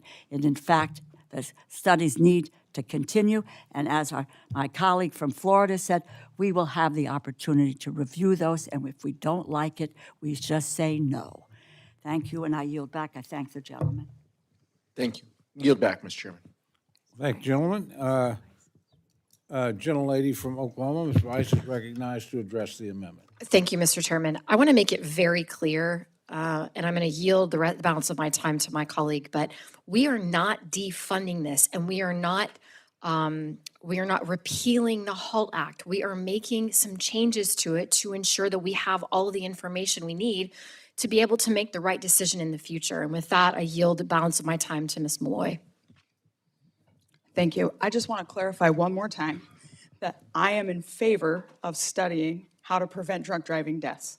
So Mothers Against Drunk Driving has been saying for a year, since we voted on this a year ago, that this is a study and there's no kill switch. So we're clarifying language because in IIJA, in section 24.220, it says that new cars have to be sold with technology to prevent or limit motor vehicle operation if an impairment is detected. That's language that needs to be clarified. So we are saying, as my colleagues have pointed out, Congress can amend this at any point. We can clarify what we mean at any point. This is a point at which I want to clarify that we support studying how to prevent drunk driving deaths. And that study should not include active technology that will act as a kill switch or something that will transmit technology from your car to an agency that will prevent you from having your day in court, having your due process. We're trying to make sure that whatever they study, they don't waste time studying something and bring it back to us and we say, that violates American civil liberties, go start over. So we're telling them now, while they're doing the study, that we want them to find ways to prevent drunk driving deaths that do not violate the civil liberties of Americans. And several of my colleagues have just argued in favor of that and then said they oppose this amendment. So I just want everyone to take a second. I know we've been here for a long time today. Everybody's getting a little tired and maybe grumpy, but I think we've all said we want the same thing here. We all want to figure out how to prevent drunk driving deaths, and we all want to make sure that those answers don't violate Americans' privacy rights. So we're clarifying that now, before they have a final product and we have to go make them change the final product. That seems like the kindest way to do it to NHTSA and the most fiscally conservative way to do it, so we're not doing this twice. And it is worth reiterating that the people who sell cars are also concerned about this. When the government mandates something, it has consequences for people who are out there working for a living, and we should be very conscious of that and not sit here in our ivory tower and say we know what all the answers are and we don't need to take input from the people who are on the ground trying to market these products. And with that, I will yield back again. Thank you, Mr. Chair, and I'll yield the balance of my time. Thank the gentlelady. And the gentlelady from Texas, Ms. Escobar, is recognized to address the amendment. Thank you, Mr. Chairman. And I want to say to the author and the collaborators, I understand where you're coming from, and I am not, I think your motivations are good. But I do rise in opposition to this amendment. Texas is one of the worst states when it comes to drunk driving. And in fact, let me read you some statistics. Texas is home to 5 cities with the highest rate of drunk driving fatalities. And unfortunately, my community has the dubious distinction of being the top offender. Houston, Fort Worth, Dallas, and Arlington all have alcohol-related crash fatality rates between 46.3% and 51.9%. In El Paso, that number is 61%. We should not be standing in the way of options provided to Congress. As my colleague from the state of Florida mentioned, we will have the ability to say no to technology that we think goes too far. In my community, my constituents think Congress isn't doing enough to stop drunk driving. Vehicles are weapons when an impaired or drunk driver is behind the wheel. And absolutely, there's different forms of impairment, for sure. Distracted driving, texting while driving, changing radio stations, other drugs, and we have to think about that as well. But the statistics show that someone has driven drunk 80 times on average before they are finally caught. And this is a crisis in many communities. There is no kill switch right now. Frankly, one of the organizations in my community, the Sober Streets Movement, would probably love a kill switch because they are a club no one wants to be a part of. They have lost children, spouses, loved ones to someone who didn't bother to order an Uber, a Lyft, or get a ride home. There's a lot of work we have to do as members to create safer communities, and I want to look at the menu of options. That's what the language in the bipartisan bill did. When we get the options before us, we can then debate those options. But why would we place limitations on something that is a crisis in many communities right now and the research that's going in to finding solutions? I'd like for us to do more, not less. Thank you, Mr. Chairman. I yield back. Thank the gentlelady for her comments. Gentlelady from Maine, Ms. Pingree, is recognized to address the amendment. Chair, I'd like to yield my time to the gentlewoman from Florida. Thank you. I thank the gentlelady for yielding.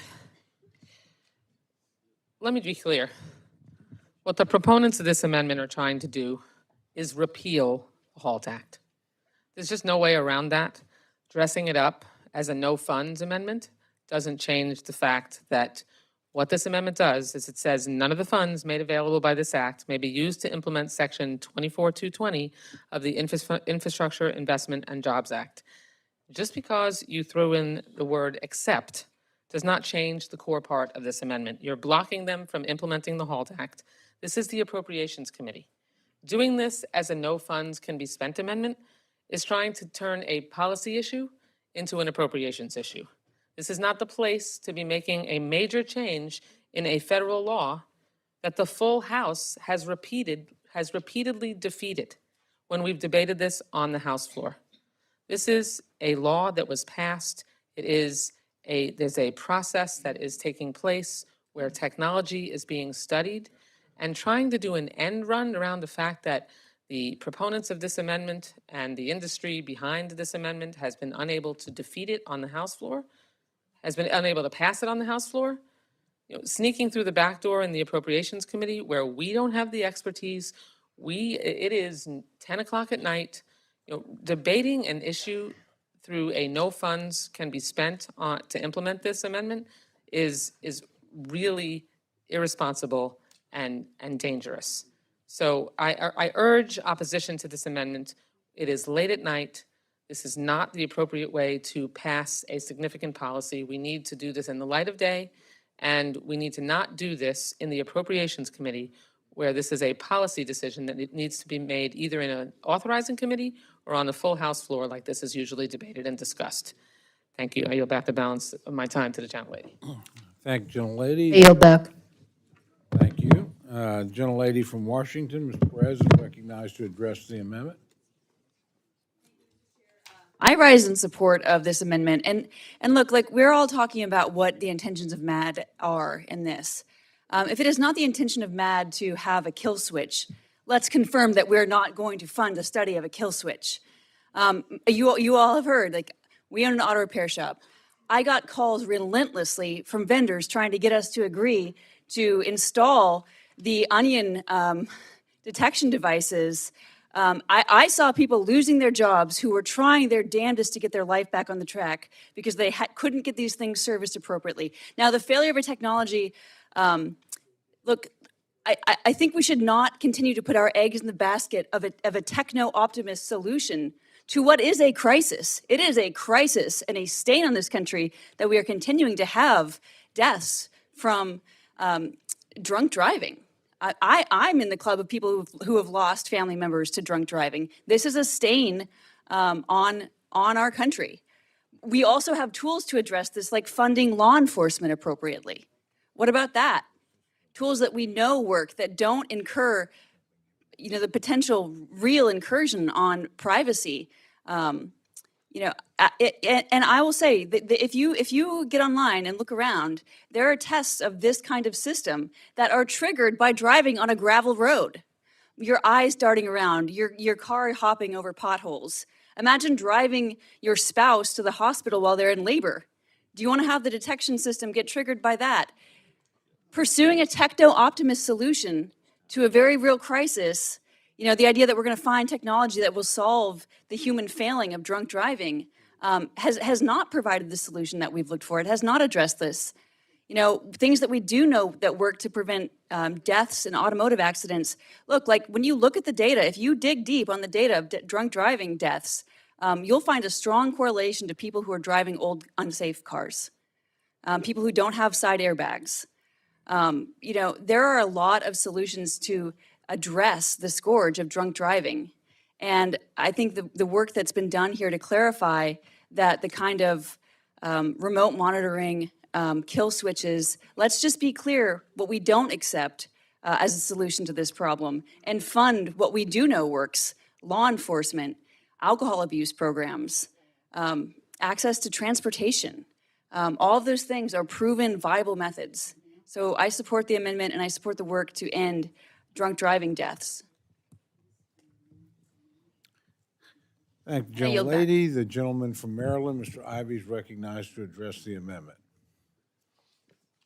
I thank the chairman and my colleagues who have worked on putting this legislation together and those who've expressed their views about it on both sides. I've got multiple concerns about this. And it's just off the top of my head because we haven't had any hearings or anything like that to figure out where this stands. When the judge started out on his story, I thought he was going to go into a different direction there, but I was a prosecutor about 15 years ago plus, and one of the things we had was drunk driving is a serious issue. One of the steps the police and courts took was to put the blow machines on the steering wheel so you couldn't start the car until you blew in. The problem we ran into it was they just bring their buddy along, and then this is where I thought you were going before the onions, and say, hey, blow into this for me so I can start the car. And so trying to figure out what to do with that became the next step of the problem. As Dr. Harris mentioned, impairment is another piece that's been there, and it's growing in a variety of ways. I don't know if anybody's just mentioned exhaustion. People fall asleep and have accidents. I almost lost a friend a couple of weeks ago. She just fell asleep while she was driving. So I think trying to figure out if there are ways to address that, and I'm not afraid of the technology doing it necessarily, because I think you can separate that out from the privacy issue depending on how you gather and use the technology. But I think that we ought to give them a chance to study it and see what they come up with. And if they come up with something that makes sense and it's good, we can implement it. If we don't agree with what they come up with, and I don't think a study would come up with just a single solution, by the way, either. They'll probably come up with multiple solutions that we can either accept or reject. You could even imagine a scenario where different jurisdictions, let's just stick with the law enforcement piece, because I think it takes the privacy issue out of it. Once you've had your fourth DUI, as the judge referenced, you don't have a privacy protection with respect to being able to drive a car again, right? And from the standpoint of public safety, since a lot of these people, alcoholism is an illness, so sometimes they need help being stopped and doing whatever it is that they're doing. This might be a really good way to do it. This study might turn up something that's extremely helpful in doing that. So I wouldn't be for shutting that down. Number 2 in the list, in-vehicle technologies to monitor or transmit vehicle operational, location, biometric, or behavioral data. Now let's say monitor, for example. So Dr. Harris's point about impairment, you can't necessarily detect it just by if you have a blow machine in the car, but you may be able to develop a machine that can detect it by what it perceives the person doing. And I know that's where they're going with respect to the sleepiness piece, because they've been working on that for years. In fact, I had a client who was working on that 10 years ago. So wouldn't that be a good thing? If they can come up with a study, if they come up with a device that says, somebody that's about to fall asleep, the beeper goes off. Why would that be a bad thing? We've got cars now where if you're about to make a left turn or change lanes and there's a car there, it beeps. If you swerve onto the lane, the yellow lane, it beeps. I don't think that's bad stuff. I really don't. So, I'd be very inclined to let the studies go forward. Let's see what they come up with. If we don't like it, we can make a decision then. And I'm deeply troubled right now by what we're essentially doing is we're going on anecdotal information. That's what I'm stuck with anyway. I haven't heard from any experts testify on this. I haven't heard any prosecutors or judges talk about this. I haven't heard the automakers talk about it. I've heard what people say the automakers are saying, and I'm not saying you're wrong, but it'd be nice to hear it directly, to be sure. And I'd love to hear the public safety people too. I'm old enough to remember back when cars did not have seatbelts, and I remember the arguments against it at the time, right? Now, I don't think there's any dispute that when we put seatbelts in cars, it saved probably millions of lives at this point. My kids can't even imagine, when I was telling this story, there was a time when you didn't have seatbelts in cars. Yeah. Or the bags that, come out when you make when you have impact, airbags. why not allow the studies to go forward and see what they come up with, and then we can make rational decisions based on expert information and testimony, in my view, and then make the decision. Then use the power of the Congress to make a decision about what should go forward. And maybe there are ways to actually increase public safety and protect the privacy interests. Maybe we can try and do both things. But one thing we know tonight, we're definitely not going to know. We don't have crystal balls. We don't know going forward. Let's see what we get when we do the studies. And I yield back. I'm out of time. And gentleman does not have any time left. Thank the gentleman. Are there other members wishing to address the issue? Gentlelady from Illinois is recognized. Thank you so much. I'd be delighted to yield to my colleague from Ohio, Ms. Capter. I thank you very much for yielding, dear gentlelady from Illinois. I just wanted to put this on the record since I figure the auto industry will be listening to all this on both sides, because here's my complaint as an American, and I travel, as you do, all the expressways and everything out in the Midwest where we got more racetracks than you can imagine. But there are people, what I really want in a car, I want a button right on the front dash. And when somebody goes by me, two cars, one black, one white, going 95 miles an hour, when I'm up on I-75 going to Detroit to the airport or something, I want to take a picture of that license plate. And I want to send it to the police. Honestly, I do. Because what's going on when Mr. Congressman Harris talked about this, and this will probably get me in trouble with somebody, but the impaired driving that I see happening, I can guarantee you one reason it's happening is because in places like I represent, people can't afford to pay for driving lessons. It costs $400. They can't do it. So they somehow learn how to drive, and they don't drive very safely, but it is extremely dangerous. And I'm not going fast enough to pursue them at 95. I don't want to go 95. But there's something really wrong. Have any of you, raise your hand, have any of you ever confronted that kind of team? There's usually two of them, one black car, one white car. They go like this in between the lanes. They don't even know how to stay in the lanes. And they're going well over 90 miles an hour. You've never confronted this? Anybody? Okay, so this is getting worse. And I don't know what the impairment is, Dr. Harris, I like your words, but it is extremely dangerous. I don't know if they're drunk, I don't know if they're on drugs or whatever it is, but I just wanted to say that to the automotive company because I haven't had a chance to tell their CEOs. So thank you very much to the gentlelady for yielding. I appreciate Ms. Capter for giving us a summary of the Fast and the Furious franchise. There's 10 movies that detail exactly what you have experienced, Marcy. It will blow your mind. No kidding. Mr. Chairman, I yield back. I thank the gentlelady, and I hesitate to disagree with either the last two, but I can almost certainly assure you, anybody in the auto industry is watching the Spurs and the Knicks right now, not this hearing. Are there others wishing to address the amendment? Seeing none, the gentleman Mr. Cloud is recognized for 1 minute to close.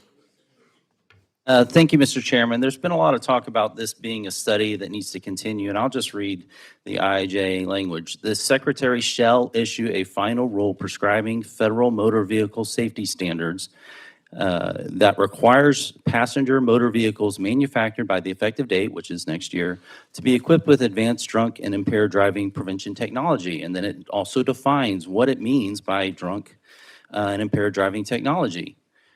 Says passively monitor the performance of a driver, prevent or limit motor vehicle operation. I will say that airbags, seat belts, child locks do not do those two things.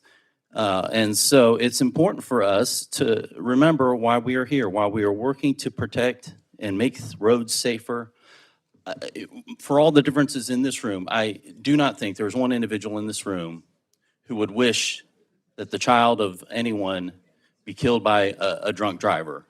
It's horrific. We don't want to see that happen. We want to do what we can to prevent it, which is why the study is allowed to continue under the guise of not conflicting with our constitutional liberties.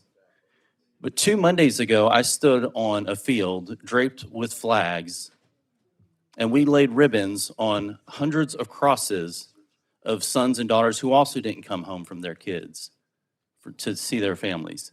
And those people died protecting our liberties.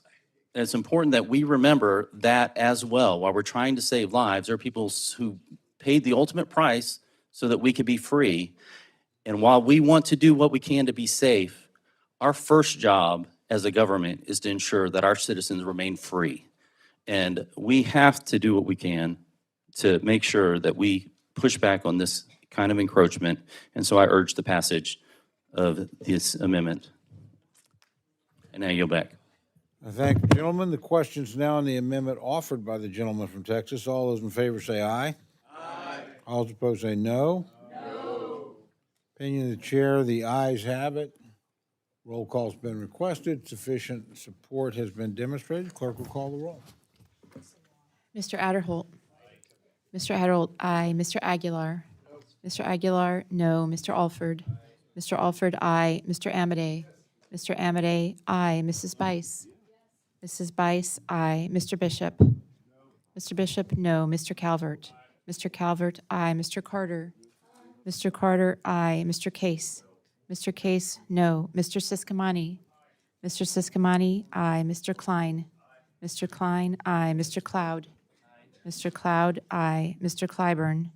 Mr. Clyburn, no. Mr. Clyde. Mr. Clyde, aye. Mr. Cole. Aye. Mr. Cole, aye. Mr. Cuellar. Ms. Dean. Ms. Dean, no. Mr. Loro. Mr. Loro, no. Mr. Diaz-Balart. Mr. Diaz-Balart, aye. Mr. Edwards. Mr. Edwards, aye. Mr. Elzey. Mr. Elzey, aye. Ms. Escobar. Ms. Escobar, no. Mr. Espaillat. Mr. Espaillat, no. Mr. Fleischman. Ms. Frankel. Ms. Frankel, no. Mr. Franklin. Mr. Franklin, aye. Mr. Guest. Mr. Guest, aye. Mr. Harder. Mr. Harder, no. Dr. Harris. Dr. Harris, aye. Mrs. Hinson. Mrs. Hinson, aye. Mr. Hoyer. Mr. Hoyer, no. Mr. Ivy. Mr. Ivy, no. Mr. Joyce. Mr. Joyce, aye. Ms. Captor. Ms. Captor, no. Mr. Lalota. Mr. Lalota, aye. Ms. Lee. Ms. Lee, no. Ms. Letlow. Mr. Levin. Mr. Levin, no. Ms. Malloy. Ms. Malloy, aye. Ms. McCullum. Ms. Ming. Ms. Ming, no. Mr. Molinar. Mr. Molinar, aye. Mr. Moore. Mr. Moore, aye. Mr. Morelli. Mr. Morelli, no. Mr. Mervan. Mr. Mervan, no. Mr. Newhouse. Mr. Newhouse, aye. Ms. Perez. Ms. Perez, aye. Ms. Pingree. Ms. Pingree, no. Mr. Pocan. Mr. Pocan, no. Mr. Quigley. Mr. Quigley, no. Mr. Reschenthaler. Mr. Reschenthaler, aye. Mr. Rogers. Mr. Rogers, aye. Mr. Rutherford. Mr. Rutherford, aye. Mr. Shreve. Mr. Shreve, aye. Mr. Simpson. Mr. Simpson, aye. Mr. Strong. Mr. Strong, aye. Mrs. Torres. Mrs. Torres, no. Ms. Underwood. Ms. Underwood, no. Mr. Valadeo. Ms. Wasserman Schultz. Ms. Wasserman Schultz, no. Mrs. Watson Coleman. Mrs. Watson Coleman, no. Mr. Womack. Mr. Womack, aye. Mr. Zinke. Mr. Zinke, no. Are there any members wishing to vote or change their vote? Seeing none, the clerks will tally.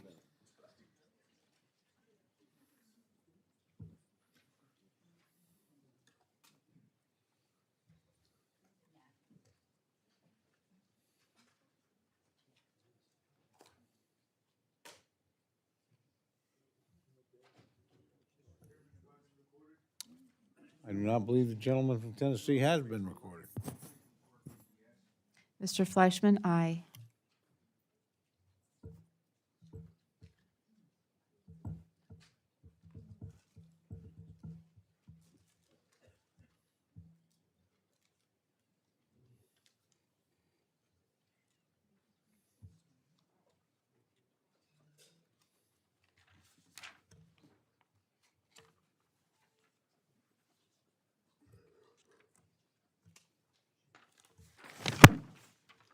Thank you, gentlemen. On this vote, the ayes are 33, the noes are 26. The amendment is adopted. The gentlelady from Maine, Ms. Pingree, is recognized for the purpose of an amendment. Here I have an amendment of the desk, and I move we dispense with the reading. Without objection, the reading of the amendment is dispensed with, and the gentlelady is recognized for remarks on her amendment. Thank you. I know it's late, and we have several amendments to go, so I can make this relatively easy for everyone. This is a program I've talked about before. I've mentioned to many of you that I live on an island. It's 12 miles off the coast of Maine, and I ride for an hour on a ferry to get home, like everyone else who lives on the island. There are programs within this bill that provide grant programs to ferries for things like the vessels, the terminals, the docks, and related infrastructure on both sides, the mainland and the island, or wherever the ferry is traveling from. They amount to about $40 million, and they were eliminated in this year's budget. So we can make it easy. Just put the $40 million back, and I'll sit down and go home. Yeah, literally. I'll call it a night. Ferries aren't a luxury, and many of your states have ferries. We all depend on a variety of things that get federal funding for transportation. I was thinking about it. You know, we travel on the highways. We use the airports. Many of us travel on Amtrak. We use mass transit, buses, subways, light rail. Maybe you got cable cars or trolleys in your town. I don't know what it is, but each one of those are a vital part of the transportation in the exact same way that ferries are. So why in the world would we cut out the funding for this vital service to so many places? Now, you may not even know that there are important ferries in your community, but many of our states have ferries. They cross from a mainland town across the ocean to an island. Sometimes they're crossing a river, they're on the Great Lakes. They cross sounds and bays to make transportation more efficient. They are all over the place. Some of the states that have ferries include Massachusetts and California, Florida, Michigan, Delaware, New Jersey, Washington State, which has the most ferries of all, Alaska, North Carolina, Maryland, and so many more. There are ferries everywhere. People use them to get to work every day. In my community, people take the ferry to go to the doctor. They go shopping. When I came over this week, I was on the morning ferry, and the entire middle school was going to a track meet. You never know who's going to be on the ferry with you, but they are a vital service, and they are essential to all of us. So I am just suggesting that we don't cut the funding for ferries. They're critically important, and this amendment would just restore that funding to make sure the money is there for those communities that need it. I yield back. Thank the gentlelady for amendment. The gentleman from Arkansas, Mr. Womack, is recognized to address. Thank you, Mr. Chairman. I rise in opposition to the amendment, and I feel bad. I really do. I feel bad doing this. Because that damn blueberry pie. With that ice cream on top of it, it was to die for. So, Ms. Pingree, help yourself to a couple of jars of huckleberry jelly, and we'll call it even. I can't support the amendment because it causes the bill to exceed the allocation. We can't do that. The demand and rate of obligation of either of these ferry grant programs does not justify the increase. Our bill, through continuing contract authority levels from fiscal 26 for FTA, includes $30 million for passenger ferry grants. The IIJA's Division J appropriations provided $50 million annually for passenger ferry programs, no set aside. It provided $200 million annually for the rural ferry program. In total, there's $916 million left in unobligated balances between these two programs. So to throw more money at these programs would contribute to a problem we all know exists. And so I urge my colleagues to oppose this amendment. I yield back. Thank the gentleman. The gentleman from South Carolina, Mr. Clyburn, is recognized to address the amendment. Thank you, Mr. Chairman. Mr. Chairman, I rise in support of this amendment. I appreciate my colleagues' work in this area. We were able to work on a bipartisan basis to help advance your priorities as a part of the 2026 process. And I want to continue to work with you and the chairman to advance your priorities as part of a full-year funding package for 2027. And I yield back. Thank the gentleman. Is there any further debate on the issue? The gentlelady from Ohio is recognized to address the amendment. Thank you very much, Mr. Chairman. I rise in strong support of the Pingree amendment that would bring back the ferry boat grant program to FY26 levels, as she has expressed. I could not stand, because I represent Port Clinton, Marblehead, all ports, the Port of Toledo, ferry boats at all of these, Put-in-Bay, North Bass, Middle Bass, South Bass Islands, 59,000 boats registered on Lake Erie alone. More boats than all the other Great Lakes combined. So ferry boats are important to us, the Miller Boat Lines. The Jet Express that takes tens of thousands of visitors all around the Great Lakes, including Lake Erie, to places like Six Flags, at the center part of Ohio at Cedar Point. So this investment will ensure that we continue to have safe, resilient transit between Ohio and our islands, North Bass, Middle Bass, South Bass Island.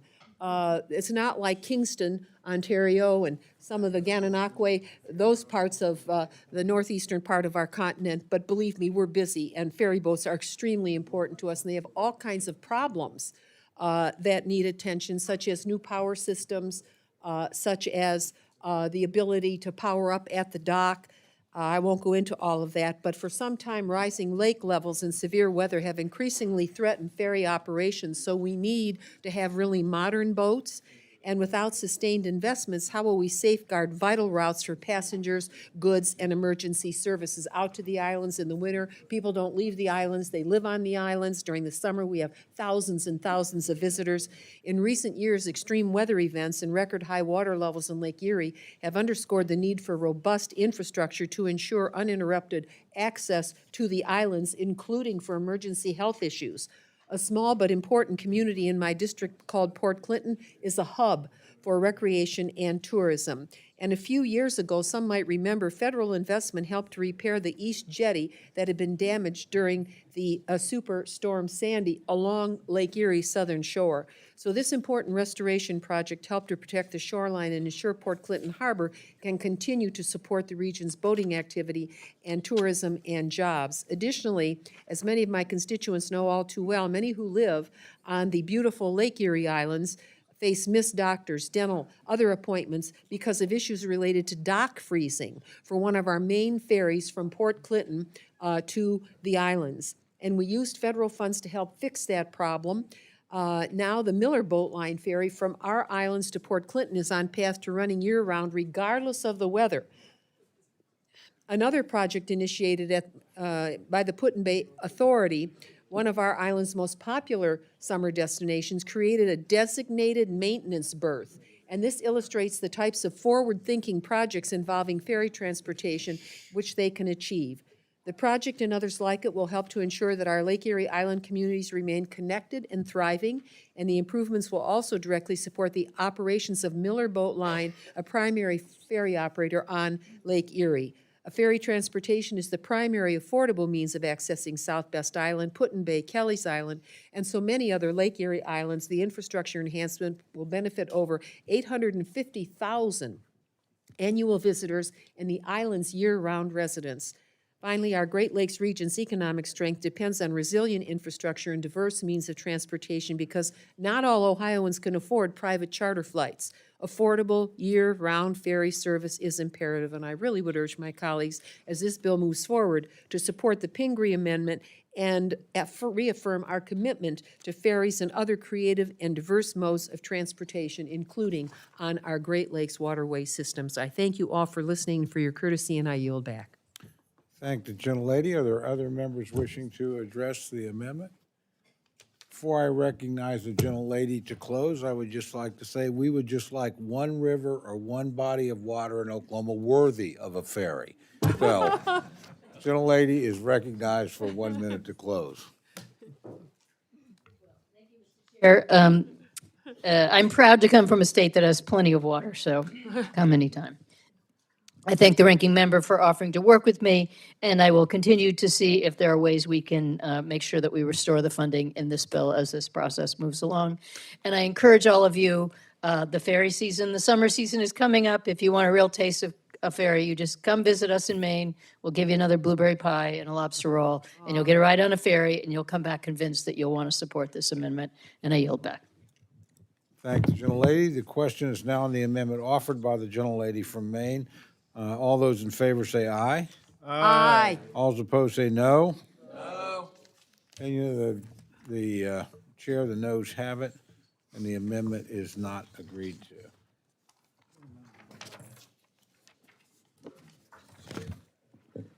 A gentleman from Georgia, Mr. Clyde, is recognized for the purpose of an amendment. Thank you, Mr. Chairman. I have an amendment at the desk and ask unanimous consent that the clerk dispense with the reading. Without objection, the reading of the amendment is dispensed with, and the gentleman is recognized for remarks on his amendment. Thank you, Mr. Chairman. I rise today in support of my amendment, which strikes the exemptions from the prohibition of funds for automated traffic enforcement cameras included in this bill. As you know, in recent years across the country, the United States has expanded the use of automated traffic enforcement cameras for red light, speed, and stop sign enforcement. While this technology is often implemented for the purpose of enforcing the law, it gives way to serious constitutional violations, specifically Fifth Amendment violations. My primary concern is that these cameras create a presumption of guilt for the accused without any human evidence to confirm or deny the charges brought against the accused, except that the person owns a certain vehicle. I am concerned with the complete reliance on technology to determine the guilt of a crime. In 2014, an investigation by the Chicago Tribune found that thousands of drivers were incorrectly fined for running a red light because of a technological glitch in the camera's technology. Currently, at least 9 states explicitly prohibit red light cameras, and approximately 8 states prohibit speed cameras. In many jurisdictions, these systems have also been struck down by state Supreme Courts for the very reason that automated enforcement undermines the presumption of innocence and shifts the burden of proof from innocent until proven guilty to guilty until you prove yourself innocent. That is not the legal system upon which this country was founded. While I was encouraged to see some restrictions on these automated enforcement measures included in this year's bill, I was disappointed that the provisions this year include multiple loopholes that jurisdictions can use to get around this important constitutional protection. In Tinker versus Des Moines, the Supreme Court ruled that public school students don't, quote, shed their constitutional rights to freedom of speech or expression at the schoolhouse gate. Well, that same principle applies here. We do not shed our Fifth Amendment constitutional rights of due process in a school or construction zone.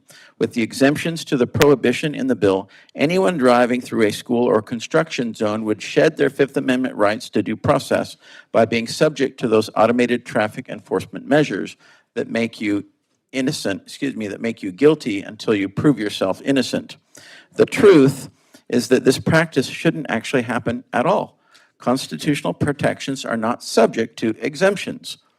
You know, 2 weeks ago, we recognized Memorial Day, where we honored those who gave their lives to protect and defend our freedoms, to protect and defend our constitutional rights.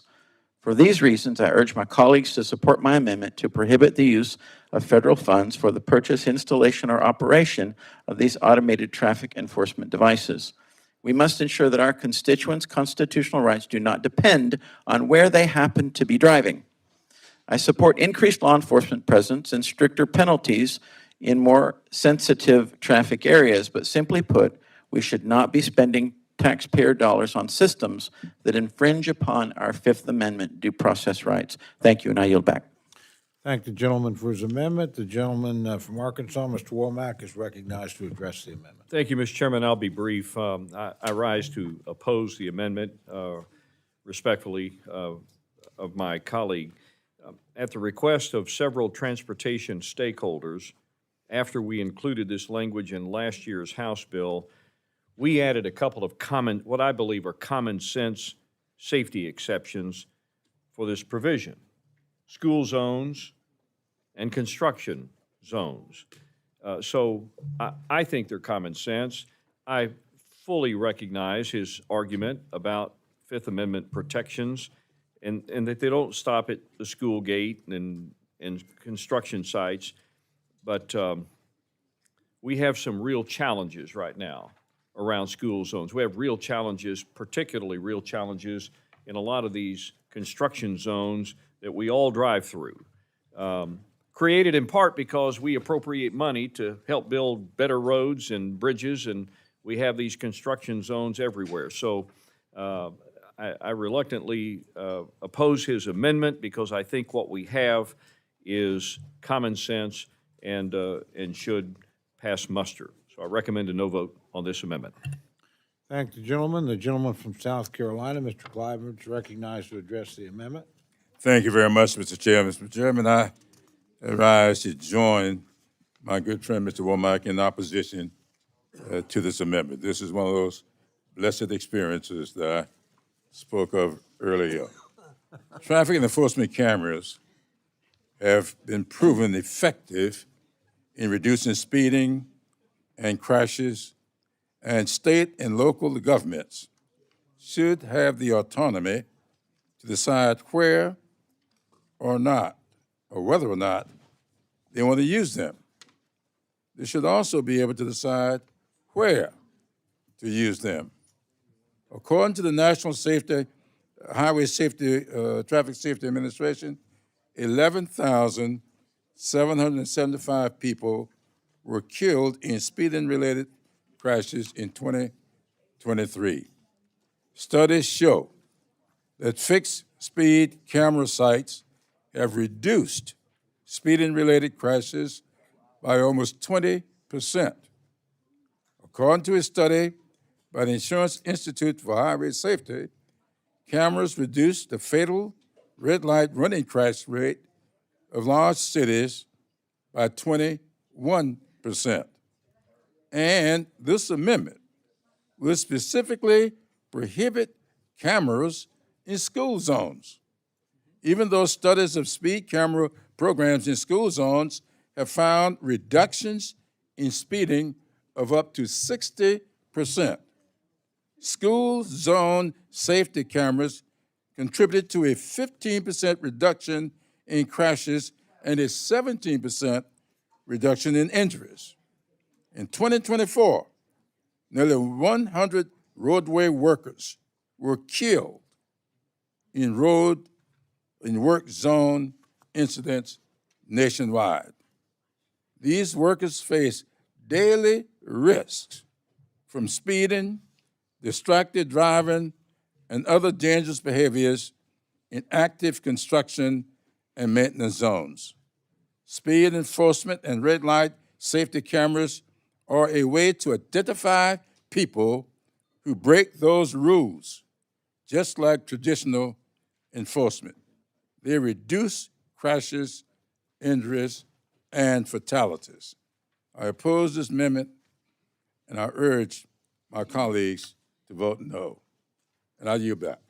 Thank the gentleman. The gentleman from Florida, Mr. Rutherford. Sheriff Rutherford, recognized to address the amendment. Thank you, Mr. Chairman. I rise in opposition to this amendment. Clearly, the restriction of federal dollars for protecting children in school zones and workers in construction zones is something that I think we have a responsibility for public safety. There is no Fifth Amendment violation here. If there was, in fact, a Fifth Amendment violation, what you would see is the Civil Rights Commission would be chock full of cases being filed under 1983, and they're not. Nor are they being filed under 18 U.S.C. 242, which is a criminal violation of a deprivation of rights. You don't see that either. That is a fallacious argument. Due process is guaranteed throughout this video enforcement process. Now, It's based on state laws and application of those state laws by the various law enforcement agencies. I'm not saying that you can't have mistakes being made, but it's not a violation of the Fifth Amendment.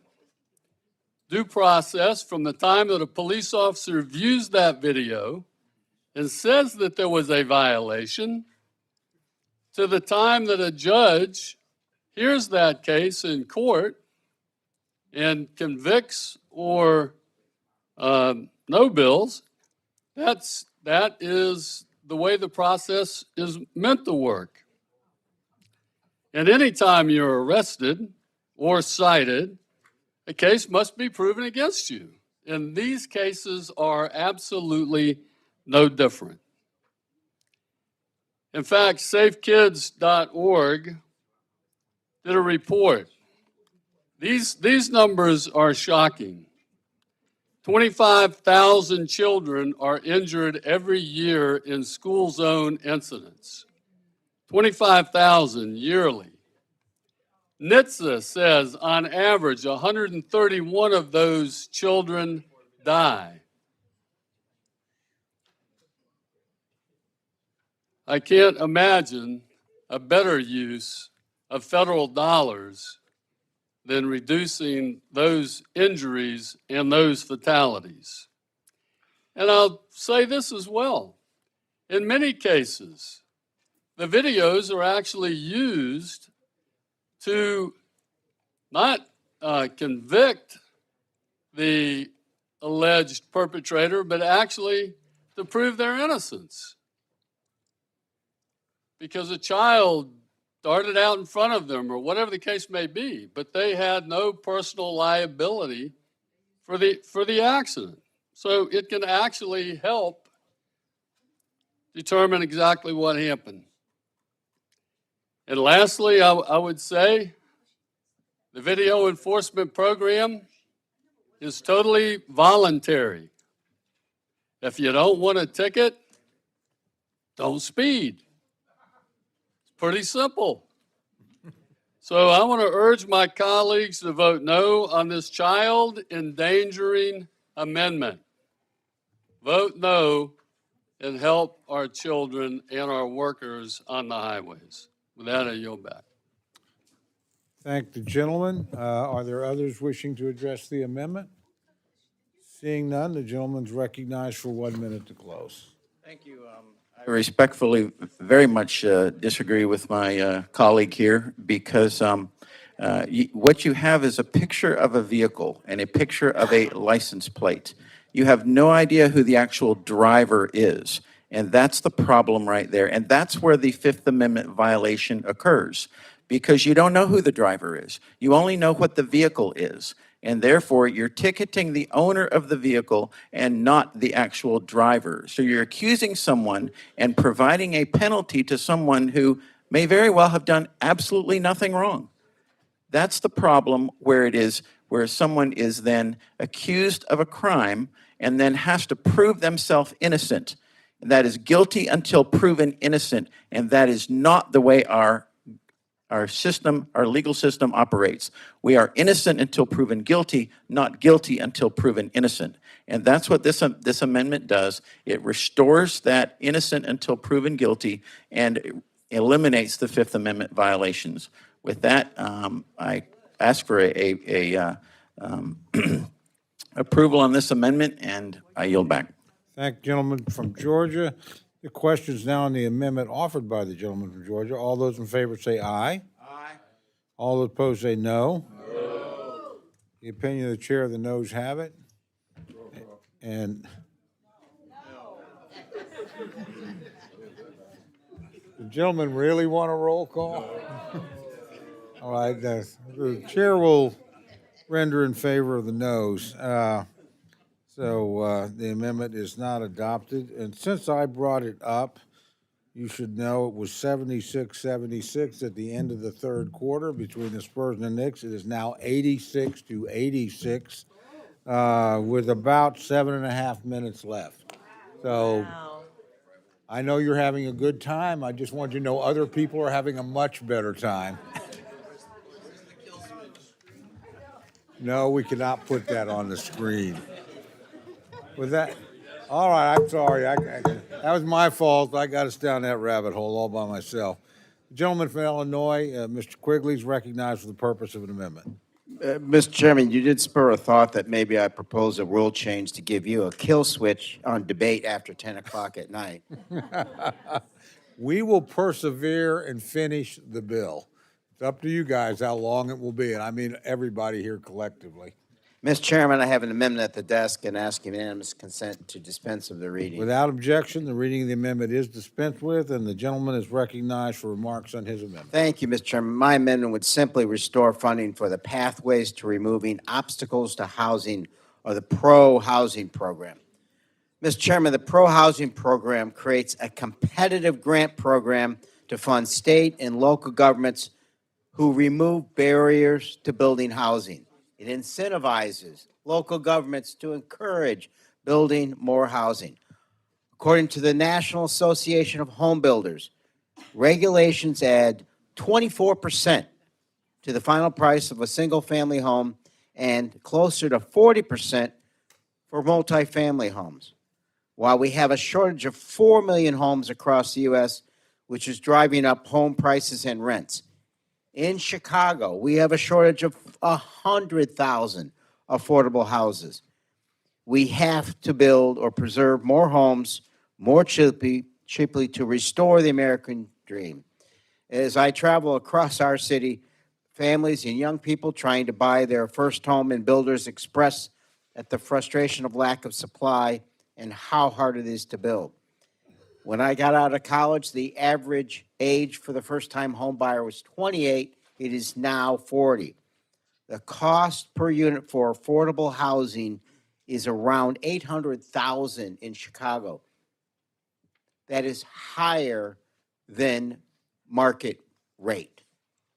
And that is true across the country as a whole. This is unacceptable. We have to bring these costs down.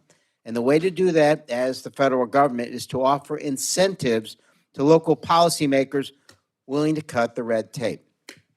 The Pro-Housing Program will incentivize localities across the U.S. to take steps that will produce more housing. For example, it will encourage localities to streamline permitting. I talk to builders who tell me it now takes up to a year just to get the building permit.